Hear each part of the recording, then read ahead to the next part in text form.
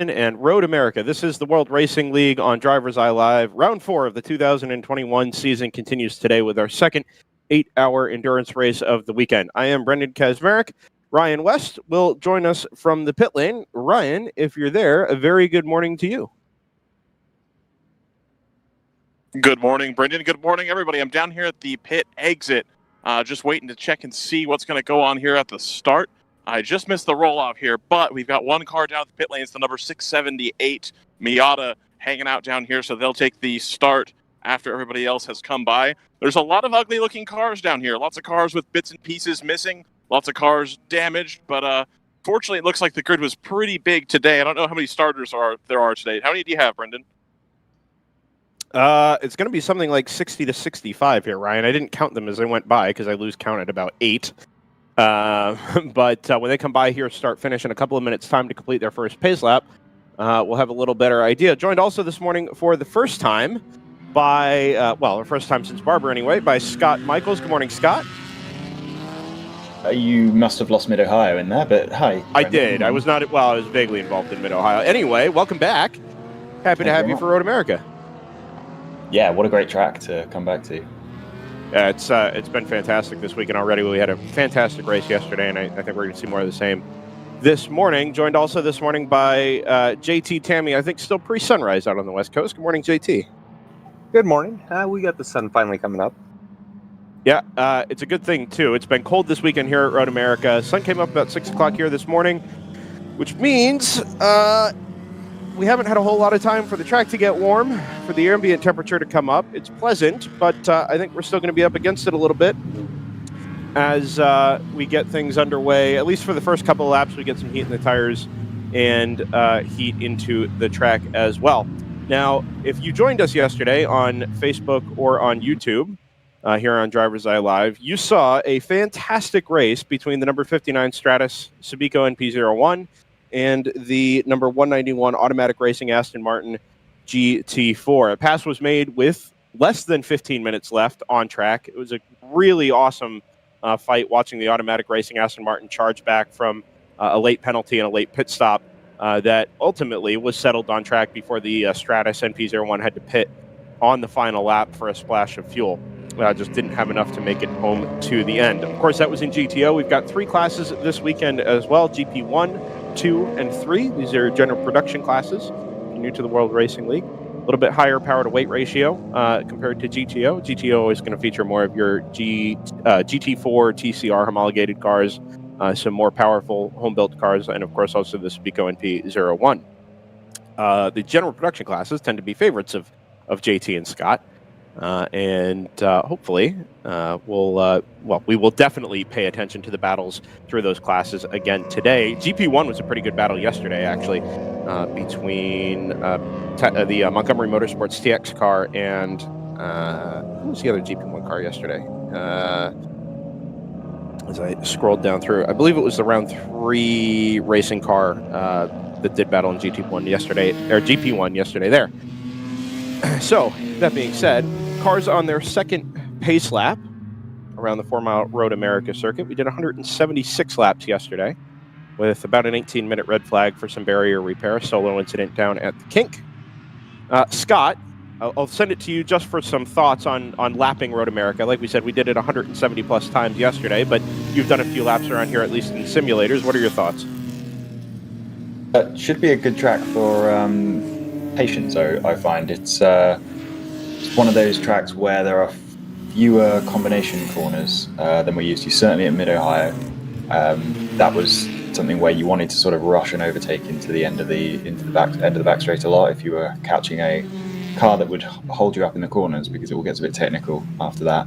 In Road America, it's sort of one corner followed by a straight, followed by another corner, followed by a straight. So if you can't quite get a slower car on the brakes, there's not really so much point in rushing it. You may as well concentrate on your exit and get them on the next corner. So hopefully, and I don't know whether this was the kind of experience you had yesterday, but hopefully we'll be looking at some more patient driving, cleaner racing, opportunity for people to take their time and make their decisions in a little bit more of a relaxed manner. Whether that actually comes to fruition, I don't know. You guys tell me what it was like yesterday. Yeah, for the most part, I think traffic was pretty good yesterday. It takes a little while for things to kind of find their rhythm, but once they do, everybody behaved pretty well. Not too much in terms of dive bombs on the brakes. That being said, we are getting set for the GTO start. The top of the hill on the front straightaway, the iconic Road America climb up to start finish. Your 30-car strong GTO field heads up the hill, led by the Subico NP01 from Stratus Racing. We wait for a green flag. It's a long hold till the cars come up to the top of the hill. The green flag waves, and Sunday's 8-hour race from Road America, the World Racing League, is underway. 30-plus GTO cars, some of which are dabbing the brakes a little bit on the road down into Turn 1. All very clean, all very tidy. They make their way through the fast sweeping right-hander, roughly a third gear corner down at Turn 1, and we'll pick them up on the Turn 3 camera here at the bottom of the hill momentarily. GP1 through GP3 gets their start at the top of the hill now as well, and this is a little less tidy. I can tell you, it looks like the round 3 Cayman has jumped out into the lead. That's from the round 3 camp. Number 702 is out in front of the GTO field. It's a clean start from the general production classes as well, and an early pit stop from the number 678 Chill Out Systems MX-5. Down on the brakes into turn number 5. Round 3 leads from Hammer Motorsports. The number 02 leads from, I believe, the number 14 Horseman Racing Porsche Cayman. It's the first time we've seen them into the top 3 after a reasonably strong run through most of the day yesterday. Single file through the back of the GTO field, and as far as we can tell, it looks like everybody's made it through, some a little more judiciously than others, through the back of the GTO field. I think they're in 4th. It looks like one of the BMW M2 Club Sports, and as they sort of funnel down the narrowness that is the fast right-hander at turn 7, it looks like everybody's made it to single file. We might be able to catch the front of the GP1 field here as well, maybe down towards turn 5 at the moment, as the GTO field makes their way through the right-hander at the carousel. Brendan, we got the 678 down here. They're pouring bottled water into the radiator, so maybe forget to top that off yesterday or this morning, but it looks like it's just going straight through. There's a huge puddle underneath the car. This is the car that didn't take the grid. They actually pulled in and started behind everybody, and it looks like the water's going in and coming straight out. Yeah, they made a pit stop on the pace lap too, Ryan, so there was obviously a radiator issue there for the 678 Chill Out Systems car. They had a rough all day yesterday as well. At least towards the back end of the race, they were really strong for about the first 5 hours, and then things sort of fell apart for them there in the GP2 class. The C4 Corvette, last of the cars through the right-hander at the carousel, and as the field comes up the hill to complete lap number 1, I can tell you the 702 sans a rear bumper leads lap number 1. It's the Bonsai Racing Porsche Cayman in 3rd, not the Horseman car. Very similar looking cars. They've come through in 3rd, Horseman in 4th, Tons of Gas Motorsports, the number 124 in 5th, and the 498 Will to Win Racing, I've done it again, Will to Win car back in 6th. Automatic Racing, yesterday's winner in P7, and the Subico NP01 guy, as I can tell you, has started on pole, finishes lap 1 in 15th. Absolutely swamped on the start. So, Brendan, the 678 just went back out. They have a huge puddle of water underneath the car, but I think they got whatever it was figured out. They'll struggle to stay on the lead lap here. Yeah, I think you're right, Ryan. They've just left the pits, and the GTO field coming through, they might be okay relative to the GP2 field, but going down a lap this early, car off, driver's left, headed up the hill, sorry. Oh, and a car in the gravel. I don't know, Tanner, if we'll have a replay of that we can use here in a couple of moments' time, but I think it was the Denton Brothers 540 Porsche Cayman up against the wall, driver's left, headed up the hill, and a car off in the gravel is a little too far away for me to identify. I don't know if you saw that happen live, either Scott or JT. Afraid not, Brendan. No, okay. Yeah, too far away from the camera to really tell what that is. There's a safety approaching it in the gravel now. I think the car, so there's a green flag here at start, which is to suggest that it's the end of the incident zone. The car at turn 14, I don't have, we obviously don't have eyes on, but I believe it was the Denton Brothers number 540 Porsche Cayman headed up the hill, that I wouldn't be shocked, I would not be shocked if it stopped and didn't make the crest of the hill there. It looked like it was up against the concrete blocks on driver's left. An incident at the conclusion. Yeah, the of lap Denton Brothers one. car hasn't completed lap 1, so That's exactly who that it is. doesn't look like that car's made it. Unfortunately, because we're on lap 1, then there are a lot of cars that didn't take the start. It's hard to tell what that other car would be.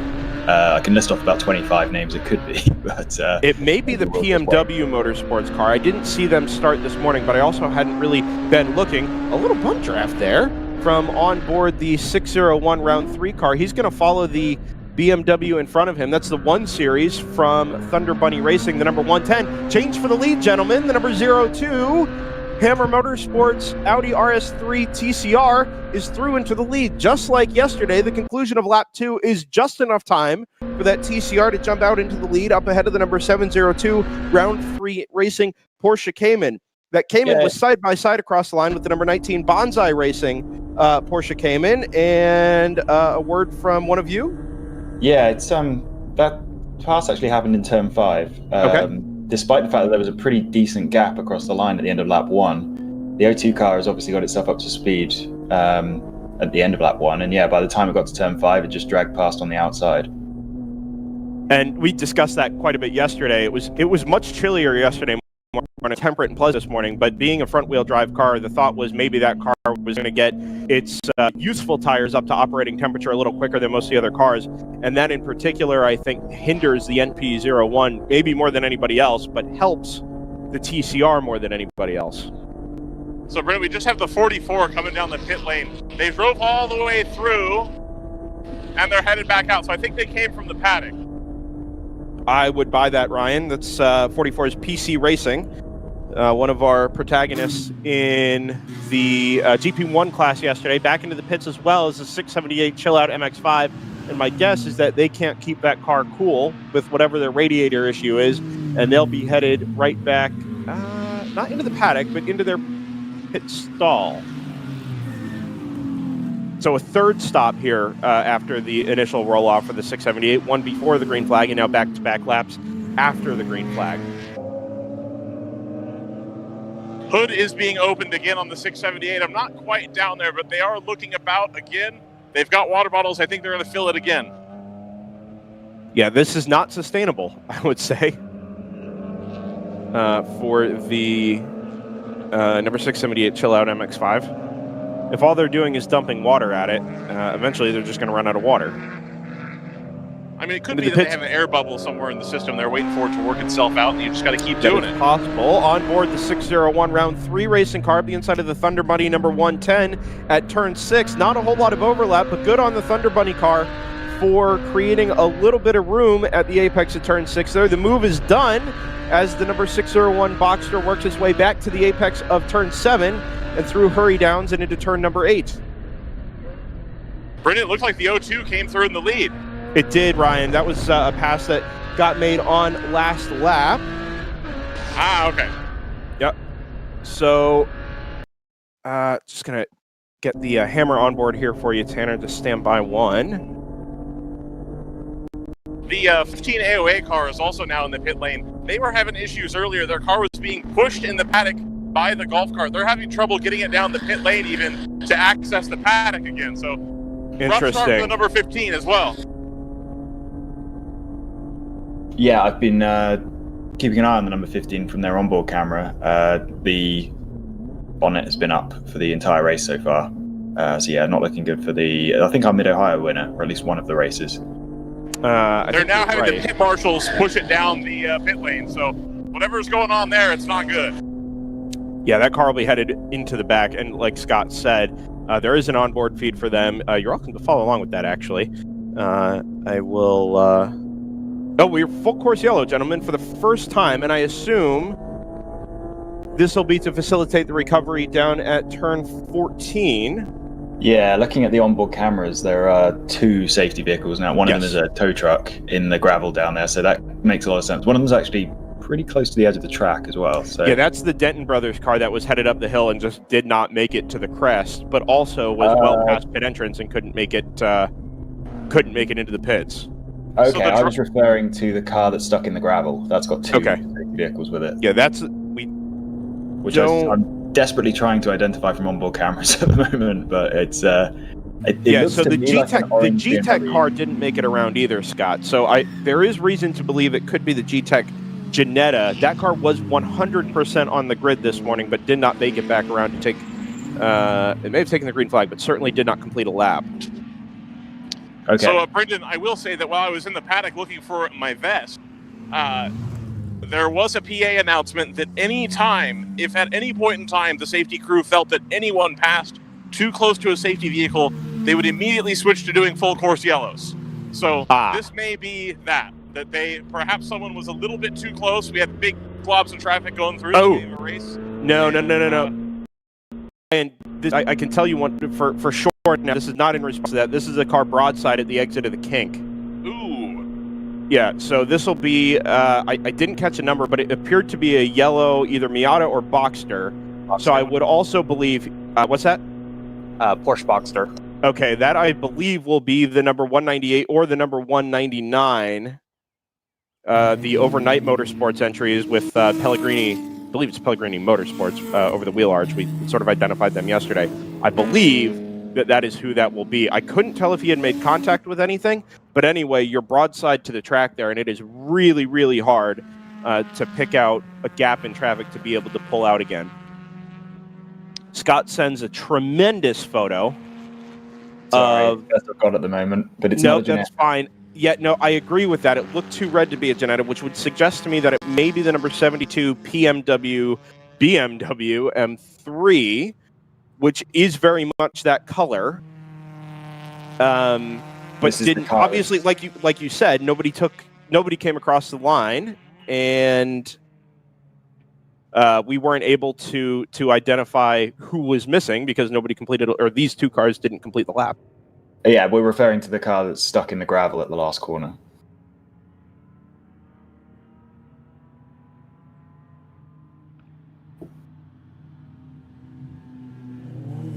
So we're 12 minutes down, or 11 and a half minutes down, such as it is, and already it's recovering two incidents at the moment. One has sort of spread itself from the exit of turn 14 to the top of the hill near start-finish, involving the number 540 Denton Brothers Corvette and a car we think might be the number 72 BMW Motorsports car.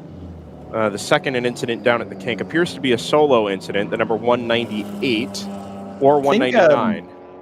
I think both AOA cars are now in the garage, in the pit lane. I don't know if I might have missed Ryan talking about that, but if you look at their onboard stream, they have two cars that they switch between, and I think both of them are in the paddock at the moment. Oh, interesting.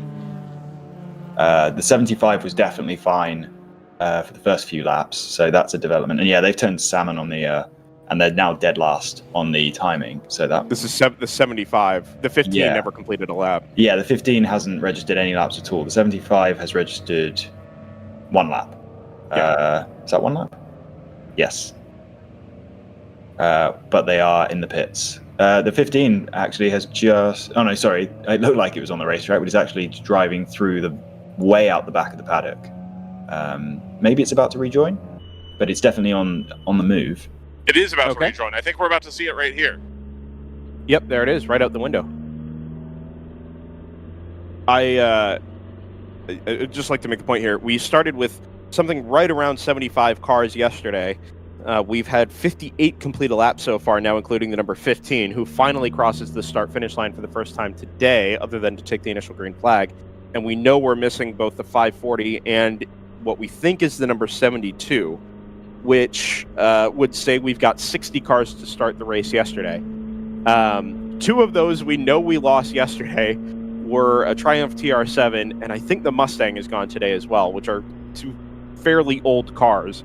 And asking them to do 16 hours is not an easy task. So not surprised we've lost those two, but we've also lost both of the Hammer cars, actually. The 1 and the 01, I think, failed to take the green flag this morning. My Corvette has not returned. The 240 Renton Race that was in an incident down at the kink yesterday has not returned. There's no Chattanooga Tourenwagen, no No Name Motorsports.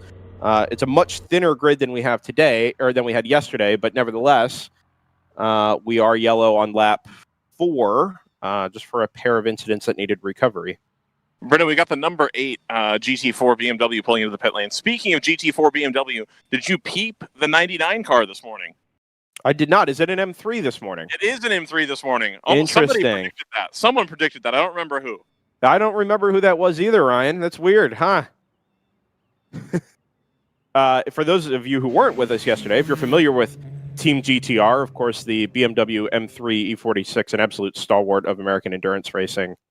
Well, endurance racing in America, whether that be other series or here in the World Racing League, they tend to drive that car all over the place. But they recently just purchased an M4 GT4. It was in decent shape yesterday for the first couple hours, but we think there are some teething problems in being a brand new car. Not unexpected, not surprising. It is the 72 BMW on the back of a flatbed, guys, by the way. So that was the car in the gravel trap down at turn 14. It's got some left rear suspension damage as well. There we go. I wouldn't be shocked if there was a little contact there with the number 540 down at turn 14. Perhaps a little left rear. Actually, I got to think about the mechanics of that one a little bit. Right rear would make a lot more sense, but I guess we'll have to wait and see. Anyway, that Team GTR car, after the teething problems yesterday, I thought they might run it a little more consistently just to get the hours on the car and understand it a little better and to get those little kinks worked out. Ryan predicted they would run the M3 today because we knew it was here this weekend. So lunch for Ryan, I think, is the prize for predicting that one properly. Thank you. Thank you. Yep. I would like to take this moment, 15 minutes in under Full Course Yellow, to wish everybody out there who is a mother a happy Mother's Day. It is Sunday, the second Sunday in May, and that means, of course, we're celebrating Mother's Day here in the United States. I believe my mother is listening from home, and especially to her, I would like to wish her a happy Mother's Day. Roughly 9.5 years ago, I was a college graduate in between temp jobs, no less. And like all good parents do, they asked, "Are you going to have a job?" And I said, "I'm trying." They asked if there was anything I wanted to do in the meantime. And I said, well, there's this race I was thinking about going and trying to be a part of, maybe marshalling, or seeing if I could maybe do some radio broadcasting just for something different. So I got in touch with the folks out at NASA in the 25 Hours of Thunderhill. Endurance Radio was born. And 9.5 years later, Endurance Radio has become DriversEye Live. So it was a solo event at a 25-hour race, the most exhausting weekend I've ever had. Through the encouragement of my parents, but especially my mom, Michelle, has become DriversEye Live, in a partnership with the Racing League, and countless weekends at the racetrack spent with friends, with family, with my wife, with all kinds of fantastic people I've met along the way. And I can honestly say that if not for my mother, I'm not sure that DriversEye Live would be what it is today. So to you, Mom, and to all the mothers out there, a very happy Mother's Day. Thanks for all of your support and all of your love and your care and allowing us and supporting us in the things that we love to do and the passions that we have. That all said, we've got a race today, 7 hours and 45 minutes to go to round out round 4 from Road America. We're under a double yellow, obviously, for these incidents. Hopefully we can get back to green. Yesterday, we had our early double yellow, our full course caution, and sort of a mirror image of that today, but that was the only one. So maybe we'll have the same luck through the rest of the way this afternoon. I'll also turn this to Scott. Obviously, there are no pit takers here. So you're sort of... There was a pit taker here. Who was that, Ryan? Cars just made a quick splash, the orange one. Interesting. I was going to say that in our case here, there won't be any... I don't know that molested is the right word, but any disturbed pit strategy. Which I know Scott is a big fan of. He likes to see these things play out as organically as possible. So if anything here, all we're doing is saving a little bit of gas and maybe for the ACP car coming in and topping off. I'm just getting over your choice of the use of the word molested. I guess it's correct, but interesting. It's how I like my steak. What's that, sorry? Unmolested, just salt and pepper. No dry rubs, none of that. An unmolested steak. Fair enough. Yeah, so we should, this is essentially, it was just a quick couple of extra full pace warm-up laps for everyone before the safety car period. Shouldn't be, other than cars with issues, we shouldn't see anything that's going to affect strategy long-term, I don't think, here. I can confirm, by the way, the 540 also came back on the tow hook. not fully up on the flatbed, but we knew for sure that that was the car stopped to driver's left, headed up the hill on the front straightaway.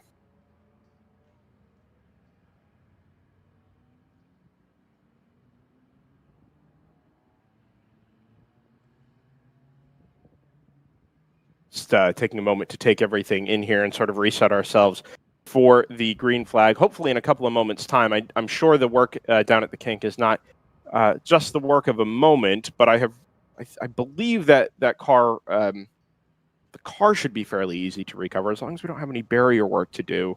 We should be able to get this back to green here in a lap or two.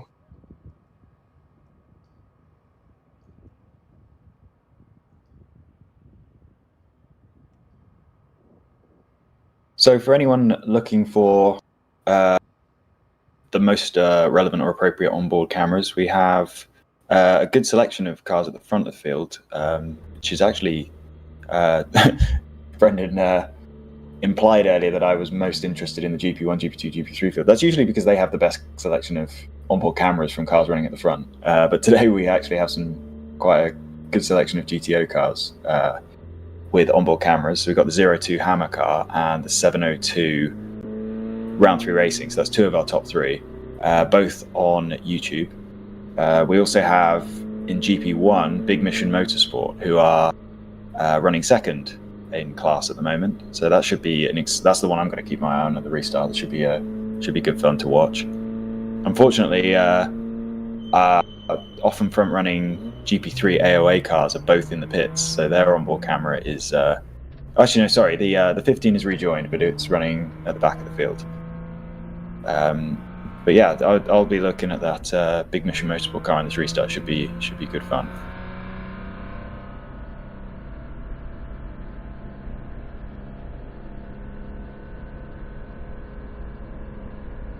We roll past the incident site there. It actually looks like it may be a few minutes until we get that Porsche Boxster recovered.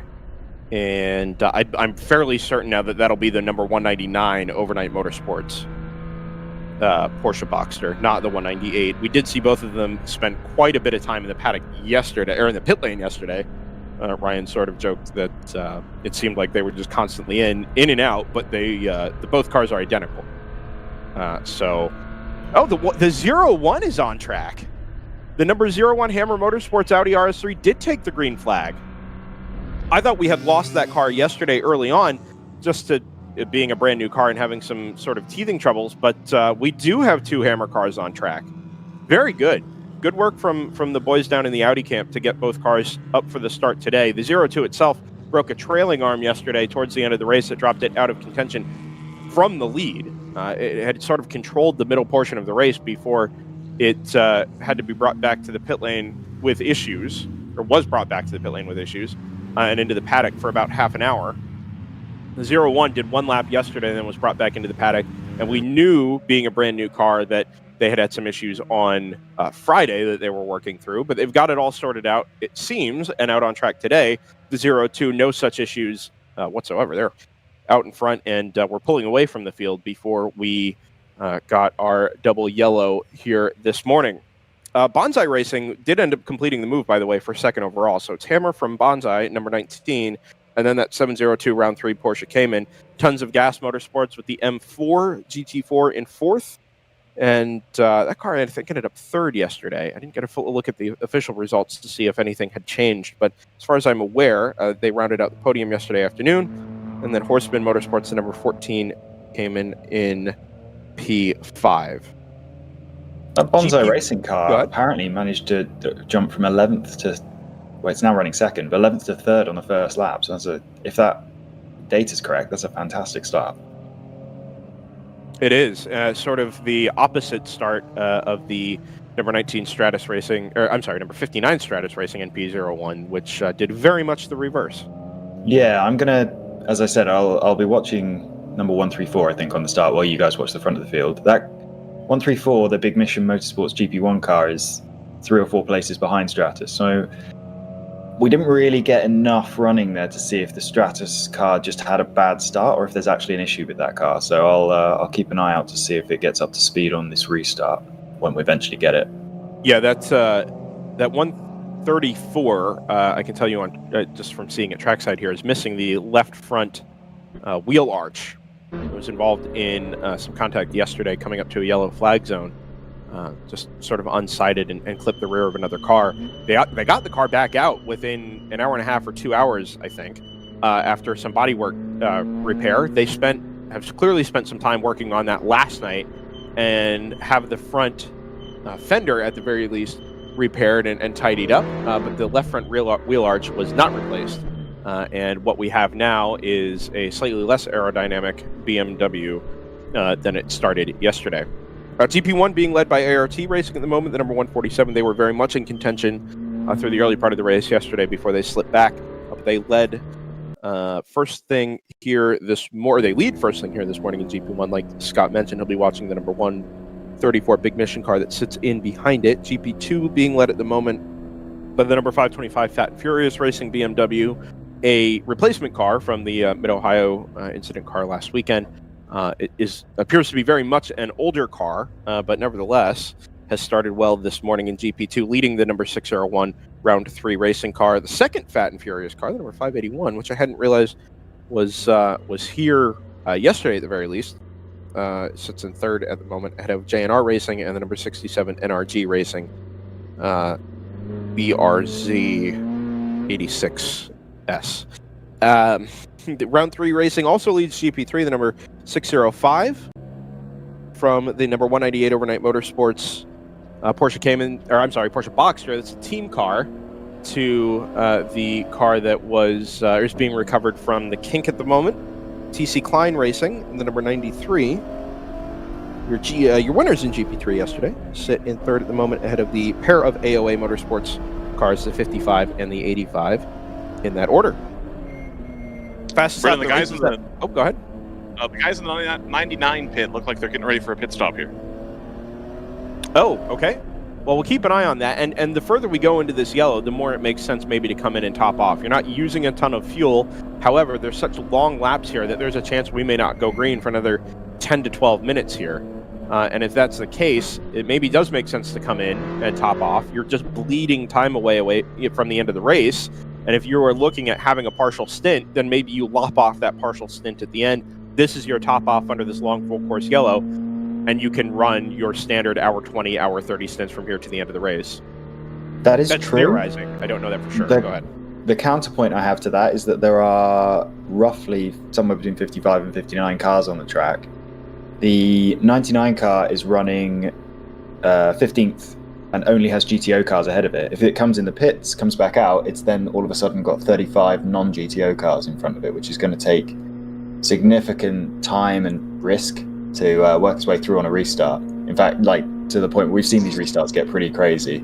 I wouldn't be surprised to see them lose 15, 20 seconds just getting through traffic. So I wouldn't make that decision for no reason. But yeah, if it does lop off a pit stop at the end of the race, then could be worth it. So the front right of the 99 car, again, this is the M3 that they didn't run yesterday, is mostly tape. They filled about half a bottle of fuel, maybe 2/3 into the trunk, and then they're good to go. So back out, maybe a little bit of damage in the test day kept that car out initially.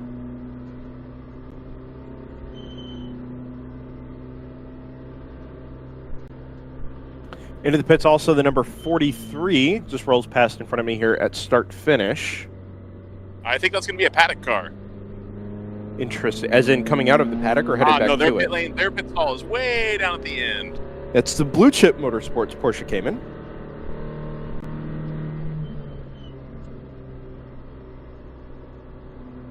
The 99 car is coming to the pits. I was actually about to ask for an update on that because I remember at Barber that car was extremely competitive. It might even have won, if I remember correctly.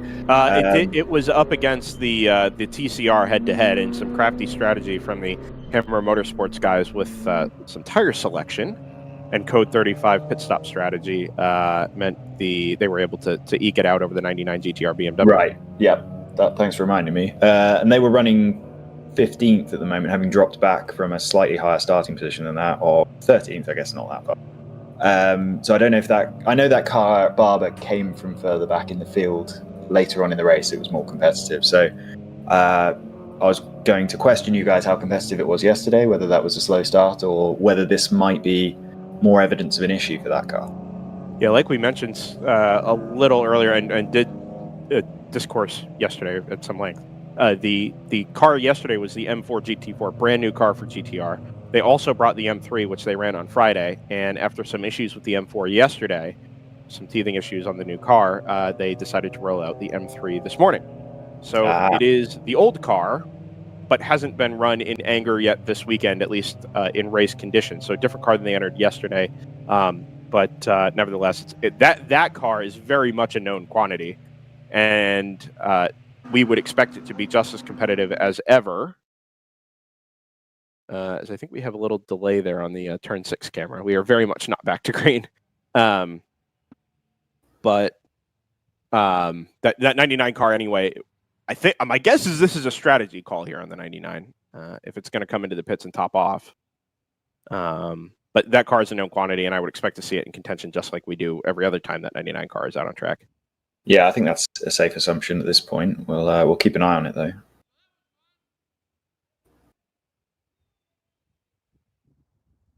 Watching Ryan West have an animated discussion with our with one of the pit marshals down here.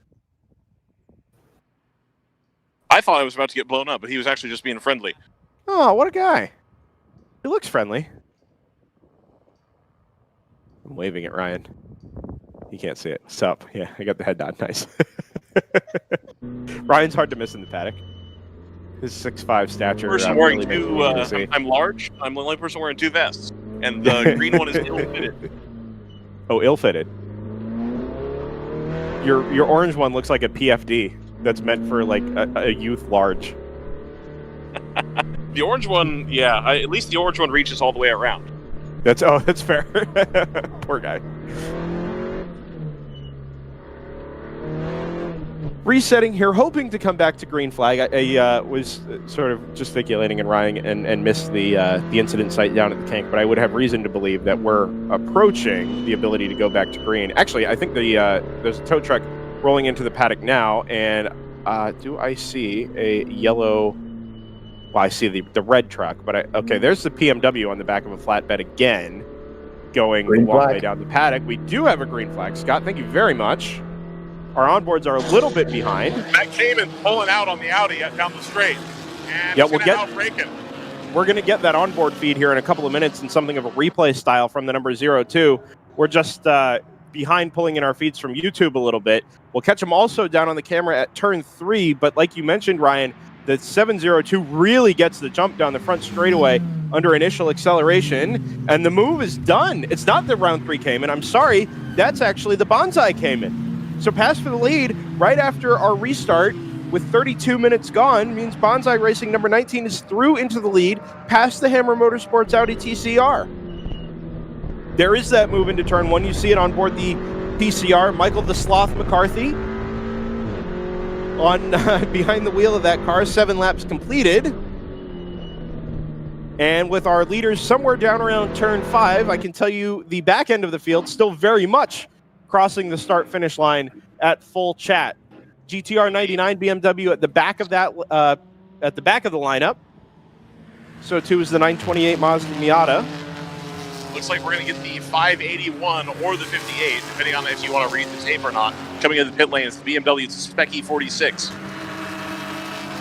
Thank you, Ryan. The NP01 working through the kink there. We just saw it, or not the kink, I'm sorry, through turn 7 there, making the right-hander down into 16th now. So they lost another spot through the opening stint of this race. And we'll have to make that time up somewhere. It was able to do it yesterday, but there's the more it loses first thing this morning, the tougher that road is going to be later on this afternoon. Unfortunately, our GP1 lead battle has been split up a little bit. The Team Sucker Punch number 38, it's a Camaro.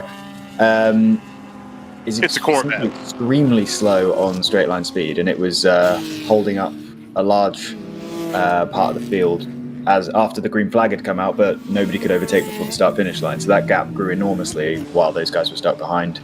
that car. I don't know if that's normal for that car. It's obviously No. an 80s Corvette. It's not. or So I Camaro. actually talked to the 38 team down here. They pitted right at the beginning of the yellow.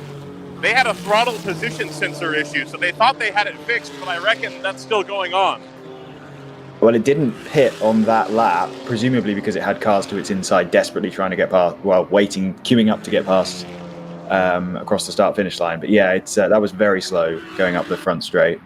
I think the number with it was the Big Mission Motorsports car. They're catching up pretty quickly with the pack ahead of them, so this battle should. And one of them is, I think it's the MPO1. Yeah, the MPO1 is the next car, and it's catching it quite fast. So that car is not up to speed as far as GTO pace as we'd expect from a GTO car. Certainly a front-running GTO car.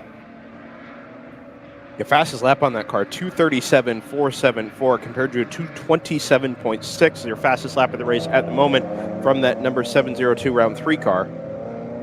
Yeah, the Big Mission Motorsport car, despite having to overtake 2 cars at the start of the lap, because there was another relatively slow GTO car, the number 80 3D racing car that it managed to get through. Despite overtaking 2 cars at the start of the lap, was 5 seconds quicker than the Stratus car, which is in the class above it. So we've seen some inconsistencies with driver ability in the MPO1, and it's presumably quite difficult to get itself warmed up. I think we've sort of spotted that before. I remember that being a feature at Barber before it got itself up to pace. So maybe that's the issue. We've got a driver with cold tyres who's just bedding himself in. I can see from the Big Mission Motorsports onboard that it's getting attacked down the inside by a Cayman. And that car gets through on the way into turn 5. I don't know if that's a move for positioning class. It probably is. I think that'll be the 701 round 3 car, which we also have on board before. Yeah, it was that car. So that's a change for second place in GP1. Number 701 round 3 racing, passing Big Mission Motorsports. Wait for that to come by start finish here in a little bit. It's very quiet here on the front straightaway, which you had a couple times yesterday. This one makes a little more sense, being just 2 laps removed from our first full course yellow of the day as your field works its way up through turns 12 and 13. Just complete lap number 9. Just making a little bit more sense of the GP1 race at the moment, looking at timing. The Mission Motorsports car was catching 2 cars ahead of it, but they're both GT's O cars. So at the moment, is it ART racing or are we calling it ART racing? ART. They've pulled a nice gap at the moment, and the MPO1 is actually really holding up this battle for second place through the kink. We've got another Porsche Cayman coming through on Big Mission Sport. I don't know if that may also be that is likely to be Rensport KC. So Big Mission Motorsport may have dropped out of the top 3 there on this lap. We'll see as they come across the line. Yep, Rensport has moved ahead. So really good race for second, third, and fourth in GP1 right now. But ART racing in that class is escaping up the road purely through traffic. Yeah, we ride on board with that number 134 Big Mission BMW. You see the Porsche Cayman ahead of it from Rensport KC. Like we said, good to see them back in the World Racing League. It's been a couple of races. But this onboard here with the Big Mission car shows exactly that battle Scott was talking about, including the slightly hobbled at the moment Sabico NP01, as it is this year, just stuck right in the middle of that battle and not really able to pull it out down the straightaways. And for that matter, not able to make up any ground through the corners either. Did we notice that we've had a change for the lead? I've been paying attention to GP1, but no, GTO Banzai has taken the lead. Yeah, that was right on the initial restart there, Scott. The Banzai number 19 came and made the drag down the front straightaway. I can tell you those first 3 cars very much under a blanket as they came across the line to complete lap number 10, 1.04 seconds. Very much still the case through the carousel and towards the kink. In fact, the 702 came and had a little nibble at the O2 before its onboard camera cut out. So yeah, those cars are racing very, very close. If we can jump on board the 02, actually, if they're there, we go. About to attack into the Canada corner. They're side by side on the very intermittent 702's onboard camera, and I think the O2 has now taken the lead. Yep, we're riding on board with the 02 through the kink at the moment. Fantastic run through the kink at the right-hander, and a run down into Canada corner. The 02 goes left, the 19 defends right, and with the 19 on the brakes really early, the 02 has to back off the brake pedal, jumps on it, again down to the inside, fires it at the apex, and comes through in the lead on the other side of Canada corner. So change for the lead, like Scott mentioned. The 02 Hammer Motorsports Audi RS3 leads the 19 Bonsai Racing once again after losing it on our restart 3 laps ago. Round 3 Racing still sits there in third, watching this all develop in front of him. Watching on board with the 602 702 down the front straight. So that's the third place Cayman. The Bonsai Cayman in front, well, I'm going to pronounce it Banzai, personally. Cayman in front is extremely quick on front straight compared to the 702, but the 702 has legs on it through the corners, so it'll be an interesting battle there.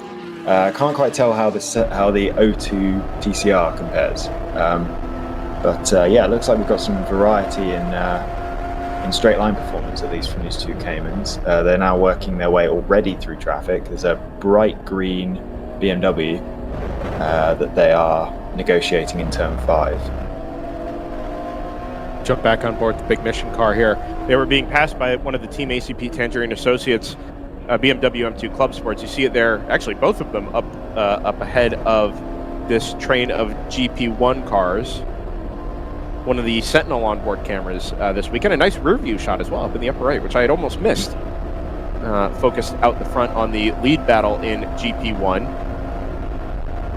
It's good to see that Tangerine Associates car. It was running right down the back of the field under yellow. I think that was one of the cars that pitted under the full course caution as well. Okay, yeah, I was hoping it wasn't another one that we were going to lose. Looks like they've managed to work their way through nicely. That car was top 10, I believe, at Mid-Ohio. Or at least that team. I think they have two. I think you're right. They've been around the World Racing League for some time as well, and plenty of miles on those M2 Club Sports. They run in the 24-hour series in Preventic. They've been to Dubai and most of the rest of that schedule as well, but also make time for the World Racing League and are here at Road America this weekend. I think those M2s are maybe a little hamstrung up against some of the GT4 and TCR cars. They are competitive on occasion, but I think even the M240s, some of the older cars, just tend to be a little more competitive in the WRL and a little better suited to the power-to-weight formula that GTO, well, that every class uses, but in particular the GTO cutoff. Too wide, thinking about a move on the way into the kink there. I don't know about that. Not a big fan of that move, but it's given the 134 a massive run on the way out of the kink and slides to the left of the third-place car in GP1. That's the Rensport KC came in. On the brakes into Canada corner here at the end of the long straightaway. We're being told that there's a car off just before turn 3, and I see that the North Loop number 21 has turned salmon on timing, so could put those two together. The NRG BRZ actually pit lane takes fuel, and then we've got a M4 coming to the pit lane as well. Yeah, it's the 124, Ryan, the Tons of Gas Motorsports car that finished third yesterday. Do I have that wrong? Was it the 124 or was that the 242? Stand by. Unclear. Yeah, there's a car in the gravel actually. It's on the exit of turn, or the outside of turn 1. Turn 1, yep. I just saw the yellow flag here at start finish. It's deep in the gravel. Yeah, I'm not sure how. Maybe you guys can tell me based on yesterday how that's likely to be dealt with. Whether we can. We did not have a single car in the gravel at turn 1 yesterday.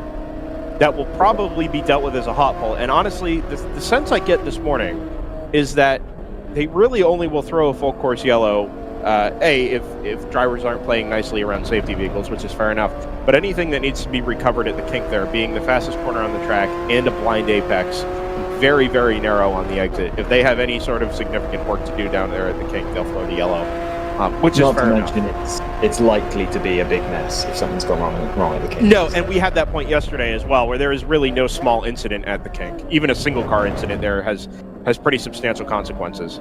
Sure, other than cars breaking down, of course, which isn't rare. Let's be honest. But yeah. No. But yeah, no, it's one of the fastest to narrowest places in America, really, as far as racetracks go. So yeah, that makes total sense. The 124, they opened the hood to check something real quick. It took them a few moments to square whatever that was away, and then now they are taking fuel. Looks like the rest of the way they should be good to go. They were satisfied with whatever they saw because they had 6 of them under the hood for a while. Interesting. That is the car that finished third yesterday, by the way. I did go back and just confirm that with racehero.io. If you're not already following live timing this morning, like we all are, racehero.io, find WRL Road America 8+8, and click on the Sunday race, and you'll see exactly the same live timing that we use both here in the booth and points further afield. Another big run for the big mission car through the kink, this time on the, I don't believe that's the ART car, I think that's one of the ACP cars just up ahead of it, but having dispatched the number 23 Rennsport KC car, which sits behind it, he fades a little bit in defense, dives up the inside. Oh, that's one of the tons of gas cars, I think, to its left, makes the move. The 23 in the rear view mirror, or in the rear view camera, up behind it, follows through. No, he doesn't. Side by side through turn 13, up over the crest of the hill. They lose a ton of pace. And our lead battle was just really condensed because they all caught an MX-5 going into turn 1 where there's a yellow flag. So number 702 is now attacking for second place, and the 02, which had a little bit of a gap, that's now been shrunk down to essentially nothing. Flatbed down the front straightaway to go recover that car in the gravel trap. This is on board with your leader, the 02 Hammer Motorsports car. The traffic will be more interested in is behind it, but as they come up on the number 38 C4 Corvette, really late on the brakes there into turn 5 for the number 02 PCR, way out over the rumble strips, which I can tell you here are not small. These are very, very tall rumble strips, and running over them repeatedly for 16 hours over the course of 2 days this weekend has the potential to do some damage to a car if you are, especially if you're running over them loaded up. They're very, very tall curbs. But in any case, that 02 powers on. That number 38 Corvette is still lapping slower than GP3 cars, so I don't know if they are struggling with that throttle sensor issue still, but it's cruising around. They haven't come in the pits, so yeah, not sure if they've just decided that that's something they can't deal with right now. The pit crew seems to content to let it ride. I'll buy that. So it's not a driver decision, a rogue driver deciding that they're going to stay out of the pits. No, it could be they think they've already done as much as they can for it, and they're just content to send it out there and let it drive around until something else were to happen. As long as it's not a significant hazard, it does seem to stay on track, and it is reasonably consistent in what it's doing, even if it's not terribly quick,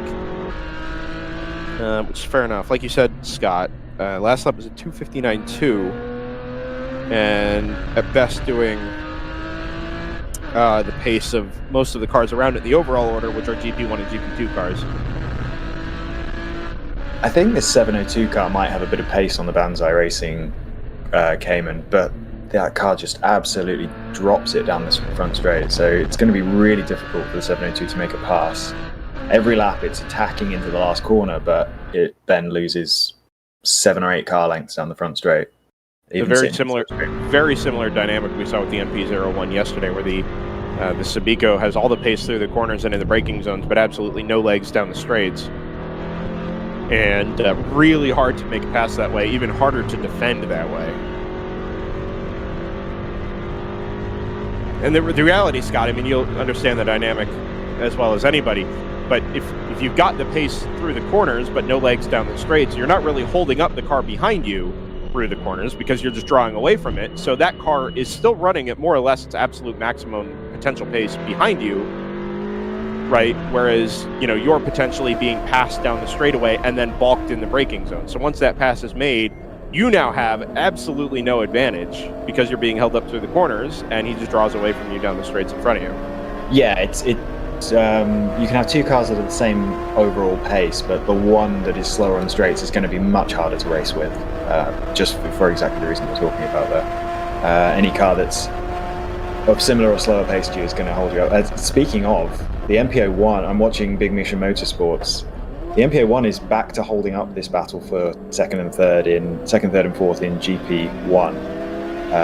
Really tight battle between those 4 cars. The 2 Caymans, the BMW, and then the MPO1 is stuck in the middle.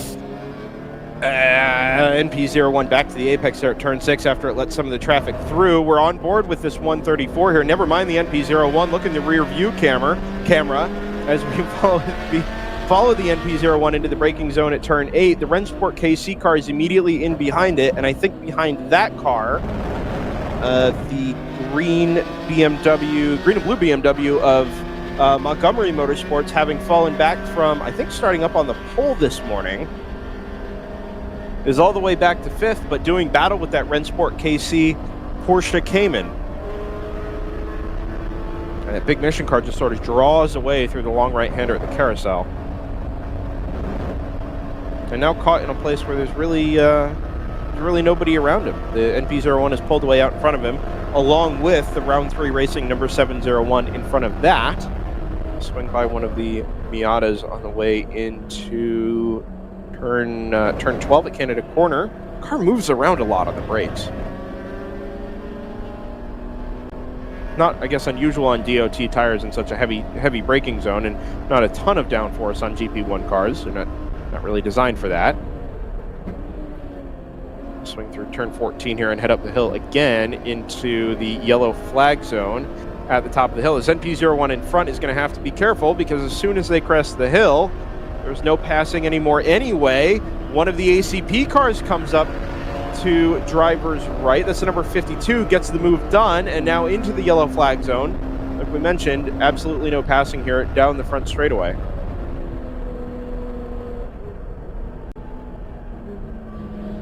Be a waving yellow halfway down, or 3/4 of the way down the front straightaway before turn 1, because we've got boots on the ground recovering the car in the gravel trap. Well, Layla points out that could be Pilates on the pavement, which is very similar to boots on the ground. Unfortunately, they're in a gravel trap, so Pilates in the gravel is slightly less. Galoshes in the gravel, there we go. I like that.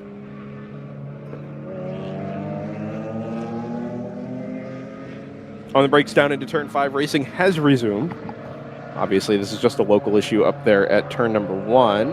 There's the NP01. There's your big mission battle with the Rennsport KC car in behind it. It's a good little scrap here, actually. All this taking place, like we mentioned, GP1 class. It is 3rd in GP1, that big mission car, and then the Rennsport KC and Montgomery Motorsports car behind it, doing battle for 4th and 5th. Up at the front, the Hammer Motorsports number 02 Audi has stretched out its advantage considerably on the Bonsai number 19, 6 seconds flat. And that last lap alone, he pulled out 3.8 seconds. Round 3 comes through just on the tail of the number 19 Bonsai car. 6/10 of a second further back there. Been keeping an eye on that battle the last couple of laps, and the 702 is absolutely all over the Banzai car, everywhere except the second half of the front straight. So I really think Banzai is they are the reason why that gap is expanding out. I think if the 702 could get clear, they'd be much closer to the pace of the 02. Ryan is about to share some very exciting news. Grass trying to lap a Mustang into turn 3. Go ahead, Ryan. Furiously out the window. Sorry, Ryan. Good news, Brendan. The 68 is going to be back out on track here shortly. Yeah, I saw it. The 68 Ford Mustang. I can't wait. Very, very excited to see that car back out. By all accounts, with GT4s and TCRs on track, you'd think that car's no business being on a WRL track. It looks fantastic. It absolutely belongs here. Thrilled to see it back out for the Sunday race. Racing has resumed on the front straightaway here. No more yellow flag. And that car will have been recovered now from turn number 1. Scott, did you happen to get an idea from Race Hero as to who that car might have been? Are we thinking maybe North Loop? I think, yeah, they are still Salmon and not in the pits, so that seems likely. Okay, I'll buy that. After a bunch of early stops, by the way, I don't know if Ryan has been down to the paddock yet, but we noted the 678 Chill Out Systems MX-5 was in and out of the pit lane constantly. That car has not returned since lap 4. I would not be shocked if that'll be in the paddock for an extended stay to work out whatever this radiator issue is that saw them dumping just buckets of water into the front end of that car.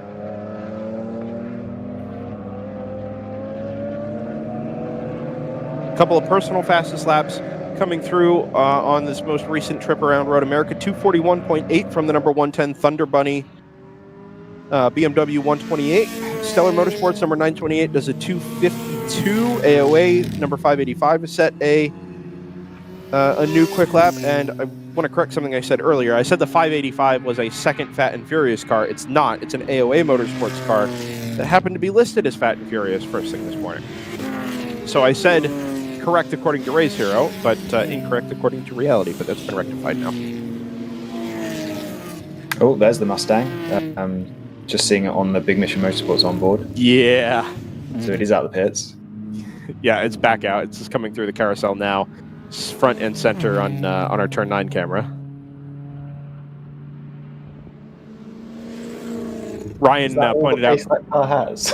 No. I mean, it's not a terribly quick car. It's very old and also appears to have a very high center of gravity. But Ryan pointed out quite correctly that the next spectator event or next major event here at Road America later this month is SVRA. And we would not be shocked if some of the teams here were preparing their cars for the SVRA event next weekend, or later this month. It's not next weekend. And what better way to do that? What more affordable way to do that than in the World Racing League? You too can be a part of the World Racing League. Plenty of seats always available for rent for weekends. Or if you own a car, you're involved in endurance racing in other parts of the country, World Racing League is a fantastic option. We've been a part in various ways since 2017, something much closer to a full season of live streaming in 2021. But every time we come to a racetrack here, the atmosphere is there, like it's a professional race weekend. The level of preparation is very high. Total professionalism from the WRL staff, and it's just been a thrill to be a part of the WRL in 2021. And if you head to racewrl.com or follow on social media, WRL Racers Group is always there on Facebook as well. A great way to get involved and stay abreast of what's going on in the World Racing League for the next couple of months over the 2021 season. 24-hour race as well. A little later on, we waxed lyrical about the 24 hours of Sebring coming up on Halloween weekend, the end of October, the very first 24 hours of Sebring, as a matter of fact. And really looking forward to being a part of that a little later on in the year. But for the moment, we've got another 7 hours to go here today from Road America. Every time you say 24 hours of Sebring, my brain wants to correct you instantly. That's right? It's a strange concept, but yeah, that'll be fun for sure. I really appreciate the fact that we've essentially just tried to outdo everything that IMSA has done. So they have their 36 hours of Florida deal, right, with the 24 hours of Daytona, the 12 hours of Sebring. So now we have the 38 hours of Florida with 24 hours at Sebring and 14 hours at Daytona. Relatively speaking, I think the 38 hours that the WRL is doing is probably the equivalent, just based on switching the racetracks around, is probably the equivalent of like 48 hours of running the IMSA way. I mean, Sebring is notorious for being mechanically challenging on cars, and drivers for that matter. But it should be a fantastic race anyway. Replacing the 24 at 5280, which was 24 hours at High Plains. And if you're going to ask me whether High Plains is a better choice or Sebring is a better choice for a 24-hour race, I'm going to choose Sebring every time, regardless of what it does to race cars. I'm personally fairly data driven, as we just seen on the broadcast. We've got the MPO1 trying to deal with cars through the 1013 there. That was interesting. Looked like it was a bit of a clog. We'll see how Sebring turns out, considering you guys had 9 hours yesterday and have a fair chunk of the field that hasn't been able to even take the start today. It could be interesting seeing this field of cars try to survive 24 hours around Sebring. I think it takes a very different approach to do 24 hours at Sebring. I wouldn't be shocked if, let's say, a car could do a 2:15 or something like that as an absolute maximum pace. I wouldn't be shocked if they tell the drivers to go out and run to a 2:20 or 2:30 just to get the car home. Or through a few hours, never mind all the way to the end of 24. I just think you have to take it so easily to be able to make it through to the end. But that rewards different approaches. I mean, it does not, and almost certainly will not, reward outright pace It will reward preparedness. It will reward the strategy and the drivers that are able to take care of the car, keep it on track, even though they're not pushing to the absolute maximum. But enough about Sebring. At least for the moment.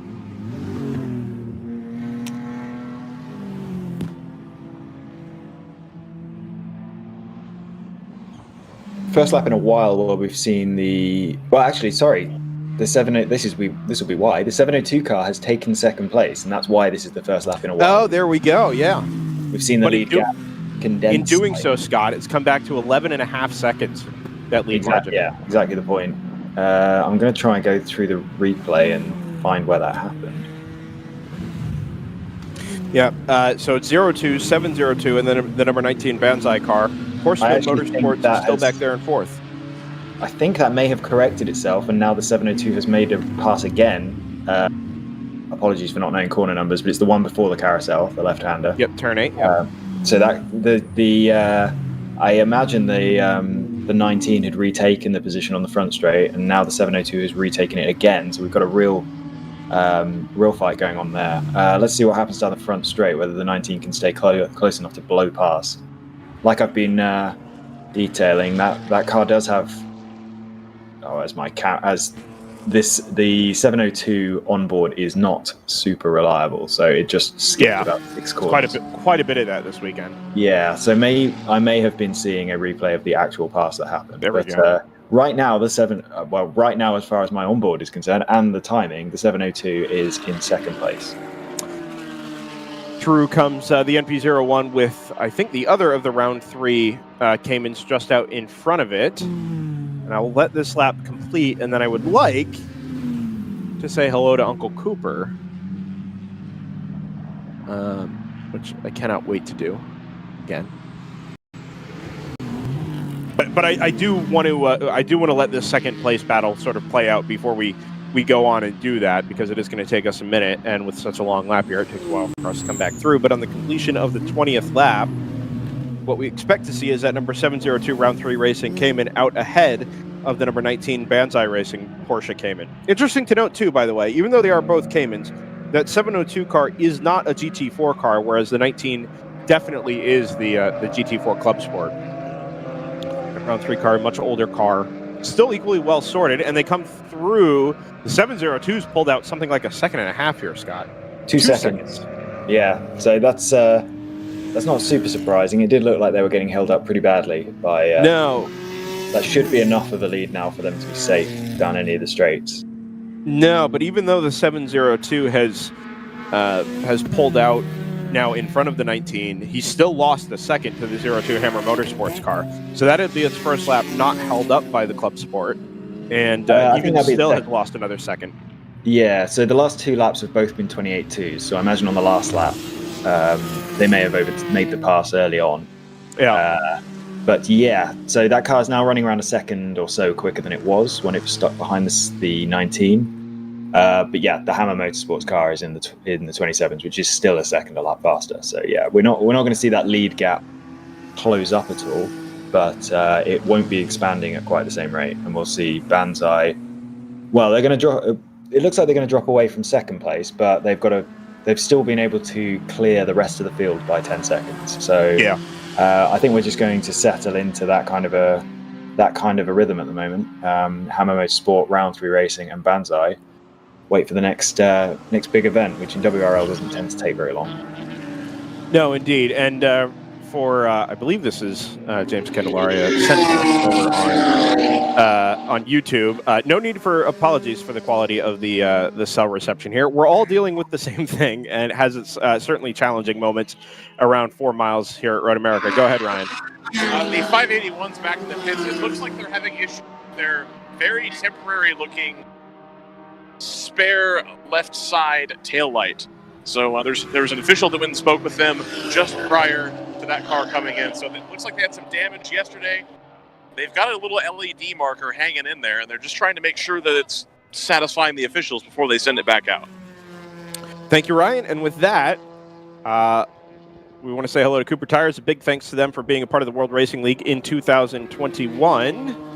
I don't have any fancy lead-ins like Ryan does, but I can tell you that at DriversEye Live on Instagram does, who points out that to run 24 hours at Sebring, you need some fantastic tires, and I have just the idea. Take it away, Uncle Cooper. Hey, your Uncle Cooper here. Once upon a time, there was a girl named Goldie, my niece, your cousin, and Goldie didn't know which tires were right for her. The first ones were too much tire, and then the next ones were not enough tire. Anyway, long story short, Goldie found the Coopers, and they were just right. What a happy, practical ending. Go to sleep. I love you. Go with the Coopers. Cooper!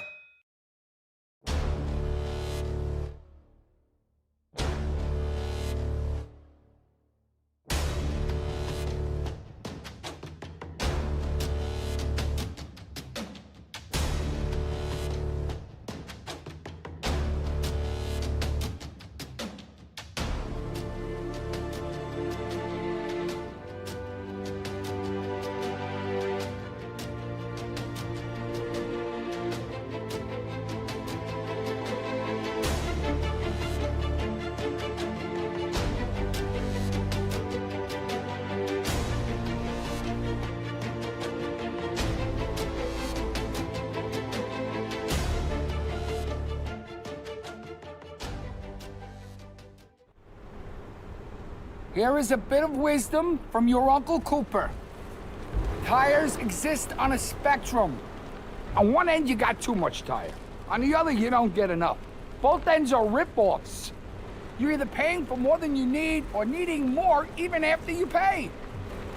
So if you want a tire that costs what tires should cost and does what tires should do, go right for the sweet spot.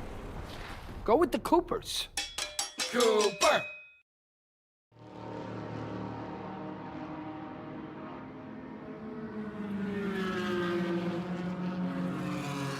Welcome back, everybody, on this fine Mother's Day to Road America in Elkhart Lake, Wisconsin. This is DriversEye Live. Happy to have everybody's company. Brendan Kazmarek, joined by Scott Michaels, JT Tammy, Ryan West down in the paddock, who sounds like maybe has something to say. Yeah, actually, after a rough day yesterday, it looks like the 178, they're in and making a routine pit stop. So hopefully that car will stay out there. Very good. That is, the 178 of JNR Racing. Down in GP2, like Ryan mentioned, had a kind of a rough old day yesterday, but just over an hour gone, and car back in for a routine stop. I can see it just ahead and to my left here from the timing building here on the front straightaway. My wife, Layla Kazmarek, also active on social media this weekend at DriversEye Live. If you don't already follow us there. On Instagram, I invite you to do that. Same on Facebook, DriversEye Live, and of course the World Racing League on Facebook and YouTube.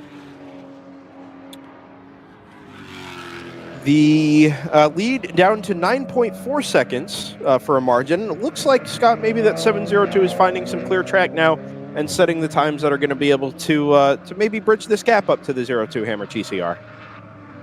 I don't know about bridge the gap. It's certainly pegging their pace. The 02 has done a 26 earlier in the race, although so has the 702. So I think those cars are going to be pretty similar on pace. Obviously, as we've seen, the 702 struggles with straight line speed, so I think in traffic it's going to continue to lose time just because it's got harder work to do. We did see a BMW. I've posted another terrible screenshot. You sure have. An onboard camera. I can't ID the number on that. I don't know if you noticed what it is, but that car was running slow through the grass in the last corner. Possibly just a driver error that it was recovering from. I do recognize the car, actually, but I can't quite pick out the number. I don't think that's the PMW car. I don't think that car's come back out. Actually, it may have. It's completed one lap at 15 minutes. Oh, you know what? That may have been on the back of the hook through the pit lane, now that I think about it. So maybe they have not completed a lap recently. But I will assume that the car has rejoined. Jump on board the number 02 Hammer RS3 TC, driven by Michael McCarthy. I have some notes on the Hammer cars, by the way, sent this morning by Tim Myers down at the paddock with the Hammer trio. So the 01 and the 1 car both have new motors and gearboxes and differentials today. As we come up to a yellow flag at Canada Corner, for a car in the tire wall off to driver's right. That looked like maybe a W2W Cayman. Really hard to tell off the right-hand side. Or camera, I don't know. Well, it was more the rear wing that kind of gave it away. They have kind of a goofy, sort of tall rear wing on some of those Caymans. Tough to tell. But maybe another onboard camera or the... I don't know if the turn 12 camera is going to pick that up, actually, as we have a pit stop from the, I think, the number 19, the Bonsai Racing Cayman. And Brendan, I was just notified by the official down here that the 19, I believe, is about to be docked a lap for passing under yellow. So they were very unhappy with the official, and he was, he said he hates to do it, but it's the rules. You got to do it. So the 19 might be about to go down a lap. He's already lost a lap, I think. Yeah. Yeah. GT says maybe the number 11 in GP2, that car down at... Also, the Stratus racing car, it's in the pits. Yep, it's just come through in front of me. This is an early stop compared to what it did yesterday. That car was running regularly over an hour and a half. Well, maybe not an hour and a half, but it was at least 30 laps on fuel, 29 to 30 laps. And an early stop this morning, just an hour and 10 minutes gone, with a long full course yellow in there as well. I just want to put a period on this hammer stuff real quick. 0-1 and the 1, new motors, gearboxes, and differentials. The 0-1 car is a brand new car that they threw all kinds of parts at on Friday, trying to get it working, and it only made a lap yesterday before it failed again and was parked for the day. Just for kicks, they decided to swap out all of those parts on both cars, and as it turns out, the 0-1 today is good for unknown reasons. So basically just rebuild the car from scratch and all of a sudden it works again. My theory on the MPO1 might be that they want to get that driver out. He was, as we've been sort of talking about, discussing most of the race, he's been struggling to clear the third place battle in GP1. So that might be the earliest they could get that driver out and replace him. The MPO1 just went into the paddock. Oh, okay. Well, that completely throws that theory out the window. Ryan, if you have the opportunity, Ryan, to follow up on that, I'd love to know what the issues on the MP01 car, because we saw this at Mid-Ohio, where that car had decent pace and then disappeared for 15 or 20 minutes at a time on a repeated basis. It was super competitive and clean yesterday, and in general tends to be. It is not so today, but if it's a recurrence of what happened at Mid-Ohio, I'd love to have an answer on that. And before I head out of the pit lane, I want to let you know the round 3 guys look like they're ready to go for pit stop. They are. So 702 is in the pit lane. Just the time. Yep, 702 is into the pits and heads up to the south end, off to our left here in the broadcast booth. Comes to the attention of the crew. Again, that car sans rear bumper today. After, I'm not sure if it was clipped yesterday or what the issue was, but we saw the rear right corner of the car sort of peeled back in the breeze. They removed it. I don't know if the whole bumper was gone yesterday or if they just sort of cut that corner away, but now, at least for today, that whole rear bumper is missing. So with round 3 in the pits and the 19 Bonsai car having been docked a lap as a penalty for passing under yellow, that'll promote the number 14 Horseman Motorsports Cayman up into second. Tons of gas, the number 242 up into third, and yesterday's winner, the number 191 Automatic Racing Aston Martin Vantage, up into fourth. Brendan, we're about to see the Ginetta emerge from the paddock as well. Any idea what happened to that car, Ryan? Why it's gone back into the paddock right after the start? No idea. I just saw it going by as I was trying to find the Stratus car. Ah, very good. Okay, well, I'll leave you to going and tracking down the NP01 crew.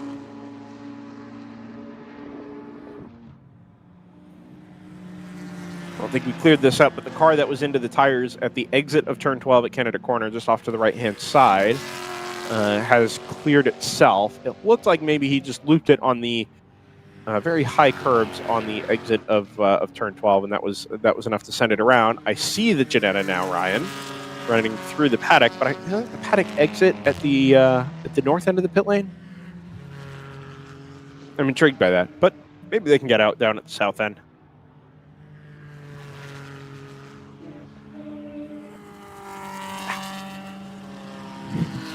I just jammed my fingers against the desk. I didn't realize that went through. Sorry, guys.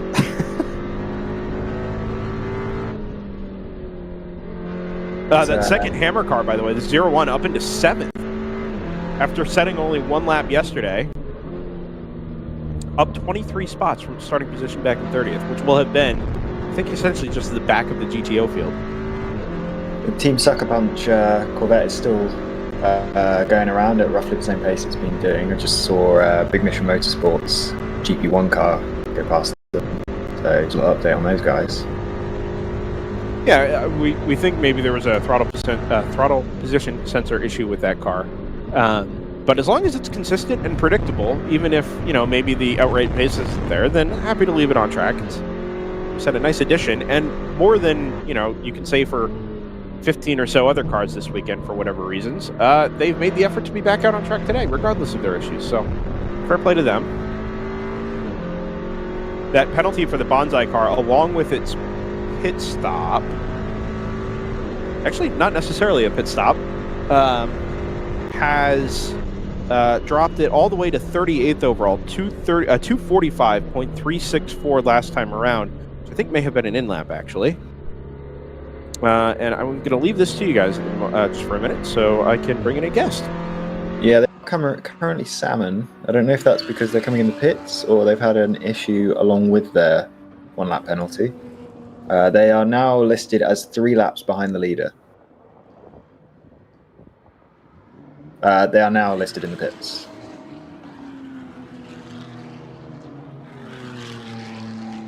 That probably means, based on what we were seeing at Mid-Ohio, that the last lap was their pit stop, and we're just getting slightly 1 lap delayed notifications from Race Hero on pit stops. Meanwhile, good race between a couple of BMWs in GP1. Big Mission Motorsports and Montgomery Motorsports. This is for 3rd in class. They're working their way past a number 17 Mustang into the kink.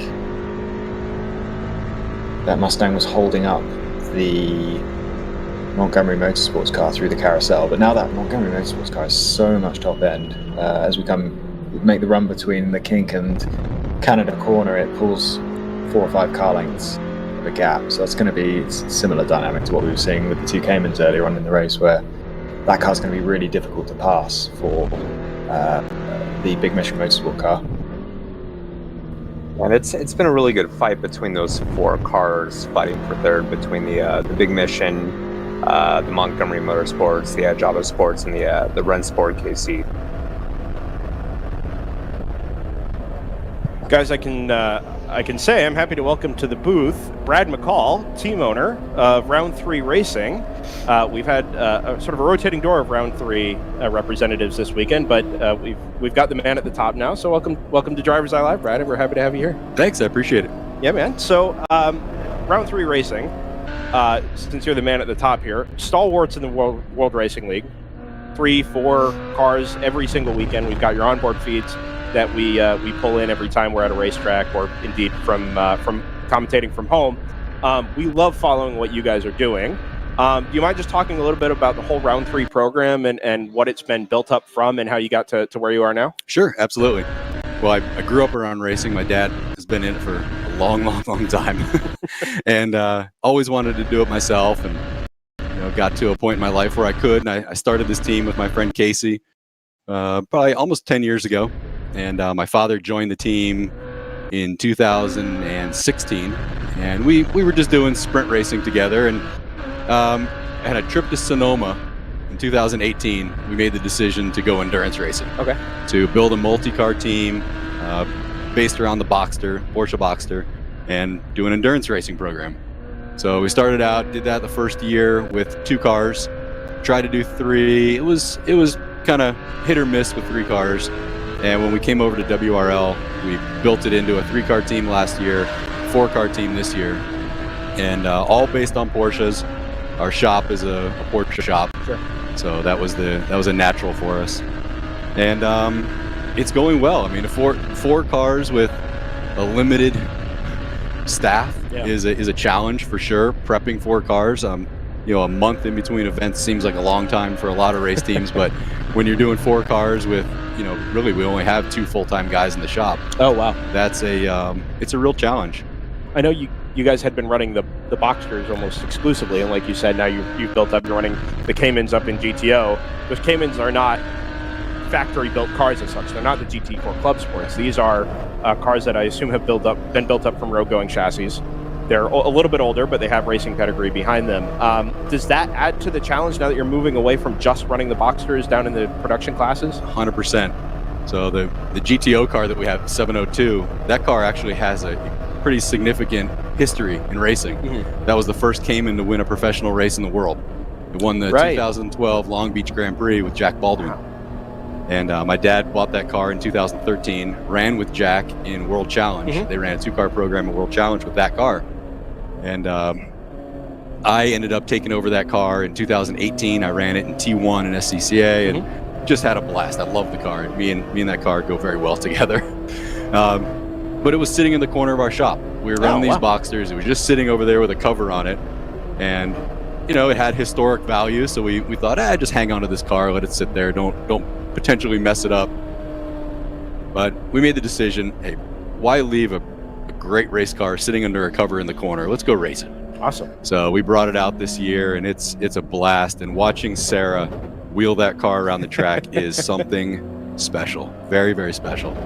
But it definitely adds to the complexity. I mean, you're going from a Boxster that is relatively inexpensive, cheap to fix, to a Cayman, that the GTO Cayman. You wreck that thing, it's a big bill. Sure, yeah. It just, going faster, everything happens. When you got a fast car, everything just happens faster. Everything's, you just got to be a little tighter with everything, all the maintenance done on the cars. So we built 701. That was a project that started about 3 weeks ago, believe it or not. Oh, geez. Yeah, this was, we needed a 4th car, and we had to make the decision, go with one of the rolling chassis Boxsters that we had in the shop, or build out this Cayman that we had in the shop. So we decided to build it out. And when I arrived at the shop last Monday afternoon, it was essentially just a chassis. It was a body with an engine and a transmission. Oh, geez. And I was like, oh no, this is going to be a long week. So the guys thrashed on it all week, and you saw the result Friday. The car just had issues during qualifying, and it basically turned Saturday into a long test session for us. Yeah. So yesterday was a test day, but the results right now are looking real good. The car's running up front. Yeah. And that team of drivers is also fantastic. Watching them wheel the car is really fun to watch. So, I mean, we've had the pleasure, thanks to Sentinel and Candelaria Racing Products, of watching your onboards for the last 3 races, plus COTA last year. I know, James has loved being a part of working with you guys and having his product on display, but also, being part of the team. He was, of course, racing at Barber as well, I think. Like you said, watching Sarah wheel whatever car she's been in over the last couple of races is an absolute blast. I know we've had good feeds looking back at Lonnie Unser, who's been awfully quick in those cars. But to speak to the Boxsters specifically, because that's where most of our onboards have come from, they just look so well prepared, so easy to drive, and honestly, like they could just be thrashed around a racetrack for 8 hours with no problems. Somebody pushing as hard as they want, let the car slide and kind of dictate where it wants to go. And obviously it ends up showing in the results as well. And, you can speak to this more than I can, but it sounds like there's a lot of credit due to your crew and the guys back at the shop for having those cars prepared so well week in and week out. Yeah, it's the guy who runs our shop, Mark Gamora. He was very insistent on the way those cars were going to be set up. And the first year, the series that we ran in, the first year of this endurance program, we were really limited in what we could do. And he came to us and said, listen, if we're going to have cars that handle the way I want them to handle, that customers are excited to drive, I need to build a real race car. So we need to make a decision. We're either going this direction where I'm just basically putting together a stock car and, going out and beating on it, or we can build a real race car. So we came to WRL, and, Mark has done a lot of development on these cars, and they are set up really, really well. Yeah. I mean, me driving them, I loved it. It was a great, fun car to drive, easy to drive, very predictable. But I will say, the Cooper tires make a huge difference on that car. I believe it. They just telegraph to you what's going to happen. It's not like we have this just snap oversteer. Where did that come from? Yeah. They don't do that. They're very progressive, and that's been a real key for us. The first time we ran those tires, we were kind of scratching our heads like, man, what are we doing wrong? Because this didn't go the direction we thought it was. Yeah. So that after that first night, we got on the phone with the engineers. They were in the UK in the middle of the night talking to us on a conference call. And they said, listen, this is a true race tire. This is a stiff sidewall tire. You need to soften that car up. Oh, wow. The tire basically is a spring also. So that adds to the overall spring rate. So we softened the car up, and it was the next day, it was like a light bulb went off. Nice. Holy cow, this car is something incredible now. So that's made a big difference for us, and it's really showing in the Caymans as well. We run on the Caymans too. Yeah. And really, really happy with the tire. Awesome. So I know as we see a yellow flag here at turn number 5, number 15, that's one of the AOA cars, stopped there at the inside of turn 5. Obviously, round 3, at least in terms of public activation, maybe most well known for having your agreement with Shift Up Now. We talked to Sarah back at Barber, and we've had a few discussions yesterday as well. So coming straight from the horse's mouth, what is the nature of that sort of partnership, and what has it meant to round 3 to have such a public face for what you guys are doing in the WRL? Well, it means a lot to me personally, because I have 3 daughters. Oh, wow. So I'm a big, and by the way, happy Mother's Day to my wife and my mom and my sister and all the moms out there. Sorry that I'm missing it, but my wife is awesome, by the way. She lets me do this, so I'm really appreciative. But I was at Sebring almost 2 years ago, and I met Lynn Kehoe. At the end of a 14-hour race, it's like 11 o'clock at night. Yeah. We're on pit road at Impound, and I met Lynn. And we started talking. Lynn's the founder of Shift Up Now. And we started talking, and I knew right then, I'm like, this is going to be something that we want to be involved with. Yeah. And I have my daughters all play sports, and I'm huge into women's sports, and I follow probably women's sports more than I follow men's sports. But I just wanted to be a part of it. And we built it up, and what we discovered is that they're just race car drivers. Sure. I mean, we forget the fact that it's a woman in the car. Sarah's the fastest driver in our car. Sarah's the fastest driver in our team. Yeah. Shea Holbrook's in the car this weekend. She's the second fastest Heard that driver in our yesterday. I team. didn't realize she was back. That's great. Lonnie Unser, that girl is an unbelievable talent. Yeah. I mean, her name is, forget that her last name is Unser. Sure. Lonnie is going to take herself places because she's a real talent. And then we have Hannah Grisham in the car this weekend too. And she's also a spectacular talent. These are all young girls with potential. They have a future in racing, and we want to be a part of it. I told my father, I said, I love having Sarah in the car with us, but if I get a call one day from Sarah and she says, listen, I can't drive with you guys anymore because, what you did for me, I got a pro ride. I'm going to be the happiest guy in the world. I am going to be thrilled for her, and that's what we want for her. Mm-hmm. I mean, we make calls all the time trying to find opportunities for her in professional racing because she is a true talent. Sure. Yeah. Yeah.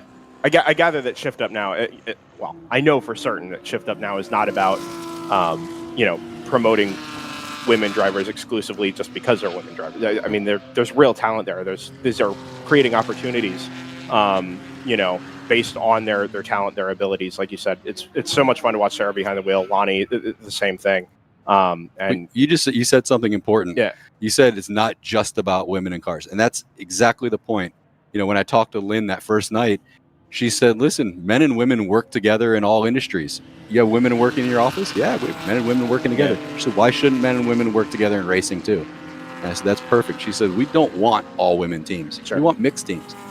And I thought that was something great. And I hear the comment all the time from a lot of women racers, when are we just going to be a racer and not a woman racer? Well, on our team, they're just racers. Sure, yeah. We don't care what the gender of the car doesn't care who's behind it. And I was joking yesterday with Sarah. People were asking, why are you guys so fast? I said, because our spacer is better than your spacer. So what are you talking about, the spacer? I said, the spacer, it's that thing between the steering wheel and the seat. Yep. And she laughed. And I said, yeah, you're just better. You're faster than them. Yeah. Our car is getting pulled on the straights by these more powerful cars. Yeah. But she catches them up in the corner. And it's fun watching that kind of talent. Sure. And I don't care if it's a man or a woman. Yeah, absolutely. So I've got two more questions for you. First, Haggerty Motorsports, and I see Cooper Tires. We already discussed Cooper, but Haggerty I know is a big part of what you guys are doing. We see the banners here across from us, and a huge activation from Haggerty and Motorsports at all levels over the last year or so, let's say. Right. A good friend of ours at DriversEye Live, Brian Guidinelli, is now involved over there, and it's been fun to follow the development of Haggerty. But what's their involvement in what you guys are doing at Round 3? Well, we met Haggerty, made a friend at Haggerty. His name's Justin, and he believed in what we were doing. Yeah. And we talked about it, and he and I spent some time together, and they wanted to be involved. They said, how can we help grow this program? How can we make this a reality, a full season reality with these female drivers in the car, with supporting your team? And they've been a huge value to us this year. I was telling somebody the other day, seeing sponsors in racing these days is not very common. I mean, even at the professional level, go to IMSA, go to SRO, you don't see a lot of real sponsors on cars. Yeah. A sponsor on a car, it's probably one of the drivers' companies. Yeah, usually. So for us to actually have a sponsor that's supporting us and helping to drive our program, that's been unbelievable, really unbelievable. And I mean, it's no secret. Everybody's, people in the paddock have seen what's going on this weekend, but we've had Motor Trend following us around with a TV crew. And I've been given the green light to tease it a little bit. But yeah, we have a Motor Trend TV crew following us around, and I've been mic'd up this weekend. And they're focusing on our car this weekend. They'll focus on another one in a future event. Sure. But that's going to be cool, and it's something good for everybody. It's going to be a show about endurance racing. And they're following us this time, and maybe they follow somebody else next time. Sure. But they really like the professional nature of our team. And yes, we look professional on the outside, but we kind of displayed what we're like away from the cameras last night. We had one of our drivers is a DJ. Oh, nice. He set up his DJ booth last night in the garage, and we had a little dance party. Very cool. So it was cool. It's a fun team to be a part of. We've really assembled a great group of people. Yeah. And I put that on Mark Gamora, the guy who runs our shop. We gave him carte blanche with the team. We said, crew is yours. You pick guys that you want to be around, guys and girls. We got women on our crew too. Pick guys and girls that you want to be around, people that you trust to work on the car. And that's been the secret to this entire formula. Buzz and I have not insisted on anybody. We've never given him a name like, hey, put this guy on the crew. Yeah. Not once. Mark, you pick them. If you don't like somebody, they're gone. So it's been up to him, and I think that has been the key to the whole thing, having the crew chief manage the entire crew. It's his crew. Yep. So my last question for you, I mean, obviously you've got, the cameras following you around this weekend and getting a sense of what Round 3 racing is like, and on the inside, on a race weekend, what the operation is like. We've talked so much already about what that operation is away from the track, what preparation is like. But when the green flag drops, you've got 2 8-hour races in a weekend where you've got to get 4 cars through to the end, nail the strategy, get the right drivers in the car at the right time, and to do that in 4 columns at the same time, run it through 2 races in a weekend is not an easy task. I mean, strategy will win races in the World Racing League. You guys have obviously sort of figured that out. From a racing perspective and a pure on-track product, strategy call and on-track pace perspective, what is Round 3 racing like to be a part of once the green flag gets going? I'll tell you, we're still learning every day. I mean, we learned lessons yesterday. We learn every race what it takes. And like you said, you have to be perfect to win these races. You can't make mistakes. But being on our team, I mean, it's a lot of team decisions and what we're learning, quite frankly. I mean, people have been, I don't want to say scared, but reluctant to make critical decisions. And what I've told our crew is I say, listen, don't be afraid to make a mistake.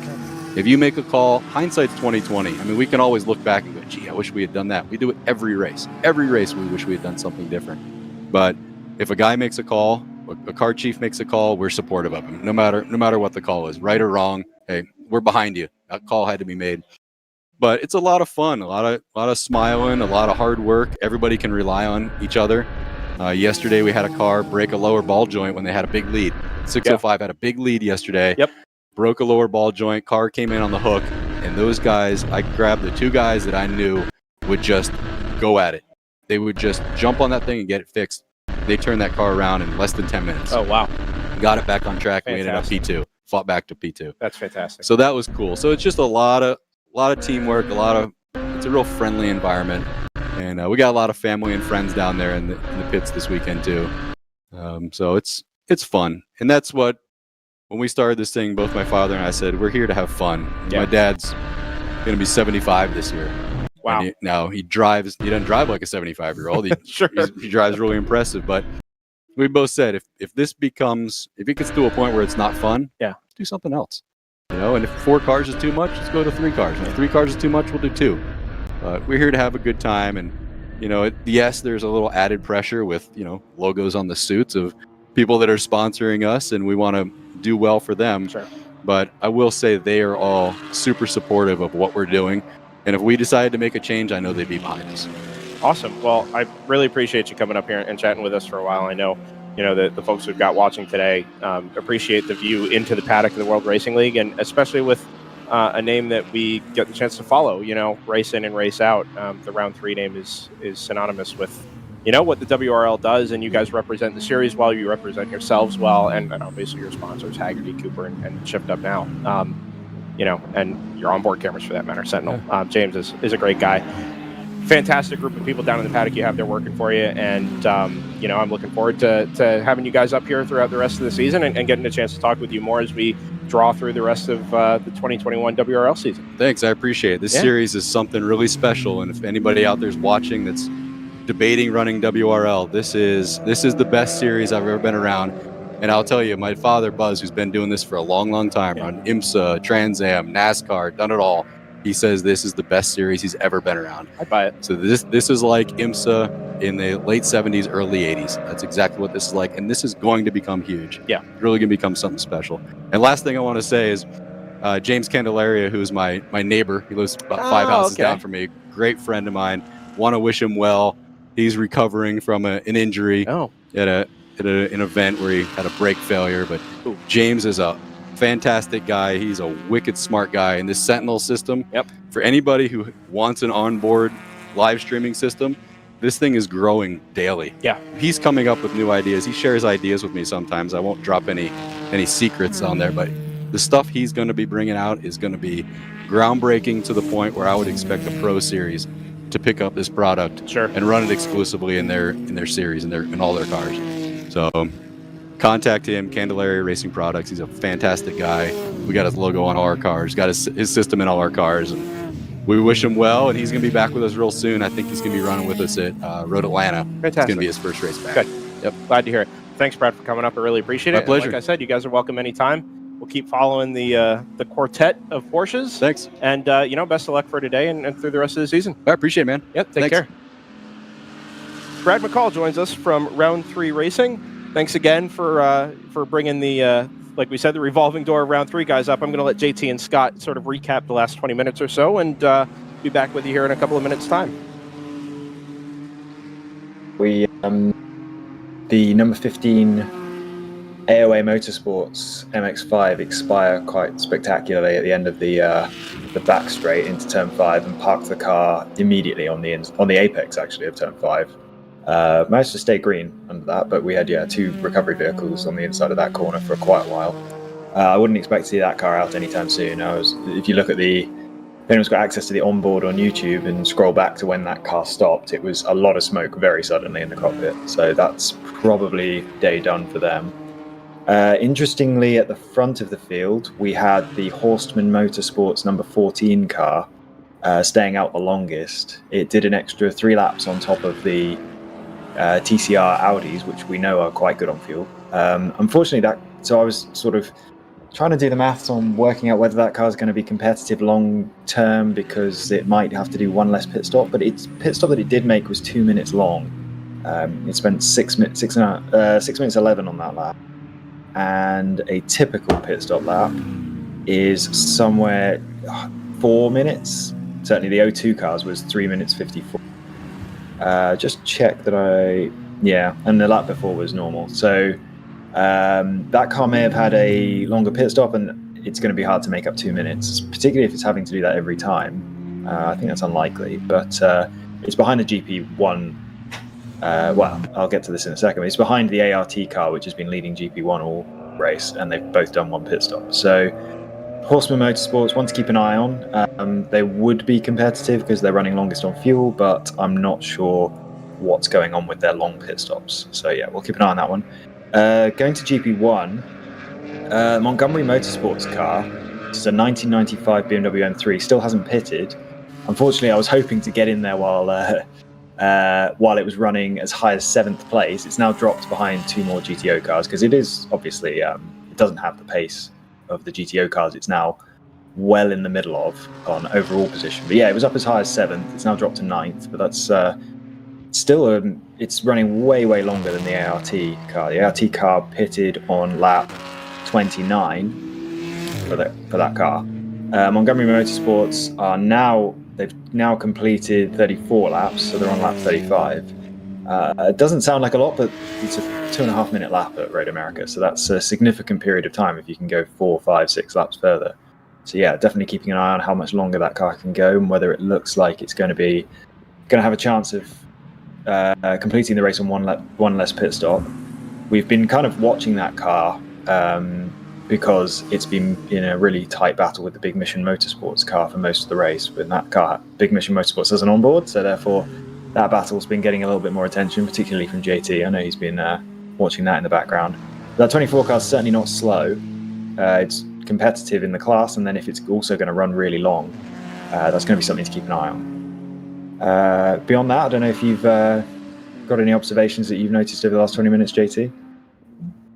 I've noticed GP2 has been pretty static in terms of where the cars are running. We did see the Fat and Furious BMW, the 525, work its way up. The only big thing we've seen in that class really was the number 11 Hoonhaven ran into some sort of issue about 10 laps ago. They had been running, I want to say 3rd or 4th before having to come into the pits for something. And they were in there for quite a while. So they're about 4 laps down, I believe, off the lead, which is the 601 Round 3 Racing Porsche Boxster right now.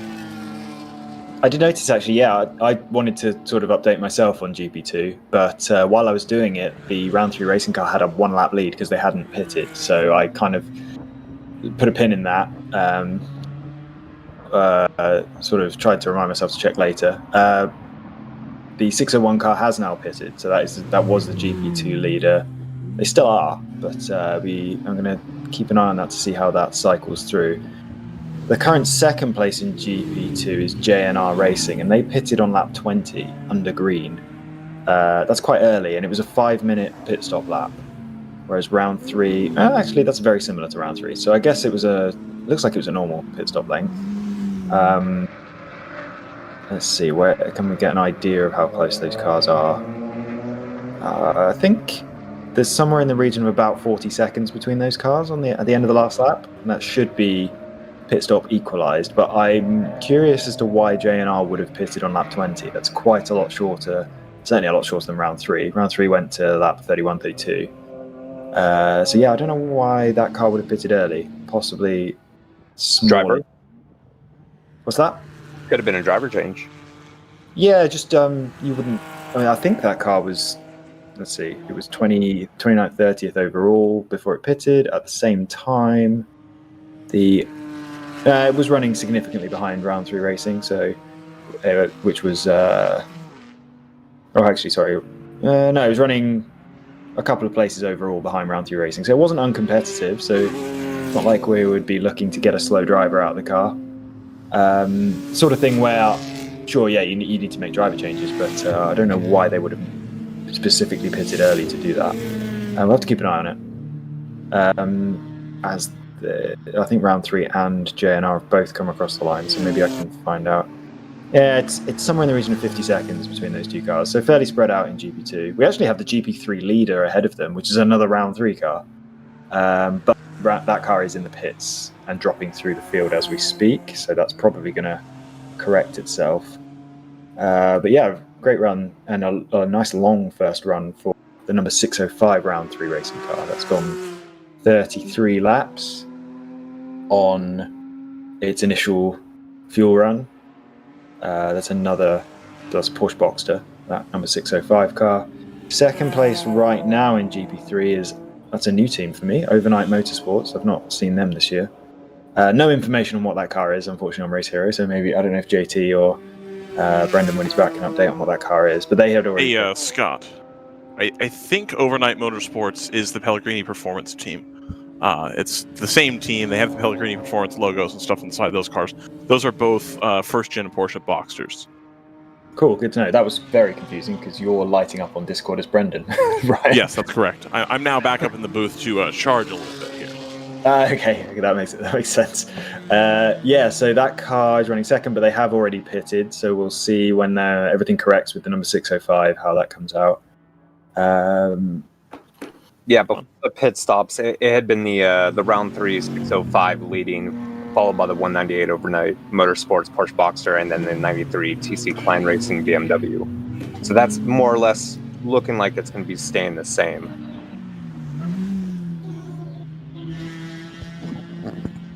I'm back, guys. All right. Yeah. Thanks for kind of cleaning things up there after our interview with Brad McCall. Yeah, as we stand at the front now, we've got, just to finish off on that, I did mention that, Montgomery Motorsports, by the way, the GP1 leader, has finally come in the pits. So that lead battle's going to equalize out pretty soon.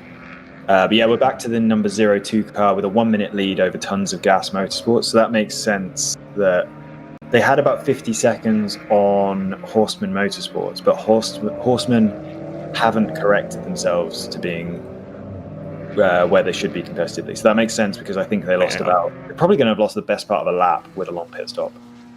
So Tons of Gas have ended up second. A minute behind, that's about right. That's where they were. The only difference is that, of course, they had a number of cars in between. In fact, actually, so round 3 racing number 702, that's the other car that's missing. It's in the pit lane, Scott. So there's an issue going on there. Yeah, they're working at the rear end of the car. We can see it just, some distance down our left side, down the front straightaway, but they're paying some attention to the rear and the right rear corner of that Porsche Cayman. So that's the second time they've come in the past 10, 15 minutes or so. Yeah, that first stop will have been, I think, a scheduled stop. 24 laps, roughly a scheduled stop, and this one very much unscheduled and very much to deal with some issue at the right rear of the car. So in GTO, we do have a battle for third between the Automatic Racing Aston and the 01 Hammer Motorsports Audi, which had a very good pit stop. It was able to jump a few cars through the pit process, like the KBT Racing car. I'm really curious about that 702. I've just cycled back on their onboard camera. Everything looked fine. They were going through traffic, passing cars, no problem. Looking at and then just came in the pits. On their lap times, their previous 3 or 4 laps were absolutely fine. Their in-lap was the right speed. So, very curious about what was going on there. I do have the update on the Stratus car if we're still waiting on that. 100%. So it was all hands on deck down in their paddock space. Wasn't really anybody to talk to. Everybody was in a huge hurry. Initially, they pulled all the body panels off, and each of the body panels on there is independent. So there's a left front, a right front, a center, a back rear, bunch of pieces on there. So it took them a little bit to get that off. The whole left side seemed kind of messed up, and the wing actually mounts to the gearbox. So there's like a little bit of metal on there. So the wing actually mounts to the gearbox and comes out of the bodywork up. So that whole mount was twisted rather. And then the supports for the rear bodywork also mount to that wing mount. Right. All of that was like tweaked and twisted. And then the upper wishbone on the back left was bent. And then the front bodywork at the front left, the front splitter wasn't really attached to the sort of piece that goes over the fender, like the light piece. Yeah. So it almost looked like they might have run wide either over the curbs and broke stuff, excuse me, or smashed into a wall. So they had actually they have a spare car out in their hauler. They had pulled the spare car out, down, taken all of the body panels off of that, the front splitter, the rear bodywork, the rear wing, all of that stuff, and are now, it looks like, going to remount all of that stuff to the race car.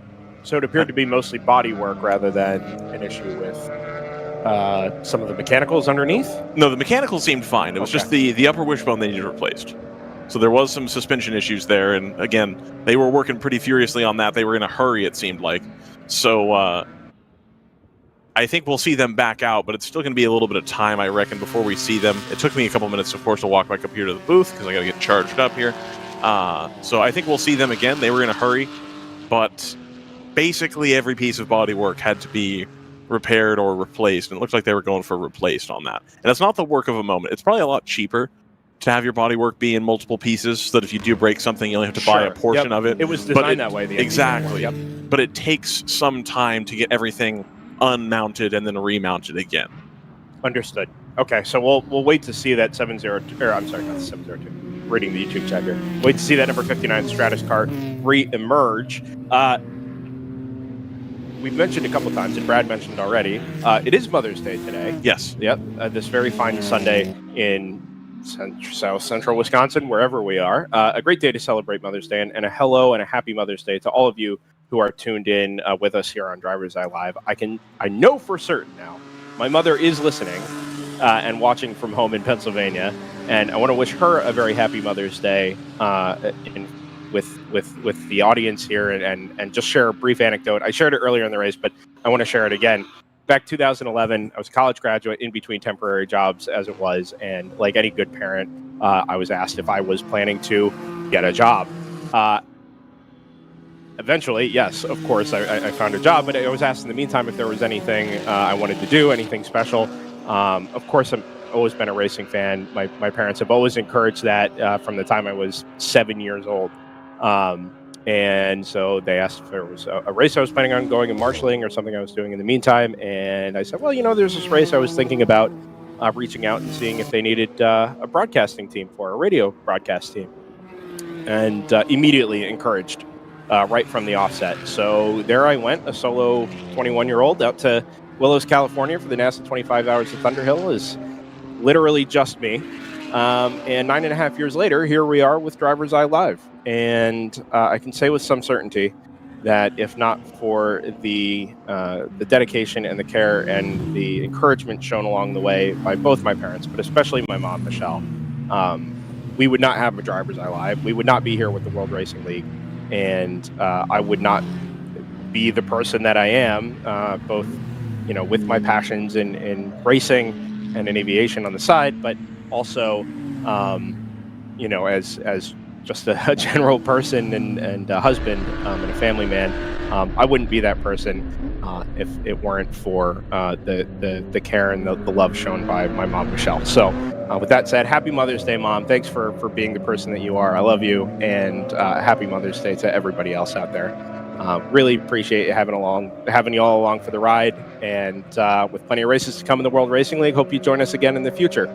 So with that all being said, we've got a race to run on, to run through the day today. We've got 2 hours gone. We're a quarter of the way through our Sunday race, and some calisthenics being done across from the pit lane in the 928 camp, which is quite fun. Ryan, before you came upstairs, did you happen to see the number 15 AOA car down in the paddock? I did. So there's a multitude of AOA cars. I believe it's the 15, the 75. The 15 they were working on, but not in a big hurry. So I don't know if we'll see that car again. Interesting. Yeah, so that car... When we came back from the interview, that car had a lot of smoke in the cockpit right at the end of the back straight, stopped. So immediately that the driver felt he needed to slam on the brakes and get the car stopped. I did hear and see that. I didn't know if Ryan had seen that car in the paddock, if there was any physical update there, whether they were... No, not on my way back out. Okay. I saw them when I was looking for the Stratus car, but I did not see them go back out or anything. The paddock is... You can't quite see the track or who's going in or out from the paddock. It's a little bit on the complicated side there. Understood.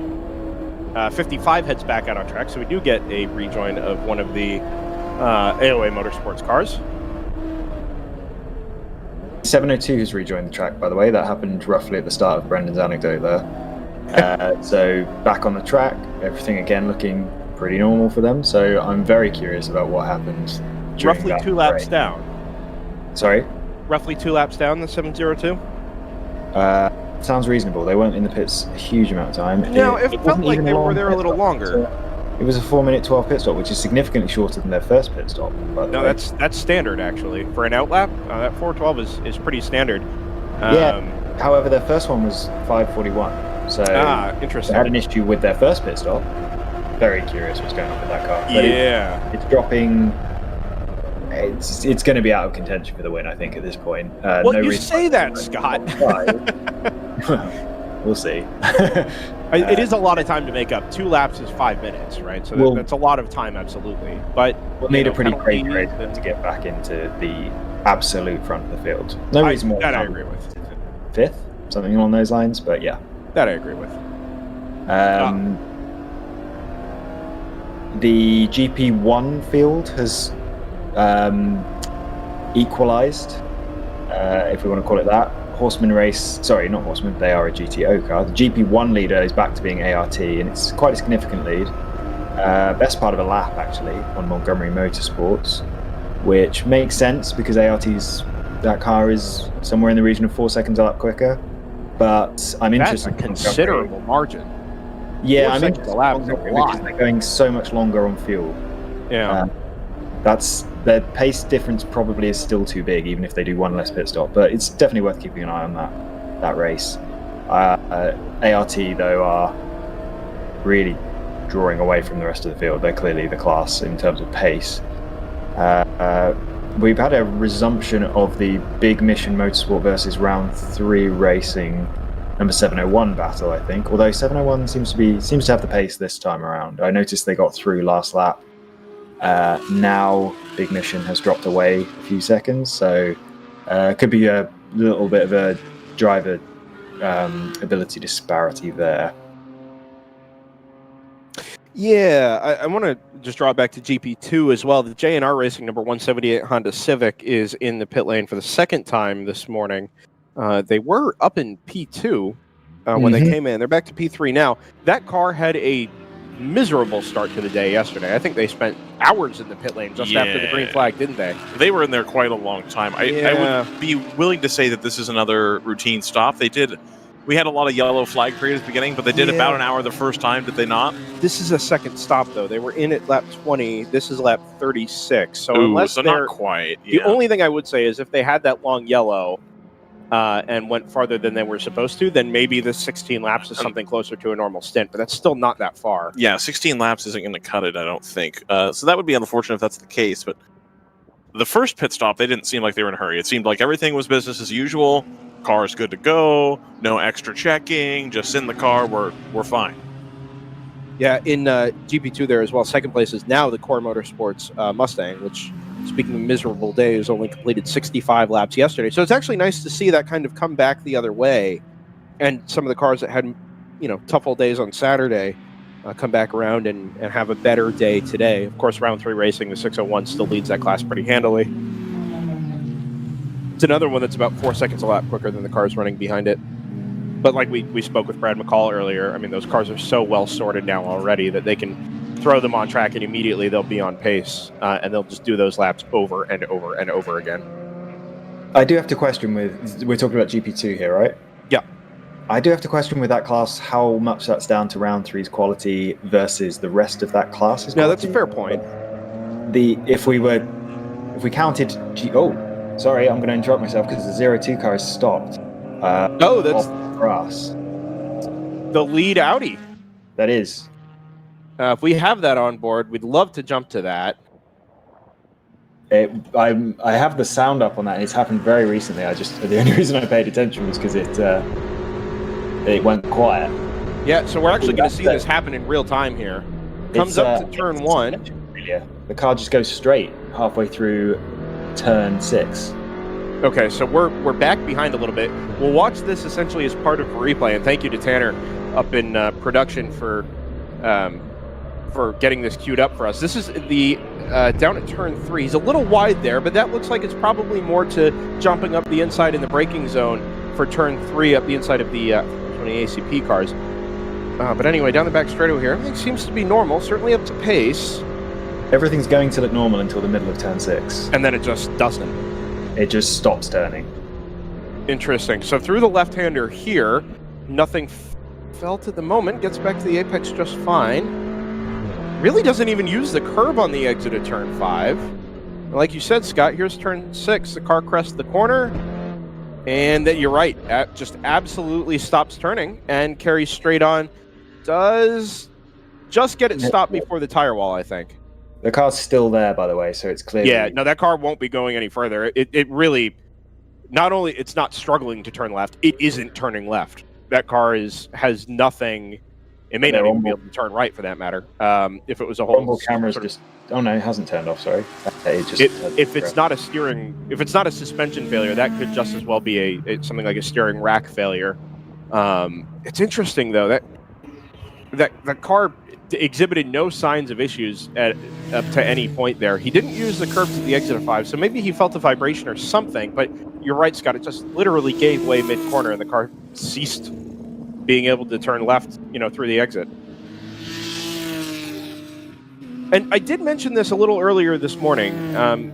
The curbs here are awfully high. They broke a trailing arm yesterday on the 02, and these cars are kind of run ragged. They're pushed very hard, and running out over these high serrated curbs, or even the curbs behind the initial sort of painted curbs, they're very, very sharp and very tall.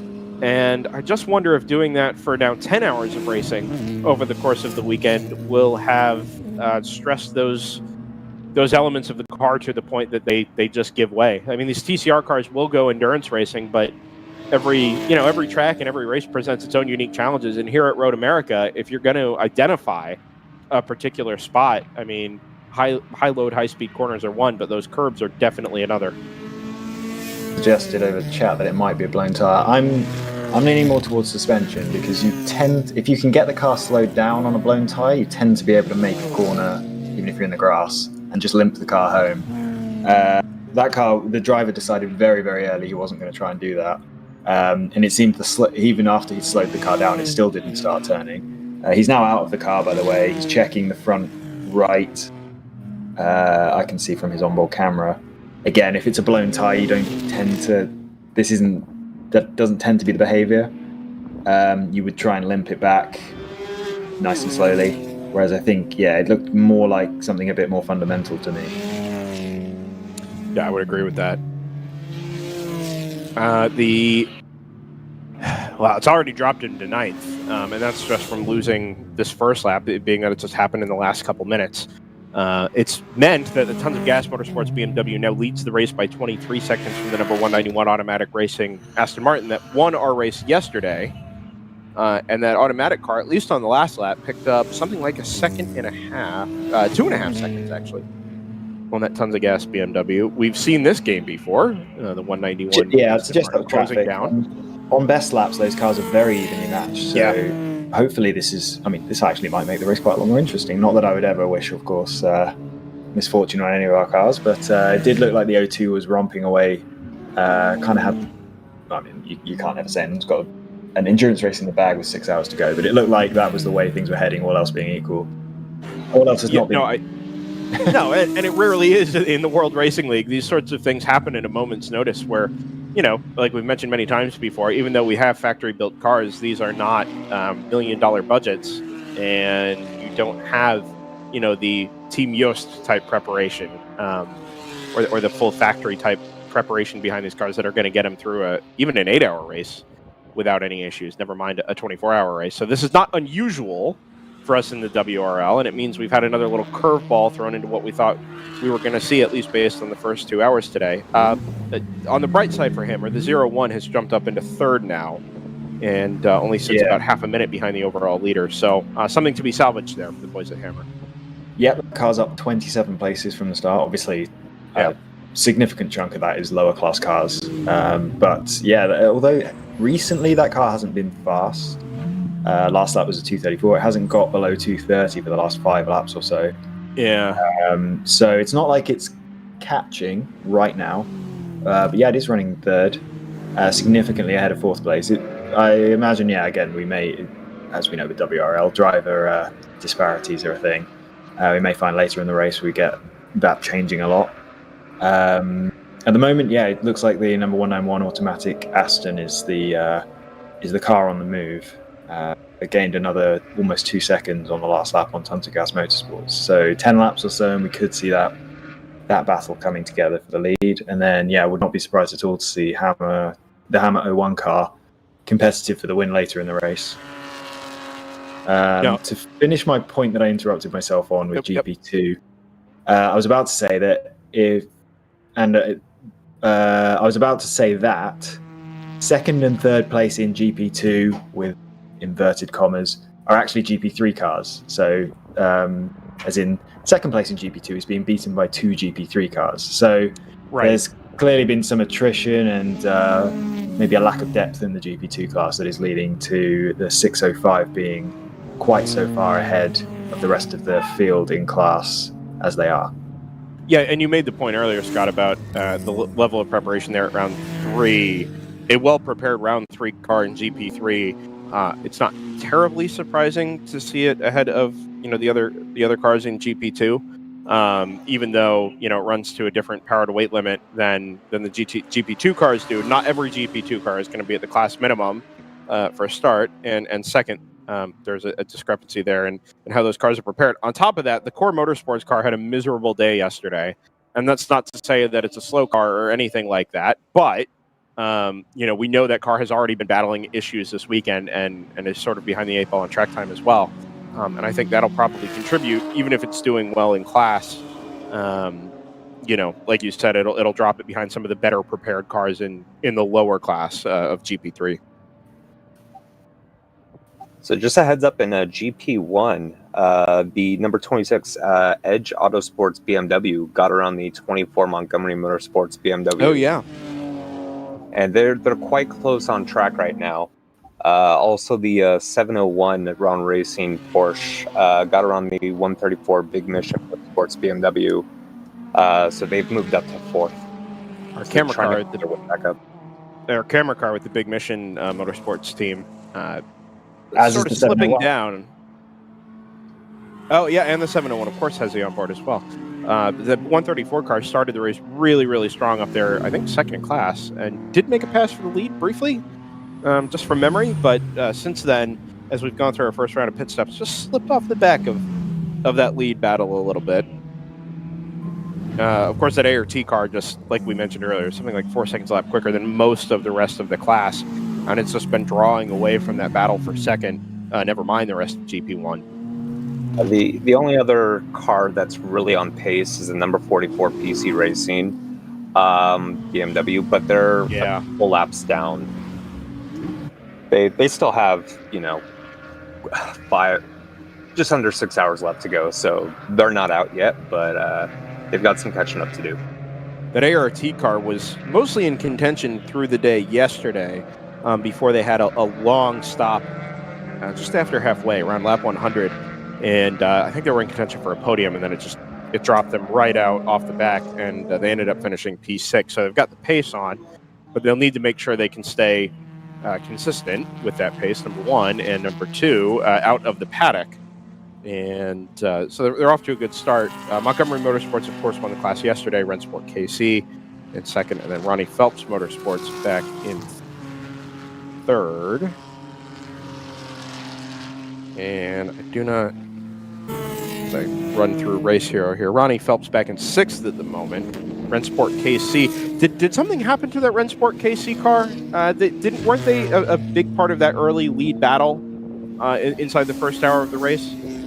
Yeah, they had been. They were right in there. They were one of the four cars battling for third when Big Mission was holding on at the time. But at the pit stops, I don't know if it was a slow pit stop or what, but they had dropped down to, I want to say, 8th in class at the time. And since then, PC Racing has gone by them. So I can only imagine they ran into some sort of problem, or they're just having some slow time on track right now.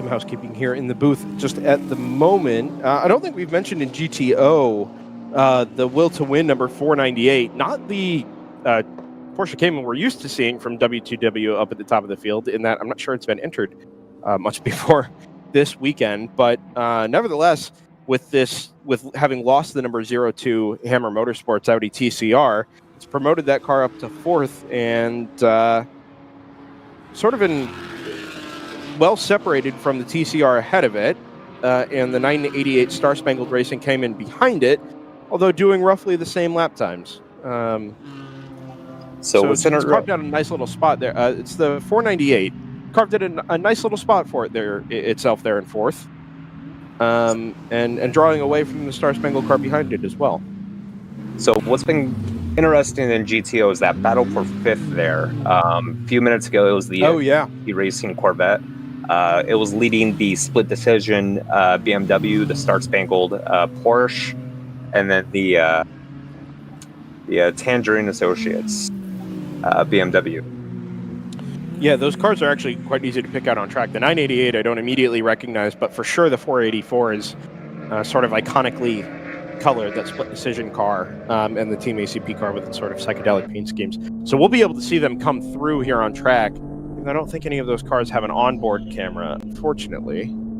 But for some reason, KBT start finish, we should be able to follow it reasonably well.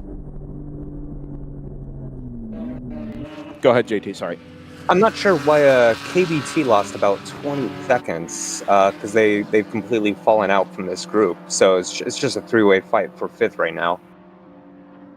They dropped spots on consecutive laps, it looks like, a little while ago. They did a 238, a 236, a 235. Oh, their pace has gone out quite a bit, actually. They were in the 34s and 33s, and now all of a sudden they can't drop below a 235. I think this is our battle here for... no, sorry, that'll be the W2W2 car coming through in 4th. So a little bit behind that, we'll pick up the 988. That 33 car, though, I don't have an immediate answer for you, but there's certainly been a drop-off in pace that's now been sustained for the last 5 or 6 laps.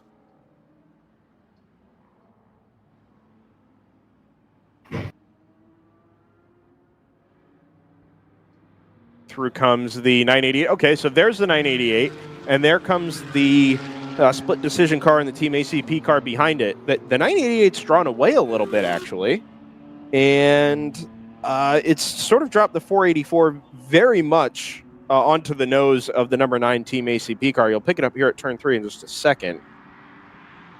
But they're sort of covered by a blanket at the moment, those three. It's a good call, JT, picking up on that.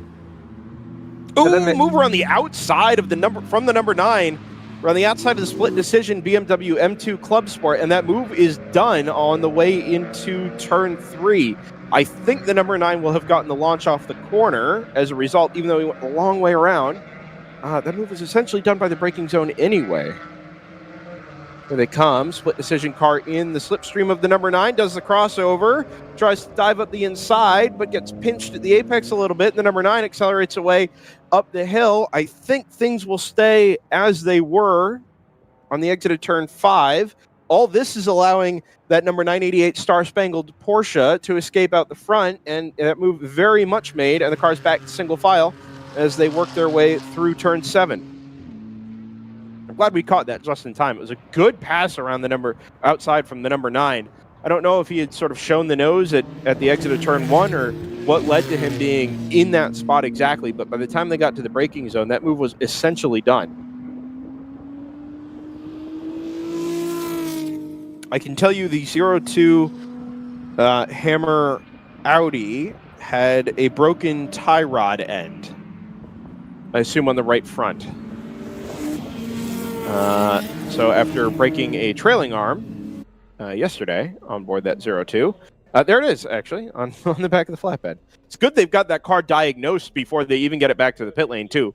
If they are going to repair it and send it back out on track, this will give them the opportunity to very much prepare for the repair, get everything set up in the paddock, and as soon as that car hits the ground off the back of the flatbed, they can get to work on fixing the right front corner of that car and save it, well, as much time as they can. It will have lost plenty stranded on the right side of the road up at turn 6. But as we mentioned earlier, that 0-1 still kind of holding down the fort for Hammer Motorsports. Up at the front, the Tons of Gas Motorsports number 242 now leads by 20 seconds from the 191 Automatic Racing Aston Martin. That gap continues to grow, last time by over a second and a half.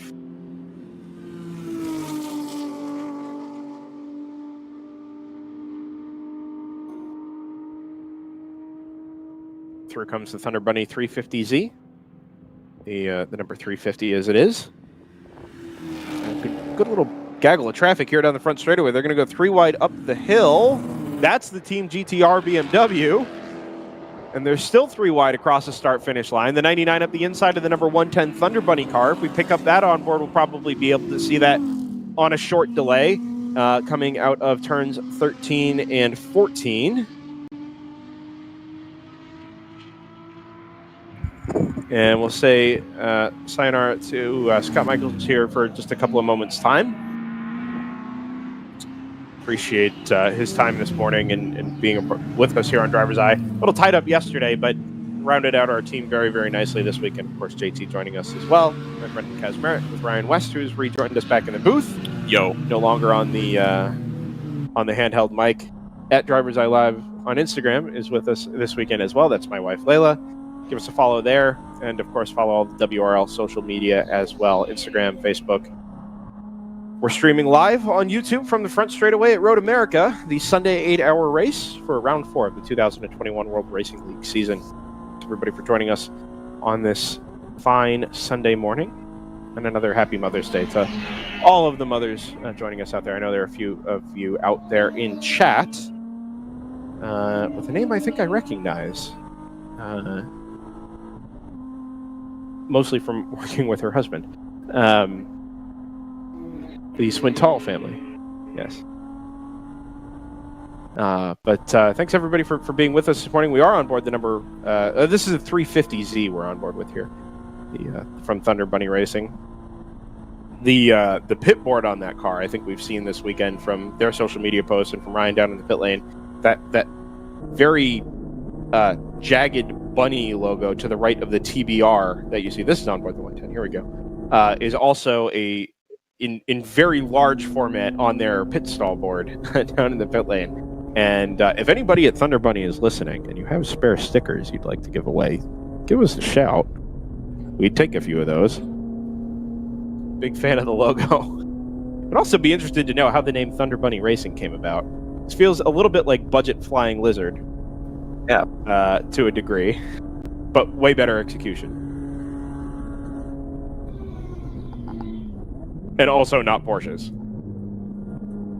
Not yet, anyway.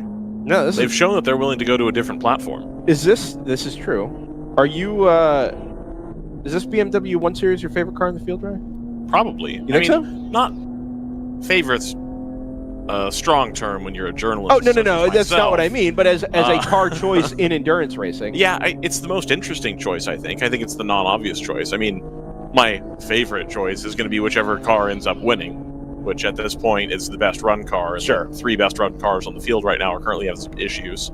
You sound like 7-year-old me watching a Formula 1 race. My favorite car is whichever one wins. That's fair enough. Back then that would have been... Alonso and Michael Schumacher, no? So you're a big Ferrari fan then? I'm a Ferrari fan, but it was 1997. Oh, okay. It was Schumacher, yeah. I was watching it was the Belgian Grand Prix, and I watched Schumacher in the rain demolish the entire field. Obviously ended up losing the championship that year. Right. Being disqualified from the championship that year, actually. But I picked it up in 98, and I ended up being a big Schumacher fan as a result. I realized years later, I'm sure many people with us are Formula 1 fans. I realized, so I don't mind talking about it, realized years later that Mika Hakkinen was actually a really good dude. And their rivalry in the early 2000s, late 90s, early 2000s, being a Schumacher fan, I feel like I didn't appreciate it for what it was, which was just an iconic rivalry in Formula 1 between one of the best drivers of all time and a really good dude who was also very, very talented. Yes. So I think I'd like to go back and watch that again in context, actually, because I feel like I missed out a little bit. Yes, very good. We have a Formula 1 race this morning, too, don't we? I'm doing my best to make a Hakkinen impression. Yeah, it's for any Finn, really. Any Finn. This is an F1 race this morning, which I kind of forgot about. Is that something we can pull into the feed? We're not doing that. Although we were watching the Nürburgring qualifying race here on the monitor before we really got things going here at the booth before the race started. Yeah, well, we weren't. Yeah. We can Tanner reminds us, LOL, #DMCA, which is fair enough. I didn't talk about Tanner sent many sad memes to us yesterday when I said he was just Tanner, but Tanner is joining us from the Great Lake North as a producer this morning. And he's been a great addition to our team. Last weekend on DriversEye Live with our North American Formula 1000 Championship coverage. Here again this weekend, his first WRL weekend, sitting in front of a computer, producing remotely for 16 hours of endurance racing is no small feat. And he's done a fantastic job for us this weekend. So thank you again, Tanner. I think this is the third time in the pit for the BRZ here. I think you're and right. The second one was not a short stop. No, and I'm sure this is not. This is the 67 from NRG Racing, which is a GP2 car. I pull up its history here. It is the second stop for that car. The J&R car has reemerged, I'm happy to report. Good. The number 178 Honda Civic. It was a long stop. The 702 is down the pit lane as well, Brendan. Again. Yeah, there's an issue down there with that car, Ryan. I'm not sure exactly what it is. I mean, new car to them, is it not? Or is that the new one? Or is that the one that It's the one they've just built up, I believe. Okay. Yeah, I believe the 702 is the one they just built up. 701 had been sitting in the shop for a little while. Okay. But it ran fairly well yesterday. Right. Yeah, so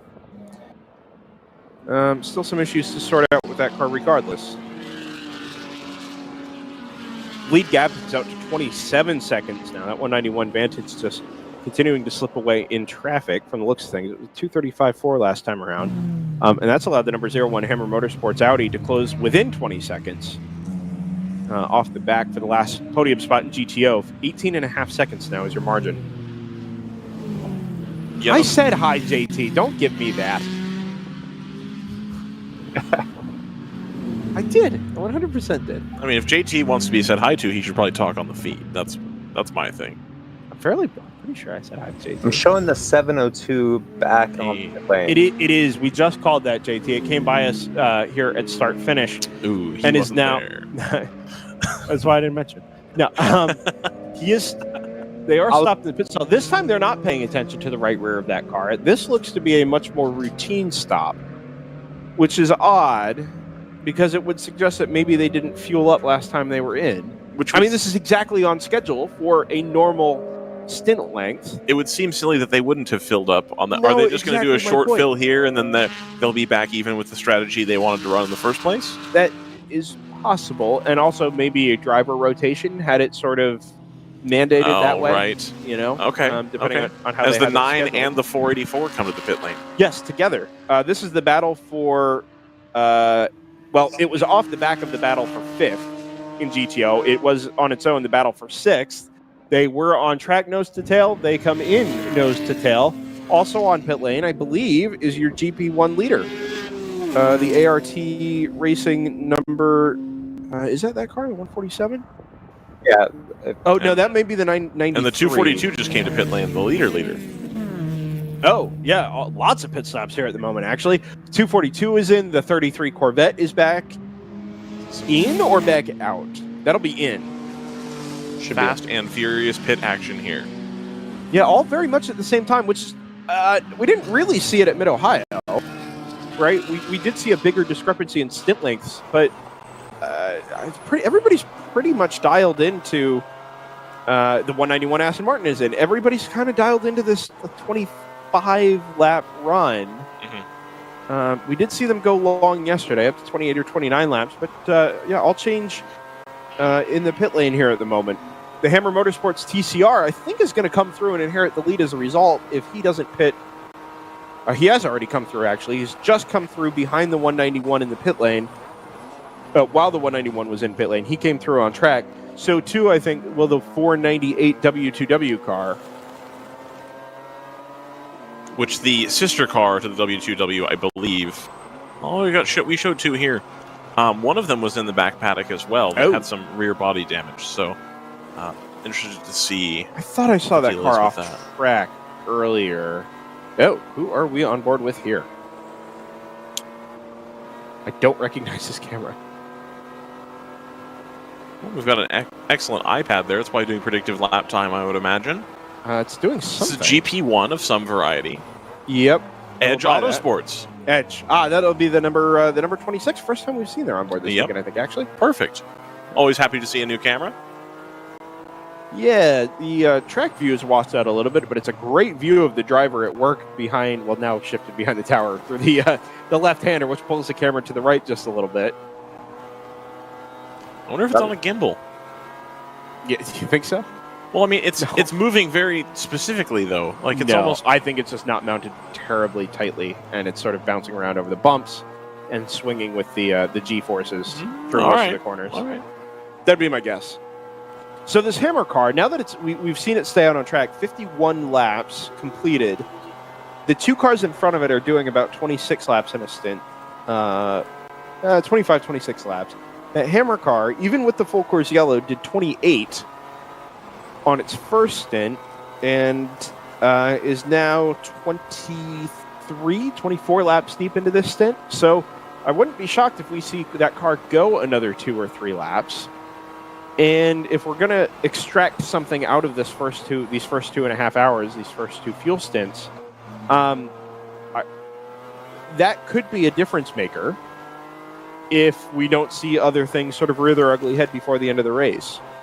0-1 being able to go a couple of laps further on fuel. And remember, 4 laps may not sound like a lot, but in reality, that's 7 minutes.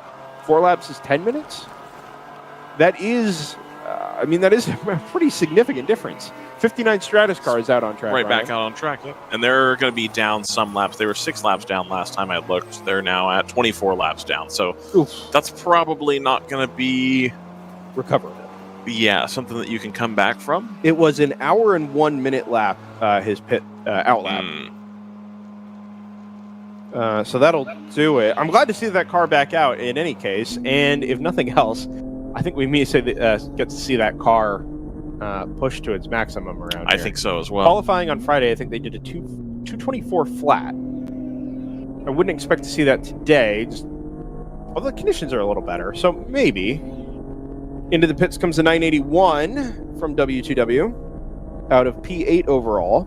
Hammer comes through in the lead, now 45 seconds ahead of the 498. That's a green. And then here comes car. the 17 as well. That's a Core Motorsports Mustang they were second in GP2. They are second in GP2. Yes. You should that'll also be a routine stop for them as well. The Edge Autosports from second is pitting as well. That is second in GP1. Yep, and that'll allow the 24 Montgomery Motorsports BMW to inherit P2. Car on a tow rope in the pit lane is the number 14 Horseman Porsche Cayman. I've been wondering what happened to them because they had come out. They had an issue earlier with the long pit stop. They were working, they got up to, I want to say, 9th, closing in on that the KBT Corvette, and then I turned away for a minute, and then they were down in 14th. Yeah, that car is sitting in what we think is its pit stall here, although I don't remember seeing it directly in front of us. Oddly enough, it's in a stall with no crew behind it. So either this tow truck is about to take it straight to the paddock, or it's not actually dropped it in its pit stall and needs to go take it somewhere else. Also in the pits, just in front of the tow truck and the number 14, is the number 988, which has pitted from 5th, the Star Spangled Racing Porsche Cayman. Those are the 718s. Those are the straight-up GT4 cars, both of them. Yep. So speaking of trying to identify those, I've figured out how we can tell what's an M2 and what's an M240i. Is it the rear wing? It is the rear wing. Yes, absolutely. I think the M2 looks a little chunky around the backside anyway. Just the very bottom parts of the rear bumper seem to square off and come out much wider. But the rear wing, you're right, has the end fences that attach it to the... Yeah, it slopes in, yes. Whereas the M240i has a much more traditional upright wing. Yeah. Yep. Yeah, the M240s are a dying breed in WRL. They are. I would not be surprised. I would obviously want to confirm this before I said for certain. If the Team Tangerine Associates cars sold the 2 that they had to the other team that has the M240Is now, the rent a race, Yeah, I don't know. it would not surprise me, given that the color schemes are very similar to what Team ACP used to run, and Oh, the actual rent-a-race car, the 240, 241. Yeah. No, I would believe that. Who knows? They may even still be. They may be ACP rented. cars. You're subletting the seat. Well, I was thinking even that it's ACP just with a different team banner To make it very clear that these are rentable seats. Gotcha. Perhaps. One would think you'd want them nearer to your main pit crew because they are opposite ends of the... Yeah. Okay, fair enough. It's the first time we've seen the rent and race cars, I think, out this weekend. Or not out this weekend, but this weekend is the first time we've seen them. Yes. In the WRL. But if they are the ex-ACP cars, and I would believe that they are, it's nice to see them out. I was trying to remember the car that is still an M240 in the World Racing League. It's the Hitman car. Yep. The number 34 that's been out with us at Barber and at Mid-Ohio did not make the trek to Road America. Yeah. They are based in New Jersey, so... New Jersey. Do you think they know Uncle Koopa? Yeah, probably. I would buy that. Okay. Although I think All right. they're based in Wharton, New Jersey, which I don't think is super close to New York. Wharton. We're gonna fact check it. Our New Jersey geography expert behind us. You guys want Layla's to buy a going to house in New have, Jersey? as the kids say, the receipts. Do kids say that? Yes. What does that mean? That means like you're going to call somebody out and you have the proof. Here it is. It's the receipt. It's the receipt. Oh, it's Morristown area. Okay, fair enough. Yeah, that's not that far. He probably does know Uncle Koopa then. Uncle Koopa. Yep. Oh, confirmed. They purchased those cars from Team ACP. Boom. There we go. There Look we at go. that. Yes. Get in. Back of the net. Thank you, Austin. Much appreciated. Oh, yeah. Community-sourced information here. This is the way we like to operate. We get as much as we can, and when we don't know, we hope that somebody does. I am on fire this weekend. Right. You just inferred it from the paint schemes, which is fair enough. Now we have. I mean, it made sense too that there were the 2 of them together, and receipts. like Austin does have the receipts. There you go. Or is the receipt? Is the receipt? Yeah. Yeah. Fair enough. Anyway. Okay. While we were talking about that, Team ACP did come into the pit lane with the orange car. I believe it's the 52. So they came in as well. 498 into the pits as well from second overall, the leading will to win car at the moment, and in doing so, will give up its second place spot to the number 242 Tons of Gas Motorsports BMW M4. Interesting. We've gone 3 laps since the Tons of Gas car pitted, and still no sign of the Hammer car into the pit lane. I would expect that car to go maybe another 2 laps if the full course yellow on the first didn't save it a whole lot. If it didn't, then probably this next time, and that'll get it to 55. 702's back out as well. And we got the Janetta on pit lane. Yeah, I would believe, Ryan, that 702's pit stop is essentially it just getting back on strategy. Right. Either that, or they chose not to, or it failed to fill the car up on its intermediate stop there. I will know that the number 99 is now up into the top 10. Yeah. So they started at the back of the field probably because they had to switch cars. Probably gets you to the back of the field there, I would imagine. They owe us a stop, I don't think soon, but they're about halfway through their stint, I would say, just looking at Race Hero. Maybe it looked like they stopped a little bit early on lap 35 because they stopped on lap 7, 8, somewhere in there during the yellow. And then they stopped again on 35. So we're currently at 54. We figure, they've got 10 more laps to go, something like that. So they may be a little bit off strategy. I'll wait to hear from Scott more definitively on that. I'll ask him about it. That might work in their advantage. We know that's a competitive team, especially in this race series. We know it's a good car.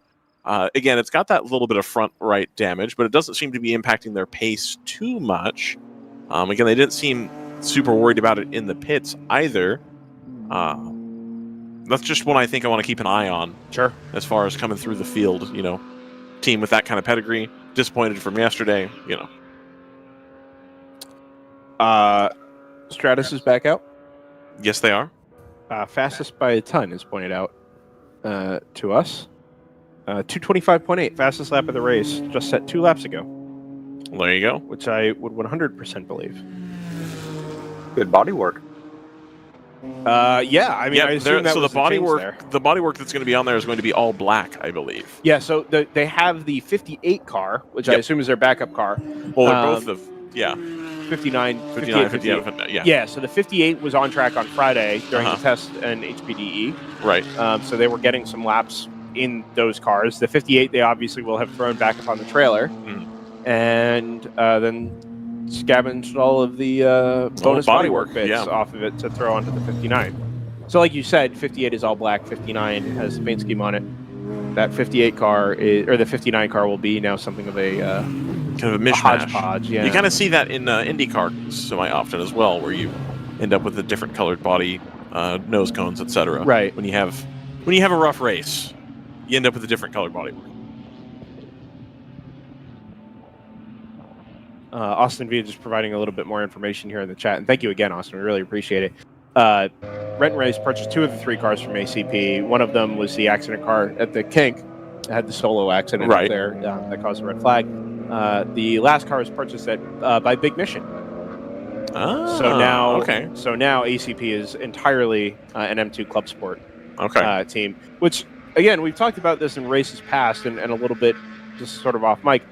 I'm interested by that because the impression I get is that M2 is kind of a dog compared to the M240. The M240 was a little easier to maintain, a little easier to race, and had a little more grunt, whereas the M2 is a little bit more of a momentum car and just doesn't have the same forgiveness that maybe the M240 did previously. And that could be the case. It could be that they had to align that to some, if the VLN or whatever they call themselves now desired the class to be changed, or they may have optimized that car for, I think it's eligible for TC in somebody's class now. I want to say, I was going to say World America, Challenge maybe. or TC America, somewhere. Anyway, you can run that car as a touring car in some places, so I wonder if that's been a decision made that it fits easier into the BOP the way they have it set up as the Hammer car comes into the pit lane here. So right on schedule, given that 2 laps that we talked about, they are doing a driver change, it looks like. A couple bottles of fuel, they'll be filled up there. We got an emergency vehicle pulling a 3 Series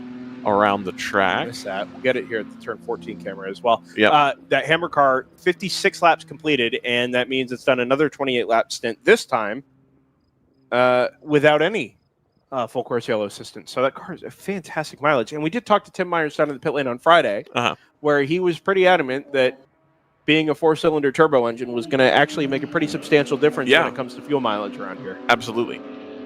Obviously, that's the case. Did not necessarily have it on display yesterday after the failure from the 02, but front and center here with the 01. Bless you. Yeah.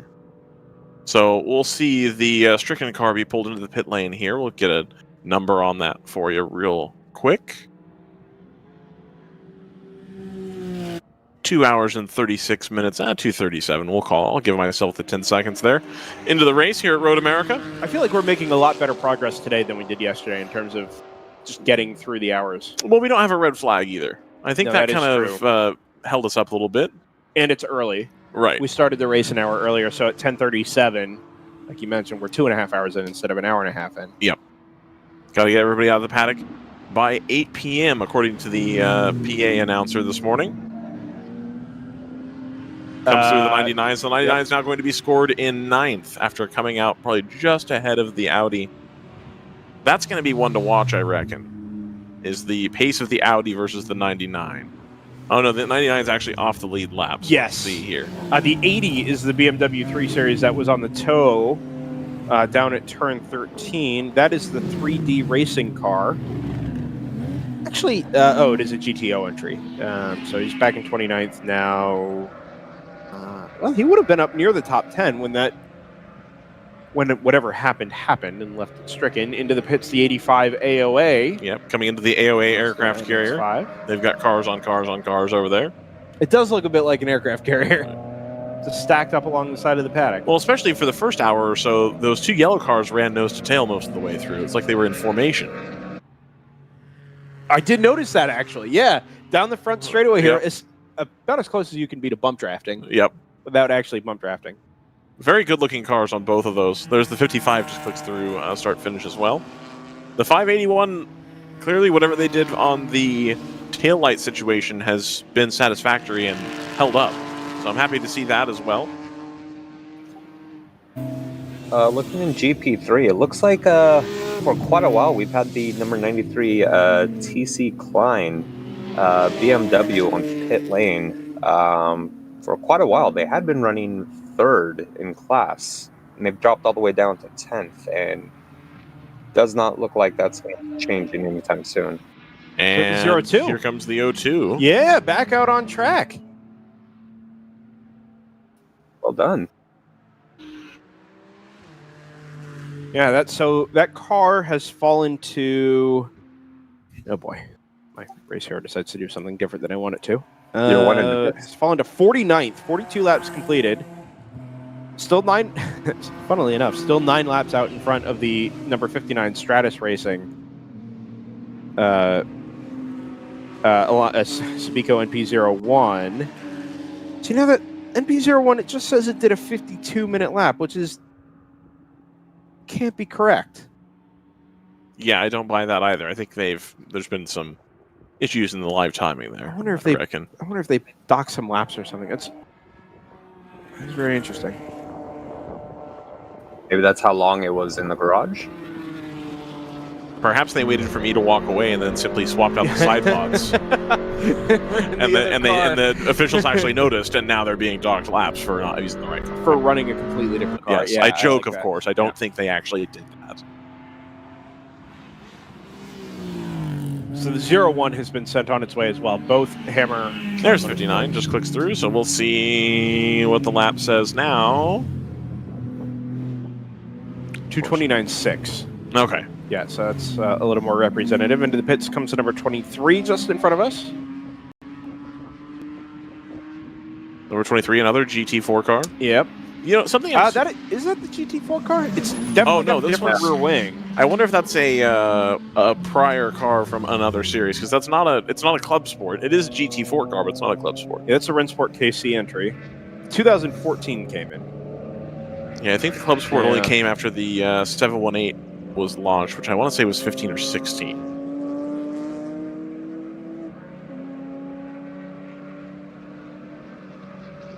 Good looking car either way. Got the little flash of bronze or orange on the side intake. It is a nice looking car. One of the few Kansas based teams in the World Racing League. All right, so who's in for a little bit of conspiracy? Let's hear it, JT. Oh, if I recall yesterday, nobody wanted to win GTO. Is that correct? That is very Yes. correct. So currently sitting fourth right now is the 147 Art Racing in GP1. Oh my gosh. You're absolutely right. 4th overall. They are due for A pit stop. pit soon. Yeah. But just throwing it out there, they've been within a lap and a half, I believe, of the 01 Hammer Motorsports. So if we continue to see the lack of interest in winning GTO, we could see GP1 take the lead. We do have the 701 just pulling into the pit lane as well, down at round 3. Well, you know, one of the interesting things about that GP1 car being so far up the overall orders, or up the overall listing, is normally we see that 5, 6, 7 hours into the race, where especially with the depth we have in GTO these days, you know, your GP1 or GP2 leader might just crawl up into the bottom end of the top 10, and okay, you know, you get it, it makes sense. It happens in endurance races. Oh, here comes the Thunder Bunny 350 on the hook. But it happens in endurance races all the time. Here, we're just short of 3 hours in now. And that ART car, granted, it's only stopped once, but it's been so much faster than the rest of the GP1 field and so consistent in doing it. And we've lost a little bit of depth in GTO from yesterday that now, like JT points out, it finds itself in fourth overall. It's still more or less a straight fight. It's not like we've had anything terribly goofy happen at the top of GTO. Just a little bit of attrition. So good on them. And I would venture to guess that if we were to run a prediction from Joseph Woodruck's timing software, that we would see that car projected to just romp the rest of the GP1 field. But very much a long way to go here. Yeah, if I We got remember some correctly. 02 on 702 action on the onboard here. We're riding on board with the Hammer Motorsports Audi TCR. Oh, and the 191 up ahead as well. And the Thunderbird car. Look at this. Yeah, so this 191, I just zoomed my chair forward to see if this was going to be a battle for position, but of course not. The 02's been in the paddock forever. But it'll be interesting to see how hard this car actually gets pushed. I would believe that they're just going to run it casually to the end of the race, just as a matter of circumstance. I would also believe that people who drive Audi TCRs like to drive the car quickly, and they would just push it just as hard as they otherwise would. Yep.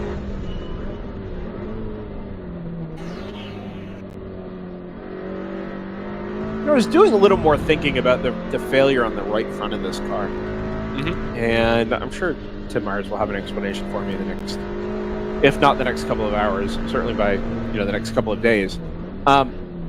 If it was the right front, okay, it's probably running over lots of curbs, but this is a clockwise circuit, which means most of your exit curbs are going to be on the left, certainly of the high-speed corners,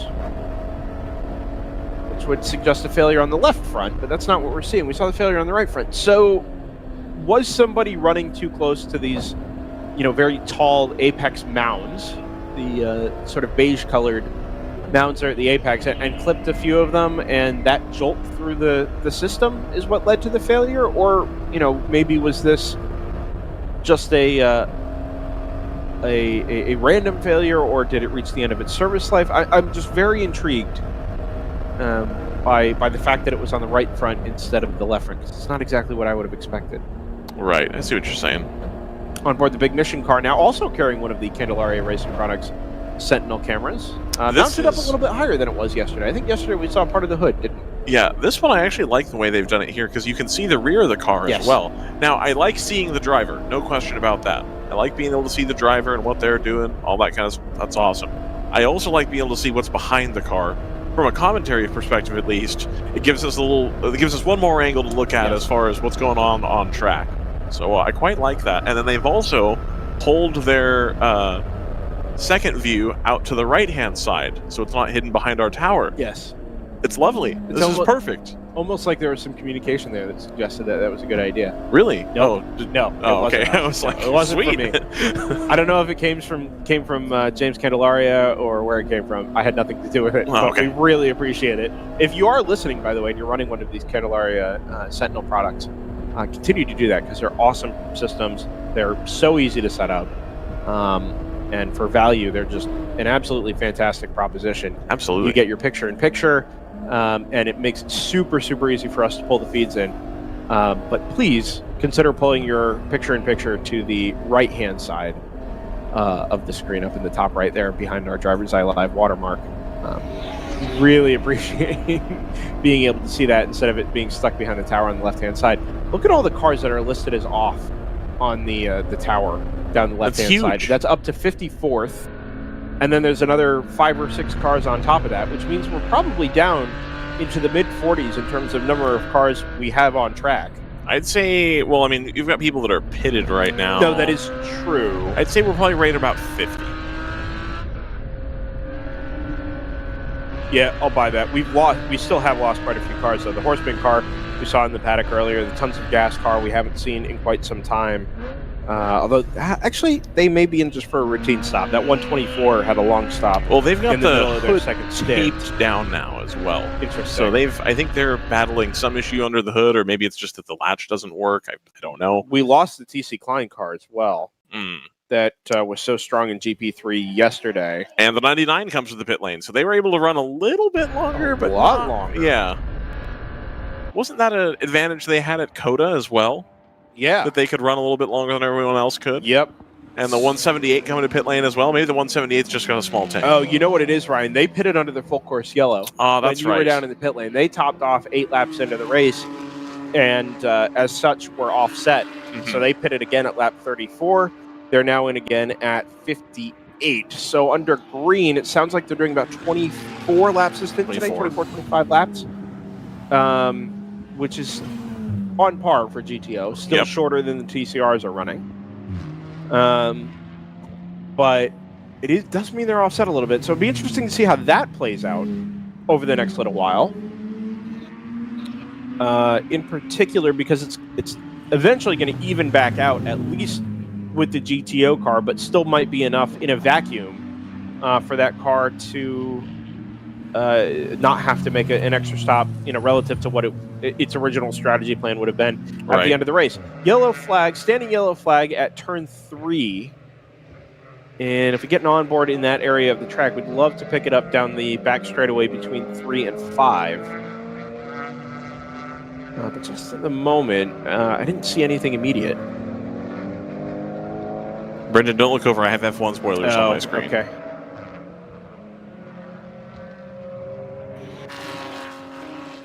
Actually, I'm going to... Give me 1 second.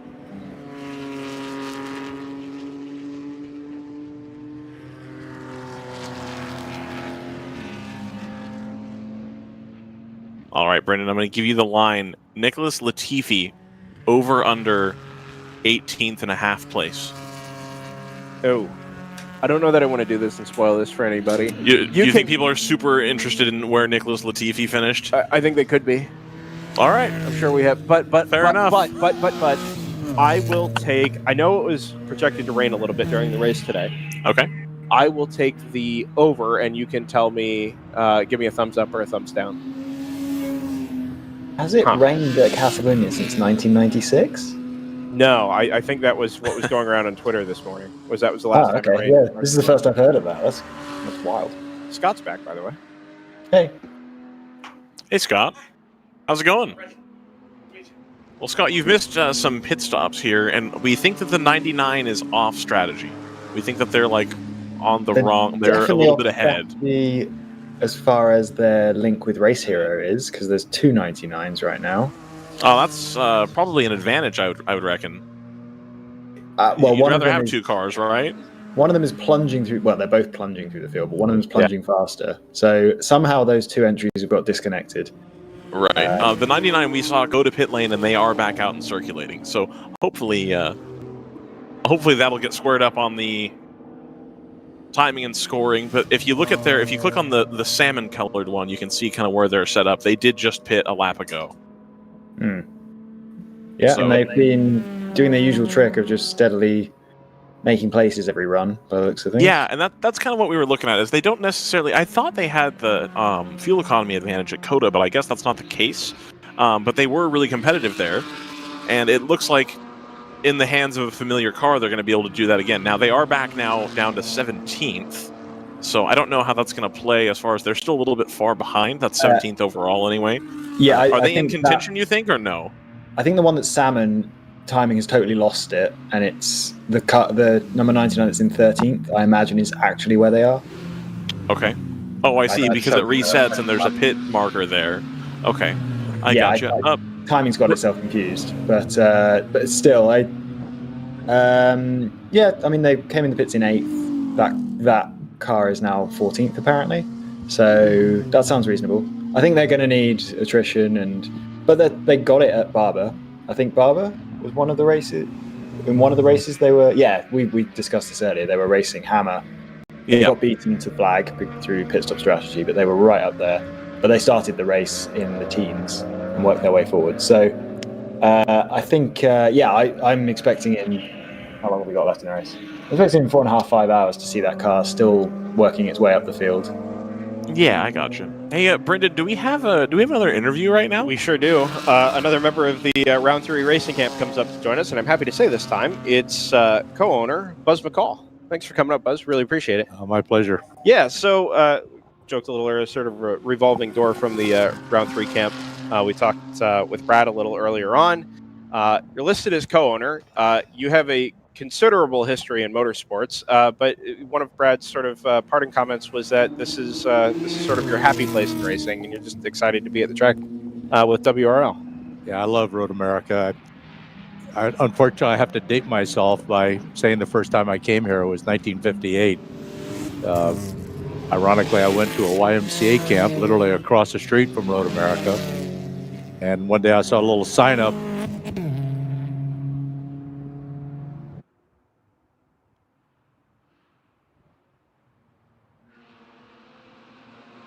Oh, that's a shame. Looks like we've lost Brendan with the interview. We have. All right. So while we stall and wait for them to come back, something interesting I've noticed is that, again, we've got the GP1 leader really like deep into the GTO field. This time, though, it's not the Montgomery car, which is... It hasn't actually pitted recently. It's still only pitted once in the race. ART also haven't pitted. Oh, no, they've just pitted for a second. So I imagine that car's going to plunge through the field. They pitted. What's that, sorry? The ART car had pitted from 4th overall. Yeah, I was about to say that. That's pretty cool to see those GP1 cars able to get all the way up there. Are super fast. We've got Brendan back, so I'll let the interview carry on. Interesting. Yep, sorry about that. So this is something of a homecoming for you then. You had been based previously out of the Wisconsin area? I lived in Champaign, Illinois, and for some reason our YMCA there used this Camp Anakiji right across the street. So, that's the first time I went to the race back in those days and came here, as I said, all the IMSA period too. So, relative to well, I'll let you tell the story. Your history extends back through IMSA, through NASCAR, and a lot of time spent in sports car racing as well. But if you don't mind, just explain sort of your pathway through motorsports for a couple of decades there, and how you ended up back in the World Racing League running, I say amateur endurance racing cars, but it's still at a very, very high level. Yeah, it's hard to believe. I looked at the calendar and it's 40 plus years, but I started in Skip Barber Racing back in the day. That's one of the avenues that you had to take to get a license. And I did the Skip Barber series for 2 years, had a great time, raced here with Skip Barber and Formula Fords, and then got involved in SCCA in our South Florida region, and did that for a year, and then got involved in IMSA and did that for about 7 years in the GTO class. We had the well-known Skull Banded car, which everybody loved. And Chevrolet was interested in expanding their Trans Am program. And back in those days with factory support, that was like, winning the lottery in some respects. Yeah. So in 1990, we ran Trans Am as the B team with Chevrolet. Cars and Concepts with Tommy Kendall and Max Jones were the first car for lead team. And then in 91, they approached me about being their factory team. And I had Scott Sharp and Jack Baldwin. We won the championship. We were first and second 3 years in a row. Then Scott Pruitt, our enemy from Roush Racing, joined me. And it was sort of Scott's homecoming back to racing after his terrible accident testing. Yep. And won the championship again in 94, and ended up with Ron Fellows and Jamie Gallus in 95 and 96. And Chevrolet encouraged me to get involved in NASCAR, and we went into the Busch Series, and the first year kind of learning the ropes, and second year, if it woulda, coulda, shoulda, won the championship. We lost by 3 points, so it was a heartbreaker. And then I went into Winston Cup, and that was like jumping in the deep end with weights around your belt. And we did that for 2 years, and quite frankly, the fun meter sort of peaked out after that second year in Winston Cup. And I pretty much retired from racing. Yep. And in 2012, Jack Baldwin, my old teammate, we did a charity go-kart race up in Jacksonville. We had Skylar Robinson with us, and Chip Robinson, famous Chip Robinson, was our team manager, and it was a charity thing for fun. But going fast, it was Johann Schwartz's karting, endurance karting, and Jack Baldwin said, "Hey, let's put the band back together." So I bought Jack's World Challenge car that he won the Long Beach Grand Prix, and we were a 2-car team and did that in 13, 14, and 15. And my son Brad was starting to race in SCCA, and we sort of played out the World Challenge deal. And Brad said, "Why don't we join up and do SCCA?" So I kind of went all the way back to the bell curve, all the way back to the beginning. Yeah. And I ran in T1. Brad was in, I think, STL at the time. Then I had a T2 car built for me by Fall Line, and Brad took over driving the Cayman, which we're out racing today. So we did 2 or 3 years of the SCCA majors, traveling around the country. Yeah. And tried 1 year in another endurance series that just really wasn't a very good fit for us. And we actually met Kurt Sorgen at Barber, and right just about when he was buying WRL, and had a brief chat, and I had a mutual friend say, "You ought to give WRL a try." And so we switched, and the next year made a commitment to running WRL. And honestly, I look back at a lot of my racing, it's probably the best decision we made. This is an absolute wonderful series. It's great competition, good cars, good teams, a lot of camaraderie. I can't say enough for the management, the way they run the race, the way they adjudicate all the penalties and the disputes is very professional. I was talking to a friend of mine that's with a pro series, and I said, a lot of pro series could come over here and learn something. I mean, they're not strangled by a rule book. The rule book is easy to read. Yeah. You know, an 8th grader can comprehend the rule book, and we don't have a lot of silly rules just to make a rule. And so I love being here, and I hope we can stay here a long time. It sounds to me like, it's obvious WRL has sort of reinvigorated your passion for motorsports. Like you said, the fun meter sort of pegged out with Winston Cup there for a while, and this has sort of been your ticket back into doing it on a regular basis since, the mid 2010s. But it almost sounds to me like, even for all of your experience in motorsports, having a series and an organization that's fair and that is dedicated to creating a quality product for all of their entrants, 80 plus, we're close to that here this weekend at Road America, is enough to get somebody back out to a racetrack and put in hours and hours and hours of work in car preparation, the long nights and the early mornings at the racetrack, then of course the hours behind the wheel. That's enough to get you back into a race car, and that's fantastic. Yeah, from a driver standpoint, I doubt that there's a better value in racing than coming here.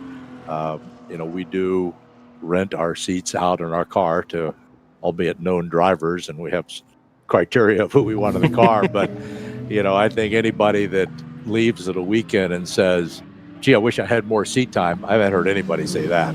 I mean, we got a lot of seat time. But to your point about the hard work, when you think about it, we raced 8 hours yesterday, then the guys have to go service the car. I mean, it's basically, quite frankly, in a weekend, we'll put more time on the car than I did in a whole season in Pirelli World Challenge. So that's a tremendous strain. I couldn't be with a better car. A Porsche is just phenomenal in endurance. We were super fortunate to build a relationship with Cooper Tire. I mean, these Cooper tires last year, we were probably, I think, the only team running them. And certainly teams would look at us at the end of 12 hours. We were basically going faster than we did in the first hour on the same set of tires. That's amazing. So Cooper made a real commitment to support the series. I think there are quite a number of teams that have switched over to the Cooper tires. And, we're just really excited about that. I think Mid-Ohio, I think they basically sold out tires. Oh, wow. Which is really great. And, for a hopeless plug, we have a lot of used tires that are still very serviceable for sale. And we actually did bring a couple sets of tires here and sold them to some competitors that wanted to give a try. So we're super happy for Cooper, and I think they're really enjoying their involvement. On that topic, obviously you're no stranger to the business side of motorsports. You've been around it for a long time. World Racing League has been billed for years as an amateur endurance racing series, now with slightly bigger aspirations. Now that you mentioned Kurt has purchased the series, and it's on the up and up. We're selling out races every weekend, and there's a lot of consistency there. But one of the things that seems a little newer to the World Racing League is the corporate partnerships that are developing, right? You guys primarily, you're one of the first I've seen with full printed fire suits. You know, the sponsorship logos not just on the car, but as a part of your entire approach to going racing in the World Racing League. And I'm intrigued by that because you're clearly not going to be the only ones doing this forever. More and more, you are seeing sponsorship and real partnership, technical partnerships, enter the World Racing League. Is that something that you feel is necessary to be successful in WRL these days, or is it just something that gives you guys a competitive advantage and helps you be as successful as you are? Well, that's a great question. Funny, I suppose it's somewhere in my DNA, racing sponsorship. I was always very fortunate Sure. to have sponsorships, virtually all of my racing career, with Mattel and Duracell and Rain-X and Caterpillar and on and on and on. And the old adage, speed costs money, how fast you want to go. And we were extremely fortunate to be introduced to Hagerty Motorsports. And the beauty and sort of the point of your question is Hagerty is about amateur racing and Sure. amateurs driving cars. And for us to approach them, to be involved and spread the Hagerty word in an amateur series was like a dream scenario. And this is a perfect fit for them. Our drivers are media influencers and influencers, if you will, Sure. for the Hagerty Drivers Club.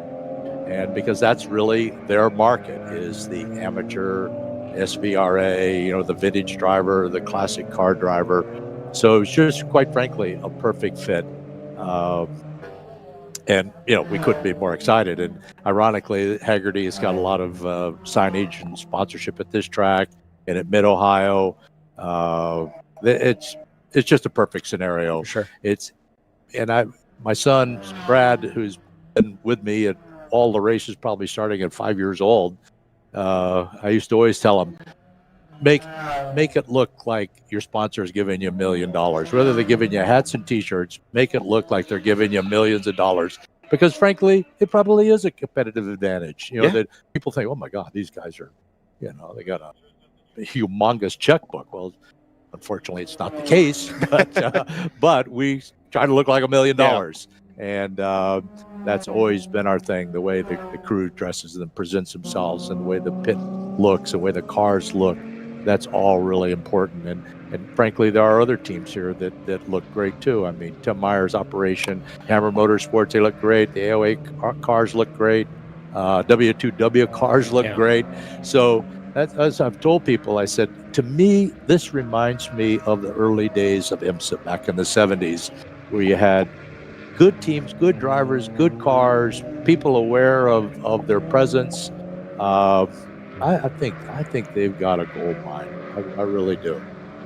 One of my first impressions back in the WRL paddock at Barber, it's the first time I'd been in person at a WRL race in about a year and a half, and first time since the purchase, was much the same, without obviously I wasn't around in the 70s for IMSA, but I was, for Michelin Pilot Challenge when it was Continental Tire Challenge and Coney Challenge and all those iterations of the series. And it just felt like this paddock would put those paddocks to shame, right? You don't maybe have the big sponsorship logos everywhere. You don't have the IMSA trailers and everything, but the level of preparation is so high that the teams are dedicated to preparing the cars well. The drivers are dedicated to learning and being capable in a multi-class racing environment. And the energy in the paddock is the same. You really feel like you're at a professional event. And then when the green flag drops, the racing mirrors exactly what you would see on a TV broadcast on a Sunday afternoon in IMSA or whatever the case might be. It really is amazing. And, full credit to you guys for having the commitment to be a part of WRL and bringing your sponsors in, and Hagerty and the partnership with Shift Up Now, of course. It's just raised the bar so high in WRL. Yeah. I'm glad you mentioned Shift Up Now. This has also been a big bonus for our program. To be involved with, in my view, I've got 4 or 5 women drivers that I would imagine they're in the top 10 women road race drivers in the country. I think I would match Sarah Montgomery, who's my teammate, Shay Holbrook, Lonnie Unser, Hannah Grisham. I would put those 4 ladies in the top 10 road race women in the country. And in my car, no doubt, Sarah is the fastest. In the 602 car, I think Shay is probably the fastest. So, this is not an effort driven by anything other than being competition. Sure. When we got involved with Shift Up Now, our comments with them is men and women work together. Men and women should be able to compete together. So this is not about an all women's team or anything else. This is about competition, and I'm very fortunate. I got a fiery redhead driving my car. So this has been a great partnership. We've really, Brad and myself have helped Shift Up Now, particularly Shay and Pippa Man, kind of build a game plan and grow the Shift Up Now presence to young girls that want to join, or anybody that wants to sponsor Shift Up Now's program. There's value. There's a return on their investment. So Shift Up Now is also gotten the eye of Haggerty, and Haggerty is really going to step up and be a major supporter of Shift Up Now. So once again, taking an amateur series, wrapping it in a professional wrapping paper, if you will, is really paying benefits to our team and the series. My last question for you, less about the business and everything there. You've been around for a long time, already talked about it. You came in here with a smile on your face, and you just look like you're having fun. And as a racing driver, I feel like as long as everything else makes sense, as long as you're having a good time on track, and you seem to be enjoying your time behind the wheel of the 702, that's the most important thing anyway. Well, yeah, I mean, to put it in perspective, in a very few short months, I get to start my 75th lap around the sun. And if somebody had told me that, 75 years old, you'd be driving double shifts and going whenever we go in these cars, I would have hoped it. I wouldn't have necessarily believed it, but I feel very fortunate to have good health. I've had in my whole racing career, fortunately, a very understanding wife.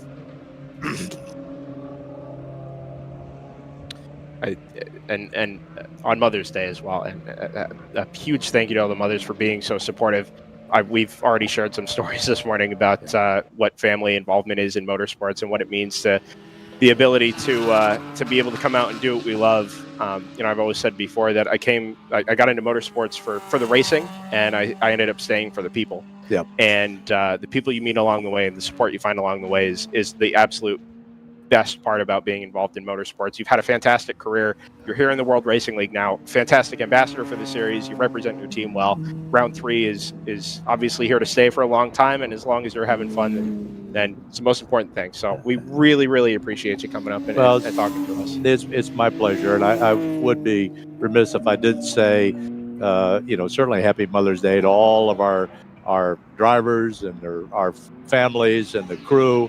I mean, a lot of the crew guys, they all have wives. They're all, fathers. And this is, a big sacrifice on their part. But I think pretty much everybody's got, let's say, an understanding better half that understands that this is a passion for them. So it's my pleasure to be in here. And I really, really appreciate the effort you guys make, too, to broadcast this to all our interested parties, family, friends, etc. Yeah, thanks again. We love being here, and like I said, you represent your team well. You're welcome here anytime. Thanks again, Buzz, for coming up, and best of luck the rest of the way today, and hopefully we'll see you down at Daytona. Yeah, thanks. We'll be there for sure. Buzz McCall joins us from Round 3 Racing, co-owner. Just fantastic to have Buzz up here and to talk racing, talk history a little bit, and again, to kind of round out a fantastic weekend of being able to dive into round 3 and everything going on down there in the camp. This is on board the big mission car, the 134. I saw the Sentinel logo, and I thought for a second it was one of the round 3 cars, but we've made it out all right. We actually have a replay coming on that, so if I could just get Tanner to pull that up for us real quick. So I believe we're on board here with the replay. You can see the car behind. Excellent. So this car was stopped at the Big Mission Motorsports car. It was getting taken on the record. Looks like the car goes down. There's another car on the inside. Yep, it's the Porsche. It's the Will to Win. Down the straight here through the kink.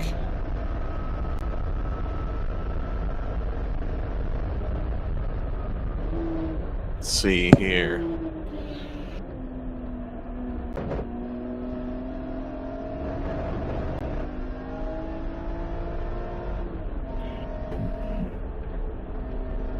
Scott, anything to add? Sorry, I don't have the broadcast up. Oh, okay, I got you. So we're just watching it come through here. It was at turn 5 that it broke down. I don't know where you guys are. No, okay, so we're actually on the pit straight here, heading up the hill. So we've got a little bit of time left, I think, before we get to the timestamp. Of course, Tanner just now telling us that might have gone a little bit too far back. So we'll have to take a look at that anyway. I just want to thank Round 3 Motorsports, or Round 3 Racing, excuse me, for coming up today and providing us with some good interview material. Again, if you're a team out there and you've got people listening in, we'd love to hear from somebody, drivers, crew members, owners, anybody. We'd love to have you up here. We've got coffee, we've got hot chocolate, we've got Propel waters, we've got chocolate-covered almonds, we've got the whole 9 up here. So if you want to come on up, it's just across from the paddock, so you got to go under the tunnel and then up into the main building overlooking the start-finish line. We'd love to have you here. I think we should be getting a little bit closer, Brendan, to the incident that we were seeing just a moment ago. We're watching this on board the Big Mission. This is a replay, so we are not live. This is the replay. Right, just before it stopped. Yep, and we think that they ended up breaking some suspension or getting a flat or something. It looks like right. Ooh, my goodness. Used basically all of the runoff there, ran over the curb and pulled off straight away. So yeah, something pretty major up over the bumps, broken there. Yeah, something in the drivetrain, I would imagine, rather than... Oh, I would buy that as well. Oops, sorry, guys. I would buy that as well. Yeah, so anyway, we can still see the waving yellow here coming down into turn 5, probably related to that. Emergency vehicle on track as well. Yeah, that Big Mission Motorsport car is being towed. So okay, going anywhere. I imagine they haven't quite finished clearing it just yet. Gotcha. Appreciate everybody's patience there. I know we've done a lot of interviews today, but we don't get this opportunity very often.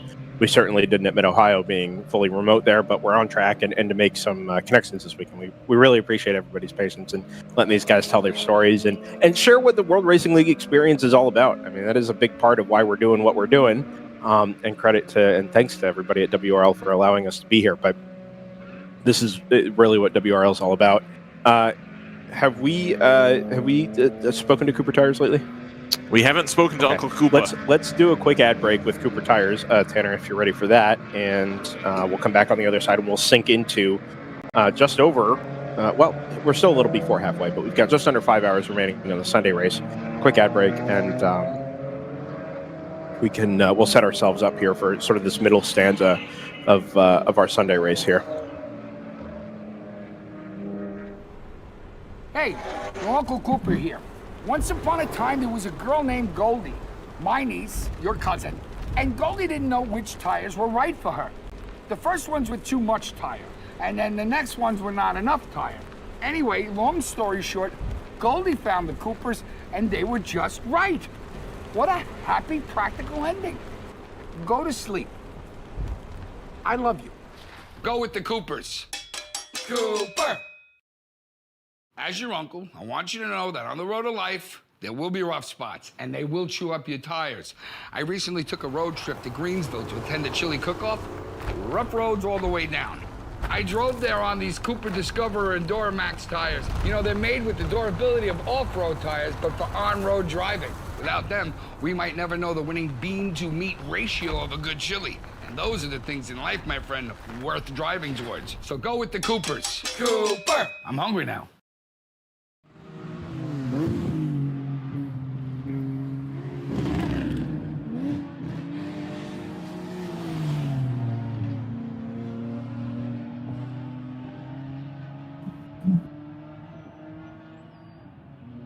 Back with the World Racing League at Road America, the Sunday race on DriversEye Live. Thanks, everybody, for your company.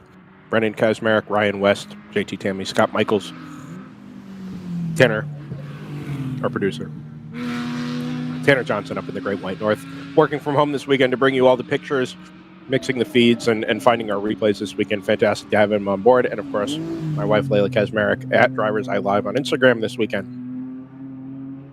Sorry, snack break there during the ads. Regardless, so while we've been doing the interviews and stuff here over the last little while, and I think this will be our last one for quite a while, anything of particular interest in the top runnings of the field? I'm sort of becoming more and more impressed by the number 147 ART racing car, currently running 7th.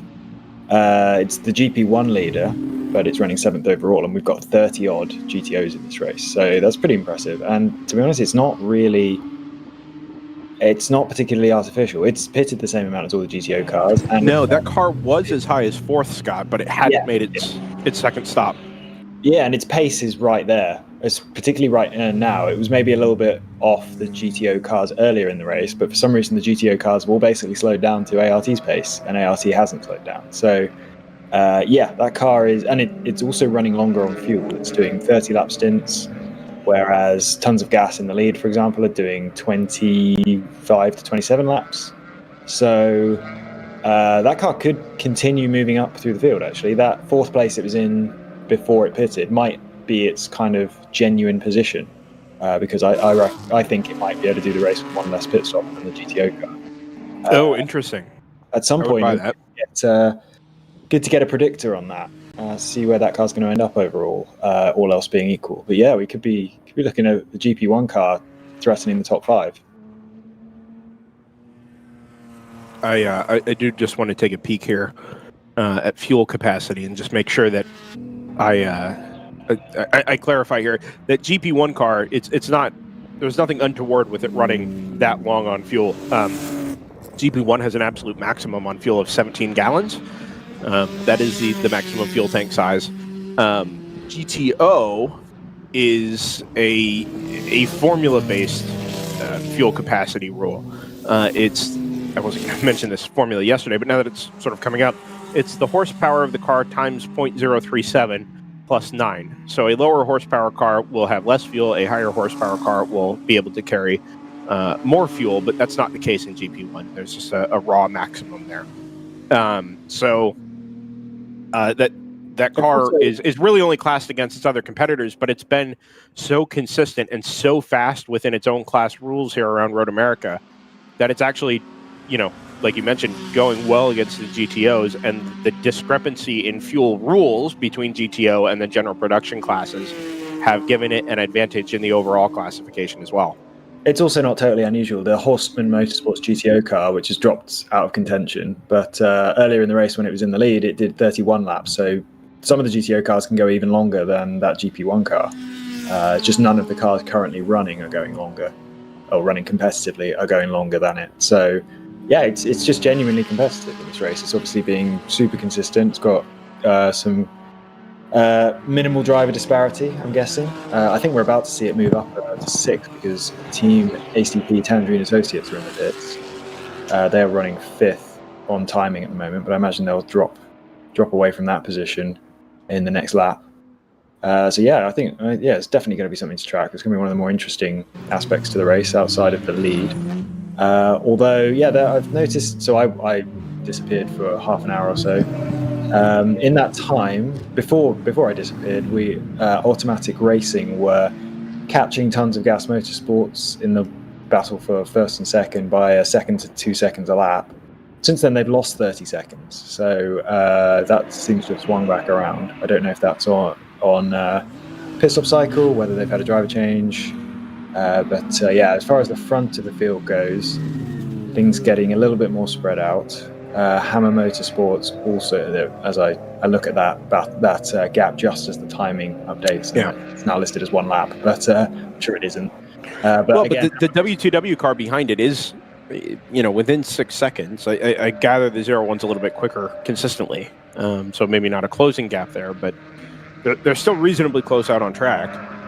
Yeah, positions are the same as they were before I left, but gaps have grown, if anything. Team ACP, Tangent Associates down to 6 now. We'll see how far down they drop. Let's see. I assume this is a scheduled pit stop. 21 laps since their last stop. That's about on target. So they're running really quite short fuel stints. Oh, sorry, Scott. That 01 car's lost the spot to the 498 on that last lap. A 2:37.7 means he's given up something like 7 seconds. The margins or the positions have swapped around for third overall. The car, now that you've said that, I've opened up the timing sheet on that car, and it has been really inconsistent over the last 5 or 6 laps. It did a 2:36, a bunch of 2:34s. So maybe that car's struggling, limping around a little bit. That could be. We know that car hasn't had much track time this weekend. It's a brand new car. It replaced the chassis from Mid-Ohio. And this will be its first opportunity to run in anger. It had a lot of teething problems on Friday. We're full course yellow, gentlemen. Interesting. I wonder if we have an onboard that can go pick up an incident somewhere and see why we've gone full course yellow. To this point, we've lost a lot of our onboard. Oh, I would believe that. Yeah. I wouldn't be shocked. Do we have any of the round 3 onboards? Or have they all gone? Up. I'm watching it now and I can't see anything obvious, but it's on enough of a delay that we're not under yellow yet. That's likely. 191 automatic Aston Martin into the pit lane from second. 242 tons of gas into the pit lane from the lead. I suspect that they knew this yellow was coming and will have jumped immediately into the pit lane to take advantage. Although with that being said, it's pretty much on target for these guys. 75 laps complete, doing 25 lap stints. I was going to say, as I was talking about Team ACP there, talking about them running relatively short stints, that was going to bring me to, we're starting off a pit stop cycle, and Team ACP, Tangerine Associates are going, they're all things being equal, they're going to start pit stop cycles because they're running the shortest of anyone. Right. So yeah, this makes sense that there's no reason why you wouldn't pit right now. It's right at the start of a pit stop cycle. The only team that may not is, actually, unfortunately, the team we were just talking about, ART Racing. As far as their overall position, this is a big disadvantage for them because they pitted fairly recently. Everyone else is going to get the advantage of pitting under yellow. But are they on the lead lap? No, they're not. We'll see how that cycles through. Obviously, a safety car. So yeah, we're not. I haven't actually asked this question, and it's a fairly obvious answer at this point. We're not running code 30s at this track. No. Those are only in effect twice this year. We had it once at Barber. We'll have it again at VIR. These are your straight up full course cautions. So yeah, that condenses the field, but we've gone such a long time now since the last yellow that the field's spread out. Much of the field is spread out by laps, including that GP1 car. Particularly as it just pitted. So again, it didn't just pit. It pitted 15 minutes ago. But so the field's going to get condensed. Those of the field who are on the lead lap, although we've now got the top 5 cars all in. Yeah, they're all in right in front of us. 01 comes to the attention of the Hammer Motorsports crew. The car that this really disadvantage is Tangerine Associates because they just pitted. Yes, a lap at least. And now they're not going to get that time back because everyone else is getting the advantage of pitting under yellow. Yeah, the other Tangerine Associates car is in as well. Right. 52. I think pretty much everybody will have been in here. The only one that's really an odd car out here is the Team GTR BMW, who was offset on their stints by about 8 laps and now finds themselves a little on the early side. Yeah, so they're going to be disadvantaged by this. Yeah. And I assume we don't have that on board from the 702, or Tanner is AFK at the moment. The 702 has its onboard, but it's in a safety car queue at the moment. Right. I didn't know if we had gone past whatever was causing the safety car. I stopped looking, so I'll rewind and see if I can find what it is. To this point, the only thing we've gone yellow for incidents at the kink, just by nature of what the kink is as a corner, and the challenges with the runoff and how close you are to the track if you have to go recover a vehicle, how quick the corner is. So my guess is that is a good starting point. Yeah, I've gone backwards through an entire lap and I couldn't see anything obvious. Possibly a Miata. What's that, JT? I'm watching the 85 AOA Miata drop down in GP3 quite a bit, but I'm not seeing it in the pits. We've also lost the 241 written race M240. Oh, green flag. So that whatever it was is awfully quick. Oh, right. So literally just give the top 5 an opportunity to pit and get on with it again. Yeah. Interestingly enough, I mean, we didn't even pick up a leader. The car that ended up picking the green flag was, I think, just some Miata. I missed the number. Oddly enough, with the safety car in, now we've had the 17 into the pits. The 702 is into the pits. So everybody that kind of missed out on the initial opportunity to jump in the pits is in now, but has to make their stop under green. So that opportunity was not a very open window.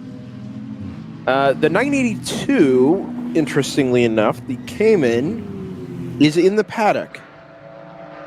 I just saw it drive left to right down the back end of the paddock, sort of across from our window here.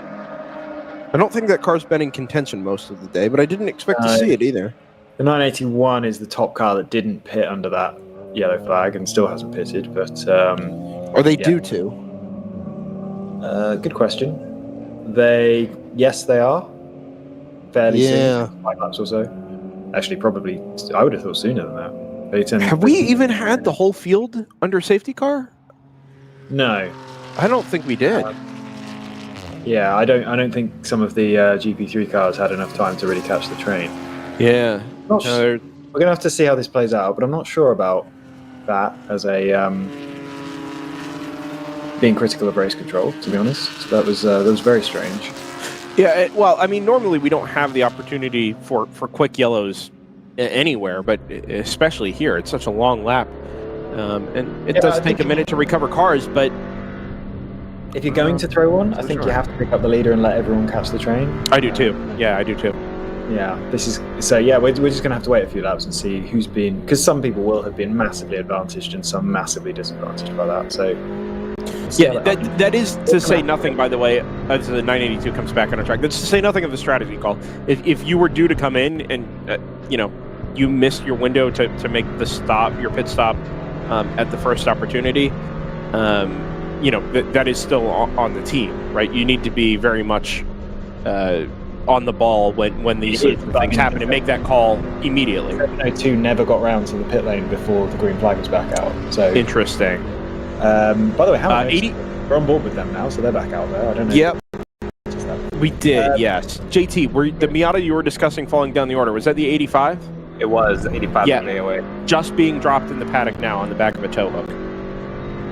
So, speaking of cars that are being advantaged and disadvantaged, that lead gap that I was just talking about being 50 seconds is now 2 seconds. Yeah, there we go. That's not necessarily... That would have been the case even if we'd allowed everyone to... Well, they both pitted, and the margin is much less than that now. They just come by start-finish. Nose to tail. It's now half a second. That would have happened anyway, so that's... assuming that yellow flag was really necessary. I don't know what it was for. Obviously, if we'd caught the lead... If we'd got the leader behind the safety car and let everyone bunch up, then those two cars would be nose to tail. So that makes total sense. I will have to have a look and see whether the number 01... There go the leaders. Sorry, Scott. The leaders just come through shot. We'll pick them up again down at turn 5. But like we mentioned, that Aston Martin very, very much up against the back bumper of the number 242 tons of gas M4. Sorry for the shakiness of the camera here. Apparently it's a little windier today than it was yesterday. We apparently have lost basically the last camera we had because the 702 is now broken. Oh boy. Anyway. So we're not even halfway through, and we're rapidly running out of. The hope is that if we start with 10 cameras, we end up with at least 2 or 3 by the end of the race. But it's actually been a fairly attrition-filled day. That's not because of incident or anything like that, as we jump on board the 601. But it is just the result of, I think, Road America being a slightly more taxing. Well, I mean, this is just mechanically day 2 of WRL, isn't it? Of the WRL weekend. Well, that's kind of my point. Right in front of the 601, so that car's running, even if the camera isn't. Still haven't had the 01 come past the start-finish line. Oh, there it is, 1 minute 30. I'm a little bit worried that car might have got caught behind the safety car, and that gap has extended. I wasn't. Which car was this, Scott? I'm sorry. The 01 in 3rd place, and it now has the 498 right behind it. Yeah. Yeah, so we're going to watch both of these. The 01 has a camera as well, but it's on Tim Meyer's personal Facebook page.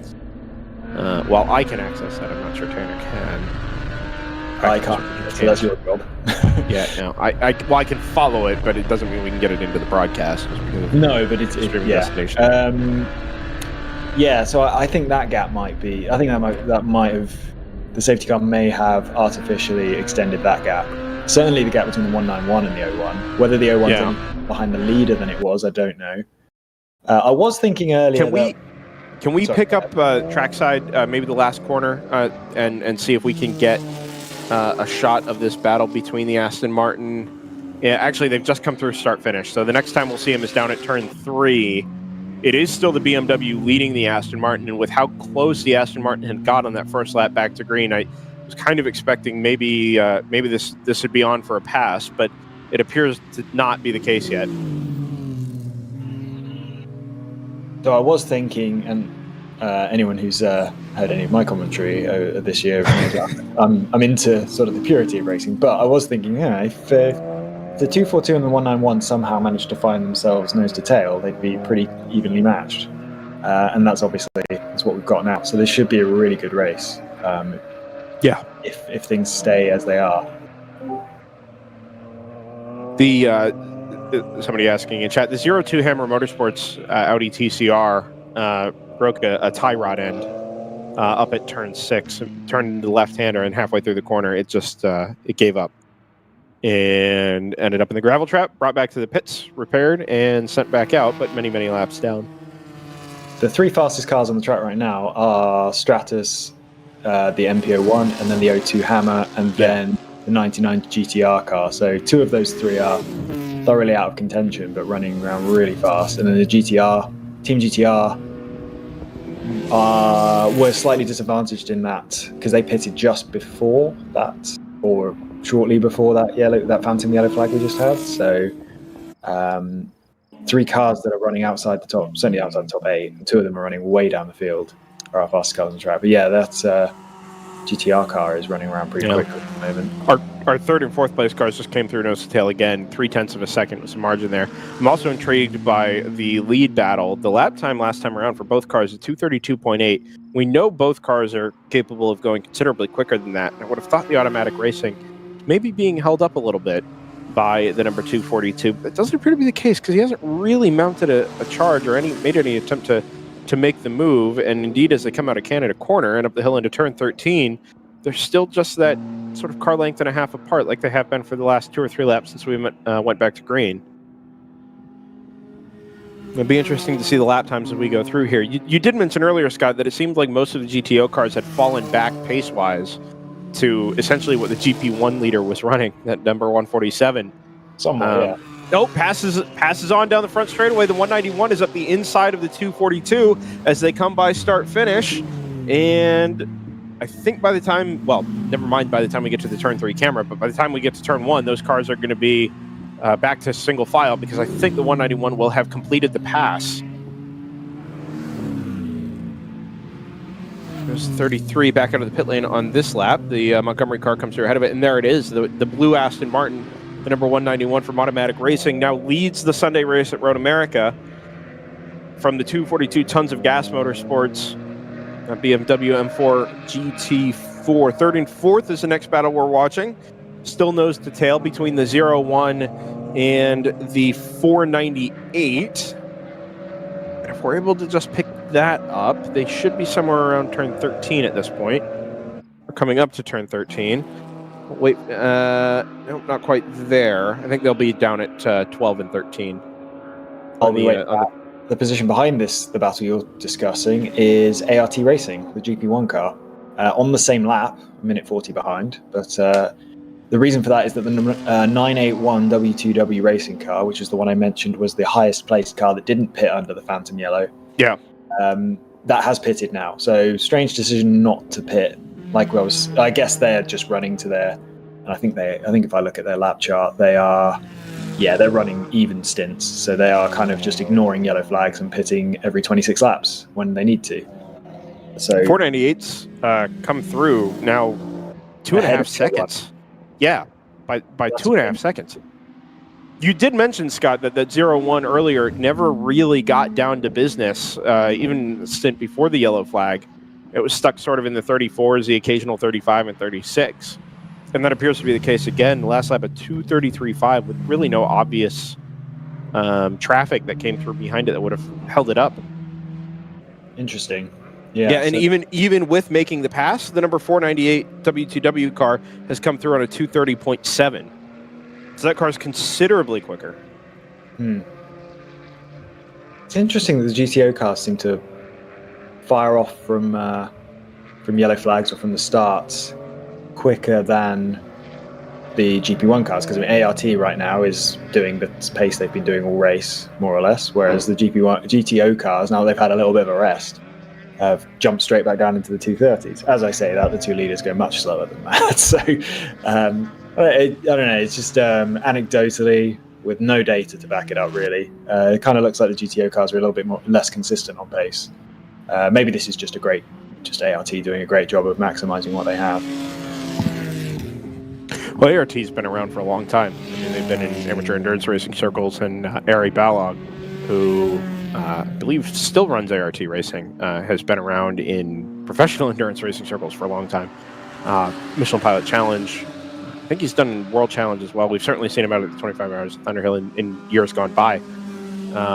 So the team is well prepared. They didn't have a great day yesterday, but obviously kind of strutting their stuff today up in the top 5 overall.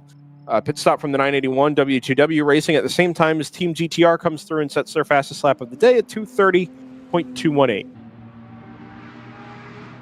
And once again, that GTR car, as we talk about so many times, despite sort of slipping down the order early on, you get to around halfway in an endurance race, and the next thing you know, there they are, creeping up into contention. Now, that being said, they are 2 laps off of the overall lead. However, after being sort of a non-factor, even inside the top 10 early on, here they are. Lead margins out to 3.2 seconds with the Aston Martin ahead of the 242, which is kind of what I was suggesting might have been the case, but I didn't think actually was, where the 242 was holding up the Aston Martin. But as it turns out, now that he's got clear track out in front of it and can stretch the legs of the Aston a little bit, the margin's immediately gone out to over 3 seconds. I think that was a single lap, and Automatic Racing, number 191, were 2 seconds off what they did the previous lap. Oh, that's true. Yep. Tons of Gas were 5 seconds off, so I think that's going to be traffic dominated. Another, it says personal best, but the numbers don't match up. Fat and Furious Racing does their 74th lap at 2:40.45. Although the best lap column on Race Hero is suggesting it was at 2:39.7. So I wonder if there was maybe a penalty there that sort of throws Race Hero off. It did happen a couple of times yesterday, but that may have happened earlier on anyway. Regardless, that's happening 2 laps behind the GP2 leader, who is still the 601 Round 3 Racing Porsche Boxster. And Core Motorsports, who I think we just saw in the pits, maybe under the yellow, yes we did, is now back into 3rd, having given that position up to the 525 Fat and Furious car, who will owe us a pit stop here. Let's see, last in at 52, so probably within the next lap or 2. I would expect we'd see that 525 into the pits. Well, he's just come through, so next lap.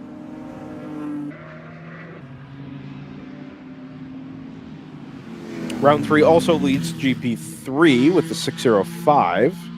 I was actually about to mention that, not specifically for that reason, but because they are now next car overall to the GP2 leader.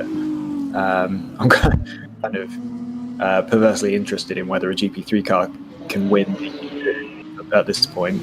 There is a 2-minute gap between those two cars, but I'm going to track that. Kind of, it's another round 3 racing car that's leading GP2 as well, so little in-house. Yeah, that was kind of my point. Was that the 702s had a little bit of a challenge more recently, but the 605 and the 601 both leading their respective classes. Ryan's in the pits, guys.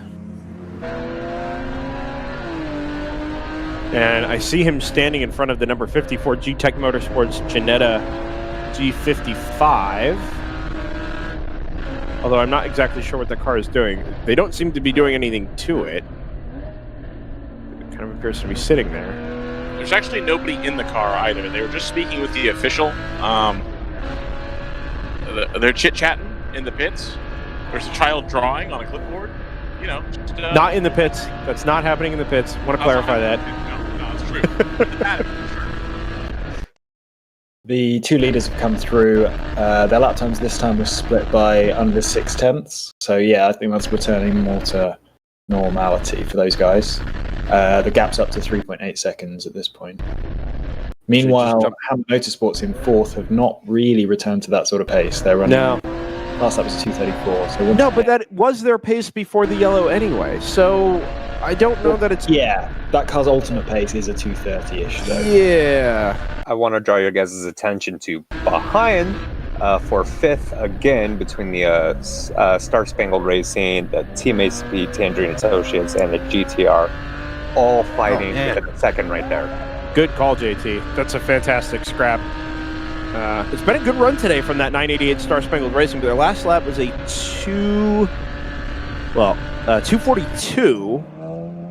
And I just suspect that's a driver change after the pit stop, and that driver is sort of working his way up to speed. I think that pass, actually, probably both cars will pick off that 988 this time around, just based on the discrepancy in pace. Yeah, that's actually, assuming there was a driver change at the last pit stop, that's that driver's fastest lap, and it's 15 seconds off that car's fastest lap of the race. So yeah, that's I think you're right there. That's likely to be a driver getting up to speed. I think so. But the 9 and the 99, as the 525 enters the pit lane, right on cue. The 9 and the 99 will come through, probably still nose to tail. Yeah, 99 is definitely looking the quickest of those 3 cars there. So as long as they can do so safely, which they most likely will, they'll probably get up to 5th before their next pit stop. We have a routine down here for the 525. Yep, back in. Ryan mentions it's routine. It's also very much on schedule.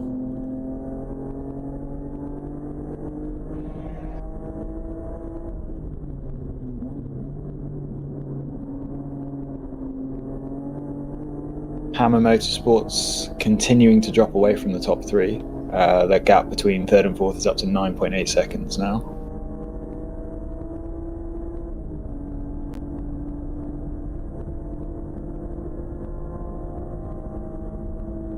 Sorry, I'm having a coffee delivered. Well, there you go. Halfway through the race, it's perfect time to refuel. We are coming up to halfway, actually. It's quite good. Yeah, lots of green racing. Oh, so we are. I was in the mode. I thought this was a 9-hour race, but no, yeah, we are coming up to halfway. Yeah, just through start finish comes the 99 ahead of the 9 and ahead of the 988. So he's actually picked off both of them in the same lap. And now he has his sights set on the ART Racing GP1 BMW, up in 5th overall. And I would say normally that class position or the overall positions don't matter, and technically speaking for points and etc. they don't. But to have to go pick off a GP1 car for the top 5, I think is something noteworthy. So we'll keep an eye on this. He's a minute and a half behind, but the GP1 car is only in the 235s, GTR only in the 233s. So it's not like it's going to come down hand over fist either. going to take a long time. For Yeah, that that's gap. at least a stint worth. And that's probably assuming. I wonder if Jeep. They're going to have to pit at about the same time. So, Interesting. yeah. So this is great stuff from ART. I hope they're racing for overall position. I can't imagine you wouldn't be. I think they would have backed that car's pace off if they weren't.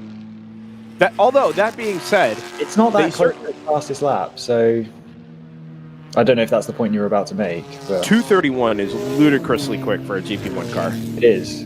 Yeah. Not unbelievably so, but maybe a good toe or something like that. But well, I'm trying to walk it back a little bit. I don't want it to sound like I'm accusing them of cheating or anything like that. I know they're a well-prepared team and car, and they have a good driver lineup, but that is a... there are GP or GTO cars that haven't done 231s. Or aren't doing 231s, and there are certainly GTO cars that aren't doing 235s, like that car is doing at the moment. Absolutely.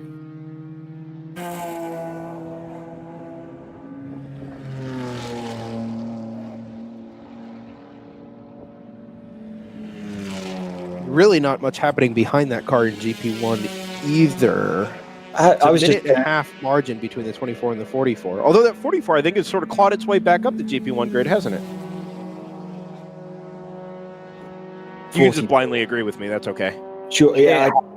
I had no idea who that was. So PC Racing. Sorry. Yeah. No, I've spotted it now. I haven't noticed that car all day. So yeah, they are presumably working their way nicely through the field.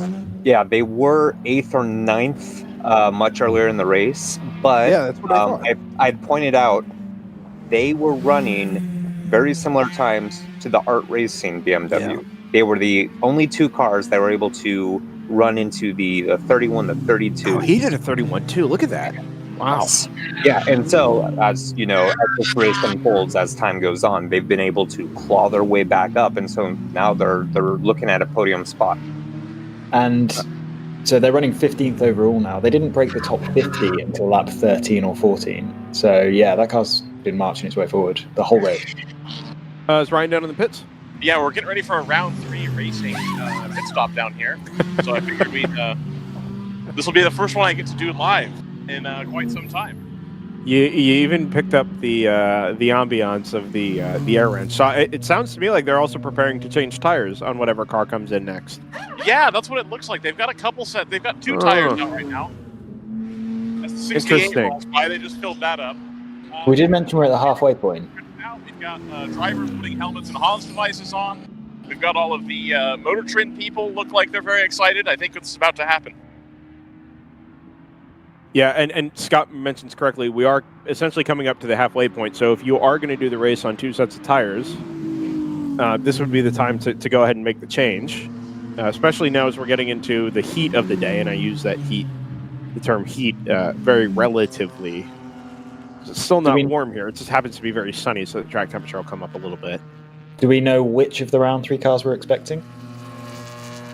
I don't believe so. It's the 701. I do. Now that I think about it, Scott, I think the 702 was in at the back end of that safety car. They sort of missed the first lap opportunity. I believe it's going to be the 601. Oh, okay. The lead GP2. Well, it's definitely going to be a 700 car. Oh, okay. Could be both. We don't know.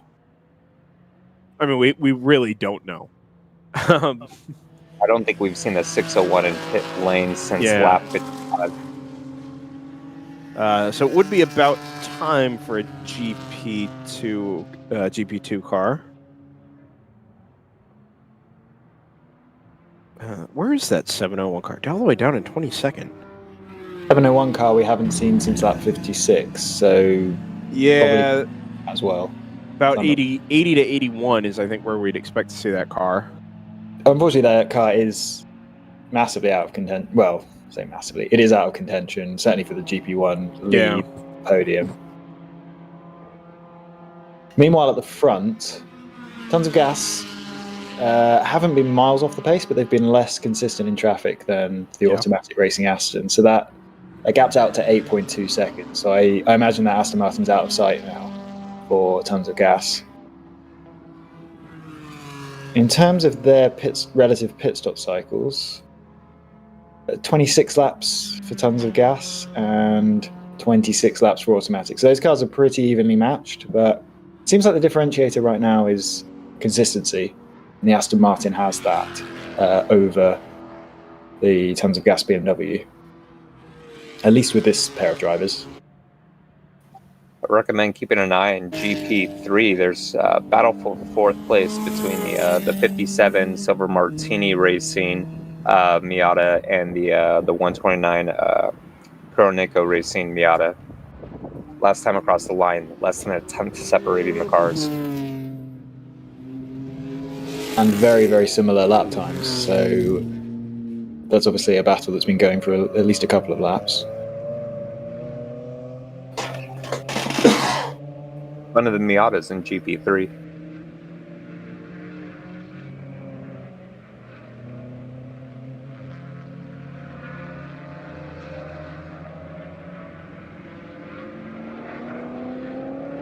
Yeah, just looking at GP3 right now, obviously you have the 605 Round 3 Racing Porsche Boxer leading over the Overnight Motorsports Porsche Boxer. And the next 6 cars in class, all Miatas.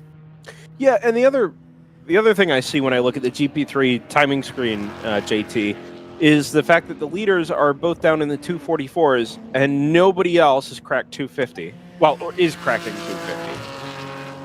That 605 and the 198 both seem to be, well, in terms of potential pace, their best lap, they're 6 seconds quicker than anybody else in the GP3 field, and at least more recently are 8 seconds quicker than most of the rest of the field. So similar to GP1, where you have, you know, 2 cars that are separating themselves in terms of pace, and at GP1 the other cars varied a little bit, but here in GP3 they're just romping away at the front of the field now with, you know, halfway through the race they're up 3 laps, which will be equivalent to, you know, something close to 8 to 9 minutes. What's pretty quite remarkable interesting as well is that those 2 cars are nose to tail with the overnight second place car ahead of the 605, but 1 lap apart.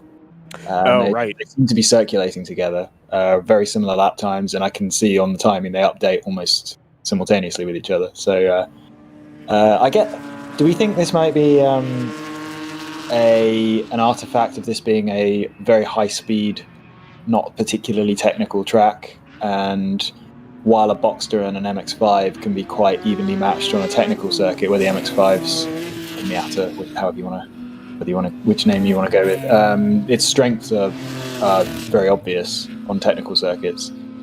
This might be a little bit of a limitation of that balance of performance. I think so. I don't think that it's a failure of the balance of performance as much as it is, okay, you can go either end of the spectrum, where with power to weight you can go a little higher power and increase your weight but still meet that same threshold, or, you know, you can go with as light a weight as a car as you can and make it more of a momentum car, but you're going to find the limitations here at a place like Road America. And again, when we come to Daytona, where the power is going to make a bigger difference. At the cost of running a heavier car that may cause you to struggle with tires or setup or whatever the case might be. Meanwhile, I think Mid-Ohio, at least race 1, there was dominated by one of the AOA MX-5s. Yeah. So, it's interesting that balance of performance perhaps on an individual track basis isn't necessarily that well balanced, but over the course of a season maybe it's a lot closer. Obviously I'm going on very small sample size here. I think we're about to get the 701 into the pit lane. 701, that's one of the cars that had issues earlier, I believe. Yeah, GP1. That was the car that Ryan was suggesting is coming in. The 99 GTR BMW into the pits as well. Ooh, both of them. So right now, all the mechanics on the 701 are getting ready to jump over the wall. Step back here. They've got the 1 board out. We've got people looking ready. Drivers ready to go. Alrighty. And the car's pulling in right here. Should be just a routine stop. They're going to go for the fuel. That's on the front right. We're going to have a driver change real quick here.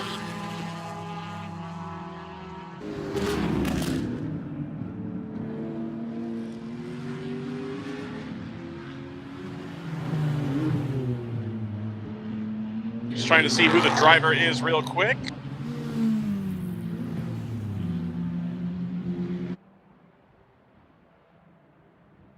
while And Ryan does that. I think that's Lonnie Unzer getting out of the car for sure. We're still going to get filled with fuel here. It should be a pretty routine stop.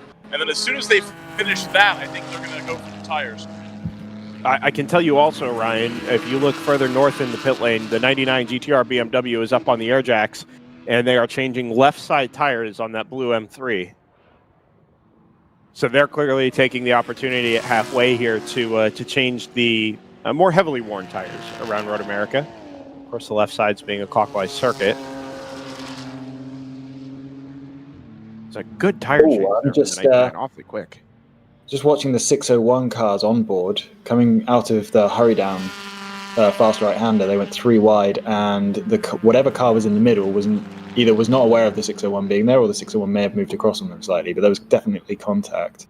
Looks like the 601 car's got away with it though. All right, 701's finished fueling, so they're going to come across the wall for tires. They're going to start on the left side. We've got front and rear. They look like scrubs. They've been on the car before. Furiously jacking the car up. 5 lugs on this car, of course. So they're going to get those pulled out. Real quick, Ryan, I just want to direct everybody's attention to the screen. I think what we have here is a replay on board the 601, and the incident Scott was just talking about coming out of turn 7. I think it's going to play out here on the screen. Go ahead, Ryan.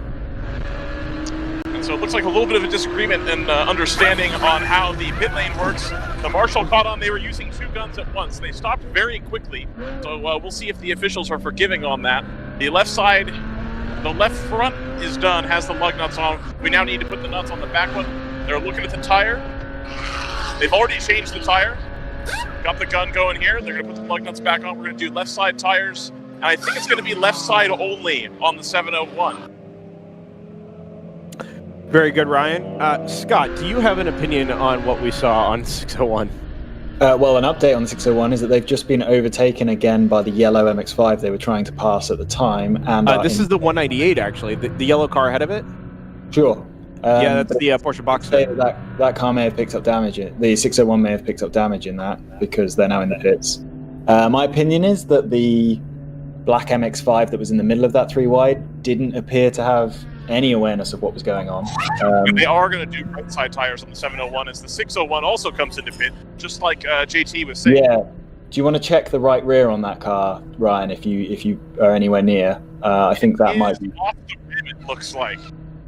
So they might be the rim as well. I'm going to wait for the 701 to pull out, and then I'll go take a look at that. Yeah, a right rear puncture would make a lot of sense with the kind of contact we saw. Yeah. Do we think the 198, Scott, was the other car involved in that little pinball mess headed down the hill into turn 8? I don't think the 198, unless the black MX-5 in the middle managed to bounce off of both cars. He did. That was my point. Okay, well in that case, yeah, it's possible that both of those cars picked up damage. Yeah, although it would be the left side to the other car here. The 198 doesn't appear to be the case, although they are changing right side tires on that car. That car in the middle, I think, was the number 88 MX-5. Boys Love Toys.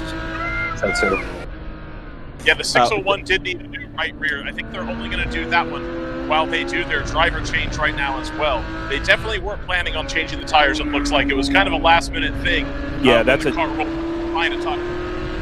That's a result of damage, Ryan, for sure. We saw the contact on board, and that will have been a direct result of the 88 car clipping the left rear after bouncing off another car off to the right-hand side. Yeah, we've just seen another replay of that on the broadcast, and that MX-5 in the middle had been overtaken into the hurry down turn 7 right-hander, and then just didn't seem to have any awareness that there were 2 more cars coming up on it and managed to bounce off of both of them. Just turned straight across into the side of the... were we saying that was an AOA MX-5? The yellow one? Then as they bounced off of that car, they then just wandered across the track and bounced off the other car. So yeah, bit of a shame to have 2 cars damaged. As well. That car came in right behind me. I wasn't expecting them in right now, and it looks like the back left tire hanging down quite far relative to the right side, so I think they've got something broken on the suspension. Sorry, Ryan, which car was this? The 198? No, it's the 702 now. Oh, interesting. Things falling apart in the round 3 camp. Indeed. And And so, you I said think it's they just the- said left-hand shock. Oh, okay. Yeah, so a right rear...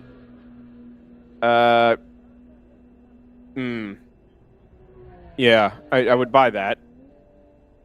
So the 701 was in the pits for a routine stop. The 601 came in for a right rear puncture. And now the 702 is in for what we think might be a broken right rear damper. Left rear. Left rear. Left rear. I'm sorry, left rear. Okay. So we're thinking the Miata comes across into the 702, Right. hitting his left rear, ricochets into the right rear of the So- 601. In one fell swoop, took out both or two of the round 3 cars. So unfortunately, sometime on the last lap between turn 5 and Canada corner, the 702's camera completely loses the feed, and somewhere in there is where the damage happened. That But, is iconic. That car wasn't involved with the incident. Oh, okay. Okay, very good. They've got the rear hatch up, trying to see if they can get to that's where the shock tower mount would be on the back. Yeah, you know what, Ryan, I'm a little intrigued because they spent a lot of time this morning looking at the right rear corner of that car once already. Well, again, we're talking about the left rear here. Oh, sorry. Yeah, no, you're right. Yeah, thank you. Needs to be corrected again. Some more coffee. It's funny, Layla just brought me a cup of coffee about 20 minutes ago. It's now just getting to a drinkable temperature.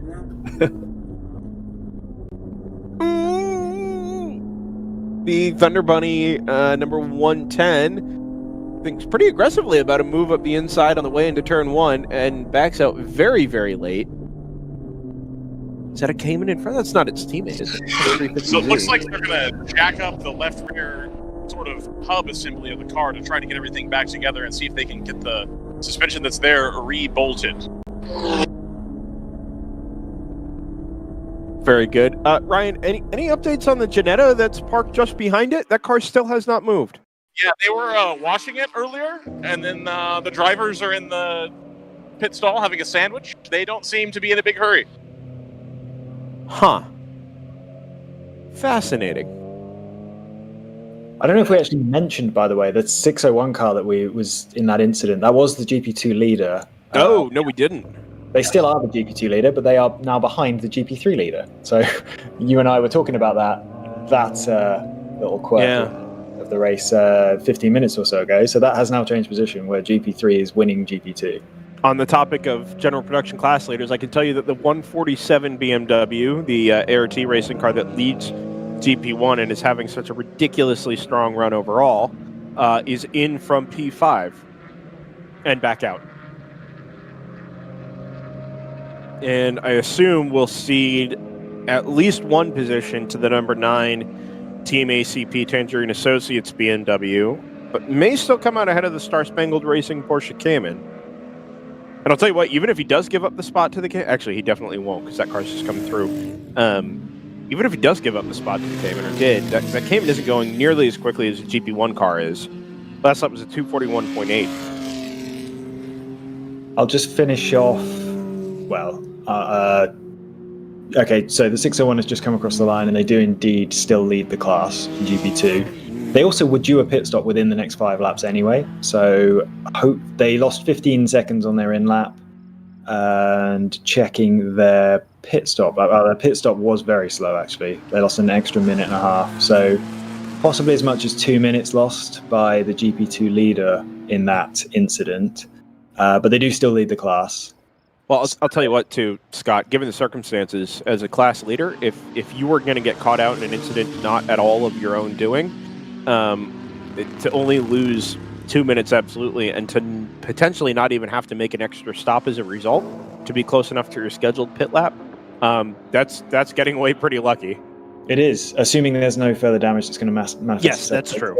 Or, I mean, they could easily have a slight adjustment on the rear toe that they're going to have to deal with for the remainder of the race. But in terms of immediate effect, it's lost them 2 minutes and about 5 laps on their pit stop cycle. So, right. But hopefully that won't be enough to, as you say, cost them an extra pit stop. I'm trying to stall while I wait for the second place in GP2 car to come across the line. But this is kind of indicating that they do still have a solid lead in class. Is that the Thunder Bunny Nissan that just went straight on there at turn 5? BRZ. The BRZ. Okay, so the 67 from NRG Racing. I couldn't quite the shape of the rear of the car. I hadn't been looking terribly closely. I just looked back over that kind of caught my eye. The smoke trailing out the back of the car as it locked up on the way into the corner. Speaking of Thunder Bunny, their BMW 1 Series is in the pits. Is it? Or was, I guess. Maybe was. That would have been from 6th and GP1. 701 back into the pits.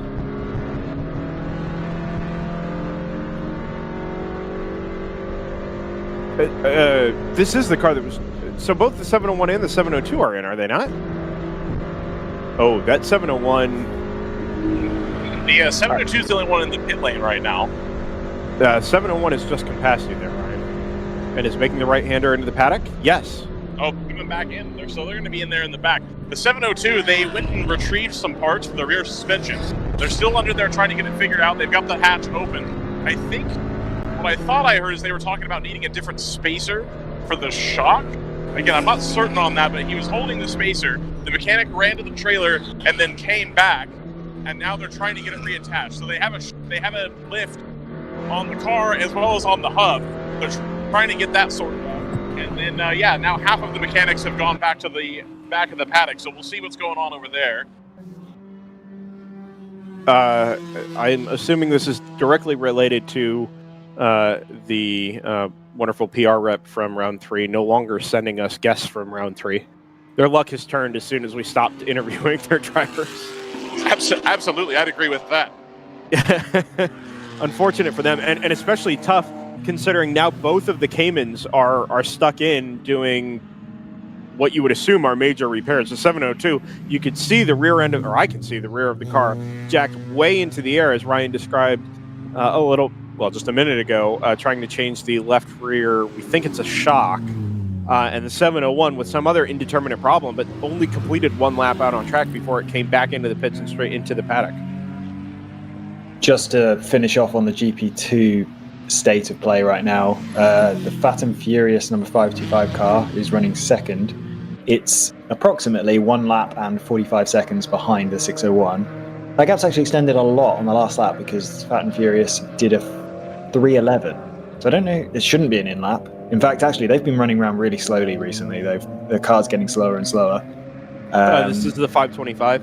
Yeah, that car's capable of a 239. Their last 4 laps have been a 251, 254, 257, and 311. So that car seems to be in the process of grinding to a halt, essentially. Right. The 68 Mustang has come past, and I go periods of like 45 minutes without noticing the car, and then it'll come past the start-finish line twice as loud as any other car. Just an absolute monster. And it just makes me chuckle. It really kind of catches me off guard. So, Brendan, I'm back here in the 701. They're back in the garage stall. The driver indicated that the steering wheel was shaking as he did it. So now they're looking at the front of the car. They got the left front side up. Yeah, they did, Ryan. They did 4 tires on that car, correctly? Yes, correct? Correct. Yeah.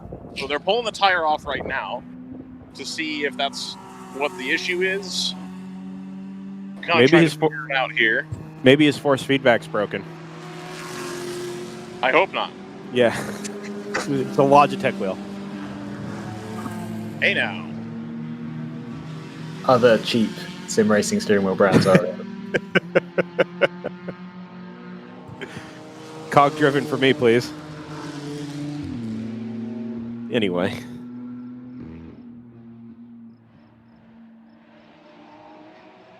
So we've crested halfway, boys. We have. 3 hours, 47 minutes to go. As into the pits comes, I think, the 678 Chill Out MX-5, maybe?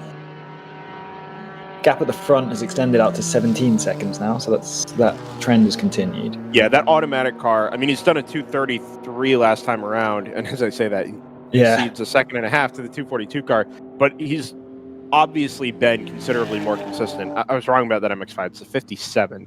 Yeah, in 6, 7, 8. general, most of the last 10 laps, Automatic has done a 230, Yeah. whereas most of the last 10 laps, Tons of Gas have been capable of 230, but a lot of their laps have been 233 plus. Be interesting to watch the ART car now that the GP1 leader has made its pit stop.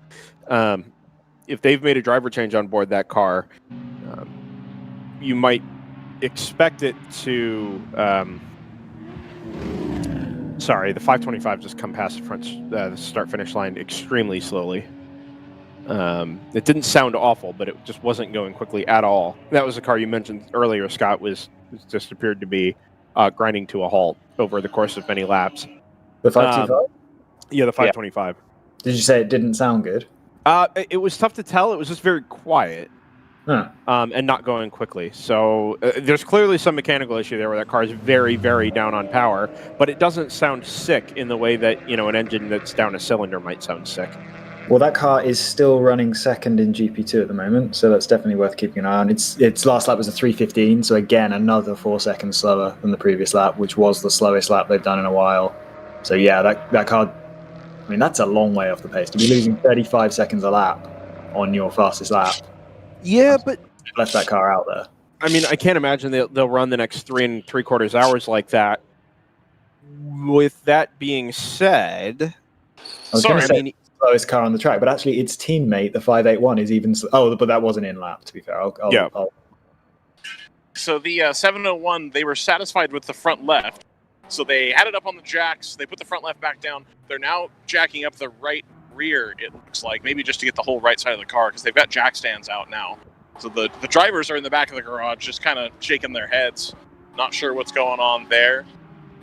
They're now checking the right front to see if there's any movement, I suppose, up front. So still have to wait and see.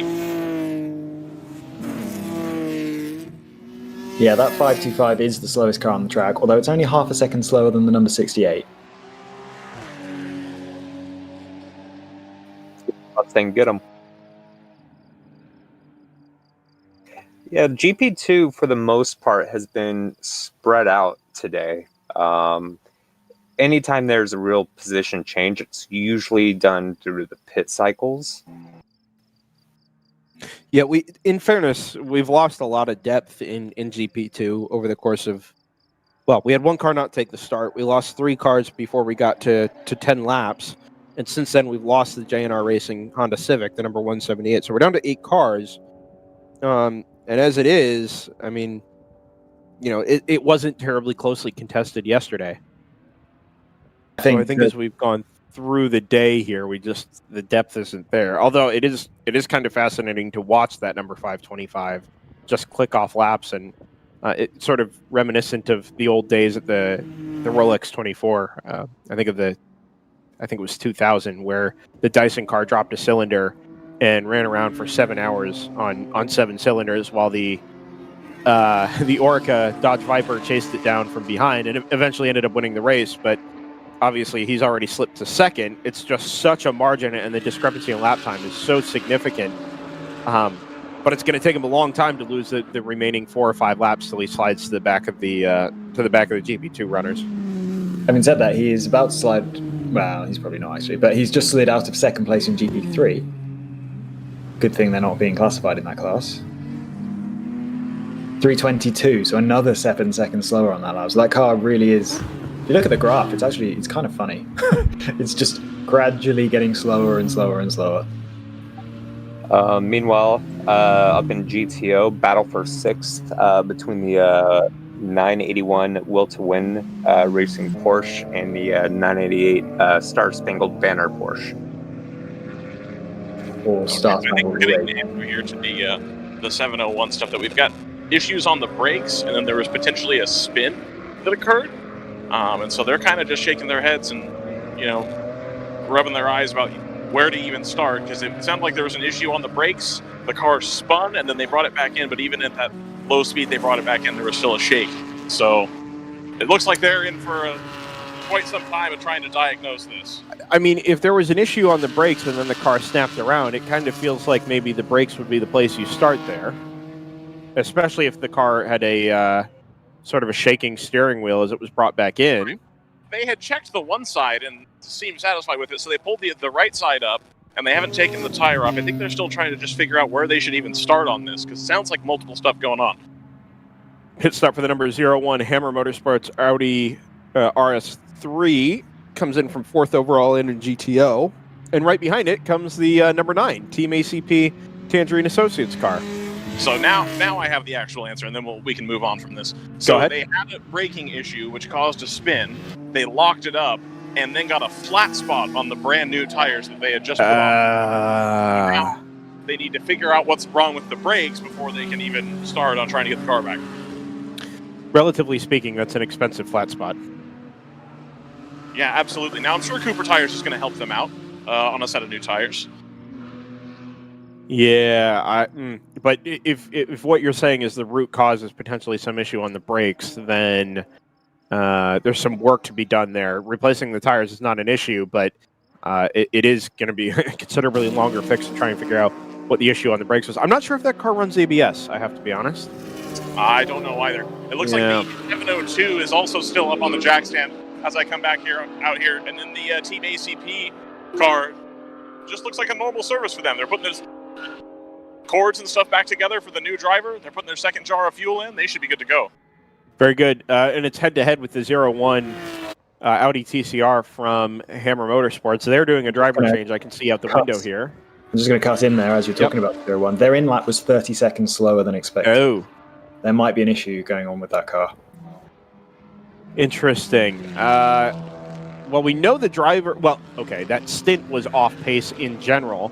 All they've done is change the driver, throw fuel in it, and send it. If we're thinking that stint was off-pace, it was only a couple of seconds a lap. Well, but still, that adds up. I mean, over 25 laps, 3 seconds will cost you a minute plus. Sure, but I thought you were attempting to justify the 30 seconds they lost on their in-lap. Oh, no. But what I essentially been suggesting there was that either the driver never got super comfortable in the car, and that's why they had been, ceding time, or maybe he was just told to be conservative on the end lap, or, I mean, the other alternative there is they ran it a little close on fuel and just needed to conserve as much as they could on that in lap, short shifting, That stint was 19 laps, which is okay. Well, forget everything I said, Scott. I'm doing my best. I'm all good hypotheses. I'm just I'm providing you with data to either back up or refute your hypothesis. Very happy to be proven wrong. I prefer data to rogue speculation. I will say that previous stint was also 19 laps, but that they did pit under yellow, so that was kind of okay. So we got data all over the place here, but I'm leaning towards there's something wrong with that car, or maybe the driver had a spin. That's possible as well. The driver may have had an incident, and they've decided that driver wasn't super comfortable in the car. Let's cut our losses when he has a spin.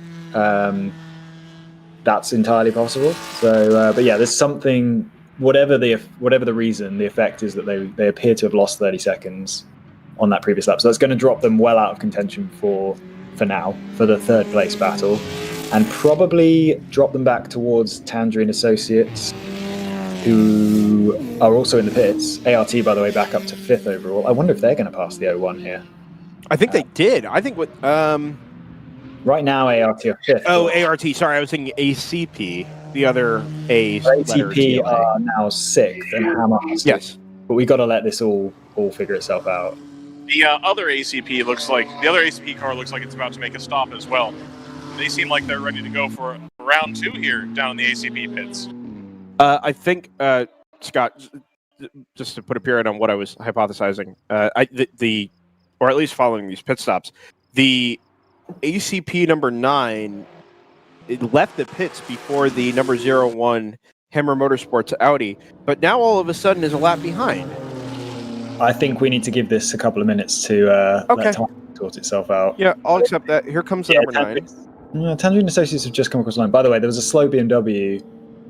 I can't pick the number out.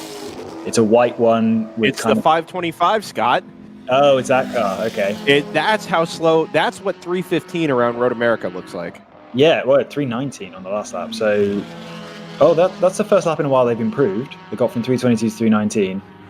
I can't understand why that car's... There's no way that's just driver pace, is there?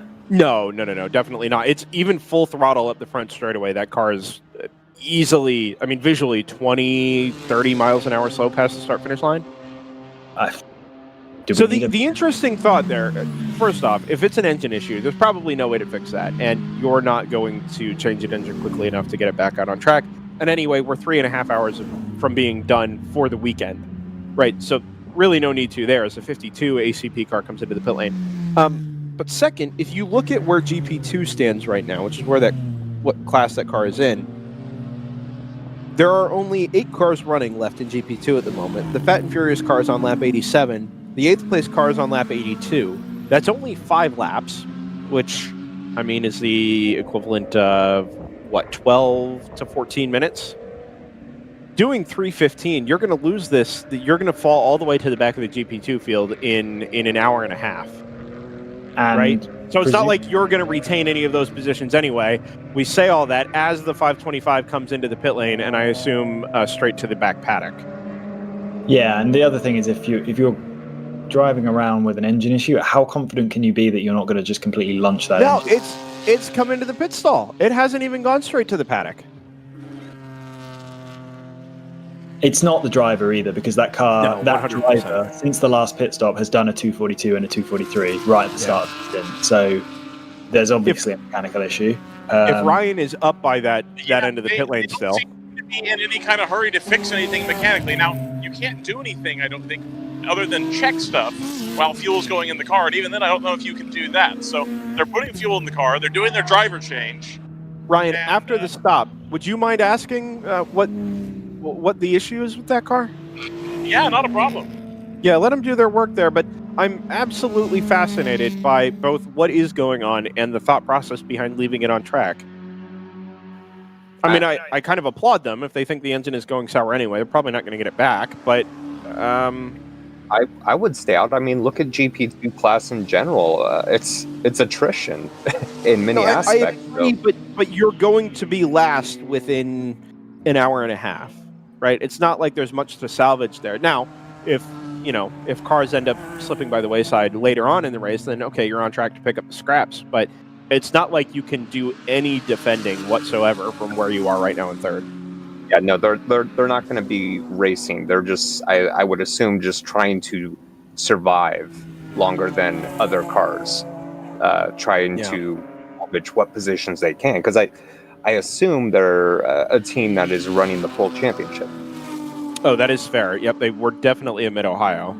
Both being open, they're checking the oil level in the car now that they're done with their fuel. So he just grabbed a towel to wipe off the dipstick. He's going to put that back in. They seem satisfied. Try one more time. They're going to shut the hood. They put a little bit of fluid in. Can't quite tell what the bottle is. They put just a small amount of whatever bottle of fluid was. They just put on the pit wall, and they're going to send the car back out, it looks like. Yeah, I can't wait to find out what the story is here. It could be stuck in gear. I mean, maybe they find that the car is stuck in 4th or 5th gear. They just shifted, leaving No. into second. Thanks, Scott. Refuting my theories with tangible information. The driver waved a little bit, not entirely sure what's going on. The car was at Barber, at least on Sunday. Yeah, okay.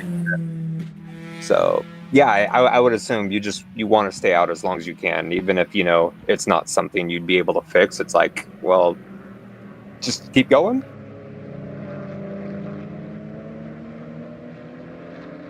Do we have a minimum distance you have to hit to score points?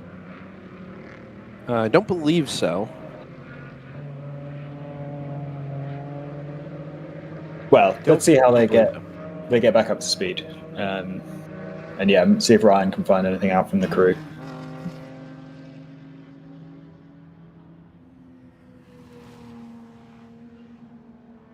So, I'm confused by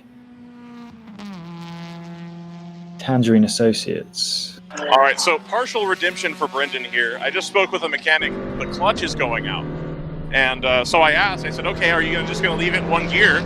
And he said, well, it's not super drivable like that either. So Sherman, it's just a matter of time, really. They're going to keep sending it because they're here, and you can't really replace the clutch that fast. So they're going to keep driving it and see what happens. But yeah, they're not super pleased with the car because they can't get any of the power out of the engine. I missed the first part of that, Ryan. Did you say there's a potential clutch issue?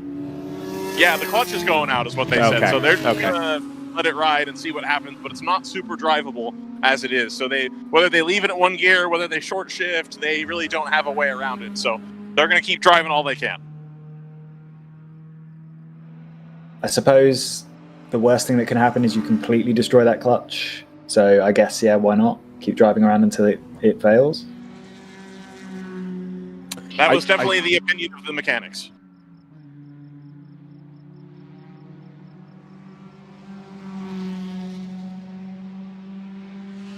Well, it is interesting because you would think a clutch is something that you could replace, although maybe not with the time we have left this weekend. Maybe they didn't bring a spare. That's possible. With 3 hours to go, if you're changing a clutch really, really, really fast on one of those, you might come out with 15 minutes left to run. So if you can get 15 minutes of running out of the bad clutch, you're coming out ahead. Right. So, but then you're at the back of the GP2 field anyway, and you might as well just leave the car on track and let it run. If your end result is going to be, well, the clutch blows up and then we're done anyway and end up at the back of GP2, or, we ride around and maybe somebody else has a problem, we can salvage some extra points. I get it. I get it. But we can put that to one side and sort of move on from that. And thanks, Ryan, for sort of addressing that down there and getting us the information. So I'm a little bit confused and I have a hypothesis about this. Team ACP, who are running 7th now, they pitted from fairly close behind the 01 car. The 01 car had a slow in lap, and yet ACP seemed to have dropped further behind them. So I'm wondering if there's a penalty in there. I am in progress, trying to find out what the issue was there. That was kind of my thought. So I didn't really get to explain this one out. But the car, like you said, came in immediately behind the 01 within 15 or 20 seconds. It left the pits before the 01 and was sent on its way before the Audi. And then when it came back out, it did so a full lap down. Yeah, it's just under a lap behind the 01. 191 in the pit lane, Brendan. I'm sorry, which car? That's the 191. 191. Yep, that is your overall leader, Automatic Racing. Tons of Gas Motorsports comes through, stays out on track for an extra lap. This will be its 26th lap on the stint, and assumes the overall lead. Walking by the Hammer, they're talking about no brakes on one of their cars. So while I'm walking down to the Automatic team, they're starting to get a little frantic over at Hammer. Which car is that? Unclear. I just saw the team manager gesturing from the pit box, and I kept walking. Oh, it's very frantic down there. I would guess the 01, judging by its last lap time. Yeah, it is. The 01 is the one that's pitted right here in front of us, and I agree with you. I'm certain that's the 01.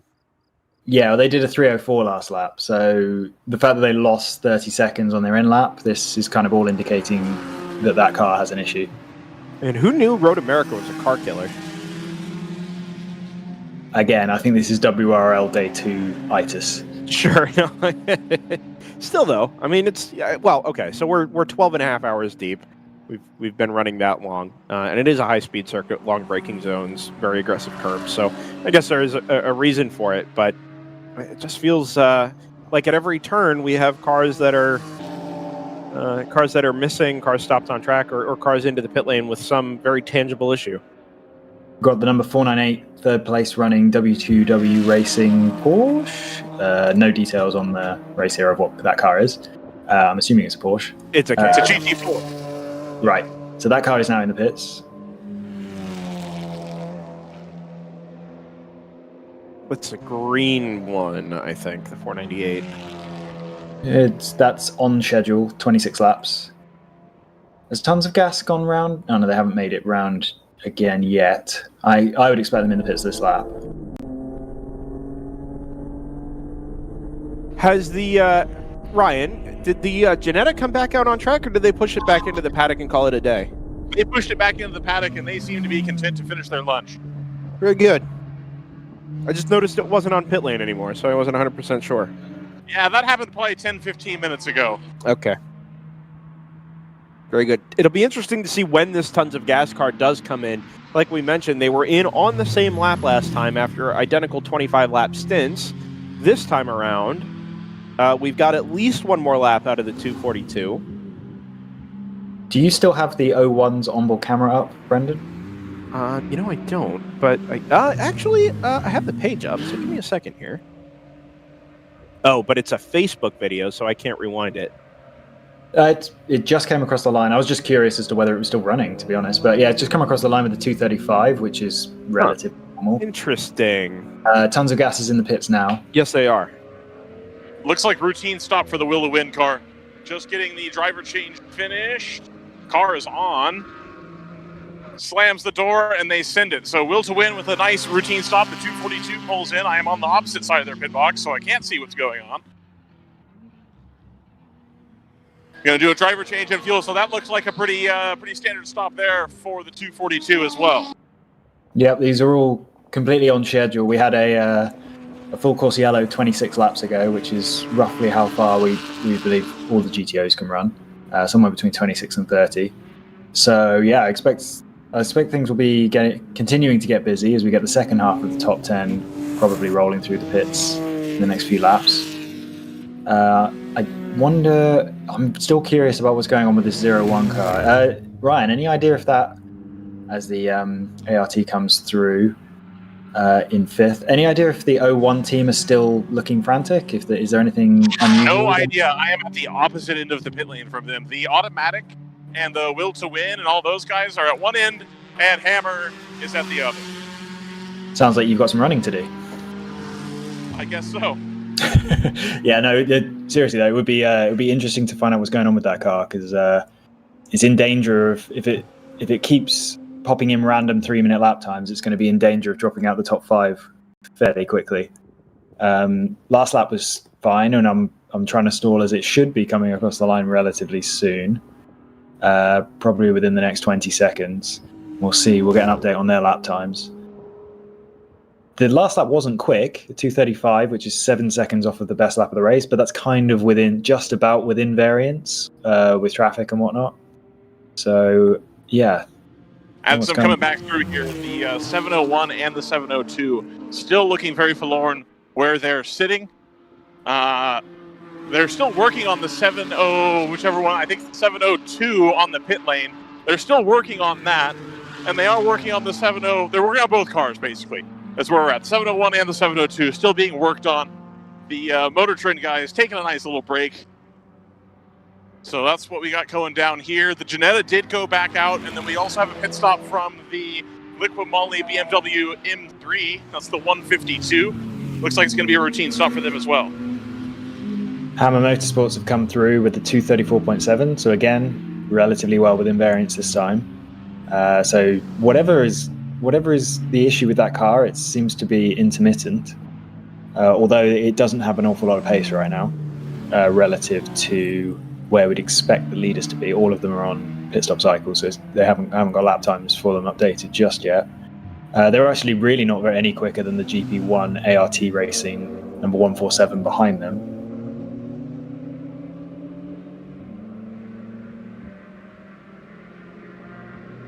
JT tells me the Janetta boys look like they finished their lunch. Does that mean that car's out of the pits?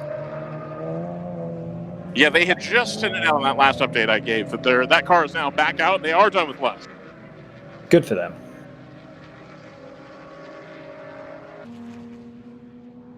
Gap at the front. Actually, that's irrelevant because we're still waiting for Tons of Gas to come through. Automatic Racing, as I speak, retakes the lead. So we will now be expecting Tons of Gas to come through at some point in the next 20-odd seconds. Should get a good idea of how the pit stop cycles have worked out for them. Honestly, those two cars seem quite evenly matched, so I'm not expecting the gap to have changed significantly. There's a...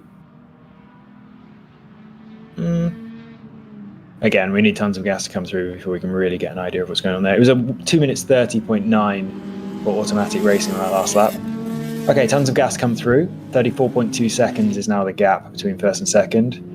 If I compare their pit cycles, looks like, so their in-laps were almost identical, but outlap wise, Automatic Racing did a 4:04 and Tons of Gas a 4:11.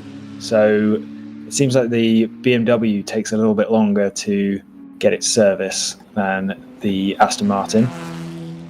So that gap has stretched out slightly. As I say, it's 34.2 seconds now.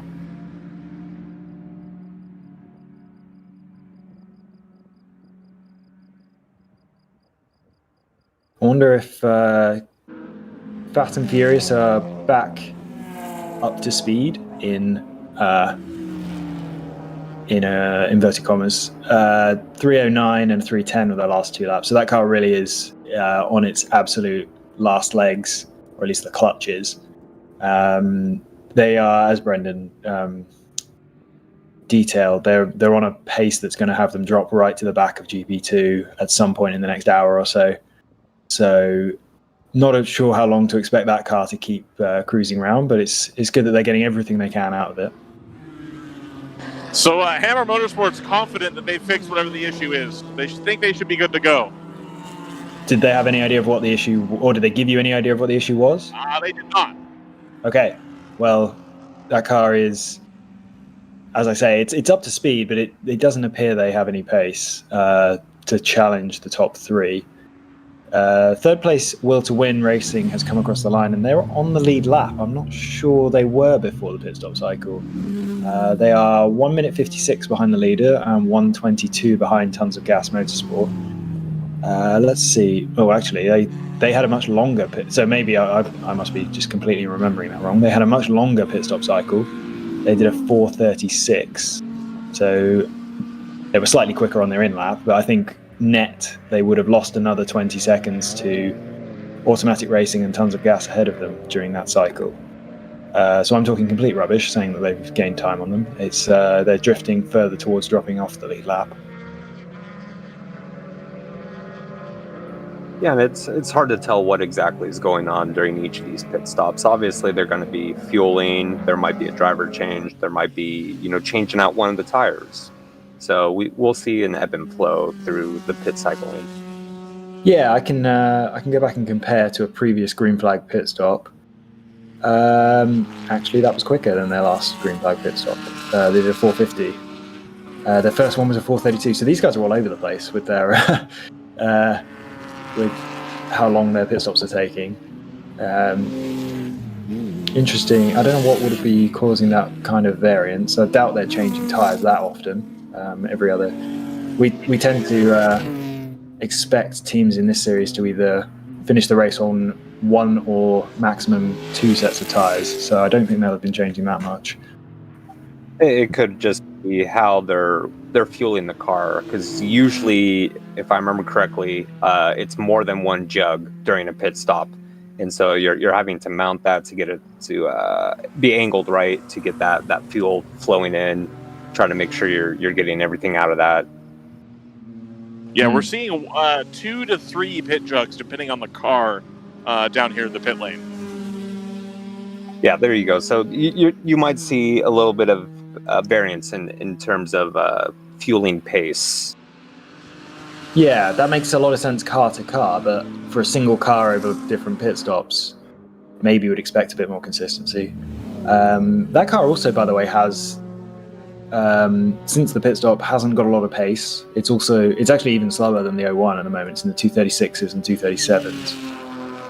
So slower than the GP1 leader right now, which is the next car behind those two. And then the Will to Win number 981 car, which is in 6th, has just set its fastest lap of the race at 2:30.9. Actually, that car is about to overtake ART Racing for 5th overall. ART is a GP1 car, so that's not a class position. But yeah, they're running 5 seconds a lap quicker. ART comes across the line with a 2:36.4 on that lap. Should expect Will to Win 981 coming across the line any second. I'm surprised they haven't come across the line now. They were only 3 seconds behind last lap. They may have just come down pit lane. Aha! I saw one of the look like Will to Win cars. Yeah, it looks like the 981's in pits. That's it.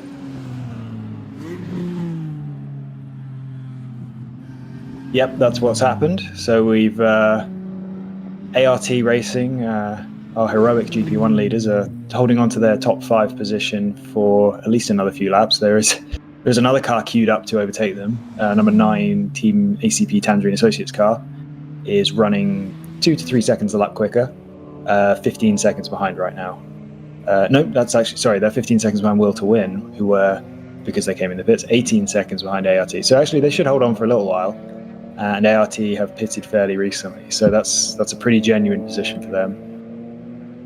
Yeah, depending on when cars are pitting, that 5th place spots keeps changing between the number 9 Team ACP, the 99 Team GTR, and then the 81 Will to Win Porsche and the 88 Star Spangled Porsche.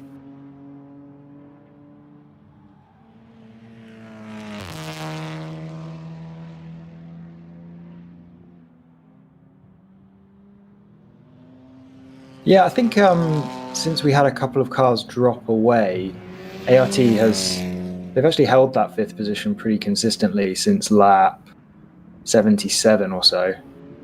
So I've kind of been seeing GTO cars sneaking up behind it and then drop away all of a sudden because they suffer issues. So yeah, they're holding on there pretty nicely right now. Like I mentioned this before, but it just feels like those guys, all of their laps are within a 2-second variance, whereas all the GTO cars, their variance is more like 6 seconds. Yeah, absolutely. If you look at their lap graph, I mean, there's only a handful of laps that are over 2:40. Everything is more or less, under 2:39 or 2:38 consistently, lap after lap after lap. I mean, really, there's not that many laps, relatively speaking. They're over 2:35, which is about where they are. That's kind of their average pace. There aren't very many laps that are under 2:35, or certainly not very many laps under 2:34. Whereas if you look at a lot of the GTO cars, they'll have random laps that are maybe not the absolute leaders, but the kind of GTO cars that they're racing will have a lot of laps in the 37s, 36s. So yeah, but then obviously GTO cars are capable of much quicker than that. Yeah, it's going to be great to watch through the remainder of the race how that works out. So yeah, we've got the 981 in the pits. Star Spangled Racing has just come in the pits. That feels early. No, it's about right. 26 laps. Montgomery Motorsports, 2nd place in GP1, are now in the pits as well. So that's the car that's been running, on average, I think, the longest.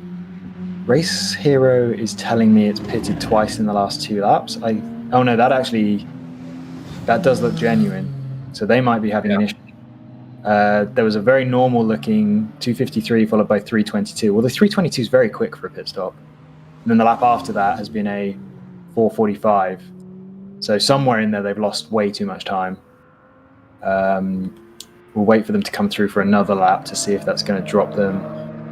They're only 1 place overall ahead of 3rd place in GP1, which is PC Racing. In fact, apparently they're 29 seconds behind. I think they are actually back out on track and lapping, so that's going to be a good race to keep an eye on, especially as PC Racing are much, much quicker on fastest lap than Montgomery Motorsports. So I think Montgomery's been sort of elevated in GP1 because of their long stint lengths, I think, and the fact that PC Racing started essentially last. So yeah, we'll have to track that and see if that GP1 2nd place position changes. Also have a look and try and work out whether Montgomery have a genuine issue, and that's why they pitted twice in 2 laps, assuming Race Heroes got that right. Yeah, and we've seen a bit of issues crop up in GP1. I mean, earlier in the race, we were seeing the big Mission Motorsports car running towards the front, but since then, they've obviously ran into issues.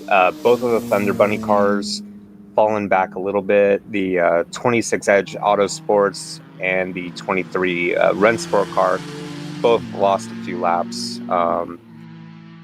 So, I mean, the Montgomery car has been kind of holding steady in that second place, while the 44 PC Racing's just been reeling them in, just staying out there, being steady, being quick, and just trying to make up for lost time. Yeah, absolutely.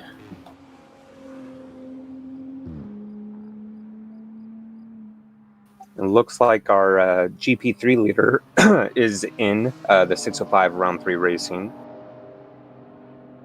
They've had a nice 4-lap lead over the 198 Overnight Motorsports. Yeah, the Overnight Motorsports car, by the way, is salmon on Race Hero. So Yes. that means that it is overdue. Generally tends to mean that there's a problem and the car stopped out on track. So we're going to have to keep an eye on that. Checking its recent lap times. Recent lap times are totally normal. So if it's an issue, it's a sudden one. Were they due a pit stop? They were not. They pitted on lap 81 and they're currently on lap 95. So yeah, that could be even more attrition in GP3. The gap in GP3 is 4 laps between first and second, even before Overnight is presumably going to drop away now. So that that's a bigger gap, isn't it, than in the gap in GP2 for the lead. I think the GP2 gap is 3 laps. And that's also 4 laps, actually, from first to second. And just to round out the production classes, the gap in GP1 is 3 laps, or 2 laps, 2.5 to 3 laps. So all of our production classes are very, very spread out right now. It doesn't take much for a leader to lose that amount of time if a mechanical problem crops up, but no sign of that so far from any of our current class leaders, other than the 601 that had that. So yeah, the 601 is that's right. They were threatened immediately after they had the contact with that. I'm trying to remember which master it was. I think we thought it was the 88 Boys Love Toys Miata. I remember it's one of the one with the joke names. Since they were threatened immediately after that, and then straight away the Fast and Furious BMW suffered its clutch issues. So that's the only car that's. I mean, it's entirely possible there could be some lingering damage with the 601. So we are keeping at least half an eye on that car. But The 198 is actually back in the paddock right now. It's walking through, and they have the car up on the jacks, looking at the rear of the car, which on a Porsche is usually no good. Which car is that? Sorry. 198. Now down in third in GP3. Overnight Motorsports, right? So they have lost second to the A55 AOA Mazda, and they're about to lose third in class to the Silver Martini Racing car that I don't have a brand for. It's another MX-5 Miata. Same with the Kuroneko Racing 129 car.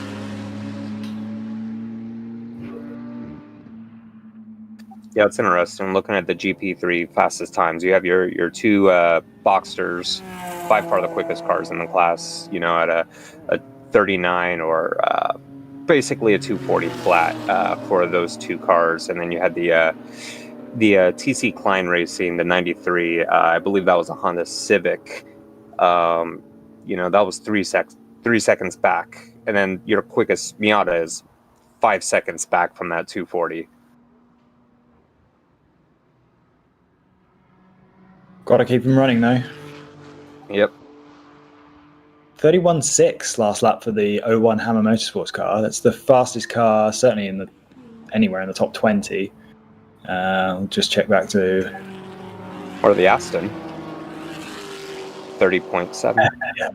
I probably should have checked the leader, shouldn't I? Second fastest car in the top 20. But my point being that 01 car has been nowhere near that competitive for quite a while. So that car's obviously, whatever issue they had, they genuinely do look like they've got it fixed. It's been pretty consistent for the last 10 laps or so. And yeah, that's it's nowhere near its fastest lap of the race, but nobody's anywhere near their fastest lap of the race right now. But it's certainly the fastest lap they've done in quite some time.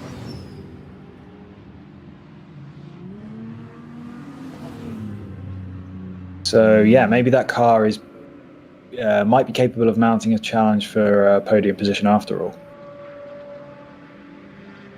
Yeah, we've still got 3 hours to go, so I mean, so much is possible at this stage. Possible and likely, yeah. We all know how these WRL races tend to go. Interestingly enough, at the 198 right now, they're measuring the rear end of the car, almost like they're trying to adjust the rear alignment, or if they're checking to see if it's out of alignment or whatever. It's very odd. I've never seen it in endurance racing before. It genuinely looks like they're trying to check the toe. Possibly some contact then. Yeah, I'd say so, but the car doesn't look any more contacted than it was before. Maybe kind of like I think it might have been Big Mission earlier. Exit of turn 5, getting a wheel down there can be quite painful. Potentially, as I said when we were looking at that car, its lap times weren't unusual before then, so I don't think it's a lingering issue that they've suddenly decided they need to fix. It seems like it was a sudden issue. Another place down to 28th overall. So yeah, maybe some contact or maybe something similar to Big Mission. I did notice actually. I had the reason I spotted the Big Mission issue as it happened was because I had them up on my laptop and that was the one on board I had with volume. And yeah, rattling over some of the curbs around this track was extremely loud. I actually I glanced over at it a few times on the previous laps to Big Mission blowing their drivetrain up or whatever they did, because yeah, the sound of that car going over curbs was pretty horrendous. But yeah, maybe some of these cars are suffering from the roughness of the curbs around this track.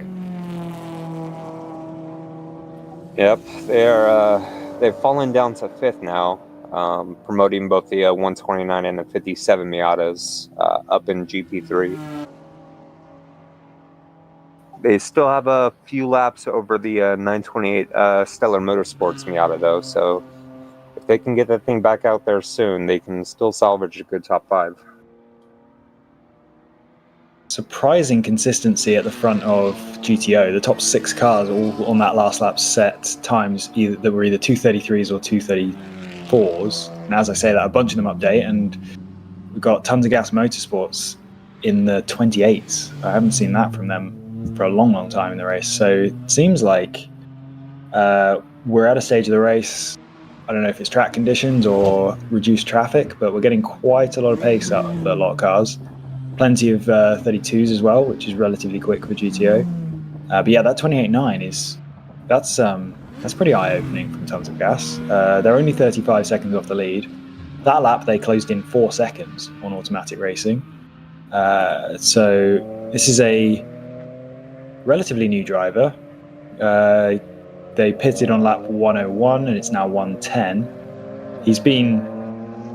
That driver has been in the 31s and 32s all of his runs so far. I'm assuming there was a driver change at the last pit stop. I have an answer on the 198 now, if you'd like it. Yes, please. Okay, so they got hit earlier on in the race, and you can see the tire mark where presumably that happened. And then they had a tie rod snap. They think it's related to the damage they had earlier that wasn't bugging him a whole lot, but then the tie rod over time, because of the damage they think, has now fatigued. So they're replacing the tie rod right now, and then they're going to make a minor adjustment to the alignment as well while they have everything all taken apart anyway. And then they should be back out in a couple minutes, they said. So I don't know how much margin they have, because I haven't paid a ton of attention to what you guys are talking about, but it should be back out shortly. Yeah, they've got about 4 laps, or not 4 laps, 4 minutes worth. Timing shows about a 2-lap gap, depending on where they are on track. Just giving you guys another absolutely atrocious screenshot. There's a car in the gravel at turn 5. I think that looks like the Corvette. Agreed. Probably the 33. 38, most likely. Or is it the 33? The one with the big wing. I think. With the yellow end plates. So it's either the 33. Yeah, you can definitely see the yellow end plate there. Yeah, so that's the KBT Racing. So that car is in the gravel at turn 5.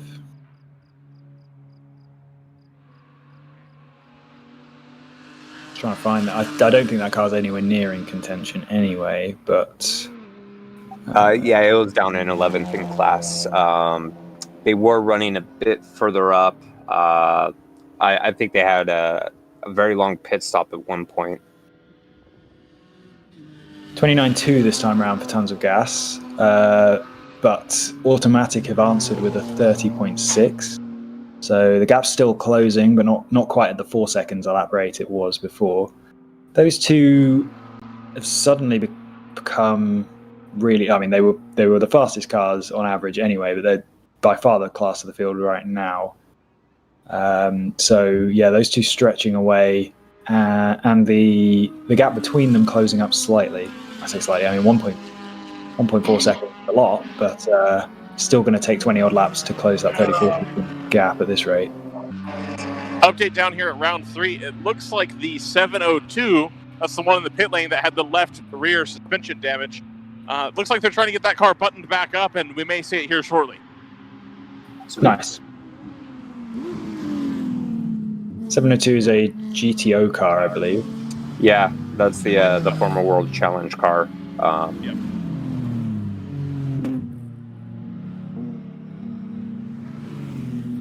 It was initially at the front of the field during the opening hour, but they ran into issues pretty early on.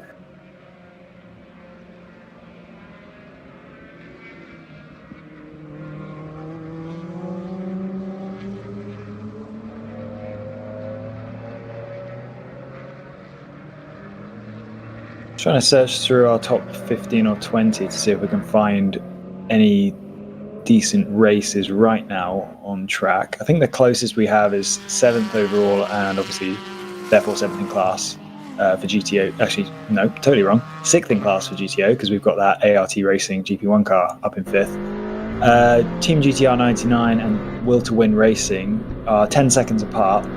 They're lapping very similarly though, so not expecting that to necessarily close up anytime soon, but it's the closest fight we've got that involves two cars in the same class. We've got a closer battle for 11th, but it's between a GTO and a GP1 car. The GP1 car is quicker though, so whoever Montgomery Motorsports have put in the car recently, they very recently set the car's two fastest laps of the race in the last 4 laps. So that they're getting along pretty nicely. Still not necessarily stretching away from PC Racing. We were talking about this battle probably about 20 minutes ago. Those cars are 20 seconds apart for position. PC Racing at the time was catching pretty rapidly, but right now, as I say, whoever Montgomery Motorsports have put in the car is really getting the most out of that car. Yeah, the driver in the 24 put in the car's best lap. Want to say on their 3rd lap after the pit stop. So they're going to try to defend that position right now. That looks like that's the plan. So yeah, this is for 2nd overall in GP1. It's funny how this happens sometimes. Those guys are 2.5 laps off the lead and then 20 seconds apart for racing for 2nd.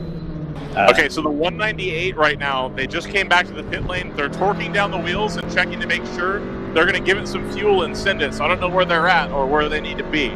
But that car is about to go back out. All right, that's the Overnight Motorsports Mazda, I think. Or was that a Porsche? Sorry, no, It's a Porsche. that's a Porsche. Yeah, we got no information from Race Hero on what that car is. So yeah, Porsche. Let's see where that car is in class. 1, 2, 3, 4. I think it's down to 5th. Yep. It's got another car, Hoonhaven. Again, that's a car I don't have any information for. They are. That's a GP2 car. Never mind. And they're also in the pits. So looks like they're going to be a lap ahead, or maybe on the same lap as Stella Motorsports. That would be holding on to 4th in class? Did I say? So 5th in class. Stellar's currently 6th. There was initially a 4-lap difference, but the overnight car finally went out with a lap ahead, but now they've had to come back in just to double check everything. So I think by the time they come out, Stellar will be on the same lap. there should be a noticeable difference in lap pace. So if they can stay out of trouble, they can definitely get their top 5. Update at the front. This lap, the gap has closed up by 3.7 seconds. Automatic Racing now 30.5 ahead of Tons of Gas. Tons of Gas that lap with a 28.6, which is getting down. It's within a second of their best of that car's best lap of the race, which is as close as any car is running really to their best lap of the race, I think. Certainly any of the front running cars. So yeah, definitely going to have to keep an eye, more than half an eye on that gap, because it seems to be consistently coming down, whether it's 1.5, 3.5 seconds. It seems to be pretty much every lap Tons of Gas is a lot quicker.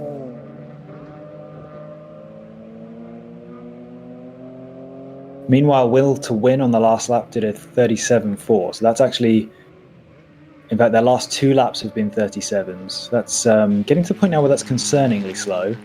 That car is capable, its fastest lap is 28.9, so we're getting towards 10 seconds, well, we're 9 seconds off the pace for that car, that's a significant amount of time. If they can't turn that around, as Hammer Motorsport go and do a 38, so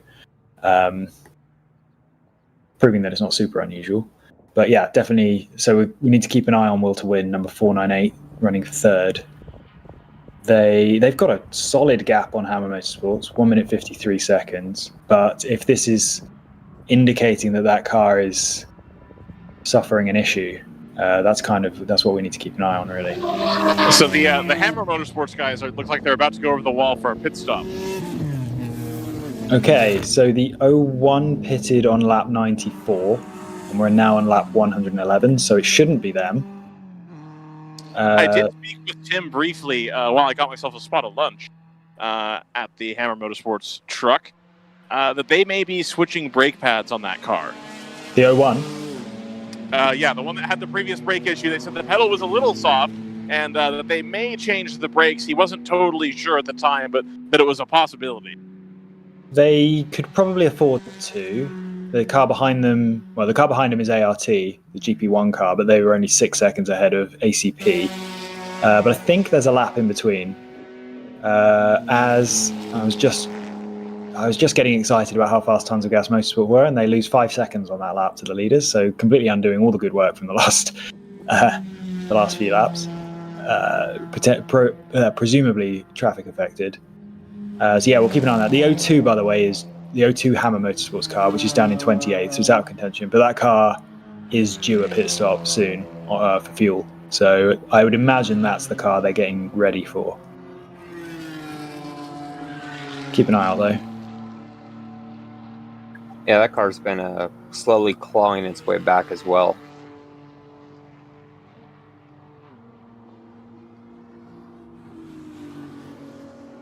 Yeah, they are down 15 laps. Team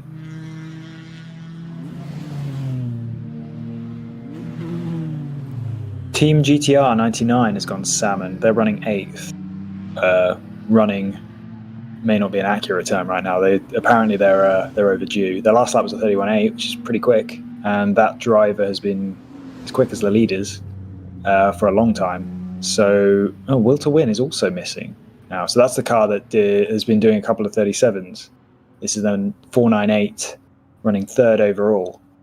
So yeah, I was wondering if that car maybe had an issue. I'm on board with the 601, and it just overtook a very fast-moving intervention vehicle on the front straight. That was okay. So number 4 has now lost third place. So yeah, there may be an issue with that car. What car? We see a car turn 5 with a safety vehicle off on driver's right. Oh yeah, I'm struggling because the tower is in the way of that car. I'm also on board with the 601, which is on its way down to that part of the track. So I'll see if I can spot it from this onboard. And see if it's a Porsche or BMW. It's likely to be the W2W or Team GTR or both. Who knows? Right, got to try and pause this at the right point. Here we go. The intervention vehicle's right in the way. No, I can't see what it is. Because it's parked right behind it. Yeah. So we've got the tower blocking us on one side and the intervention vehicle blocking us from the other side. So yeah, that's going to be. I think we can be fairly confident that that's either the Team GTR BMW or the W2W Porsche. Both cars are still missing, which is significant. Both were inside the top 10. Will to win were on the podium, so that's terrible news for them. I've made it back, gentlemen. Welcome. Yeah. I can shed a little light from down in the Hammer camp. Yes. I don't know if you became aware of this at any point. The number 01 Audi, we were recalling it having potentially some braking issues or something to that effect. A soft pedal, from what Ryan reported. Yeah, so part of that whole sequence was the car popped into neutral on the way into turn 5. And so the driver said, I'm going to pull it off track. He pulls off into the runoff at turn 5 and weaved his way through the tire barriers and came up through the back end of the paddock. It was made pretty clear that laps that involve using the cut at turn 5 to go into the paddock will not be scored, even if you cross the timing beam.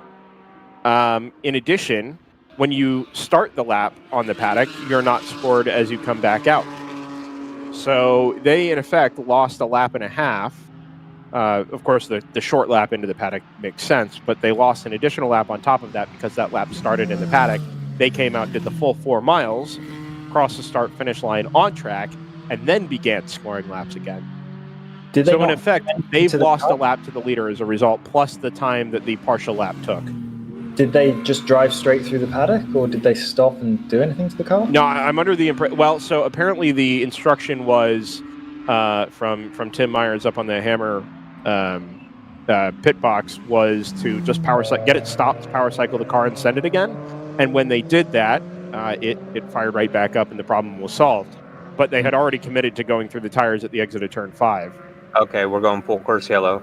Yep, looks like they had to move the tow truck basically almost onto the racing line there in turn 5. Do we know who that is? It's either the 498 or the 99. Can we drop the timing tower and see if we can pick that up? There's an ambulance being sent down there as well now. Yeah, we see that. This went by start finish here. I mean, there's no debris field there, so that's a high-speed part of the track. You'd expect a debris field if it was a big crash. Yeah, no, that's true. We're also we're missing the GTR 99 and the Will to Win 498. Leader in the pits, the 242. I'm sorry, second place in the pits, 242. That could be good timing. Although I imagine 191 is do the same thing. It's early. This is only about 60% of the way through a stint. We were pitting on the 25s, essentially. It's in reaction to the full course yellow. For sure. Yeah, absolutely. So it's going to be interesting to see if the 191 team make the same choice or whether they want to stay on strategy. Depends on how long this yellow is going to be. I think in comes the 02 Hammer Audi. So the number 9 car had just taken 4th place because they happened to pass the Will to Win car, which is stopped, and the ART car on the same lap. Okay, now they've come in the pits. So the 9 just went by. That the number 9 has just lost 4th place to ART, but the reason is because they've just come in the pits. So ART back up to 4th. You've got a GP1 car in the top 4. And on the same lap as the 01 for 3rd, which means that they potentially are going to end up getting condensed up behind the 01. That actually might be a really bad move for the number 9. I would have thought they're now going to end up dropping behind the leader another lap because the 199 hasn't pitted.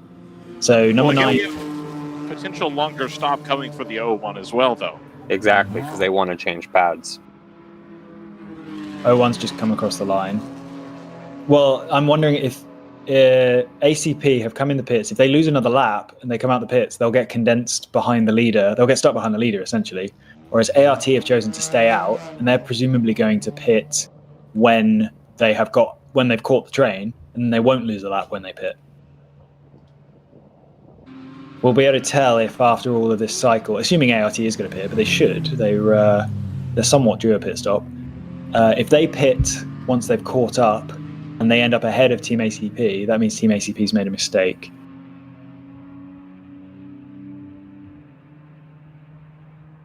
I didn't get confirmation, by the way, on what happened to the Team ACP car, whether or not they lost. If they lost the lap due to a penalty. Nobody seems to know. I think maybe not. I think there just happened to be 3 cars that were running quite close together, and Hammer Motorsports ended up on one side of those cars, and ACP ended up on the other side. So I think I may have been overanalyzing a little bit there. Well, no, but I noticed the same thing, which is interesting. But carry on. There's a car stop to the right outside of turn 5. It's a black and white car. That might be the Corvette. Is that a black and white car? So the 33 Corvette was brought into the paddock on a tow rope, if that's what you're thinking. No, there's a car right now stopped in the grass on the exit of turn 5. Okay. Yeah, we're thinking it's either the Will to Win Porsche or the GTR BMW. No, that's the car that's on the way into turn 5. I'm talking about on the way out of turn 5.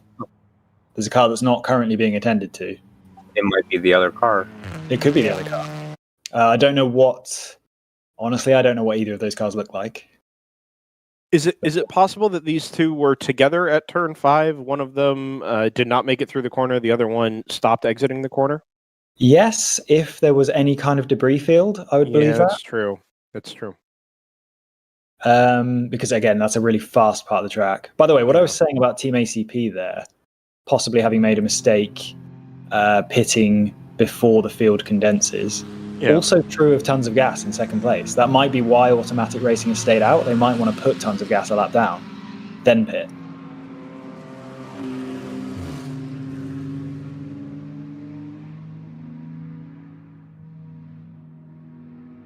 Gonna have to wait a few minutes for this to all work itself out. Yeah. Okay. 191 is into the pits. 702, and the 191's in the pit lane. Yeah. I wonder if... So they mirror the 242, but a lap late, which means they're going to lose all the track position. I don't know if they are. 147 in the pits as well, from 4th. I do wonder if the 191 had stayed out, if they could have trapped 242 a lap down and then pitted.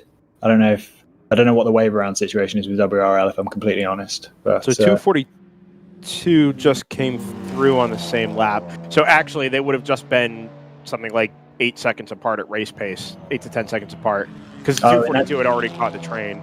Yeah, so okay, you probably are right then. They are going to lose their track position automatically. Yeah. So tons of Gas are going to take the lead out of this. They'll be back into the lead, yep. I don't know if that was a mistake or if it was just bad luck. It's possible the yellow came out too late. That is true. Which kind of sucks. This is why we usually close the pits, as usually in more professional series, as soon as the yellow comes out. Because if that's the case, that's just kind of bad luck. They had a 35-second lead. They didn't really deserve to lose that just because of the timing of the yellow. But is what it is, I guess. ART Racing are now in the pits. Yep, we called the 147 in. That appears to be routine. Although I think they're about to do tires on that car. Ryan might be able to see that a little better than I can off to his right side there. Yeah, left side's going into the air on the jacks. I'm more looking at the 01. I'm guessing will come make a pit stop this time around. I did not. It came past start finish already. No, they're going to again. Like they will. Next time around. I can just see they're checking something out on the front. I'm kind of far from there. Looks like they've just changed the left front and they'll send it on its way. I mean, as good a time as any to change a tire, when that's going to make you have a little bit slower stop under yellow. If you've already lost the position for stopping, then you may as well change one. Right, no, that's fair. If Tanner's around, we should take a look at the cameras here and try and get them reset. Just as an explanation, our inputs on our production software time out after about 6 hours. They need to be reset, but I think this yellow flag was an opportune lunch break, and it just so happens that they've now coincided. So we'll have our video feeds back up here in a minute.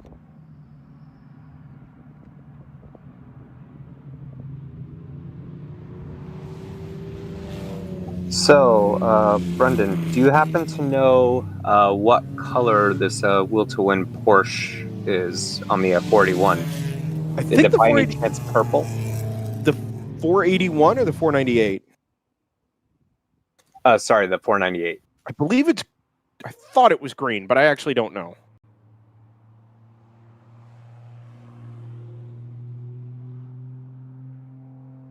I thought that was the green Porsche, but yeah, like I said, I'm not 100% sure there.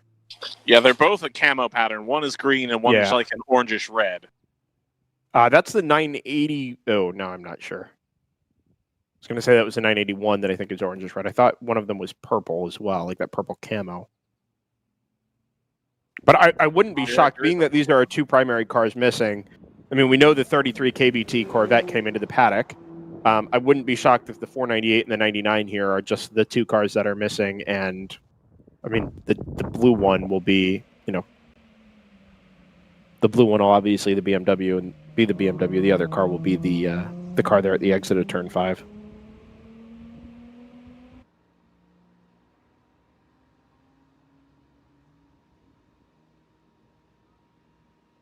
I will say the 99 pit stall is empty.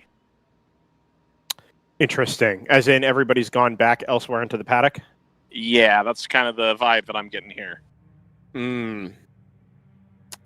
Yeah. Have they taken their equipment down? Are they packing up for the day, or are they No, all their stuff is still here. It looks like they literally ran just straight back to the paddock.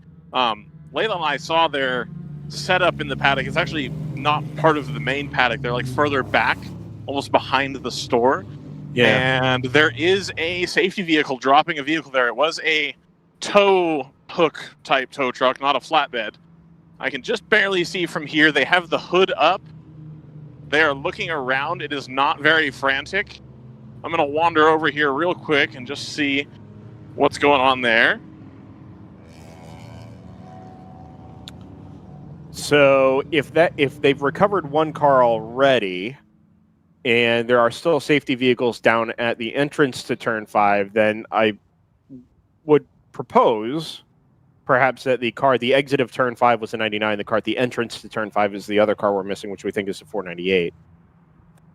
Okay, a little bit of an update on the running order in the top 5. Yep. Looks like Tons of Gas is 6 seconds ahead of Automatic Racing. So that position did change. 6 seconds in a safety car train is not that many cars. Yeah, so no, they're probably going to end up restarting quite close to each other. Hammer Motorsports, I think, is right behind Tons of Gas. So they're trapped just over 1 lap down. And then Team ACP is a few cars back in the train from that. So we've got our first and second, and then third and fourth.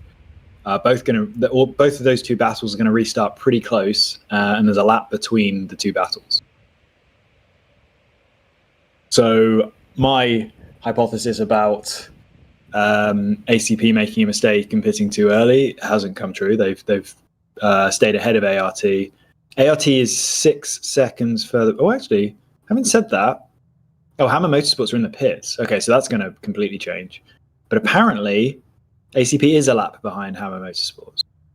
So big front right damage on the 99.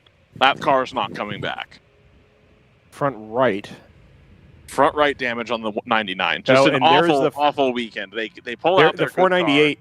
Ryan, the Cayman is just coming through behind the snack shack there, halfway up the paddock. Okay, let's see. I'm going to be on the right side of the car. Yeah, it looks like front right damage on that one. So like and the front left as well. So they must have gone nose in somewhere. That car's looking pretty awful as well. So 2 cars with front end damage. I almost wonder if the will to win car bounced off of something and then came back on the circuit and the 99 hit that. I don't know, but the front of the 498 looks awful. Yeah. As far as we know, we haven't heard any conditions or anything, but the 01 is doing front tires and brake pad change. Yeah, so we thought that was going to be the case, and they're working on the left front brakes right now. I think they're going to be able to get this done without losing a lap. Really convenient timing for them to be able to change their brakes under yellow. I hope they can get this done without losing a lap, because they're already a lap behind, right? 2 liters are on 117. and the Hammer car is pitted past start finish and is already on 116. So we'll need to keep an eye on where the safety car is and where the train is behind it. This is down here at turn 12 and 13. We don't see anybody just yet. Still working the pads on the left front. Looks like the right front is done.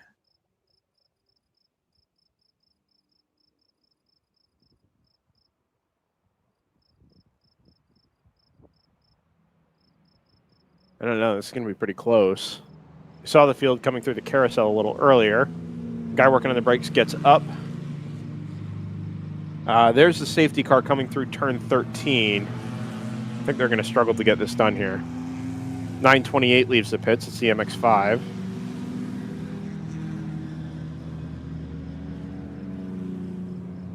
I think they were trying to do both front brakes simultaneously, and now they've had to return some equipment over to the right side to get it changed. Now, this time around, I think they're only set to lose 2 spots. One of them will be the Team ACP number 9, which will come through and pick up 3rd. The ART car will come through and pick up 4th overall, although not a class position, obviously. They'll still hold the lap in hand over the 981 Will to Win car, which actually just comes through now.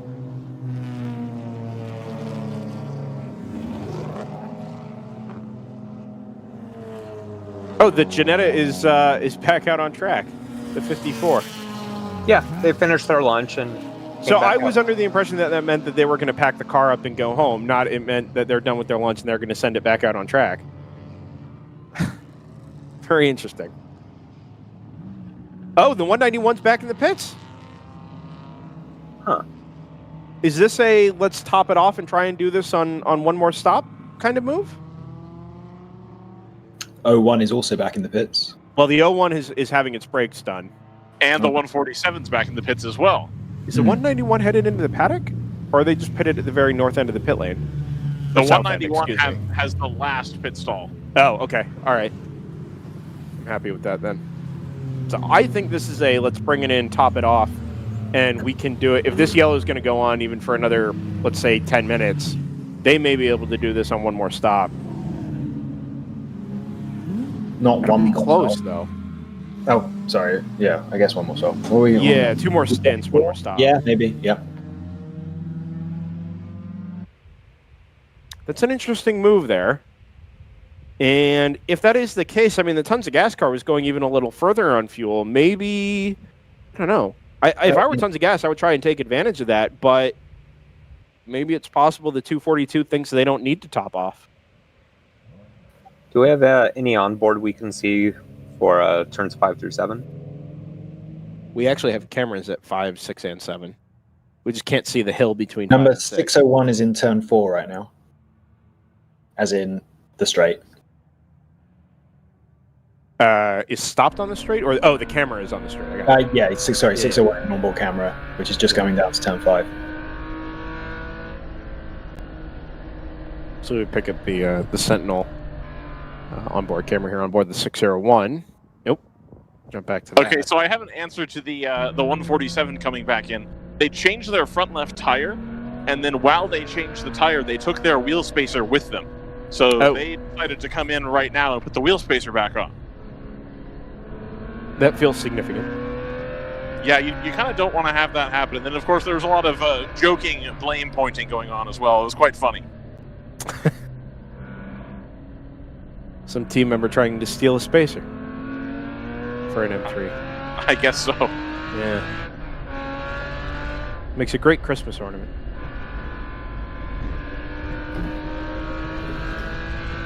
Okay, so I think you're onto something, Brandon. If we went green right now, Christmas I think we'd have 60 laps to go.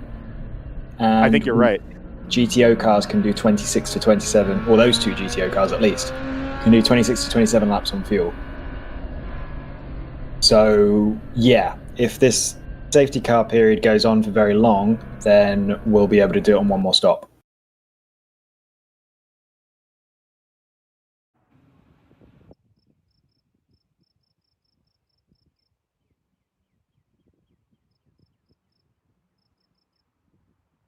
So it's kind of interesting, Scott, that the number is 60 laps ago. I'll buy that. The number kind of makes sense. 178 laps that would put us through. We're actually at a really time of the race where the number of minutes to go is also the same as the number of seconds per lap. Oh, interesting. Yeah. That's how it was being 60-ish. Yeah, no, I'll buy that. That sounds right. 30 laps feels like a long thing to have to do twice, although the caution laps are so long here that every lap... If we get another 4 laps of caution, then that's going to come down to, well, obviously that comes down to 56 straight away, but also take laps off the race. So that puts us down to 52, which is 26 laps per stint. Yeah. So it's really not so much that we're saving fuel under yellow. It's more that the yellow laps are so long that you can complete so many fewer, or you're so much more limited in the number you'll complete before the end of the race. Yeah, it's shortening the race, basically. Yeah. So if we get, I reckon if guys, we get... real quick, the 01 did beat the safety car out by about 15 to 20 seconds. So they should be able to rejoin the back. Oh, very good. So they'll have lost 1 lap, I think. Yeah, so they'll come through to the back of the pack and complete 117. Well. The which car? The 981 is just pulling into the pits as well. Okay, that'll be from P6. And I think they're going to lose that spot back to the 147. Indeed, the 147 comes through and takes 4th back. The 01 will come through and stay in 5th, and the 981 will come back through in 6th. So actually, the 147 managed to get out without losing a lap as well. The only car that's really lost out here is the 01. They did lose a lap, and through that they've lost 2 positions. Yes. Overall, 1 position in class. That's correct. Yes, and to clarify, that is because they were changing brakes. That wasn't just a strategy blunder, but it was something they needed to do because the brake pedal was so soft on that car. I'm sure this will have rectified that issue. And they can sort of go into attack mode from here to the end of the race. But being now 2 laps down, it'll be when they come back around. It's a lot of work to do. That being said, everybody's kind of in the same boat now, whereas, we think the 242 can probably do it on 1 more stop. We're fairly confident now that with the top off, the 191 can probably do it on 1 more stop. Anybody that pitted here under yellow will probably be in more or less the same boat, I would think, as long as they have the mileage to be able to do 26 to 27 laps in a stint. We got Katrina Johnson on YouTube is indicating that the turn 5 crash was between the will to win car and the number 43, which is blue chip. Interesting. Okay. They are salmon, but they've been well out of contention for a long time. Yeah, that's interesting. I wonder what the deal is with the 99 then. Do we know? Sorry, you said it. Sorry, Scott, just to make sure, you said it was between the 43 and which car? The 99 or the 498?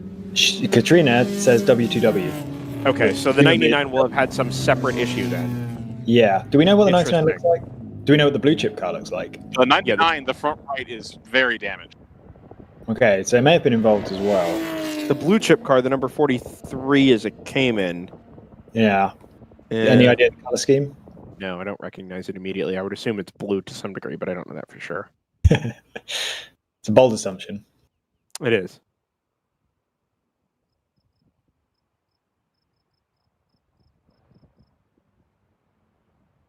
I'm curious to see where the 981 and the 988 come out of all of this, whether they're going to be on the same lap as ACP, ART, and Hammer, because Joseph in the background has provided us some data suggesting that the Star Spangled Racing car might be slightly out of position based on where we think it might finish. Too far rearwards or too far forwards, Scott? Too far rearwards. Before the caution, before the yellow flag, he predicted it as a fourth place in class car, and it's currently running 7th. So I'm guessing it's currently running 6th.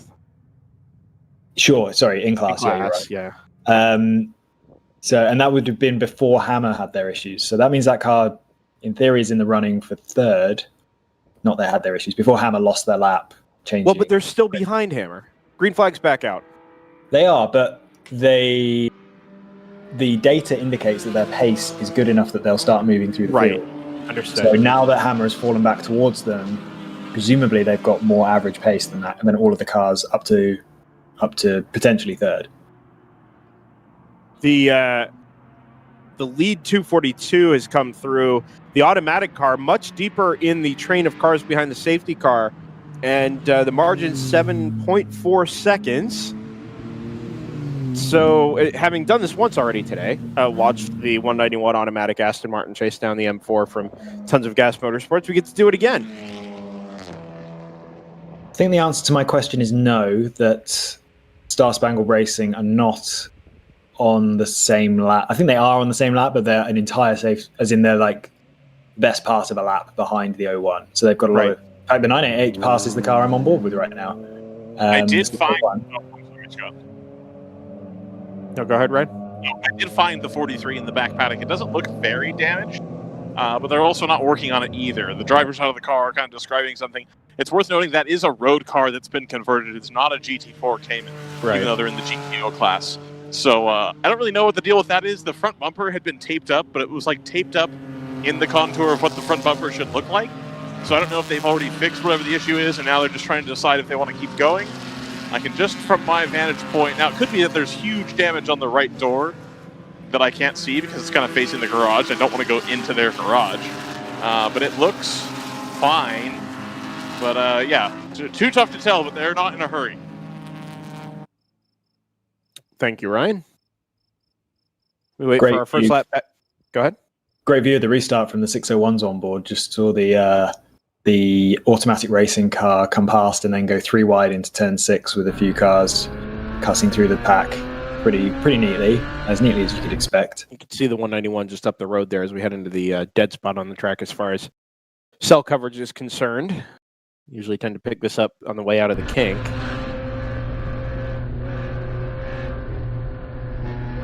Brought it back a little bit. Around the outside goes the 52 Team ACP Tangerine Associates car. Again, the cell coverage picks back up on the way into the kink. Through goes one of the GP1 BMWs. I would believe that it's the 147, but I also can't see the right side of the 147 ever.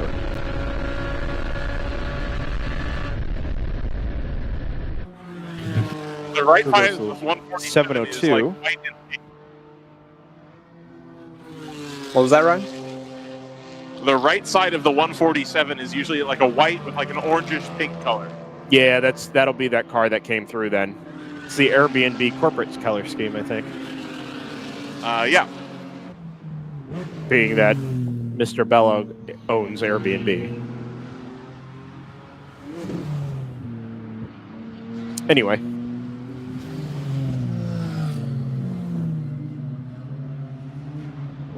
So in GP1, returning to that, the number 44 PC Racing is within 5 seconds of the 24 Montgomery Motorsports. So those BMWs are going to have a pretty good duel on their hands in a moment. Yeah, we've been discussing that battle a few times through the race. Generally, over the course of the race, the Montgomery car has made fewer pit stops, but on average, the PC Racing car is faster. But the current, or at least the driver that was in the Montgomery car before the yellow flag, seems to be the fastest of that car's lineup, and it kind of evens out with the PC Racing's car. So the final stint in that race is going to be really interesting to see who can hold on to whether Montgomery can hold on to second or whether PC Racing can keep marching forward. We're going to have a battle on for a 4th overall between the 147 ART Racing BMW and the Hammer Motorsports car on its way back from its brake change. The gap is 10 seconds, and last time around Hammer was 6 seconds quicker. Yeah, I'd suggest not too much of a battle. No, that's fair. That's fair. And then just about 11 seconds ahead of that is the number 9 Team ACP Tangerine Associates car, which will be, at least in the immediate future, I think the pinnacle for what the 01 can expect to get before the end of the race, because from there it's 2 laps further up to the 242 and the 191. The 191, incidentally, has had a miserable time in traffic off the restart, being so far back in the pacing order relative to the overall leader. The gap went from 17 seconds up to 15.7 seconds just in that first lap back to green. Yeah, I mean that's the risk you take when you top off in this field, because you very quickly end up behind 40 cars that you're quicker than, and you have to slice through. Whereas Tons of Gas presumably led the train to the green flag and managed to get. Well, they're going to get. I would have thought 2 or 3 at least clean laps in here. The leader's doing 29s, just come through start finish. Yep, that's a pretty solid lap time. Let's see what Automatic Racing gets. But yeah, they could end up with a 25-30 second lead. Just so you think that top off would be free. Automatic 18.2. Well, they got a quick lap in there. I mean, it's all relative, right? If that car wasn't going to be able to make it home without a splash before the end, a splash after their final pit stop, their major pit stop, whatever you want to call it, that car, it wouldn't have mattered, right? It's relative to having to make an extra stop. So that splash under yellow is going to cost you way less than having to come in under green at the end of the race. So really, this is the only move. That being said, it's not just, we lost 7 seconds when we came back to green because we're further back in the pacing order. As you say, you have to factor in all of that traffic and how much time that's going to cost you when you do go back to green into those calculations. It still works out in the favor of topping off under yellow, I'm sure, because at the moment they've still really only lost 11 or 12 seconds since the green flag flew. But that's still time they're going to have to climb back in. I'll challenge that that's the only option, because the other option would be gamble on another yellow. That's true. Which in WRL in the last hour, that's not a ridiculous gamble. No, it's not. We've done well with yellows here this weekend. Today we've had, I think, 3, right? Yes. Yeah, this is our 3rd full course yellow of the day, and we had 1 yesterday. So we've done reasonably well, but it is not uncommon. You're right, Scott, especially at the end of the day on Sunday when cars are at their most tired. I think we can call it 2.5, because we had that weird one in the middle that was like... Oh, that's true. Yeah. I just want to talk about the number 95 real quick. That's the 240 SX boat, as Brendan called it. Yeah. So that's the purple car. Pretty good-looking car. When I was out here this morning, they were in the paddock, and they had a gearbox out, like a spare one. And that car is now back to circulating. So they clearly wanted to get their extra 2 hours of track time in.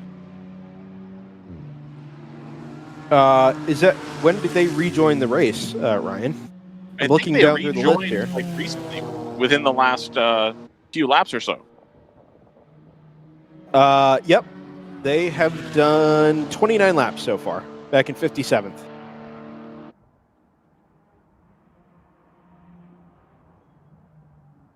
I think one of the round 3 Boxsters is into the pits. I'm sorry, it was headed away from me when I caught it out. Yeah, both of out the window round 3 here. cars are actually back circulating now. I can't quite see which car it is from here, but both cars, both the 701 and the 702, were back out on that last lap.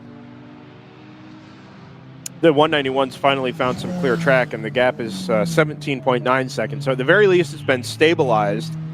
And I think the 191, at least over the course of earlier parts of the race, was a little better in traffic than the 242. We saw it pull in a lot of time when we were in this almost exact scenario a little earlier on.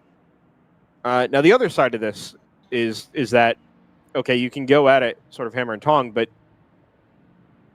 the top-off still only put them on the edge of being able to do it on one more stop, we think. Right, we'd be looking at something like 28 to 29 laps a stint, which is not the standard. I don't think we got... Yeah, we didn't get the full 4 laps extra on that yellow flag. So it's possible that Tons of Gas have decided they didn't want to do that because they don't think they're going to make it to the finishing one more stop as things are anyway. So, and I don't believe if this goes green the whole way, I think Automatic are probably going to have to make a splash.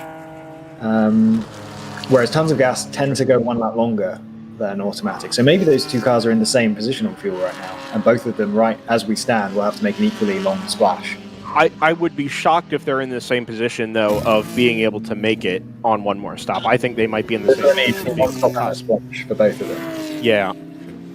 So the top up has probably brought Automatic in line with where Tons of Gas are, I think, and then we've got this 18-second gap. Yep, I agree with that. Hammer is closed up towards the 147 BMW. The gap there is 4.8 seconds.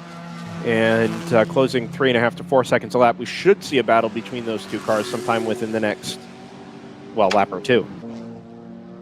The 701 is back in the pits, and they have the jack over the wall, too. They're looking at the front left. 228.9 from the 242. They've dispatched the number 702 Porsche Cayman from round 3 racing and now lead the train, so to speak. They're the first car on the road, even though they didn't take the green flag first. Through comes the 191. A little quicker, 17.7 seconds. Proving again how evenly matched these two cars are. Yeah. Yeah, this has been... I struggled to think of the last time we watched or followed a WRL race and saw the same two protagonists for this long that were this closely matched. If anything, I think the 191 probably had the advantage a little earlier on, but always seemed to be coming from behind, whether as a result of a pit stop or strategy calls under the full course yellow. But every time it cycles back around, they just seem to end up, within this 20 to 30 second range with extremely evenly matched equipment. Ooh, the Hammer car actually lost some time to the 147 that time around. It's up to 5.7. We've been following the battle for second place in GP1 for hours and hours and hours. It's been Montgomery ahead of PC Racing. Montgomery's just set their fastest lap of the race, but they've actually lost that position because PC Racing are still 2 seconds a lap quicker. Yeah. They're now about 3.2 seconds behind PC Racing with Team ACP GTO car in between them. So that's it's a really tight race to keep an eye on. But it does look like PC Racing has the pace. If there's one car that definitely can go through on one more stop from here, it's Montgomery. I imagine... what kind of stint lengths is PC Racing doing? Let's see. Lots. No, actually, their stint length isn't very long. No, they've just made a lot of pit stops. They also topped off. Oh, they have done that. Yeah. So I don't think PC Racing's going to be able to make it on one more stop. I think Montgomery probably is. So, as I remember that Joseph has given us some data, and this data was from before the safety car, but it's still... So we are predicting the 147, well, he's going to win, we know that. Second place, Joseph predicts the 44, which is PC Racing. So, and then the 24 in third, which is Montgomery. So our data says that the 44 is going to have enough pace to stretch out enough of a gap that it doesn't matter. Yeah, I would buy that, actually. But that doesn't take into account the safety car we just had. So we'll see. Should be tight. The PC Racing car is significantly faster. I think Montgomery's current driver is very good relative to the rest of the team. It does seem that way, yeah. Like they will have saved their best driver for the end here. But I mean, if we're going to be doing another 50-odd laps and they're going to be 2 seconds faster, 100 seconds, that's probably a splash. Let's give this a couple laps for that 24 to come up to speed with its current driver. If it's already going quicker than it's gone all race, then already testing it's just set the last 2 laps have been its 2 fastest of the race. Exactly. So maybe this is settling in, and there's a little more pace to be unlocked from that car as the driver gets more and more comfortable with what we assume is his first stint of the day. So do we think this driver's going to do? He'd go to the end. Another stint. Yeah, I think he'd go to the end from here because it's not really. Well, it's not going to the end from here. It's going to the end from like an hour ago. Oh, so it's going to need 2 stops then to the end. No, but this driver's already on his. I got you. Okay. So yeah, I guess we'll see then. Maybe not. The rule is 4 hours now. There is a rule on driver time as of this race. The longest available stint is 4 hours. I don't think he'll end up doing 4 hours. I might. No, he won't. But my point is that is an option for that team if that's how they choose to spread their drivers around. I think if they want to come second, they're going to need to. Yeah, I would agree with that. But we'll see. I want to move down to GP2 quickly. That 525 Fat and Furious BMW that looked so completely miserable to drive. Still circulating, doing 308s, but it's still in third. Well, yes. I guess the card's definitely going to help them out. 100%. And it's actually it actually hasn't really lost any laps to anybody at the bottom of at the bottom of GP2. We've already lost the team car, the number 581. We appear to have lost the number 11 Hoonhaven car, which leaves just 6 cars running in GP2. And NRG Racing is still 5 laps behind them, which is exactly where they were last time we talked about them, something like an hour and a half or 2 hours ago. Chump Change is only 1 lap behind, though. Well, no, right. So what I'm saying is relative to the bottom of GP2, which seemed like a certainty last time we talked about them. They are likely to lose a couple of more spots, although Chump Change has only just done a 57.5. So instead of losing 30 seconds a lap, they're losing 11, and there's a 55.8. In 50 laps is still more Yes, than that. no, that's very true. Lead margin closes in a little bit, down to 16 seconds flat. Oh, Hammer's gone through on the ART car, by the way, for 4th overall. So that position changed last time around. Actually, I assume just up the front straightaway here, based on what the margin looks like. The 0-1 should appear here momentarily and reset the margin up to the Team ACP car. Indeed, it does, and it's 14 seconds. Here's the 147, 235.6. So, again, going back to the GP1 second place battle, PC Racing has just gone within a tenth of their fastest lap of the race. Oh, wow. So I think both of those cars are close to their potential, and their potentials are 2 seconds different. So if PC Racing are going to continue to pull out 2 seconds a lap, then they will pull enough of a gap for an extra splash of fuel. Thus validating Joseph's prediction. Joseph wins again.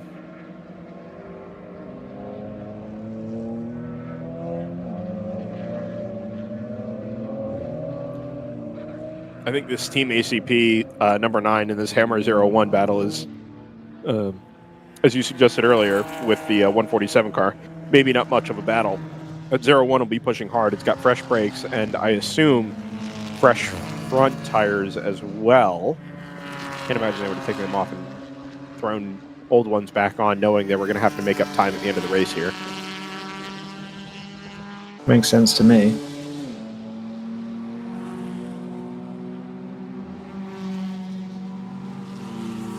So looking back in GP1, number 23, Rensport is reeling in the Thunder Bunny 110. Yep, 3.6 seconds on track. This is all happening 14th and 15th overall, and like you mentioned, 5th and 6th in class. So I know we've had plenty of attrition in some of the lower classes, but the attrition in GTO has been such that 5th and 6th in GP1 is within the top 15 overall. That's pretty remarkable. And your GP2 leader, for that matter, is up into P13.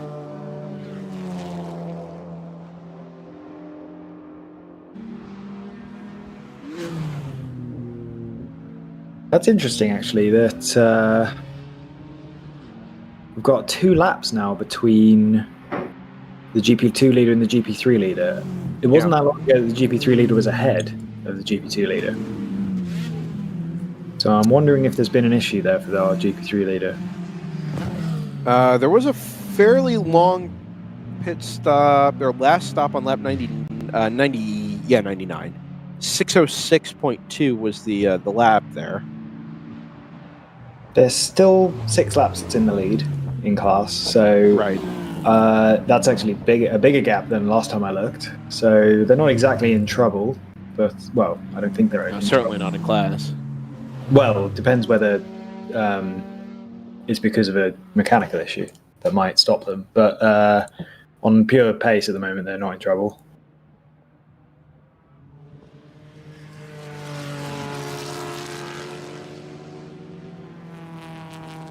So we are approaching the end of the 6th hour of racing at Road America, the Sunday race, the second of 2 8-hour enduros this weekend. Thanks everybody for your company here on DriversEye Live. I think it's time to say hello to Cooper Tires once again, proud partner of the World Racing League in 2021. And we certainly thank them for their support. You've heard a lot about their product this weekend thanks to Round 3 Racing. I know they're one of the teams on the Cooper Tires, and don't have enough nice things to say about them. So with that, let's go say hi to Uncle Cooper once again and learn about bean to meat ratios. And we'll be back with you on the other side, heading into the last 2 hours from Road America on DriversEye Live. As your uncle, I want you to know that on the road of life, there will be rough spots, and they will chew up your tires. I recently took a road trip to Greensville to attend a chili cook-off.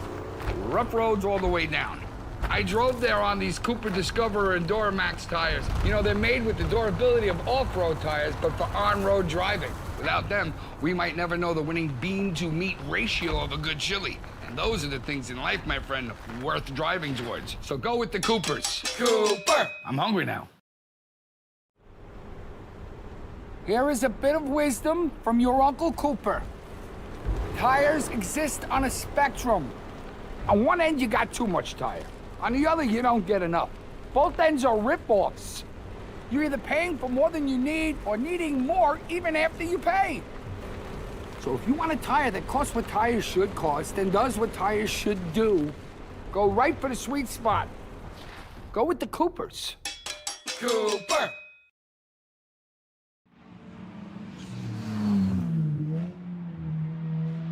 Back from Road America on DriversEye Live, and Brendan Kazmarek, joined by Scott Michaels and JT Tammy. Ryan West down in the pit lane. Tanner Johnson behind a computer screen in the Great White North working production. And Layla Kazmarek at DriversEye Live on Instagram this weekend, active for the first time in something like 5 years during a race weekend. I want you to follow us there. And, of course, we're live on YouTube and Facebook today. Invite you to follow us on social media via DriversEye Live, and of course all the WRL resources with their pages and the WRL Racers group as well. Brendan, we've got a element. Yeah. Tons of Gas Motorsports is 2 laps off the lead all of a sudden. Oh my word. That sounds to me like a penalty. Sounds like a 2-lap penalty, doesn't it? It sure does. Nothing obvious at all on the timing screens. They're like normal. Salmon, they haven't been in the pits, so yeah. I was watching that unfold down here at the automatic racing pit lane. They were looking kind of excited because it took a second for the live timing to update, but I heard them say, "Wow, look at that, we're in the lead." Yeah, I that's the only explanation here. There are no long laps or anything like that from the 242. We would have caught it. But as it stands, the 2 laps have been docked for that number 242. We did just have a full course yellow period, so I wouldn't be shocked if there's a passing under yellow issue. We also had a round of pit stops, so there could be some pit lane infringement there as well. But we'll wait for some confirmation of that from timing and scoring. In the meantime, it's put them, I think, onto the same lap as the number 9. The Team ACP car is going to be due across the line here in a little bit. Definitely a 2-lap penalty because the gap between them is still around 10 seconds. For about 10 seconds, Tons of Gas is 1 lap down, and then they go back to being 2 laps down. So they are in the same track position where they were in the lead, and they are just under 2 laps down now. Yeah, absolutely correct. I think you're right. The ACP is going to come across the line. I don't think they are particularly close, though. Well, no. So the 242 is still essentially, quote, it's 42 seconds. So the 242 car is still essentially in the lead, as in from the restart, right? So the number 9 will have fallen back through the out the string of cars as we get back to racing, and they'll have given up that 42 seconds since the green flag. It's just that now, instead of being 2 laps plus 42 seconds down, they are just 42 seconds down. It's an unsafe driving penalty. On the 242. Would definitely appreciate a little bit more meat on that bone. Does big time mean enough for you? As in, is that a team name, or are we saying no? Just a pretty marked unsafe driving penalty there. I don't know what the details are. We did have a lot of safety trucks on track, of course. Yep.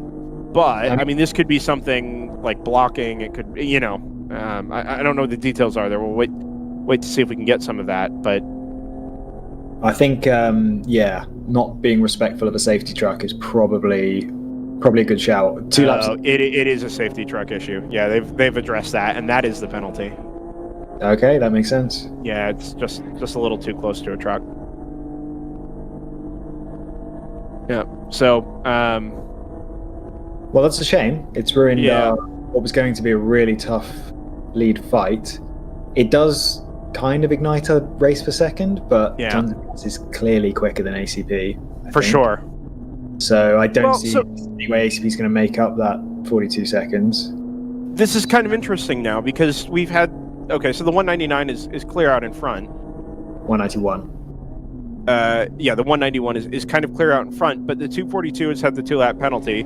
The 01 has had its issues, having lost a lap due to the cut down at turn 5, coming back through the paddock, and then also the brake pad change under yellow.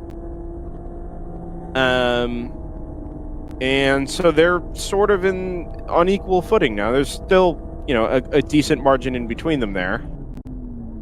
But it's interesting that they've now both lost 2 laps in the last hour or so. Yeah, I don't see, having watched these cars for 6 hours almost exactly now, I haven't seen all race that Hammer have had the pace of 242. Certainly number 9 hasn't. And I think we're about to see the number 9 ACP car lose out to the 01. I don't know if you've still got that onboard camera up, Brendan, but you're probably about to see a change of position in the next lap or two for 3rd overall. Hammer just don't. They're close, but I think they average something in the region of a second a lap slower than Tons of Gas. So asking them to close 50 seconds is optimistic. Even if they are sort of on relatively even terms with penalties and mishaps, and their pace isn't that far apart, it's still 50 seconds. If it was the other way around, then it would be a lot more interesting. I am watching the 01 just briefly here. He came up behind one of the Porsche Caymans on the way into turn 3 and just wasn't able to make the move on the brakes, but he's got a good run down the back straightaway under the Sargento Bridge now, and I think I'll probably be able to get this done. I think this is one of the W2W Caymans. It is. I think the 981, the red one. You should be able to see the ACP car up ahead. It's just about. It's a little washed out because the interior is so dark on the 01, but it won't be far up the road. We'll keep an eye on that. Maybe we can pick it up on the internal cameras when it gets a little bit closer. Yeah. They're up through turn 6 at the moment.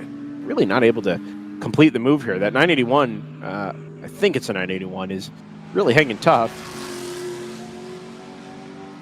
In GP1, the 23 Rennsport Porsche Cayman got around the Thunder Bunny 1 Series. I see those 2 cars are pretty close together, and I believe the 101 has an onboard camera. The 110 does, yeah, the Thunder Bunny car.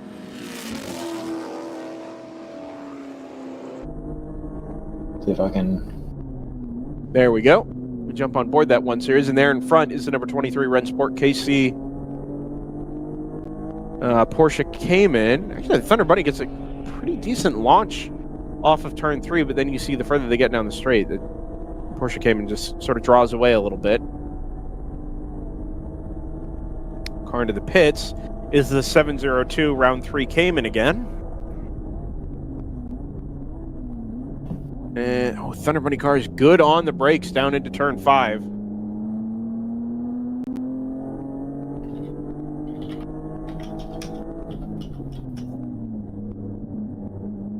Heads up the hill in turn 6, and it's just not. I mean, he is better on the brakes, there's no question about it, but I don't know that there's much to choose between these cars.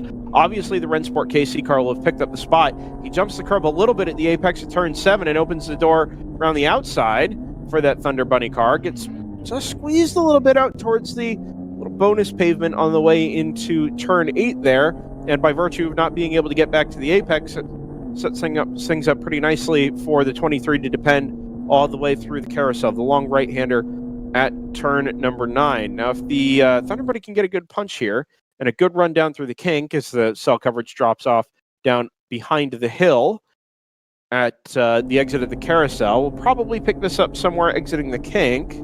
It's a good run through the carousel for that for the Rennsport KC car. And almost out of the slipstream range here, I think, for this number 110 Thunder Bunny BMW. Go ahead, Ryan. Looks like the 982 is about to be making a pit stop here at the end of the pit lane. So we should be seeing a GT4 Cayman coming in shortly. The 01 has dispatched of the Cayman. We were riding, or we saw it following around a little bit earlier, which means it should get some open air here to try and go chase down that number 9 Team ACP Tangerine Associates BMW Club Sports. 3.5 seconds up the road, and I don't see it just yet, but it is getting there. Another good run off the final corner here for the 110 Thunder Bunny car, and it heads up the hill down the front straightaway, passed by one of the BMWs off the right-hand side. That might be one of the Tangerine cars.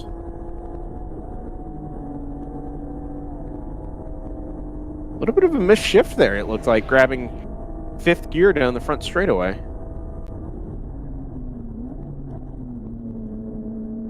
Fourth gear into turn number 1. Rensport KC car has a good run. The Thunder Bunny car is hanging tough.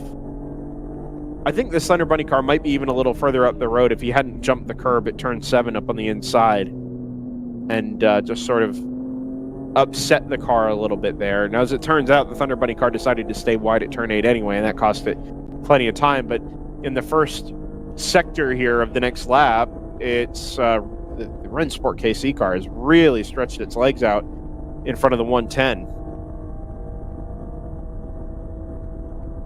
Not much to choose between the 9 and the 01 in the battle for third in GTO. It's 3.8 seconds, and it just goes a couple of tenths either way every lap. They're obviously dealing with the same traffic, being so close on track as I think that is Ryan's 982 pits. The 01 is capable of 230s, whereas the 9 doesn't appear to be. So I think at the moment they're a little bit traffic limited. Yeah. If they get some clear air, I think you'll find the 01 drawing up behind pretty quickly.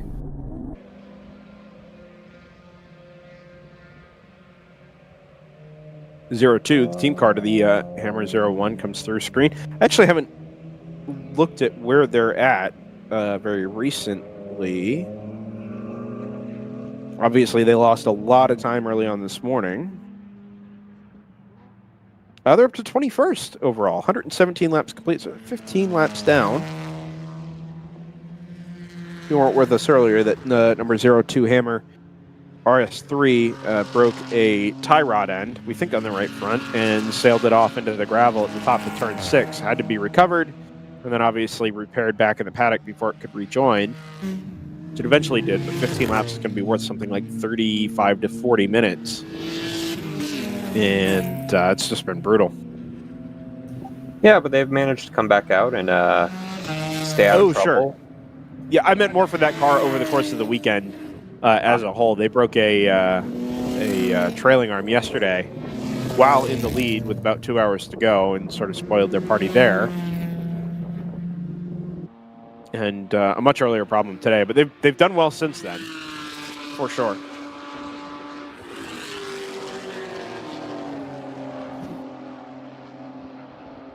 Keeping an eye out the window here for both the number 9 and that number 01.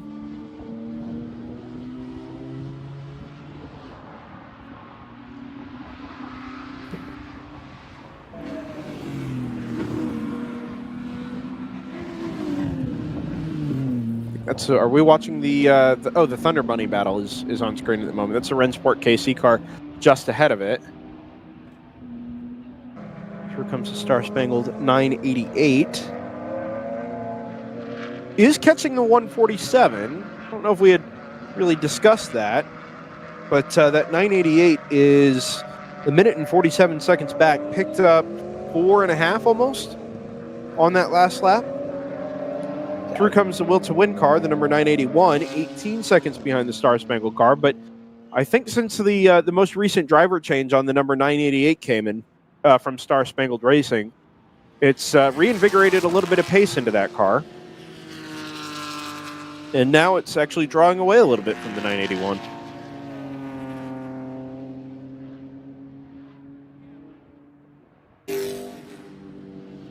Hammer lost a little bit of time back to that number 9 car this time around, 4.3 seconds.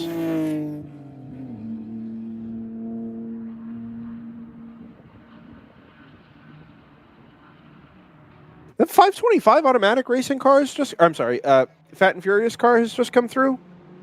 It seemed to be a little bit more up to pace up the front straightaway, so I went and looked at its lap time, but it was still a 3:15.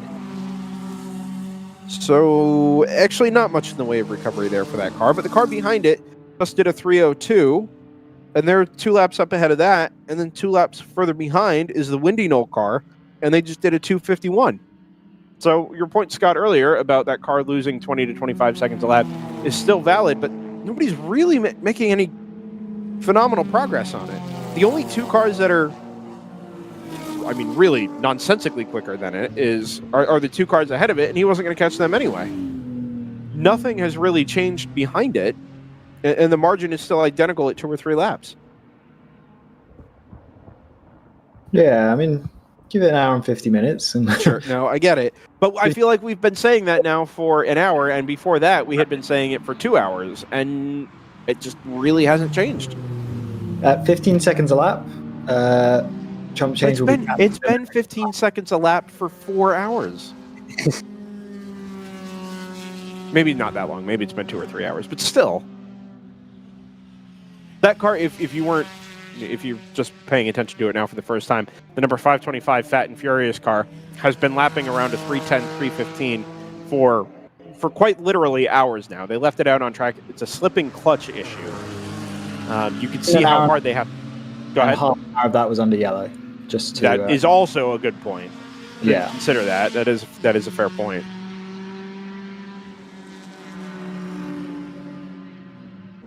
Yeah, we'll see. I think you'll find in about 10 laps time that gap will be down a lap, and then in about 20 laps time, so an hour or so from now, that gap will have closed to pretty much 0. So if we check back in with an hour to go, all else being equal, I think we'll find Chump Car will have caught them.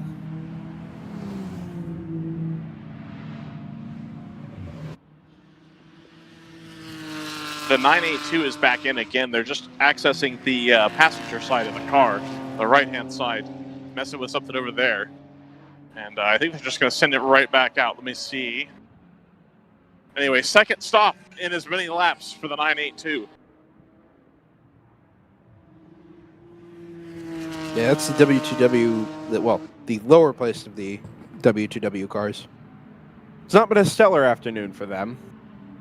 A lot of that came from the incident with the 498 down at, we think it was down at turn 5. That car was brought back with some damage to the right front corner. Still, the best race on the track right now is definitely this Rensport versus Thunder Bunny battle, which is for 4th in GP1. And Thunder Bunny right now look like they're getting ready for a pit stop. Now, if that's for the 350 or for the 110, I'm not sure. But there is some movement. And there's helmets on, and yeah, they look like they're about to do a fuel stop for somebody. Well, the 110 is coming towards the end of the lap now. Yeah, the 110, it feels a little early for the 110. I'll be honest with you. They were last in at 102. They're now at 125. There's an emergency vehicle pulling out of the main straight just now. Okay. 110 goes past the pits on this lap. Yeah, he's caught back up to the back of that Rensport KC car, by the way. Yep. 350 is in, Ryan. It is the 350Z. That car was in under the full course yellow, so this is quite early. Oh, car exit 3, drivers left. Oh, yep, that is Split Decision Racing, I believe. BMW. The number 484. That car was in the pits recently, and that was an relatively early pit stop, I think. No, they were in 97 and then again in at 125. Actually, quite a long stint. Yeah, but this is only a handful of laps after that stop, obviously. So potentially a new driver made and driver error? Perhaps, but it looks like it's just pulled off really far over to where the cut in the wall is. It doesn't look like it's still very, very much facing race direction. It's not in the gravel or anything, so more looks like poor timing. This battle for 4th in GP1 has caught some traffic. It is good. It is. I was going to say it's quite a good battle as well. I think they come up on the Subaru. it's listed as BRZ anyway. I don't know what it wound up being. Lots of weaving back and forth there as the Rennsport KC car thought about a dive on the way into turn 7. Correctly thought better of it, and now we'll look up the inside on the brakes into turn 8. Thunder Bunny car going to try and follow him through under the assumption that Scion sees him. Scion Baru, I don't know. Anyway, the Thunder Bunny car makes his way past on the way into the carousel, swings it back. And again, it just seems like in traffic that Rennsport KC car is a little bit better and is able to draw the gap away or draw the gap out. And the Thunder Bunny car ends up having to chase it back down again. As Scott said, though, still the best battle we have on track. Can I draw your attention to the 01 battle? Well, the battle Yes, for you third. I can't watch it, so if you can keep an eye on that. The gap is down to 1.8 seconds. The end yes, it is. So I'll keep an eye on the this Rennsport Thunder Bunny battle if you do the Audi versus the ACP car. I think I can do that. Although I'm having a little bit of trouble just understanding how picturing. Oh my. There we go. I think I got it now. Maybe. Am I seeing old video on the 01? Give me a second here, guys. Meanwhile, the Rennsport Porsche goes 3 wide on the front straight to make sure he smoothly makes his way past a couple of MX-5s that are side by side. So no, it did for a moment look like it was going to be a roadblock in front of him, but they all managed to get through. That 01 feed is no longer active. I tell you that stream has ended. All right, well, we'll have to try and it's now half a second, so if we can try and work out where they are on track and maybe get them with the external cameras, perhaps? Yep, we can do that. I will keep an eye out for them here on the front straightaway. Either one of those cars across start. They're actually 3 on the stream, so heading to 5. We've just seen them go through, actually. Yep, so they'll go into turn 5. Yeah, turn 5 next. They're actually going to end up passing the 110, I think. Yeah, I think you're right. We're going to end up with both of our battles on track at the same There's time. the 02. There's the 9 and the 01, both going past the 928 Miata, I think that was. So it's that on the way into turn 5. So in this gaggle of traffic is going to be the 01's, or one of the 01's first opportunities, I think. Oh, nope, he's going to get caught at turn 7.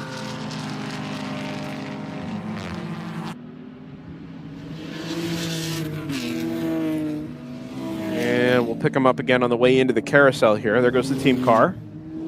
Oh, interestingly, there's an ambulance headed down the front straightaway. I wonder if he must be returning home, I think. Sorry, I turned away from the screen there just because my eye was caught. Interesting. Nose to tail between that BMW and the Audi through the carousel.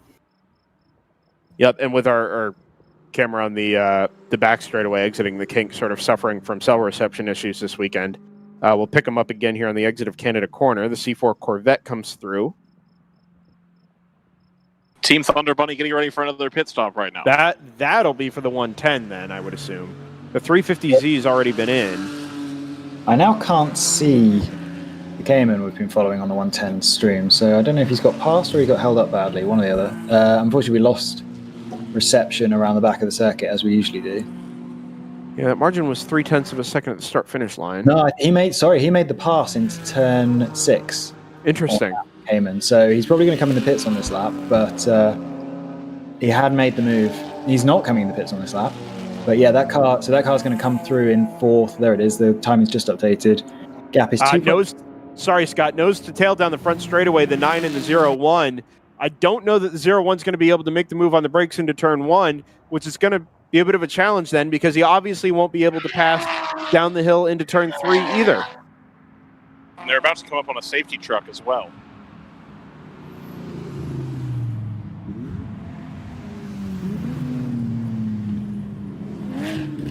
Yeah, no, they've got to be single file there. They've actually got the Rennsport KC car stuck in between them, and they've got to wait until the yellow flag zone, or the clear of the yellow flag zone, for that 01 to be able to make a move on the Rennsport KC car. Meanwhile, that 9 is probably is likely to draw away the front of the GP1 car down the back straightaway here. They're about to come past the 110, I imagine. Yeah, the 110 and the 23 are both very much sort of packed up in the middle of all of this. They've made it past about half of that gaggle of traffic. So there's a Cayman out in front. There's the 02, and then the 9, then the Thunder Bunny car, and then the 01. So they've made it through a lot of the much slower traffic, and the order behind the two cars essentially just have the one in between. They have that number 110 car from Thunder Bunny sandwiched in between. But now we heard Ryan mention that they were preparing for a pit stop from the looks of things down there for the number 110. But as soon as Ryan said that, the 110 came by down the front straightaway and sailed on past pit entry. So if there is a need to pit that car, it's not immediate, and I'm not sure I'd expect that car in yet anyway. Yeah, it could just as easily be a problem for the 350. Yeah.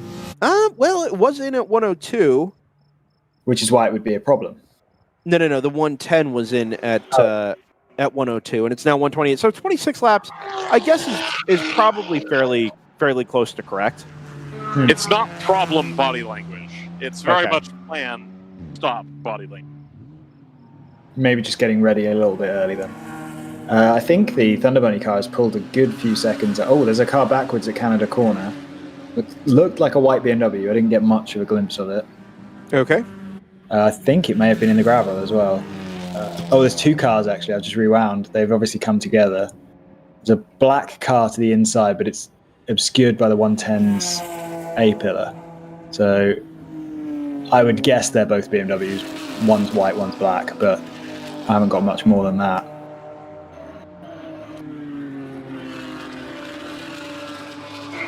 Is the 147 still running? Oh, no, actually, hang on. I think it might be the 9 on the outside. No, they've come through together, the 9 and the... There's a very colourful... the 01. There's the team car is the 52. Okay, it's potentially that one then. I rewound the 601's camera, and while it cuts out a lot, it's definitely a very colourful BMW on the outside. There's also the... front straight. Okay, so there's also the Rent and Race BMW, the second one of those cars, the number 241. Fairly sure it's... 01's into the pits. Yep, the 9. And the 9. Good call, JT. Missed the 9, but the 01's right in front of us here, so. In at 118, in again at 136. Something like 20 laps. Both of those cars did slow laps. I reckon they've hit each other in Canada Corner. I think it might have been the 01 on the inside of the corner and the 9 on the outside. Interesting. You're right. Their in-lap was something like 20 seconds longer than we think it would have been. Yeah. Wow. What on earth? Such a shame we don't have that 01's onboard camera. That would have been... No, it went its way, went on its way like 20 minutes ago. Very good. Very good, JT. There's in the safety car period that we've got now, it's going to be because there's a car being towed down the back straight by a safety on the track. Sure? Sure about what? I know that that is true, but it's interesting we've just gone full course yellow now, being that car had to be recovered, or has been working on being recovered for the last... 242 just came into the pits as well. Okay, that'll be in response to the full course yellow, I think. I'm wondering Although it is odd, it's a little odd because they certainly can't make it home from here. Unless they were on the outside edge of being able to do it with a splash anyway. I'm at the 9 pit. There's a little bit of tire mark on the passenger side door. Yeah. Like they've got just a bit of contact. Not a whole lot of damage, but some. I think there might also be possibly a yellow car stopped out of the kink. That would be the more likely culprit for a full course yellow is some issue down at the kink. Joseph points out the 198 is missing, which is quite correct if there is a yellow car at the kink. So the 198 looks like it's in the pits. The which car? The 198, I believe, is in the... No, it is not. My apologies. That is the top of one of the Miatas. Yeah, I think that's the 88 car that you see there, just heading to my left. So this probably gets automatic racing to the finish on one more stop, we think. Not that it is massively important because they've got a big lead. 110 on the pit lane now as well. 110 Thunder Bunny. We think they were pretty much due, so that's good luck for them. Rensport KC have taken that 4th place back. When's Rensport going to be due? Rensport should probably take advantage of this as well. They pitted 22 laps ago. So they're going to be due in, I would have thought they'd be due in before the end of this safety car period, so or at least pretty close. Unless they think it's going to go on long enough to get them in the window to make it to the end, but that seems optimistic. Maybe not. I suppose if we're thinking 30 laps and a 2.5-minute lap, that would be an hour and 15 minutes. Seems a bit. I'm not sure we'll be on the safety car for 20 minutes here.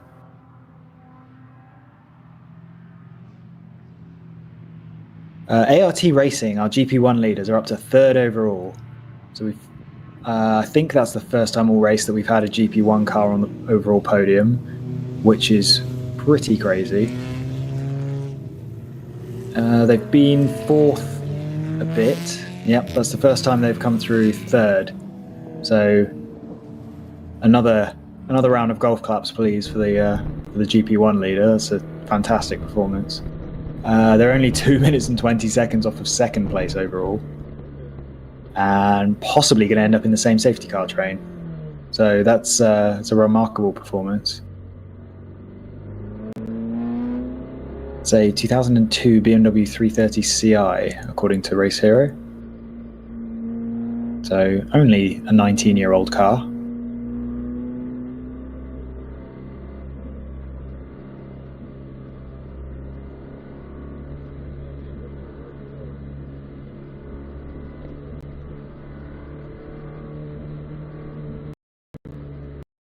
We've got our number 9 versus number 1 battle still in the pits. That feels like it feels like it's been a while, because they would have exited the pits and now be trundling around behind the safety car. So it's going to take a little while for the timing to equalize out on that.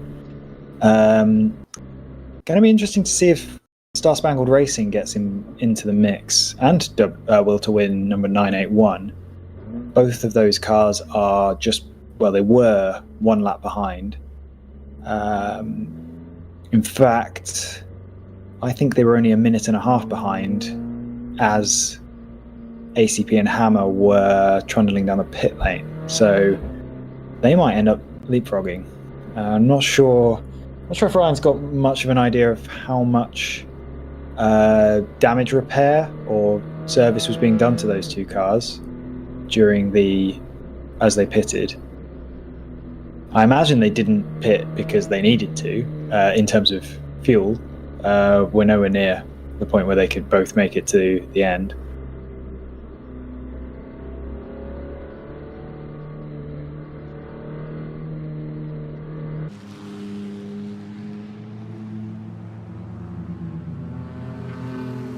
We've also got PC Racing, which is our 2nd place in GP1 car. We've been following that battle between them and Montgomery Motorsports. PC Racing are in the pits at the moment. They had 36 seconds. Still waiting for some cars to come around. Star Spangled Racing has now moved up to 4th, and Will to Win have moved up to 5th. Hammer has come around right behind them, so they are 6th, and there's ACP in 7th. So we're going to have 4 cars together racing for 4th overall. All of those cars are 3 minutes behind ART, so ART might have this 3rd place realistically. That might be something they can hold on to.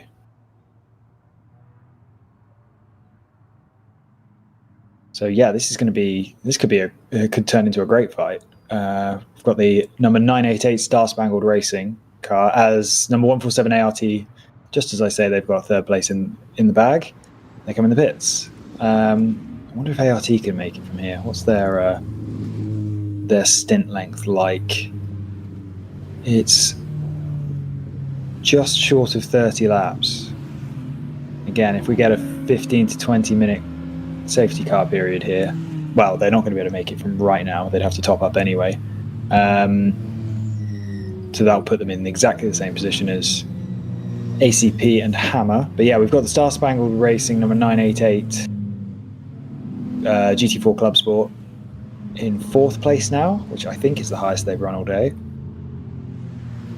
Looks like it. They had to spend some time in 5th earlier in the race before dropping away slightly. Yep, that's the highest they've been all day. Will to Win are up to 5th. And again, I think that's the highest they've been. They were in 5th briefly earlier in the race, but they've been slowly working their way forward. And then Hammer Motorsports number 01 and Team ACP number 9. All 4 of those cars are split by a few in the safety car train. We might even be able to pick them up from the external cameras to see how far apart they are. I must admit, I'm not familiar with what the 988 or 981 look like. And then the number 9 looks a lot like at least 2 other cars. So I'm going to struggle to pick them up from the external cameras, but hopefully when Brendan comes back, he can help me out. The 981 has a camel pattern with red, black, white, and a little bit of purple. So the 981, that's the second car in this battle for 4th. Brendan tells me he's back. I am. We're looking for 4 cars who should be pretty much line astern, all battling for 4th overall. Okay. We've got the 988 Racing, 981 W2W Racing, the 01, and the 9. Lots of pit stops there then as well, actually. Yeah. It looks like one of the Will to Win Porsches is 5th in line behind the safety car with a sister car directly behind. I can't tell exactly which one it is. All right, so that means that Star Spangled Racing must be 1st, 2nd, 3rd, or 4th in line. Go ahead. Oh no! Oh no! I think the 525 is barely crawling its way into its pit stall, and it still feels like it sounds like it's about half throttle in doing so. I think that car may have given up. You see that lap time? I did not. Yeah, I think this car has reached the end of its life an hour and a half before the checkered flag. Its last lap was a 7:10, which is pretty normal for a safety car lap. No, 4:14 is normal for a safety car lap. There's a lot of cars. Oh, okay, yeah. Sorry, I was looking at... Even with a pit stop, there's a lot of 620s, Yeah. 630s. Yeah, But sorry, this was a 710. make a pit stop. And the driver of the 525 is casually tapping on the steering wheel as he waits for it to trundle down pit. I did also just talk to the crew of the 9. They were unhappy with what they perceived was a point by, that they were about to come pit anyway, they told me, and they said they pointed the 01 by, they were going to pit, not that worried about it, and then the 01, quote, overcooked it, end quote, down onto them. So again, that's just what they told me. I didn't see what happened. The car is a little bit damaged, but they said they're fine. They will need one more stop. The car is good to go. I also spoke to the people down at the 01. I didn't ask what happened because there wasn't a driver there for me to ask, so I just asked the mechanic. They said they think their car's good to go as well. So a little bit of damage, but nothing too serious for either car. 02 onto the way into the pit lane from the looks of things. All right, that sounds more like a misunderstanding than an aggressive driver incident. I tend to agree with that as well. I question why you would wave a car past in that situation, but it's not. Especially if you're about to peel off 3 corners later and come on into the pit. pit. That's kind of the last time you want to let your rival past. You kind of want to enter the pits ahead of them on cycle, but that's so. If there's been a bit of an understanding there, I kind of sympathise with the Audi driver a bit. It's the last thing I'd be expecting would be to be waved past by someone I've been racing. Yeah, and that's it. It's a last minute sort of, we're headed up to the braking zone for a corner, and not only are you telling me to go past, you're expecting me to go past. So now I've got to figure out how I'm going to set that up at the very last minute, dive up the inside, and of course it's going to be easy to overcook on the brakes because not only do you feel like you're a little behind the 8 ball in setting up the move, but now you're being expected to actually complete the move because that car's already pointed you by.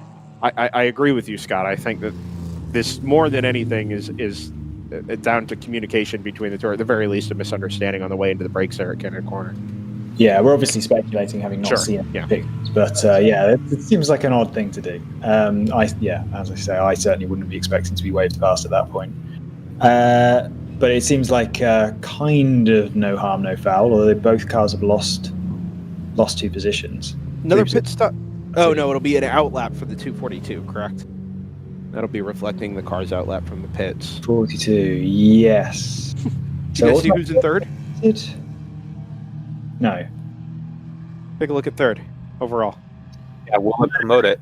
No, they have just pitted though, so I think when we cycle around this lap, they might end up dropping back. Oh, I see what you're saying. Yep. Pits as well.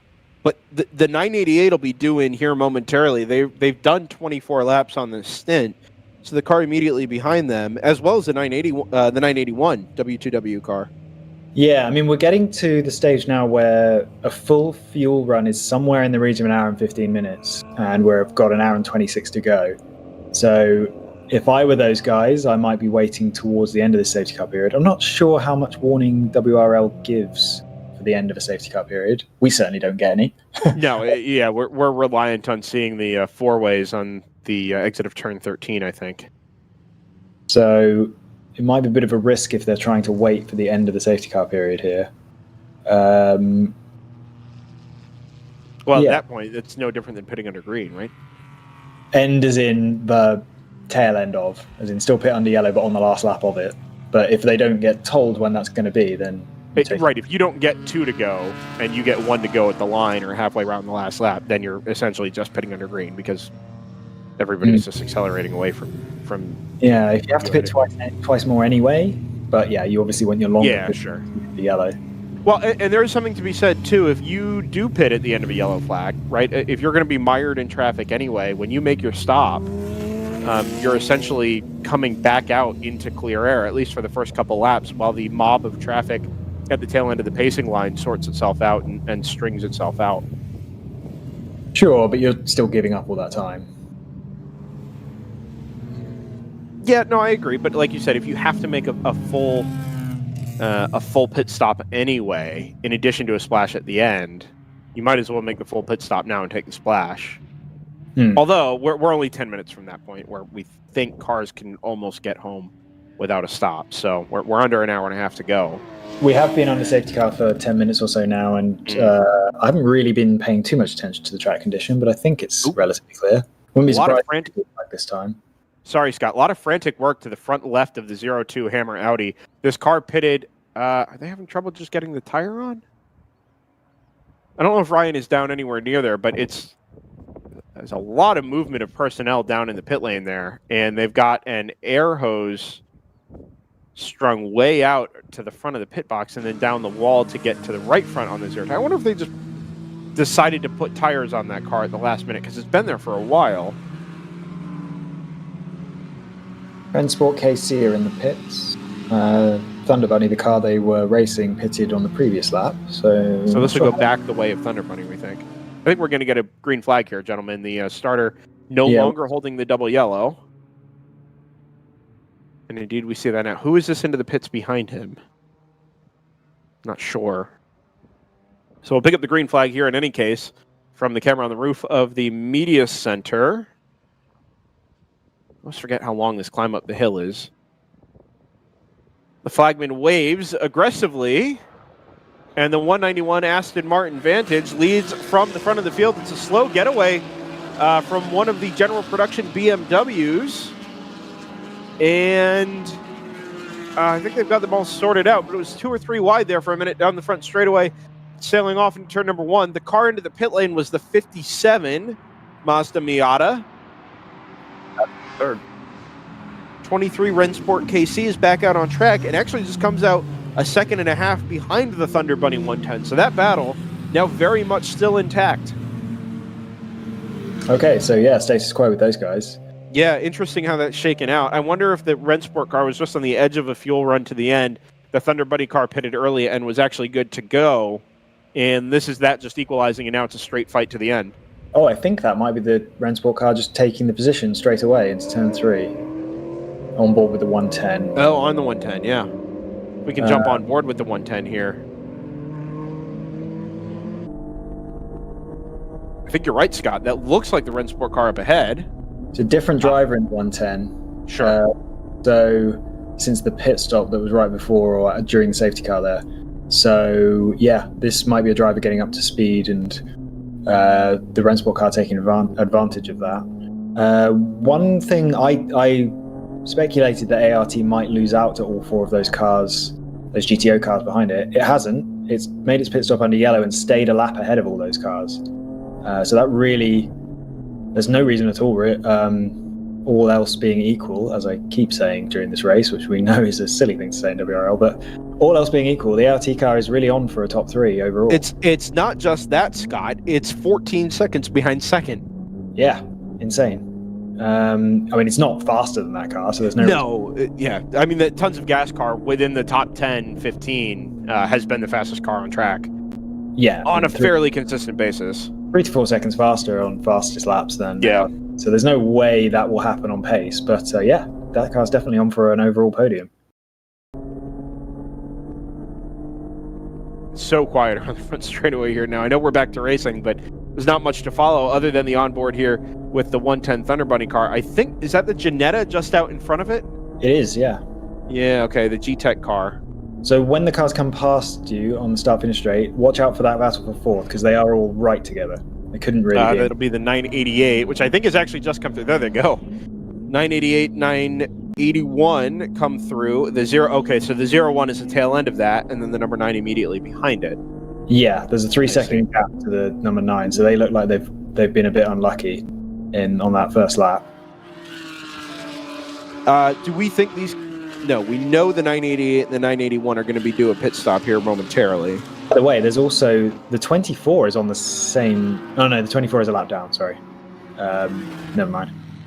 So I want to project this out a little bit here, Scott. It's a good battle for fourth at the moment with 4 cars nose to tail down the front straightaway, like you mentioned. However, projecting this out a little bit, the 981 and the 988 are going to be due a pit stop in the next couple of laps. And the idea, I think, there, not pitting under the yellow, would be that this will get them through to the end of the race.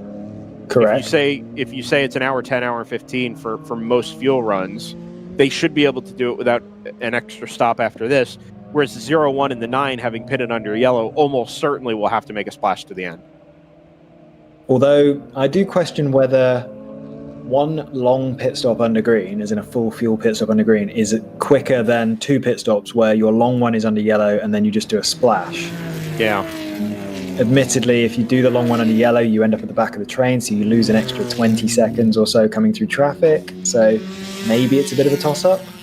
But yeah, I'm not 100% sure about that. We're watching from... I think we're following that battle of the static cameras at the moment. I guess the next time they come through will be Canada Corner or after Canada Corner. Yes, it will. But last time around, they'd held their positions with Star Spangled Racing ahead of Will to Win, Hammer, and ACP. So we'll keep an eye out for that. So it's 2 Porsche Caymans with the Star Spangled Racing and Will to Win, followed by an Audi TCR, and I've forgotten what the ACP is. It's a BMW M2. Yeah, it's an M2 Club Sport, yeah. So there they are now, I think. Oh, I think the 01 has got ahead of one of the Caymans. By the looks of they'll things. be cresting the hill at start-finish here in, well, a couple seconds anyway. Yep. Through goes the leader, who's just disposed of the 02 Hammer, the team car. The 988 comes through, and you're correct, Scott. The 01 is ahead of the... the Will to Win car. I was a little thrown there because the 242 tons of gas car is actually mired in that battle as well. There's a BMW stuck in between all the Caymans and the M2 Club Sport from Team ACP. And it threw me trying to follow that battle off a little bit. But the end result, anyway, is that the Hammer car is up into the top 5 overall. Now just 1.3 seconds behind the Star Spangled car. Just seen the BMW, so that'll be ACP was attacking Will to Win into turn 3 there. Didn't manage to get his nose down the inside. So we'll see how that works its way out in turn 5, hopefully.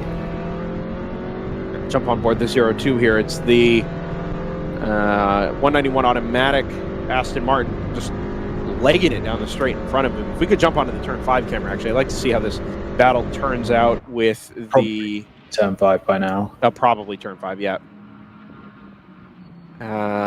Maybe the 6. This would be the turn 9 camera. There is the leader. So it won't be far behind them, actually. Is that the Hammer Audi? Nope.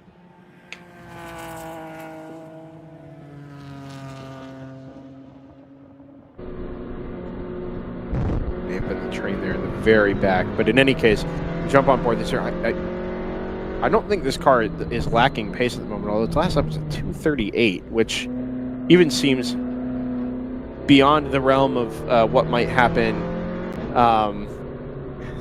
Behind the or as a result of a driver change. There was something frantic happening on the front of that car when it came into the pits at the end of the full course yellow. So I do wonder if they're nursing something. If only there was some way to find out. Worth noting that the new driver of the Thunder Bunny car has not really got himself up to pace. They've dropped 9 seconds behind the Rennsport Porsche that they were ahead of at the restart. Yeah. So that battle looks like it's going away from Thunder Bunny.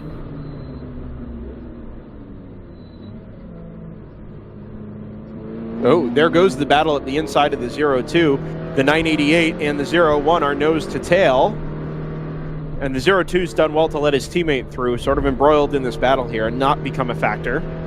Well, he's dropped in right behind his teammate. Yeah. Well, but my point was, it wasn't like he tried to hold up the 988, or for that matter, held up his teammate incidentally. They both were able to get through on the way into Canada Corner. We know there are 2 cars right behind the other one. That's true. There goes the 242 of the inside.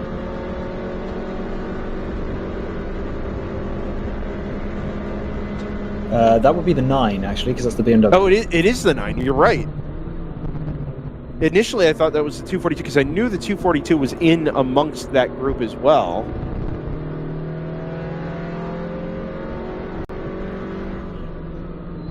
ART Racing, much like you projected. Go ahead. It was the 9 because the 981 is still up. So, well, Scott. I don't know. I think it was a teammate car because it was a colourful BMW. Okay. Well, I mean, the tons of gas cars sort of in olive and green. I also didn't realise there was a 2.8 second gap now between the 01 and the 981. So that's stretched out a little bit. So Star Spangled Racing are kind of drawing that gap out. And taking the 01 with it.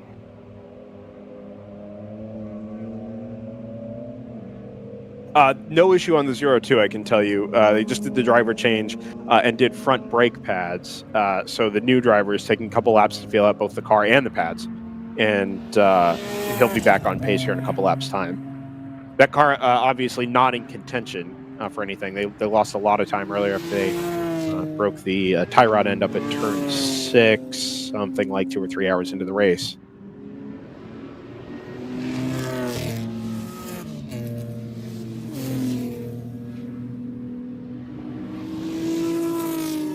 This Hammer car, the 01 Hammer car, along with the 988, like you mentioned, really drawing out in front of the 981. They'll have been dealing with the same traffic for a while, so I wouldn't be shocked if this is actually just a differential in pace now, whether it's a driver thing or just coming back up to pace after the full course yellow.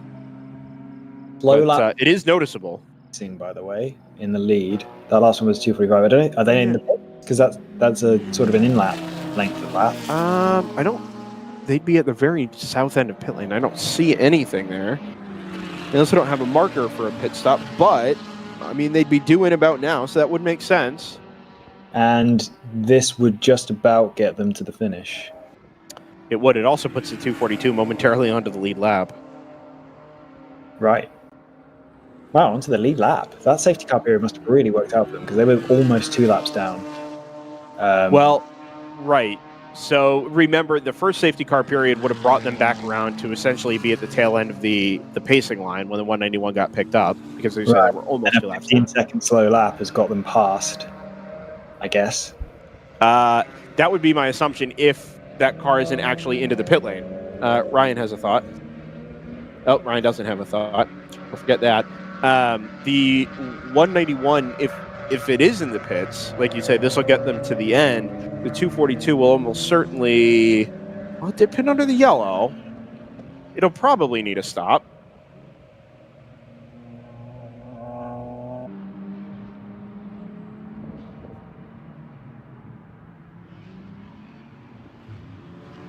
'01 has passed Star Spangled Racing. Yes, it has. So that's 4th place for them. As we come up to just about the end of the 7th hour of racing here, we've got to take just another minute, quite literally 60 seconds, to say hello to Cooper Tires. Racing being are on board. Oh, go ahead. Sorry, Automatic Racing are in the pits. Okay. All right. We'll address that when we come back from the ad break here, but we've got to say hello to Cooper Tires one more time here, and we'll be back on the other side of 60 seconds on DriversEye Live to conclude Sunday's 8-hour race from Road America.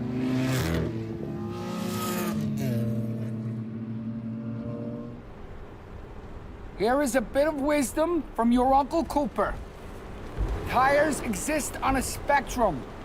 On one end, you got too much tire. On the other, you don't get enough. Both ends are rip-offs. You're either paying for more than you need or needing more even after you pay. So if you want a tire that costs what tires should cost and does what tires should do, go right for the sweet spot. Go with the Coopers. Cooper! Hey, your Uncle Cooper here. Once upon a time, there was a girl named Goldie, my niece, your cousin. And Goldie didn't know which tires were right for her. The first ones were too much tire, and then the next ones were not enough tire. Anyway, long story short, Goldie found the Coopers, and they were just right. What a happy, practical ending. Go to sleep. I love you. Go with the Coopers. Cooper!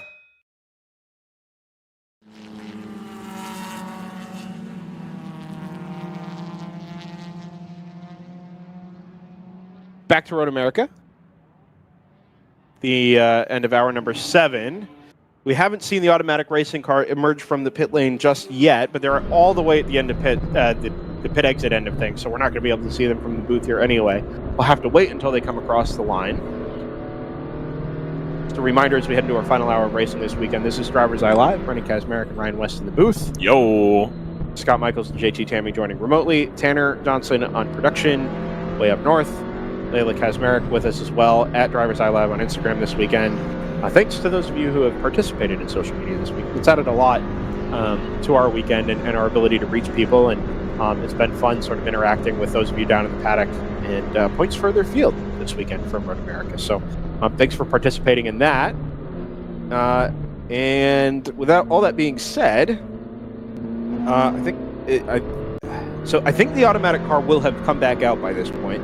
The tons of gas car is listed as it actually just come through. The margin was 51 seconds last time around. Somebody drops a wheel there on the exit of turn 6. So all we really need to be looking out for here is the 242, and that'll be as part of that battle with the 01 and the 988. The 988 will be due into the pits reasonably soon as well.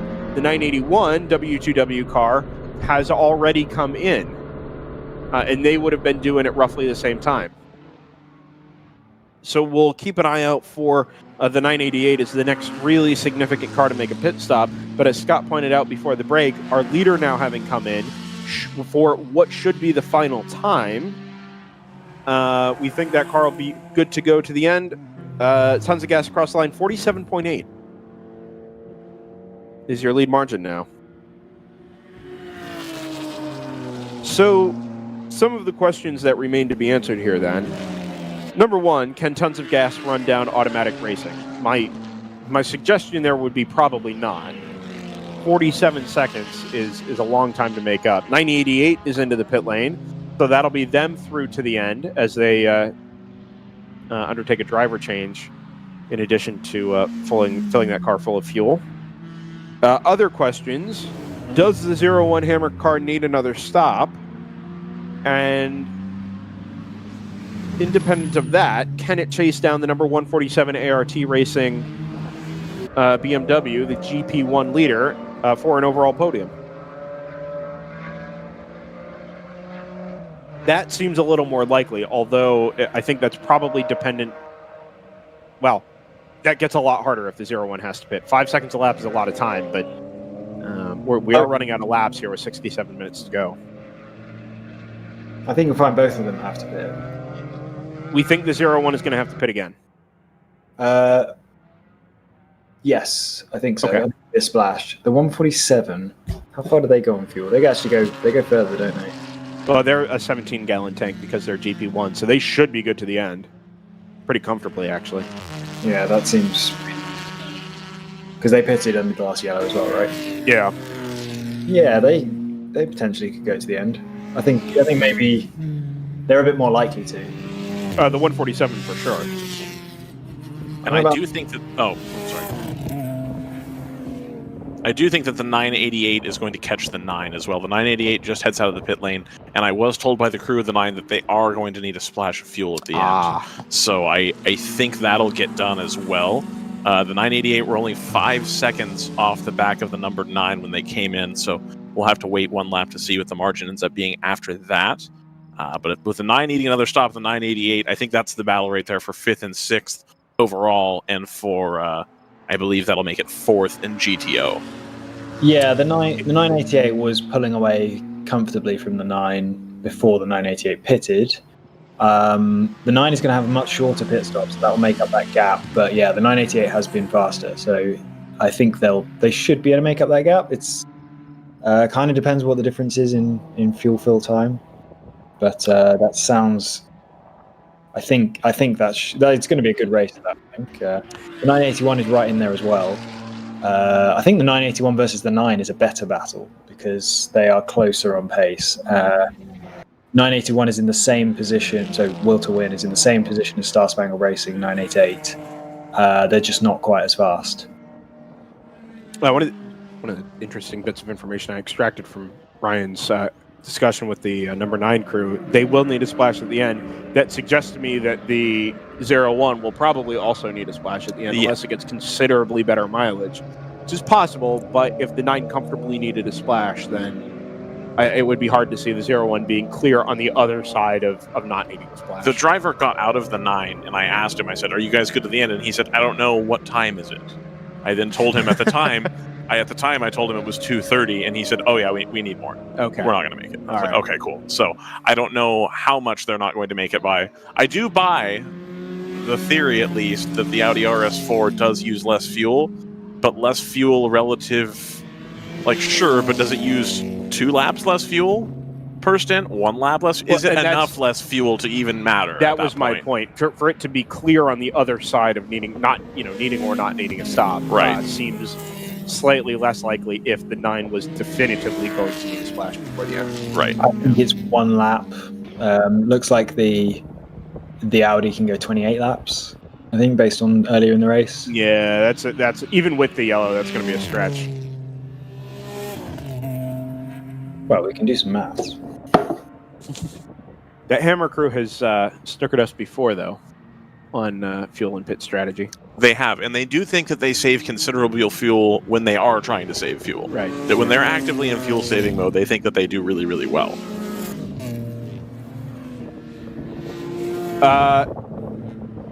GP1 second place at the moment is the number 24 Montgomery Motorsports BMW, who has pulled away by some margin from the number 44 PC Racing entry. That last time we spoke about them, was that not the other way around? Yes, the 44 had gotten around the 24, but around the full course yellow time, the 44 lost quite a bit of time to the 24. So they actually unlapped themselves about 10 minutes ago. Okay. But they're still, 2 minutes and 30 seconds back. So they're 90% of a lap down. The 44 is 90% of a lap down to the number 24. Yes. Meanwhile, in GP2, the number 67 NRG Racing PRZ just got around the 593 Windy Knoll Racing Porsche Boxster. They've been The BRZ had been reeling them in over the past 10, 15 minutes. That is fourth in GP2.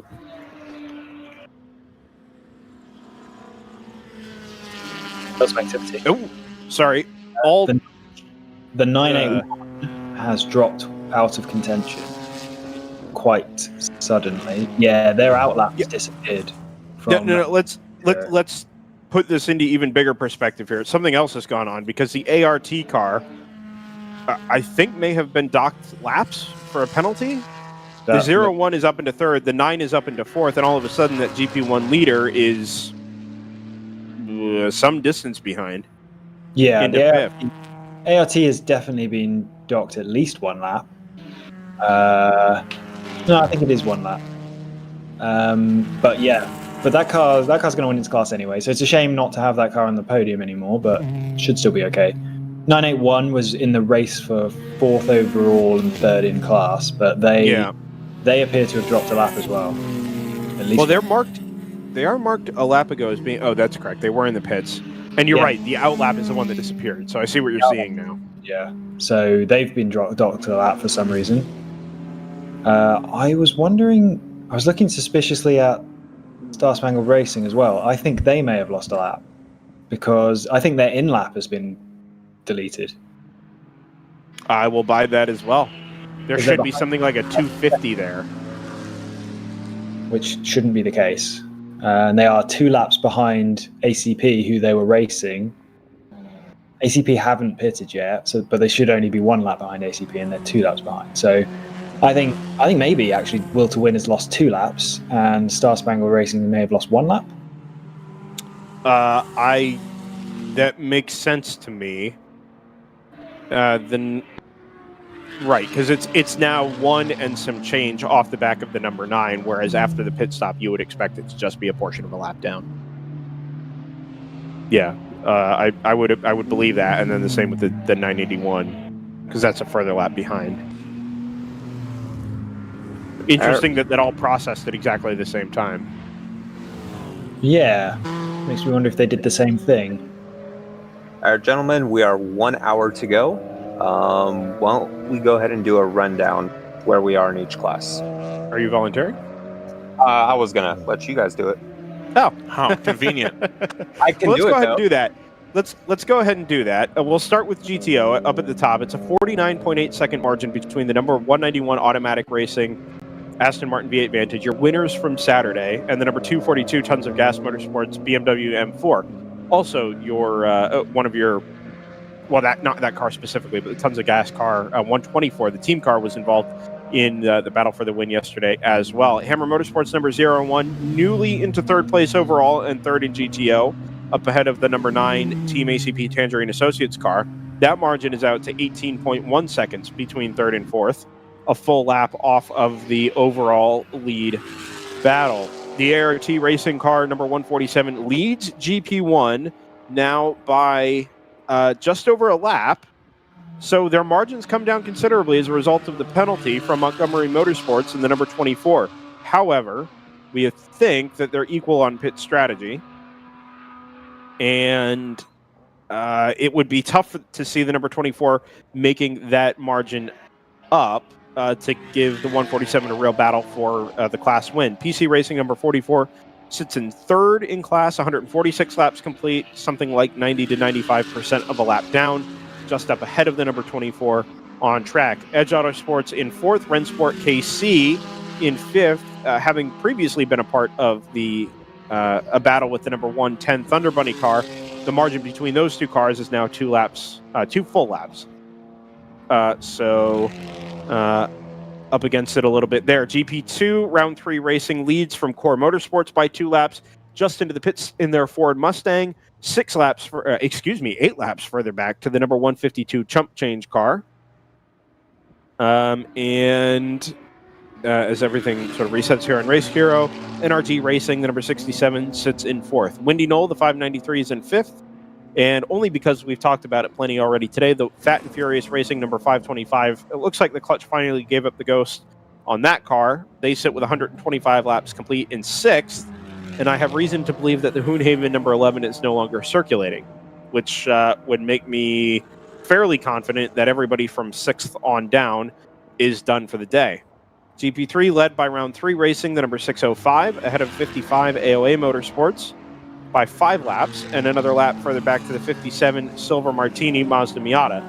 Kuronico racing, the number 129 MX5 in 4th in class, and the number 928 Stellar Motorsports MX5 rides in 5th, 10 laps off of the class lead. Joseph is furiously sending screenshots, and I just want to touch on this a little bit as far as finishing class position, which says that there's a high degree of confidence that the 191 is favored to win GTO, the 242 favored to finish second, and with the issues with the 147, the 0-1 now more likely to finish third overall, just ahead of the number 9 from Team ACP. I'll touch on GP1 as well. 147 with something like a 99% chance of winning its class. No surprise there. In GP2, the projection is the 601. Is that right? Am I looking at GP2? Yeah, GP2 601 up ahead of the number 17 Ford Mustang and the chump change car in behind it, and no surprise here with just an hour left. The 605 projected to win GP3, also with something over 90% degree of confidence there as well. So thank you to Joseph for running those in the background. And with just under 56 minutes to go, I think most of our intrigue for this last hour here is just going to settle into the battle in GTO within the top couple of positions in class, and maybe then also extend to the 147 and the number 24 if the number 24 can run consistent 234s and 235s here. But it is a long way for that car to make up. Well, and the 147's only 50 seconds behind the number 9 as well. Yeah, but not going terribly quickly relative to That's number true. 9. That is true. That is a GP1 class car and only a battle for overall position. I'm intrigued by the 110. They were racing the PC Racing number 44, right? No, PC and 24 and 44 were doing battle. 110 was battling the 23, the Rensport KC car. Okay, right. I'm getting my battles mixed up then. In GP1. Yep, that makes sense. I will say the 24 and the 44 are still on the same lap, but they're separated by something like 2 minutes. Yeah. More than that, 220, I think. Yes, good call. Yeah, 220. Which is actually exactly the same gap as You saw that update at the same time I did. Yeah. Yeah, shame to see that ART car drop. It has only dropped 1 lap though.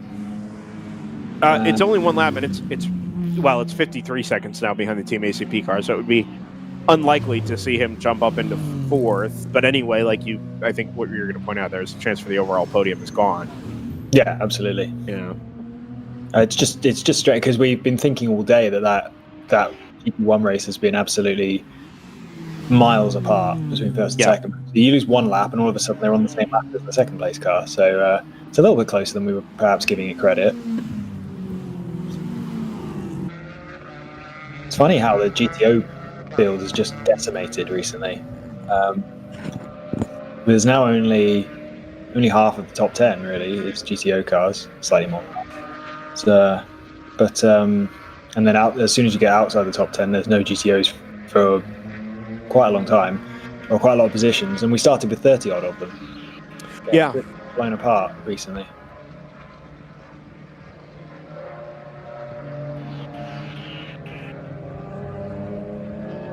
pretty consistent lap times across the top 3 as well, although the Tons of Gas car crossed the line and just picks up about a second and a half on the automatic racing Aston Martin. I think we're expecting Tons of Gas in the pits at some point.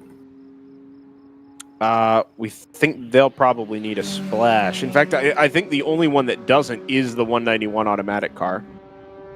Right. Because they have come in since our last full course yellow 10 laps ago.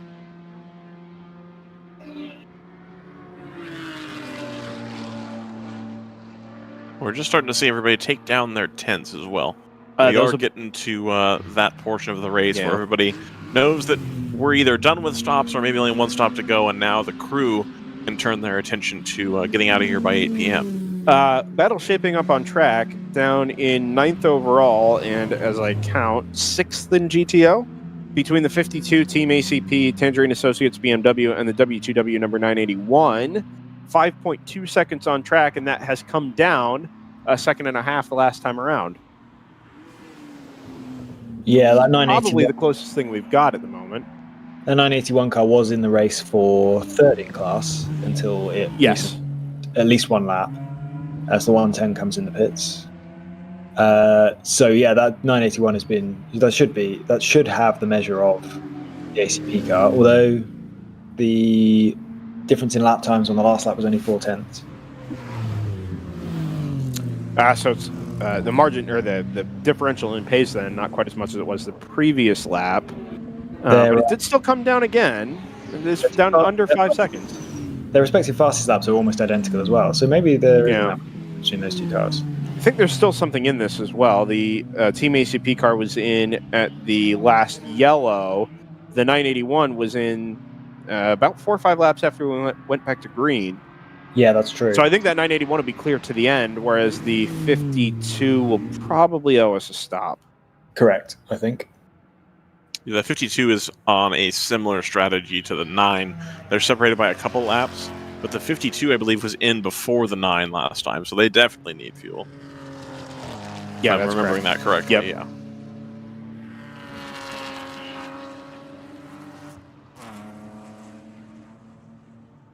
230.6 from tons of gas last time around. They were again the fastest car on, actually the fastest car on track. 45.8 is the gap, and that's come down from 49. So he's making progress, but again, we think that car's going to have to stop anyway.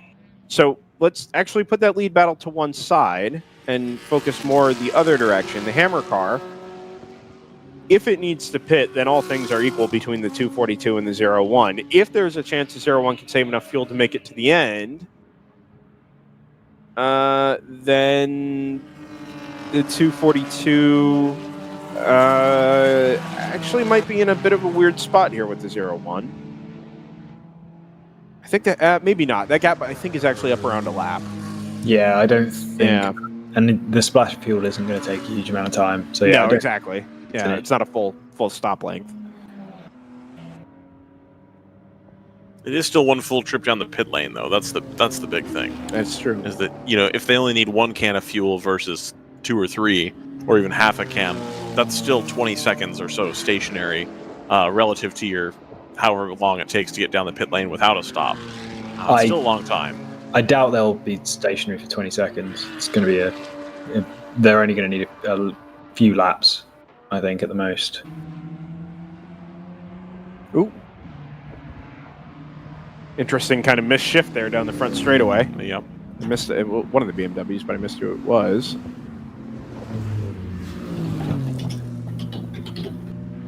Well, Brendan, I think we should say goodbye to Uncle Cooper. Yeah, for the last time this weekend. I think it's been enough. We'll take 30 seconds here this time to say hi to Cooper Tires and round this out as we come up to the conclusion of our Sunday race here at Road America. Thanks everybody for being with us. Oh my, hold on. Before we do that, the 191 no. just pulled back into the pit lane. Yep.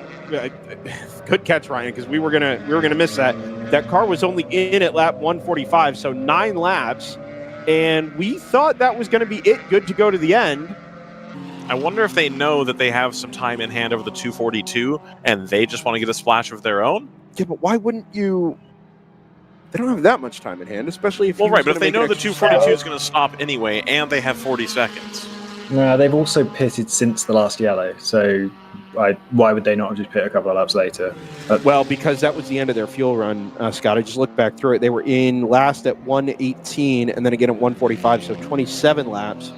27 laps from 145 gets them to 172, which is pretty close. Why would you pit now with 47 minutes to go? Instead of late counting on a yellow. Yeah. Yeah, I'll buy that. I don't think they're counting on a yellow.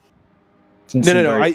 I think what Scott's saying is that you should hold out if you know you need to make a splash. Mm-hmm. hold out, maybe you get lucky and you get a yellow between okay. now and the end of the race that shortens the race up by, say 2 or 3 laps. Then you don't have to make your stop. Right, but now they'll have track position. If there is a yellow, they will be ahead. If the 242 has to pit under yellow, then necessarily true. No, because they're going to lose the lead here to the 242 on track. If a yellow were to come out, the 242 will pit under yellow, but the leader doesn't catch up to the back of the pacing order, or to the front of the back of the safety car. They don't pick up the leader. They don't pick up time. the next car. No. Okay. You just take the next car in line, and if that next car isn't the 191, then that 191 is stuck in traffic. Okay, I gotcha. So we're thinking that this is an unplanned stop, then potentially. Well, if it is planned, it's we don't have a pit questionable. reporter for that. It's a questionable strategy call.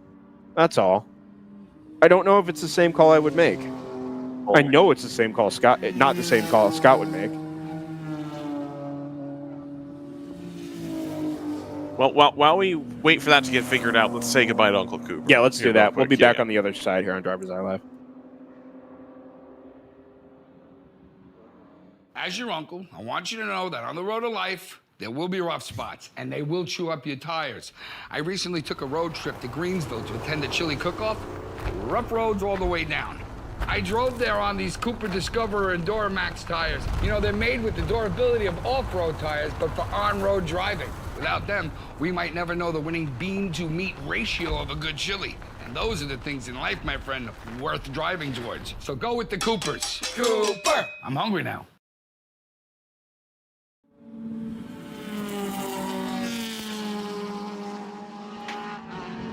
Back to Road America on DriversEye Live. Thanks everybody for being with us throughout the day today.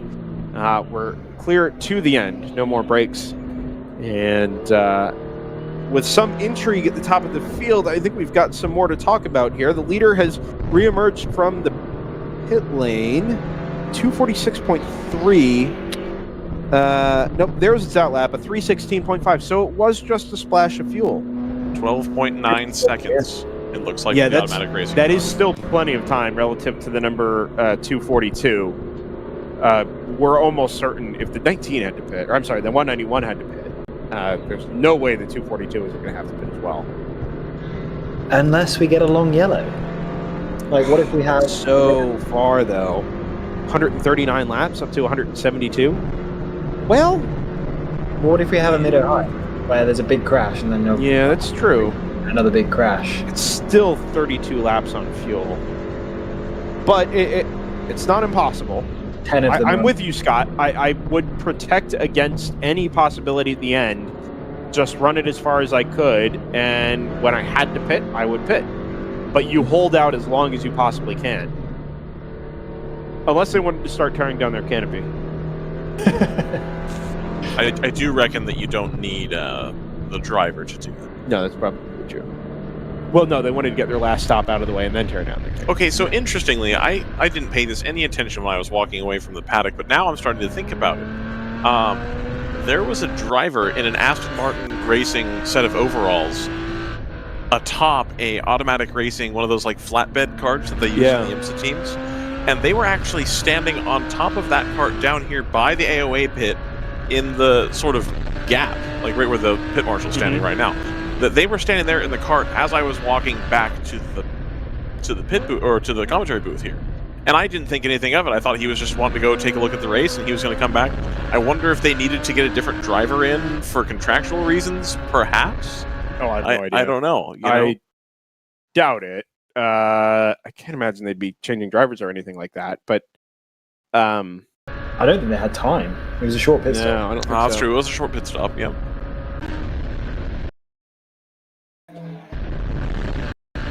Yeah, very curious. As you say, I think the key word is questionable decision. I'm not saying it's necessarily wrong or it's going to cost them the race, but it's questionable.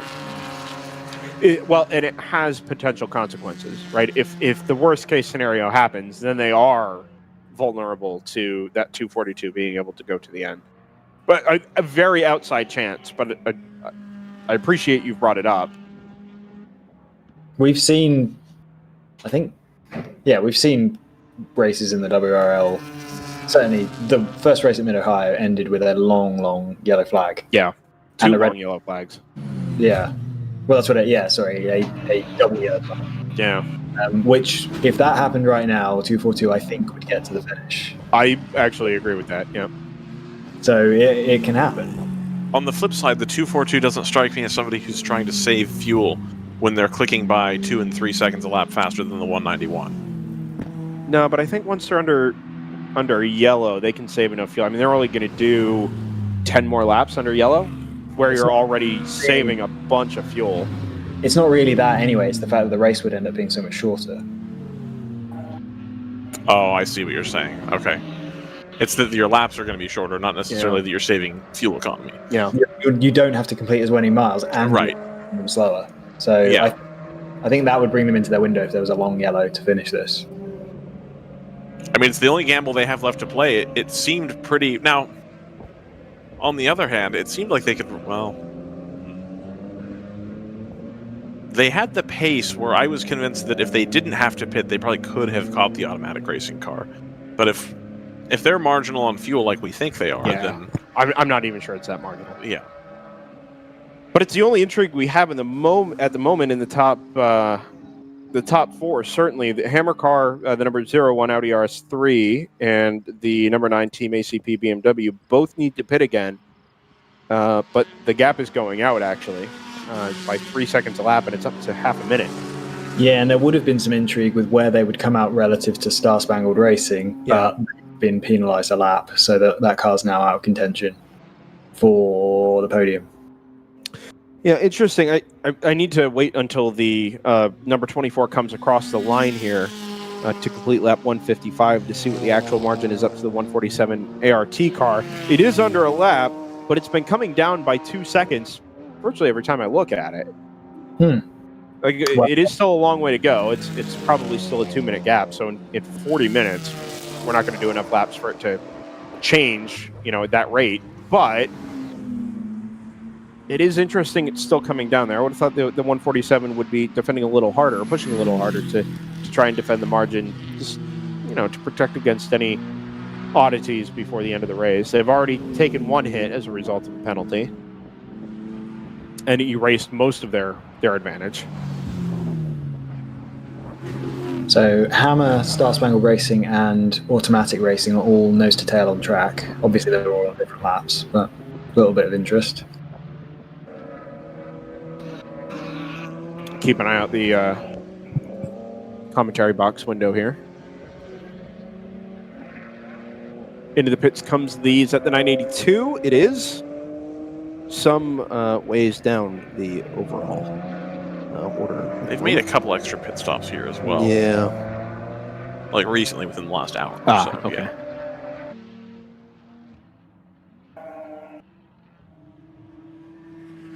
How much time do you lose doing just a pit stop, do we think? Well, I mean, not a full service. Well, let's assume a full service. 4 minutes 10 is the outlap, and the inlaps are roughly 250 for a GTO car. So let's say the outlap you lose about 1 minute and 40. The inlap you lose about 20 seconds. So let's call it 2 minutes. So the question I have then, and obviously this is speculation about something that's already occurred, so who cares? If the 147 hadn't had to come in to have the spacer replaced, where would they be? It's tough to tell because most of what they lost was a result of the penalty. And I think they only came in, their extra pit stop was still under a yellow. Oh, it was still under yellow. That's true. Yeah, it was a second stop under the same caution. Also, if we're not talking about full services, Automatic Racing only lost a minute making their pit stop just now. Yeah, okay, there we go. So the delta down the pit lane will be something like 40 to 45 seconds. Right, and that still wouldn't have propelled them. If we're talking about strictly a minute, and assuming it was under green, 1 minute doesn't get them to fourth. So no. That's a non-issue. Automatic Racing is closed up a little bit on the 242 that time around. 14.6 seconds is your margin. The ACP car, 32 seconds back off the 01 Hammer car. That gap goes out again, up from where it was at half a minute about 2 laps ago. And the ART car, again a slow lap, at 239. Losing a little bit. I don't know if it's in traffic or the driver has backed off, feeling that he's not really under any pressure from that number 24, but that's, again, operating under the assumption that 24 is definitely going to have to pit again. which is less a sure thing for a GTO car or for a GP1 car than it is for a GTO car.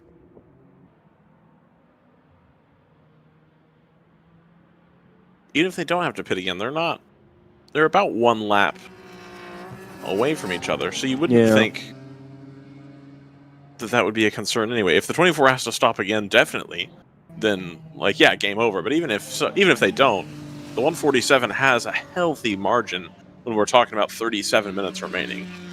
Having said that, with the way WRL penalties work, you want to be a lap ahead if you can. Well, that's true. Yes. You do want to be that lap up. You're right. Yeah, we've seen that Pretty fight critical. previously. Although the communication since Barber has changed pretty substantially, and it means that teams are notified in real time of other teams pending penalties, which means that there's no being caught out after the checkered flag. You are acutely aware of what's going on behind the scenes at WRL, and if you're involved in any one of those investigations, or one of your adjacent cars is involved in any one of those investigations, you should be playing that game as well to make sure that you can protect against that penalty, which is exactly what you're discussing, trying to be a lap ahead, if at all possible. Gap's 2:05, so that's come down 15 seconds since I last looked at it. Yep, it's 234.3, plays at 239 flat. Again, we've just clicked off another 5 minutes in doing that, though. So, I mean, 35 minutes is not...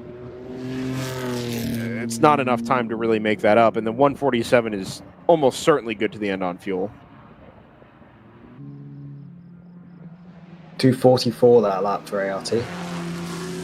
That car is... Are they trying to save fuel to get to the... No, they can't. No, That's so way. much time to be giving up. Yeah, there's no way. Yeah, you'd take the splash. Yeah, for sure. Yeah, it's 5 or 6 laps of worth of running at the pace. Well, battle for GP1's gotten considerably more interesting then. Absolutely. If that is now the pace that the 147 car has due to nursing an issue or whatever the case might be, that may put that Montgomery car into play. How sure are we that the Montgomery car needs or doesn't need a stop? Where are we at on that? They pitted at the same time, or I think a lap before the 147. Oh, okay, under cool. yellow. So Maybe 2 laps. So they're before probably here. dead even because it's the same car. Yeah, Well, I think the 24 is an older car, but they're the same motor.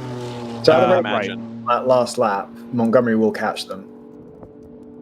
At that rate, on the last lap, Montgomery will catch. 10 seconds a lap. There's about 40 Yeah. to go at a 2:30 pace. Obviously, these Yep. cars. That 14 laps, 14 times 10 is 140. 2:05 is 125. So yeah, they'd catch them with a lap and a half to go. Yeah. Well, we more than anything, then I guess we need to be paying some attention to the lap times on both of these cars. Into the pits comes the 585 AOA MX-5. That might actually be coming back out. That's coming back out. That car has been in and out all day.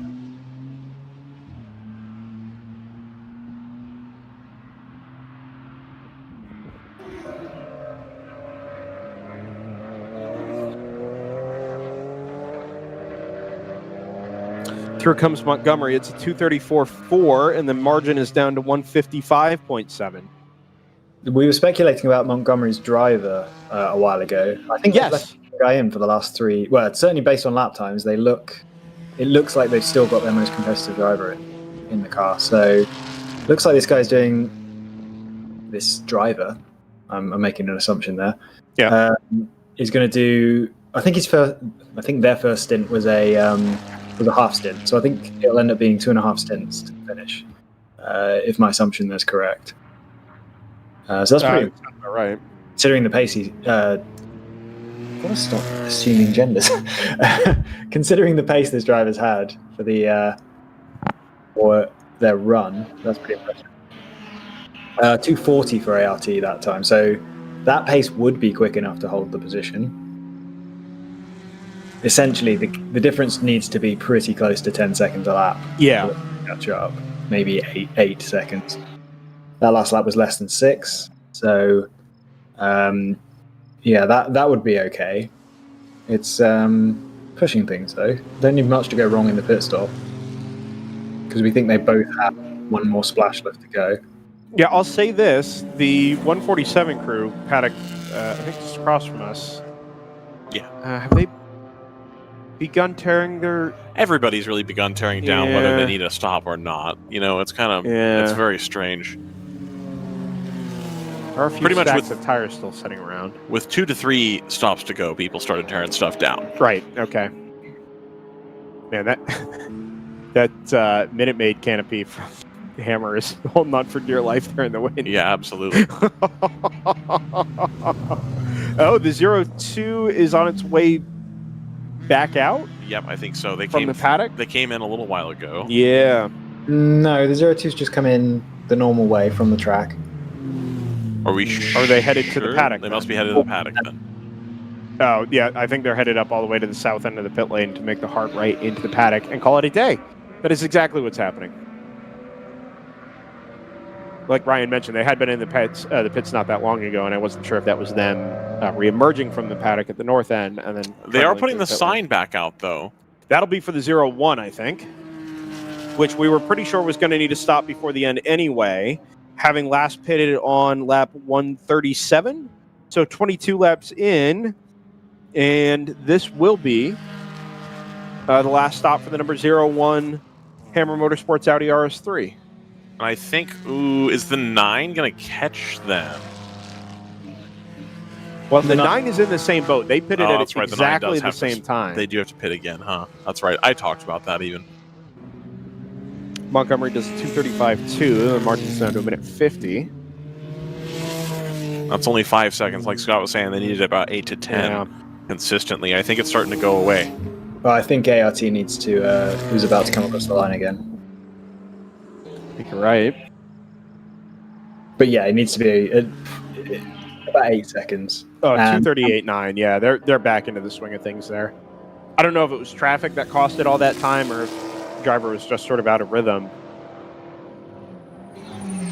Comes the 191 again. Clicks off a nice 2:30 lap there. Still holding that 16-second gap to the number 242. Yeah, I keep expecting the 242 to dive into the pits here, but it's still only been 22 laps. So they've got a little ways to go. In comes the 01 for its final pit stop. And addresses the crew just across from us. They drop the fuel pan. And the 988's in as well. I don't know if we were expecting that or if they had just been in, right? I didn't think they were going to need to be in again. Yeah, we weren't expecting them. No, they were just in at 145. They're checking the back. They're checking the back right, the right front. I wonder if they're checking pressures here. No, but there's no fuel going in the car. No, Whatever no they're fuel doing at all. They're doing here, something on the tires. I wonder if they're letting some air out. Or if Seems the like driver... here comes the 9 as well. So the 9 just got... Oh, the 988 and the 9! Yeah, the 988 was released right into... Not into the side of the 9, but they were side by side down the pit lane. And the 988 was in a real hurry to get back out on track. Yeah. He did catch it before he made any contact with the 9, but it was a little close. They doing a driver change on the 9? No, doesn't look like it. I thought I saw somebody run around the side of that car, but it looks like they're just going to dump about half a tank of fuel in it and send it. So the 01 has already come and gone. The 9 is still stationary. So that position never actually changed hands. And when the 9 is released, it's going to be something like a minute, I think, behind the number 01 TCR. Maybe even more than that, actually. Driver dabs the brakes, sitting in the pit lane. Well, it was 38 seconds when they entered the pits. So right. No reason why it would be any different to that. But... Okay, yep, good call.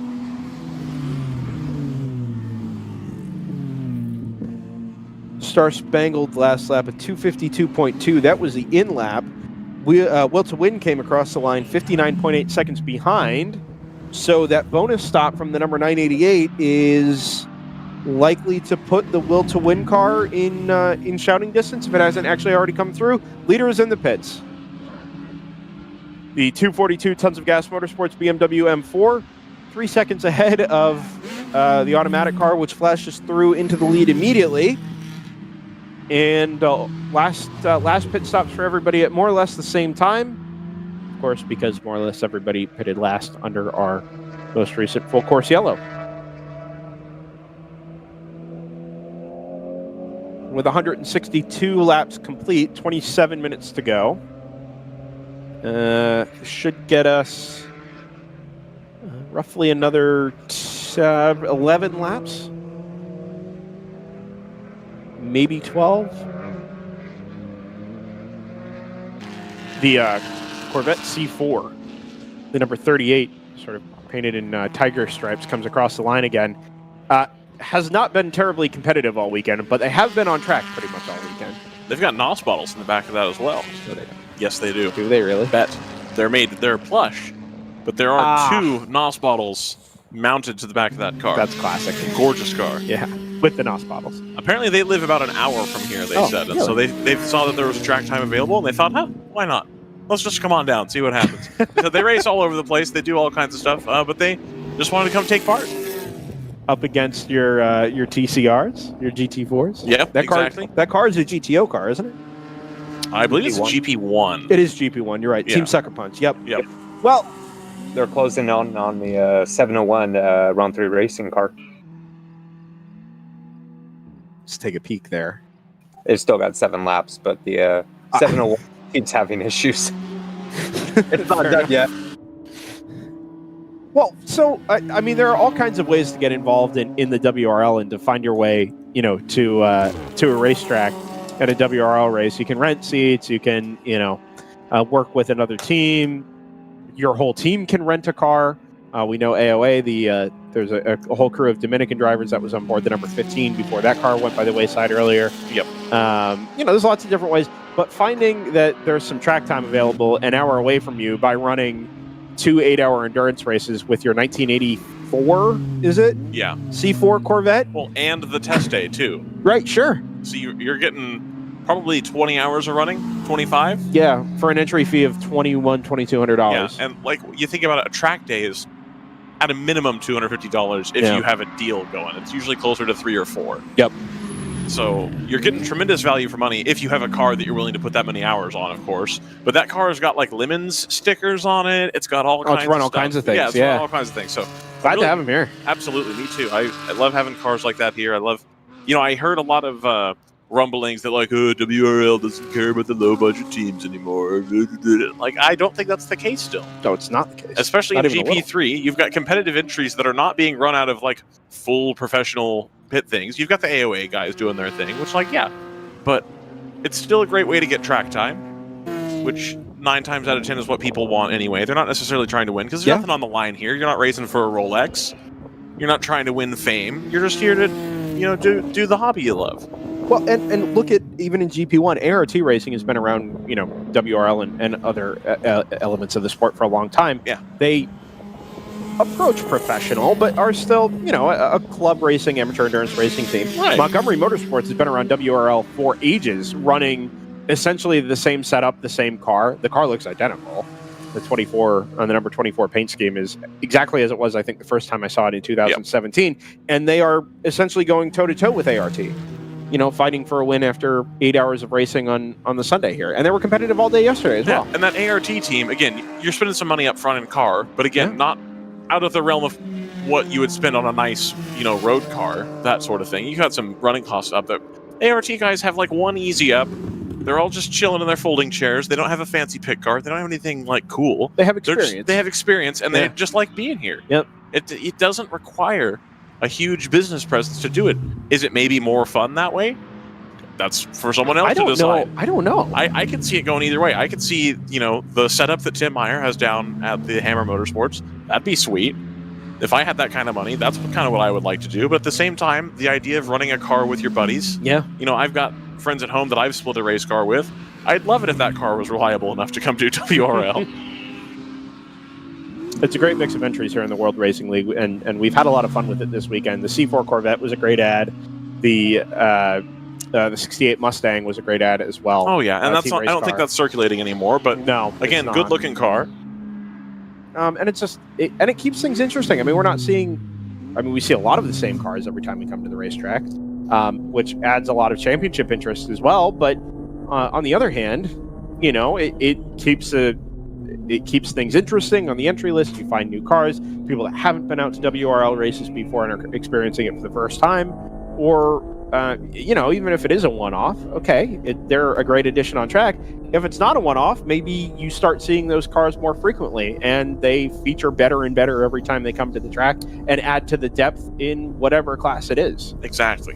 We already have quite a bit of depth. I mean, GTO is 30 cars this weekend, but even the lower classes, there's been enough of a car count, not just to keep things interesting for us, but to keep each of the competitors honest. Even in GP1, we thought ART Racing was going to run away from this, and here we are within the last hour, after some penalties and some fuel strategy playing out, talking about that Montgomery car still being in with an outside chance of a win. Incidentally, the 24 is just on a lap 9 seconds quicker than the 147 again. But I suspect that now with just over 20 minutes to go, that 147 will have backed off a little more comfortably. It's certainly not chasing down the number 9 Team ACP car, right, for P4 overall, and at this point would be happy just to preserve the class win and the top 5 overall. Anyway, it's still within with an outside chance of a win there for the 24 if anything were to happen to the 147. Indeed. Battle in GTO, 988 and 981. Star Spangled Racing versus Will to Win. The margin is 3.5 seconds, and that came down by 2.5 on just the last trip around. So we'll need to pick them up out on track. We'll be able to do that on our track sides, actually. Follow that battle around for a little bit. There goes the number 9.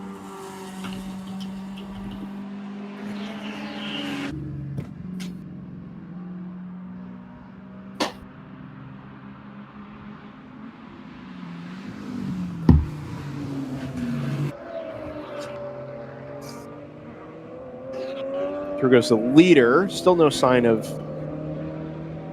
either the 988 or the 981. Are we expecting Tons of Gas Motorsports to be in the pits right now? No, we're not. They came in and did their splash. Now, Ryan, was it yesterday that we think somebody didn't get their splash? Oh, no, it's a Stratus car. It was the Stratus. That we thought maybe hadn't come across the line. It was just an artifact of Race Hero and how it displays the outlap versus checkered flags. Right. Its checkered flag was displayed as a pit lap, but that was actually an outlap, not right. So we aren't expecting that car into the pits. I can't imagine they shorted the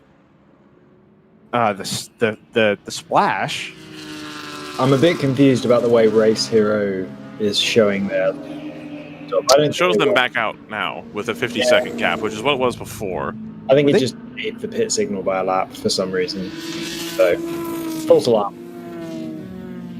Yeah, I didn't see them come down the pit lane, so that would tend to make sense that it was some type of timing issue. Get TJ on the horn. The margin's out to 50 seconds anyway, so there's really nobody's terribly close to anybody there. Right, and the Hammer Motorsports car is still a lap down as well. Yes.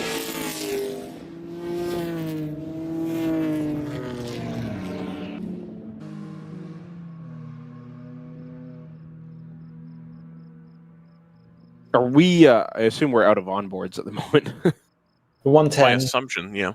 The 110. I like the 110 onboard. That gives me a chance to wax lyrical about the 1 Series again. Wait, I'm sorry. Through has come the 988 and the 981. It's under a second. The battle for 5th in GTO and 7th overall. That margin is 3/4 of a second as they come across the line. We'll pick them up here at turn 3 in, just a couple seconds. Also, the 147 only 23 seconds back of the number 9 now. Yeah, but that margin is going out. There they go, out the right side of the screen between 4th and 5th in GTO.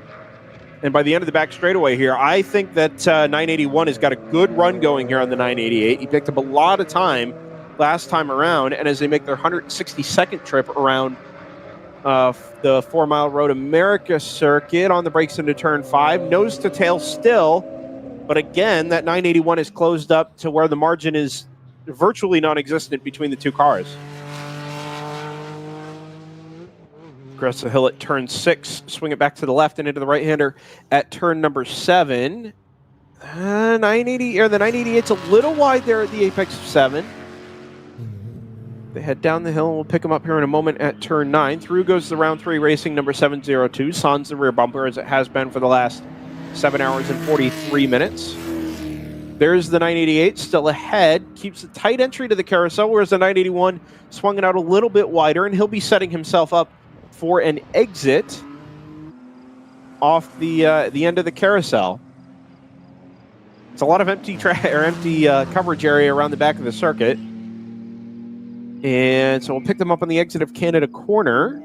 If the run was good for the 981 coming out of the carousel, the next braking zone opportunity would be Canada Corner and on the brakes into turn 12, and we'll see that move potentially complete. Just off of the screen right here, we look first for the 702, which is leading the two of them around. There it is. 702, I think, has a left rear puncture. Through come the two Caymans ahead of it, and I was slightly taken there by the 702, so I actually didn't notice who was leading that train of Caymans. Is this the 981 first? It is. Move done. 5th and GTO changes hands with just over 15 minutes to go. Through goes the 981, and he's already pulled something like a second on the number 988 Star Spangled Racing Porsche Cayman. Brendan, you just made the comment about a lot of empty track space on there. By my count, we currently have 38 cars running of the, what do we have registered here? 78 registered. Right. So I think Scott called it Sunday race day WRL-itis. Yep. Which is fair enough. I mean, 16 hours of endurance racing with any race car, but especially, cars mostly built up from road-going cars, is not a small task.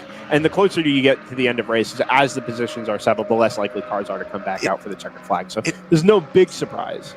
It really does start to worry me a little bit about the Sebring round. That most of the damage that I've seen happen here, very, very few car-to-car contact issues. Yes. Right? There have been maybe 1 or 2 for 16 hours of running. It's pretty good. That's very good. The issues I've seen, and we talked a lot about, hey, Road America is a full chat, wide open, full beans, if you will, track. But most of the damage has been done by people on the curbs, I think. It's people running wide, it's people running the curbs, and if that's going to continue to be the issue, I think lots of people have lots of work to do before we get to Sebring at the end of October. That is true. That is true. Although, I mean,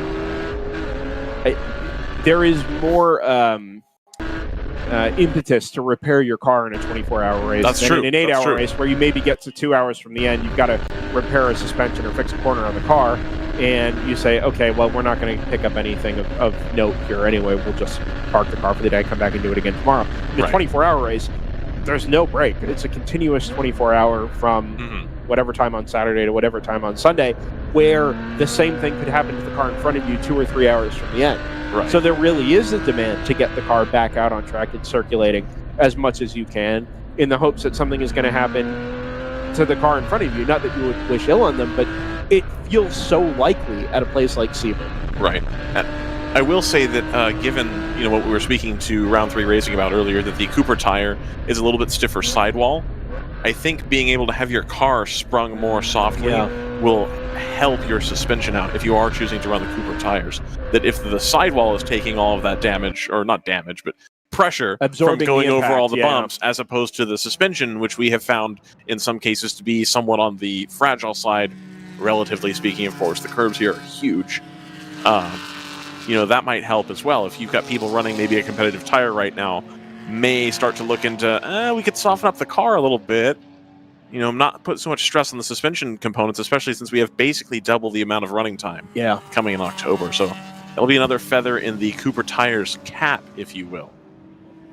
I hadn't actually taken the tire angle, but now that we know a little bit more about the Cooper tire, right, from both Brad and Buzz McCall up here a little bit earlier today, it does add another layer to the rest of the season, but especially the 24 hours of Sebring to come in October. As we wind things down here on the Sunday from Road America, we've done something like 15 and 4/5 hours of racing. I had to find a nice convenient number there, so I went 4/5. We've done plenty of racing this weekend at Road America. We'll call it that. We go next to Daytona for a 14-hour race. Daytona. Dawn to dusk. Well, dawn to night, really. That'll be 14 hours continuous on the high banks of Daytona. The weekend after that, well, let's get the dates exactly right. It's June 5th and 6th. If my calendar plays ball. No, it's not going to, so we'll try a different calendar here. June 4th and 5th, Friday and Saturday. A long day Saturday for the 14-hour there. The race is over by late Saturday night. You can be home on Sunday. Heartland Park, Topeka. Heartland Motorsports Park, such as it is now, June 11th through 13th. We go to Road Atlanta. Registration will open this week for Road Atlanta. 16 hours of racing to come there, July 16th through the 18th. We follow that up with a trip to High Plains. And that'll be August 6th through the 8th. September, we go to VIRs, the 17th through the 19th. October, we go to Hallett, 15th through the 17th. And then the big one we were just talking about, the 24 hours of Sebring, October 29th through the 31st. One of the first big 24-hour races on the East Coast in quite a while, certainly for this level of competition. I know the VIR 24 hours is a popular one in other amateur endurance racing circles, but for cars like this, TCRs, GT4s, to have the opportunity to go 24-hour racing in the United States as part of the WRL championship season is fantastic. We look forward to that when it comes around the end of October. November's a clear month, and then in December, we go to Circuit of the Americas for the U.S. Endurance Championship, as we always do, December 3rd through the 5th. Hopefully, most of that will be live on DriversEye Live. We, as always, look forward to the opportunity to bring WRL action to people who care about it. I wouldn't call it the masses, but we certainly have a passion for racing at this level, endurance racing in general, and it's been a great time sharing it with you all this weekend. 10 minutes remaining. Can I invent some intrigue? Yeah, please. Yeah. So ART Racing, leading GP1, really the only representative stint they had that was green flag all the way earlier in the race was 30 laps long. They've done 28 laps. It's their last pit stop. Montgomery Motorsports have done 29 laps since their last pit stop, but they went 35 laps earlier. Oh. Based on that, I think ART might have to pit and Montgomery might not. Well, so do we think maybe there is some fuel saving going on here? Possibly. And that's the reason we've seen laps in the 240s on a not inconsistent basis from that number 147. Possibly. And that might mean that they are safe, but that's why they're running slow. And in that case, they'll hold the position easily. Even if they do have to pit, they've got something in the region of 1 minute and 10 seconds at the moment.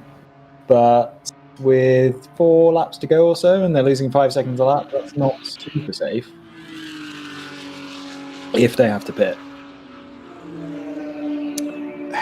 How confident are you that the 24 can make it through to the end? I'm very confident in them. Oh, wait. Somebody is standing on the wall just in front of us here with a fuel can, a fuel pan, and a man with a helmet on. Is this for the number 23? It is the 23. It is the 23. Okay. I know that the Airbnb car, the 147 from ART Racing is pitted at more or less the same spot. And I thought that might have been them, but no, this will be for the 23. If I'm seeing Race Hero correctly, the 55 AOA Motorsports Miata, which is P2 and GP3, is pitting with a 23-second lead over the 57 Silver Martini Racing Miata. So we might have a change for position there. And this is the battle for second in GP3, as you rightly point out. I don't see the 55, I have to be honest, so I think it will have already emerged from the pit lane. It has. Here comes the 50. The 57's just come through. So Silver Martini into second in GP3 with just under 8 minutes remaining. The 23 Porsche Cayman is already on its way and back out the end of the pit lane. I don't know that the 702, which we called into the pit lane earlier, is actually going to see the finish of this one. I thought it was a left rear puncture, but it may actually be... I know they broke a shock earlier, didn't they, on that 702? Or was that the 701? It was one of those Porsche Caymans anyway. Broke a rear shock, and now I wonder if that's the same issue they see at the left rear of the 702 down at the south end of the pit lane. And now that Corvette's only 4 laps away from the... down. But there's only 7 minutes left. I'm not sure it can do 4 laps in 7 minutes. Depends where the leader is. I think this one is unlikely.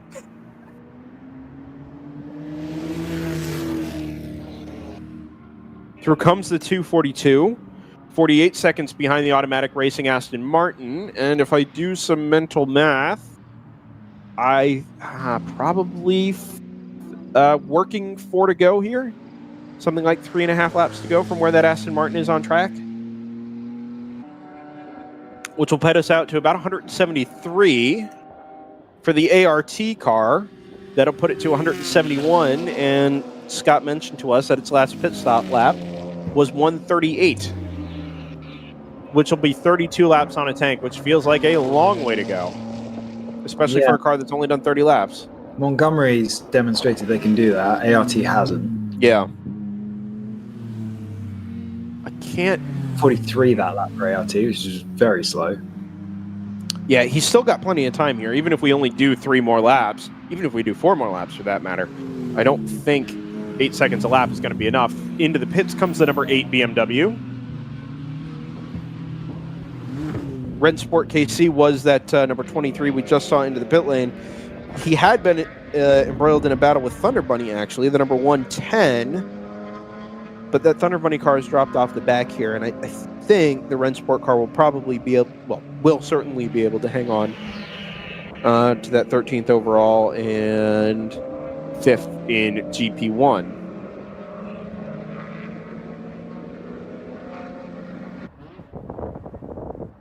Be looking next for the number 191 automatic racing car.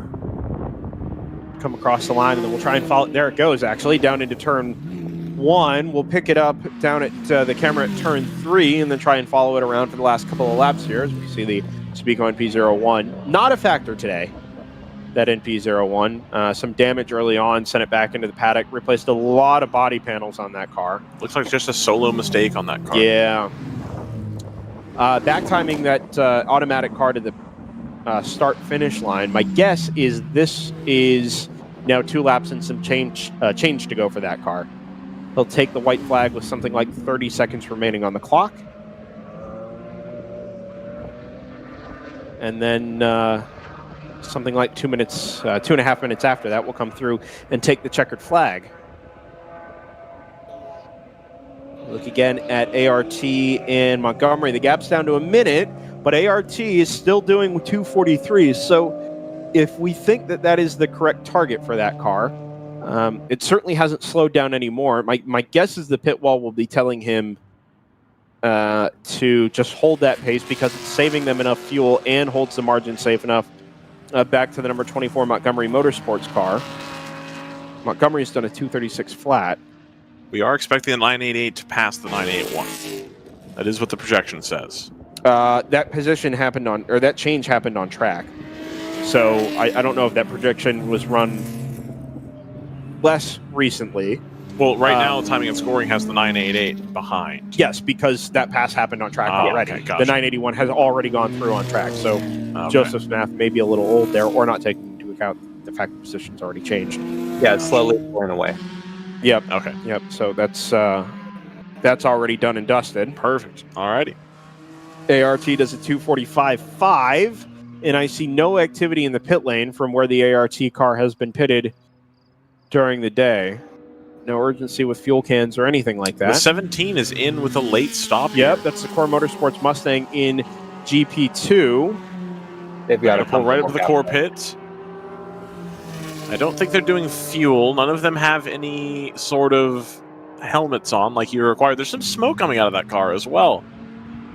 Yeah. Some coming out of the tailpipe, it looks Oh, like. white flag's out, guys. Through comes the number 191. Timing has 2 minutes and 40 seconds left. Our clock has 2:50 left, but the 191 has come under the start-finish line and taken the white flag to start the final lap of the Sunday race at Road America. Go ahead, Scott. I guess race control wants to pack their flags away, just like everyone in the paddock in their tents. Yeah, it's interesting. So it's about a 10-second differential. Yesterday it was about 2 seconds, so it was a lot closer. 10 seconds seems pretty cut and dried today, but I don't think they're desperate to push it with the 4 o'clock finish, especially considering it's such a long lap. I would have preferred to see the extra lap, but at least it's consistent from day to day. Joseph says we're timed to the actual clock, rather, as in. Oh, I see. We're timed not to running time. We're timed to. I understand. Yeah, so I guess we're just counting down to 4 o'clock local. It's an estimate rather than if we started a minute late, then the race will just run a minute short, that sort of thing. That makes considerably more sense, actually. So we'll follow the 191 around here. I don't think it's come through our turn 9 camera yet. There goes the 988.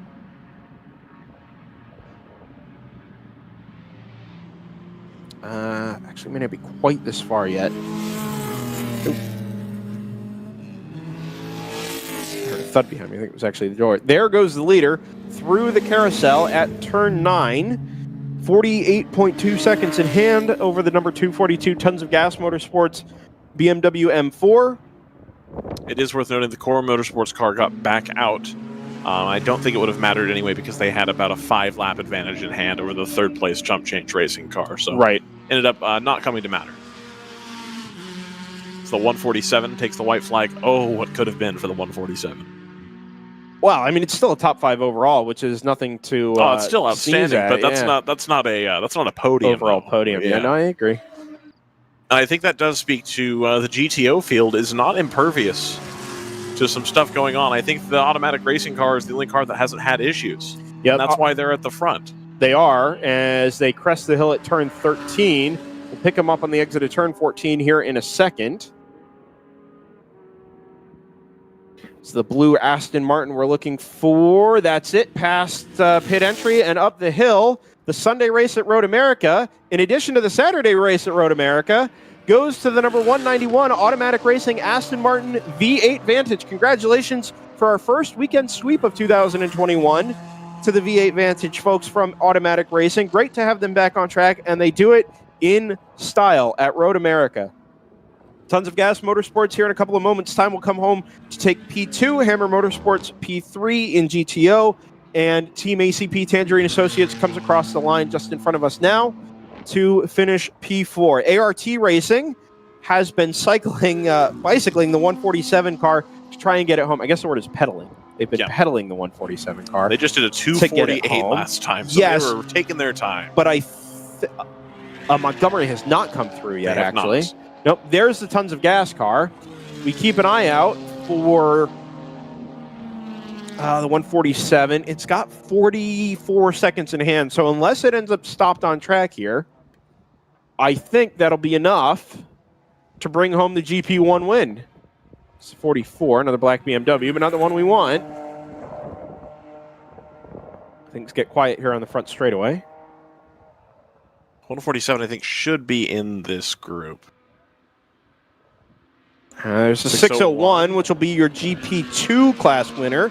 Congratulations to Round 3 Racing, who I believe have hung on to the GP3 victory as well with the number 605.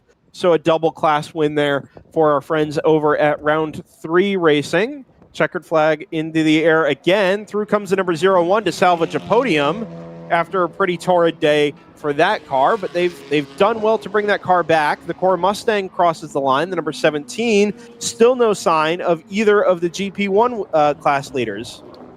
701 is through under the checkered flag. So it's the 52. That's the 110 Thunder Bunny Racing BMW. And the 57 through behind it. Still waiting for the 147. I thought we'd have seen it by now. Maybe it's a little bit. 981 comes through, the will to win. 5th in GTO. There's the 147. The 147 clicks through. A 250.8 as its final lap. It was full chat up the hill, so there's clearly still some fuel left in that car, but I can't imagine it was a whole heck of a lot. No, not at all. And you know what? One on the last lap. Go ahead. Sorry again. 1 dropped from 3rd to 4th on the last lap. Oh, it did. Oh my goodness. Potentially not on the last lap. Oh, is this a penalty? This I wonder might if be a they've lost penalty. a lap, yeah. I think they've been docked a lap right at the checkered flag, Scott. I think you're absolutely right. So good job for the number 9 to hang in there and match the strategy of the 01 as far as the stop, if that is the case. Heck of a drive by that team. See any unusually slow lap times in there. So Yeah. In fact, their pit stop was way quicker than ACP's. So yeah, And they had stretched that out quite a bit. I mean, that margin was half a lap by the time we got to the checkered flag. Absolutely. Let's see if I can get confirmation here on the penalty for the number 01 down from race control. Although race control will be very busy at the moment, as will timing and scoring. So, did Montgomery come through to complete the final lap? They're shown as a full lap down from the number 147. Yeah, I haven't. Oh, there it is. In They the just pit now lane. came through the pit lane. Yeah. You know 67. What? They may have already caught the last lap. I think they came through behind the overall winner, the 191, whereas the 147 was out in front. So Montgomery, they did catch a lap. You're absolutely right. So all they had to do was finish. All they had to do was get the car home. Really, not even, because they had started that final lap before the. Right, but will the partial lap have 171st lap counted? Yes, I think so. Okay. I think that car Do you have to be running, basically, is my question. I don't believe so. I think that car would have been scored as a GP1 leader regardless. In any case, it was kind of fun to watch that GP1 battle there to the end. Yeah. We were shorted a lap a little bit, although Joseph made the point that we were counting down to 4 o'clock rather than to 8 hours on race time, which is certainly fair enough. I'm sure the 147's excited that we ended when we I did. think so. And congratulations to everybody down there at ART Racing. Congratulations also to Automatic Racing, the number 191, who brought home the overall victory for the second time this weekend. GP2, of course, won by round 3 racing by 6 laps over Core Motorsports. And the number 17 Mustang Chump Change Racing finishing third in GP2. GP3 won by round 3 racing. Silver Martini Racing also on the podium, 7 laps in arrears of the 605. And Kuranico Racing, the number 129, finishes on the third step of the GP3 podium. GP1 podium, by the way. We obviously followed the 147 and the 24, but the number 44 PC Racing car finishes third in GP1. And Edge Autosports will come home in fourth. I have an answer on the Hammer and ACP situation for third.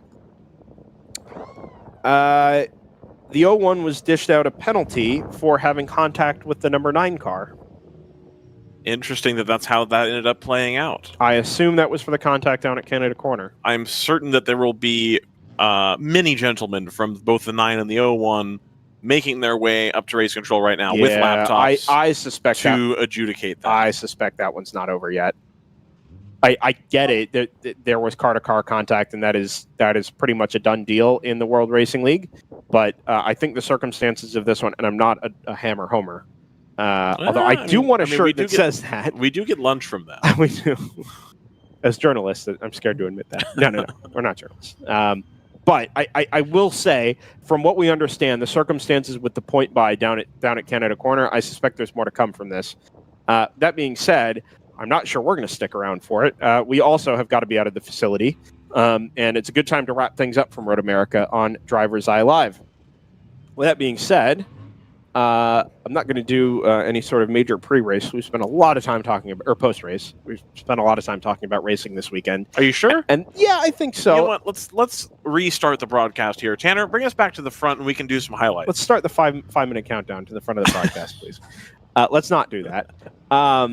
But at the end of this race, a little more cut and dried than we saw yesterday. We saw a fantastic battle at the end of yesterday's race, and by all means, go back and watch the last hour or two from yesterday's race. It really was an awesome scrap that was settled only in the dying minutes between the automatic car and the Stratus Racing NP01. We saw a fundamentally different race yesterday. Doesn't bother me any. Endurance racing is endurance racing. The way it played out is still organic enough for me. I was certainly happy with it, and at the very least, we got to see great endurance racing on track for 16 hours this weekend. Everybody came home safe. It did a number on some of the cars, just as a result of being one of the the fastest tracks in the United States, but not unexpected given the level of preparation here in the World Racing League.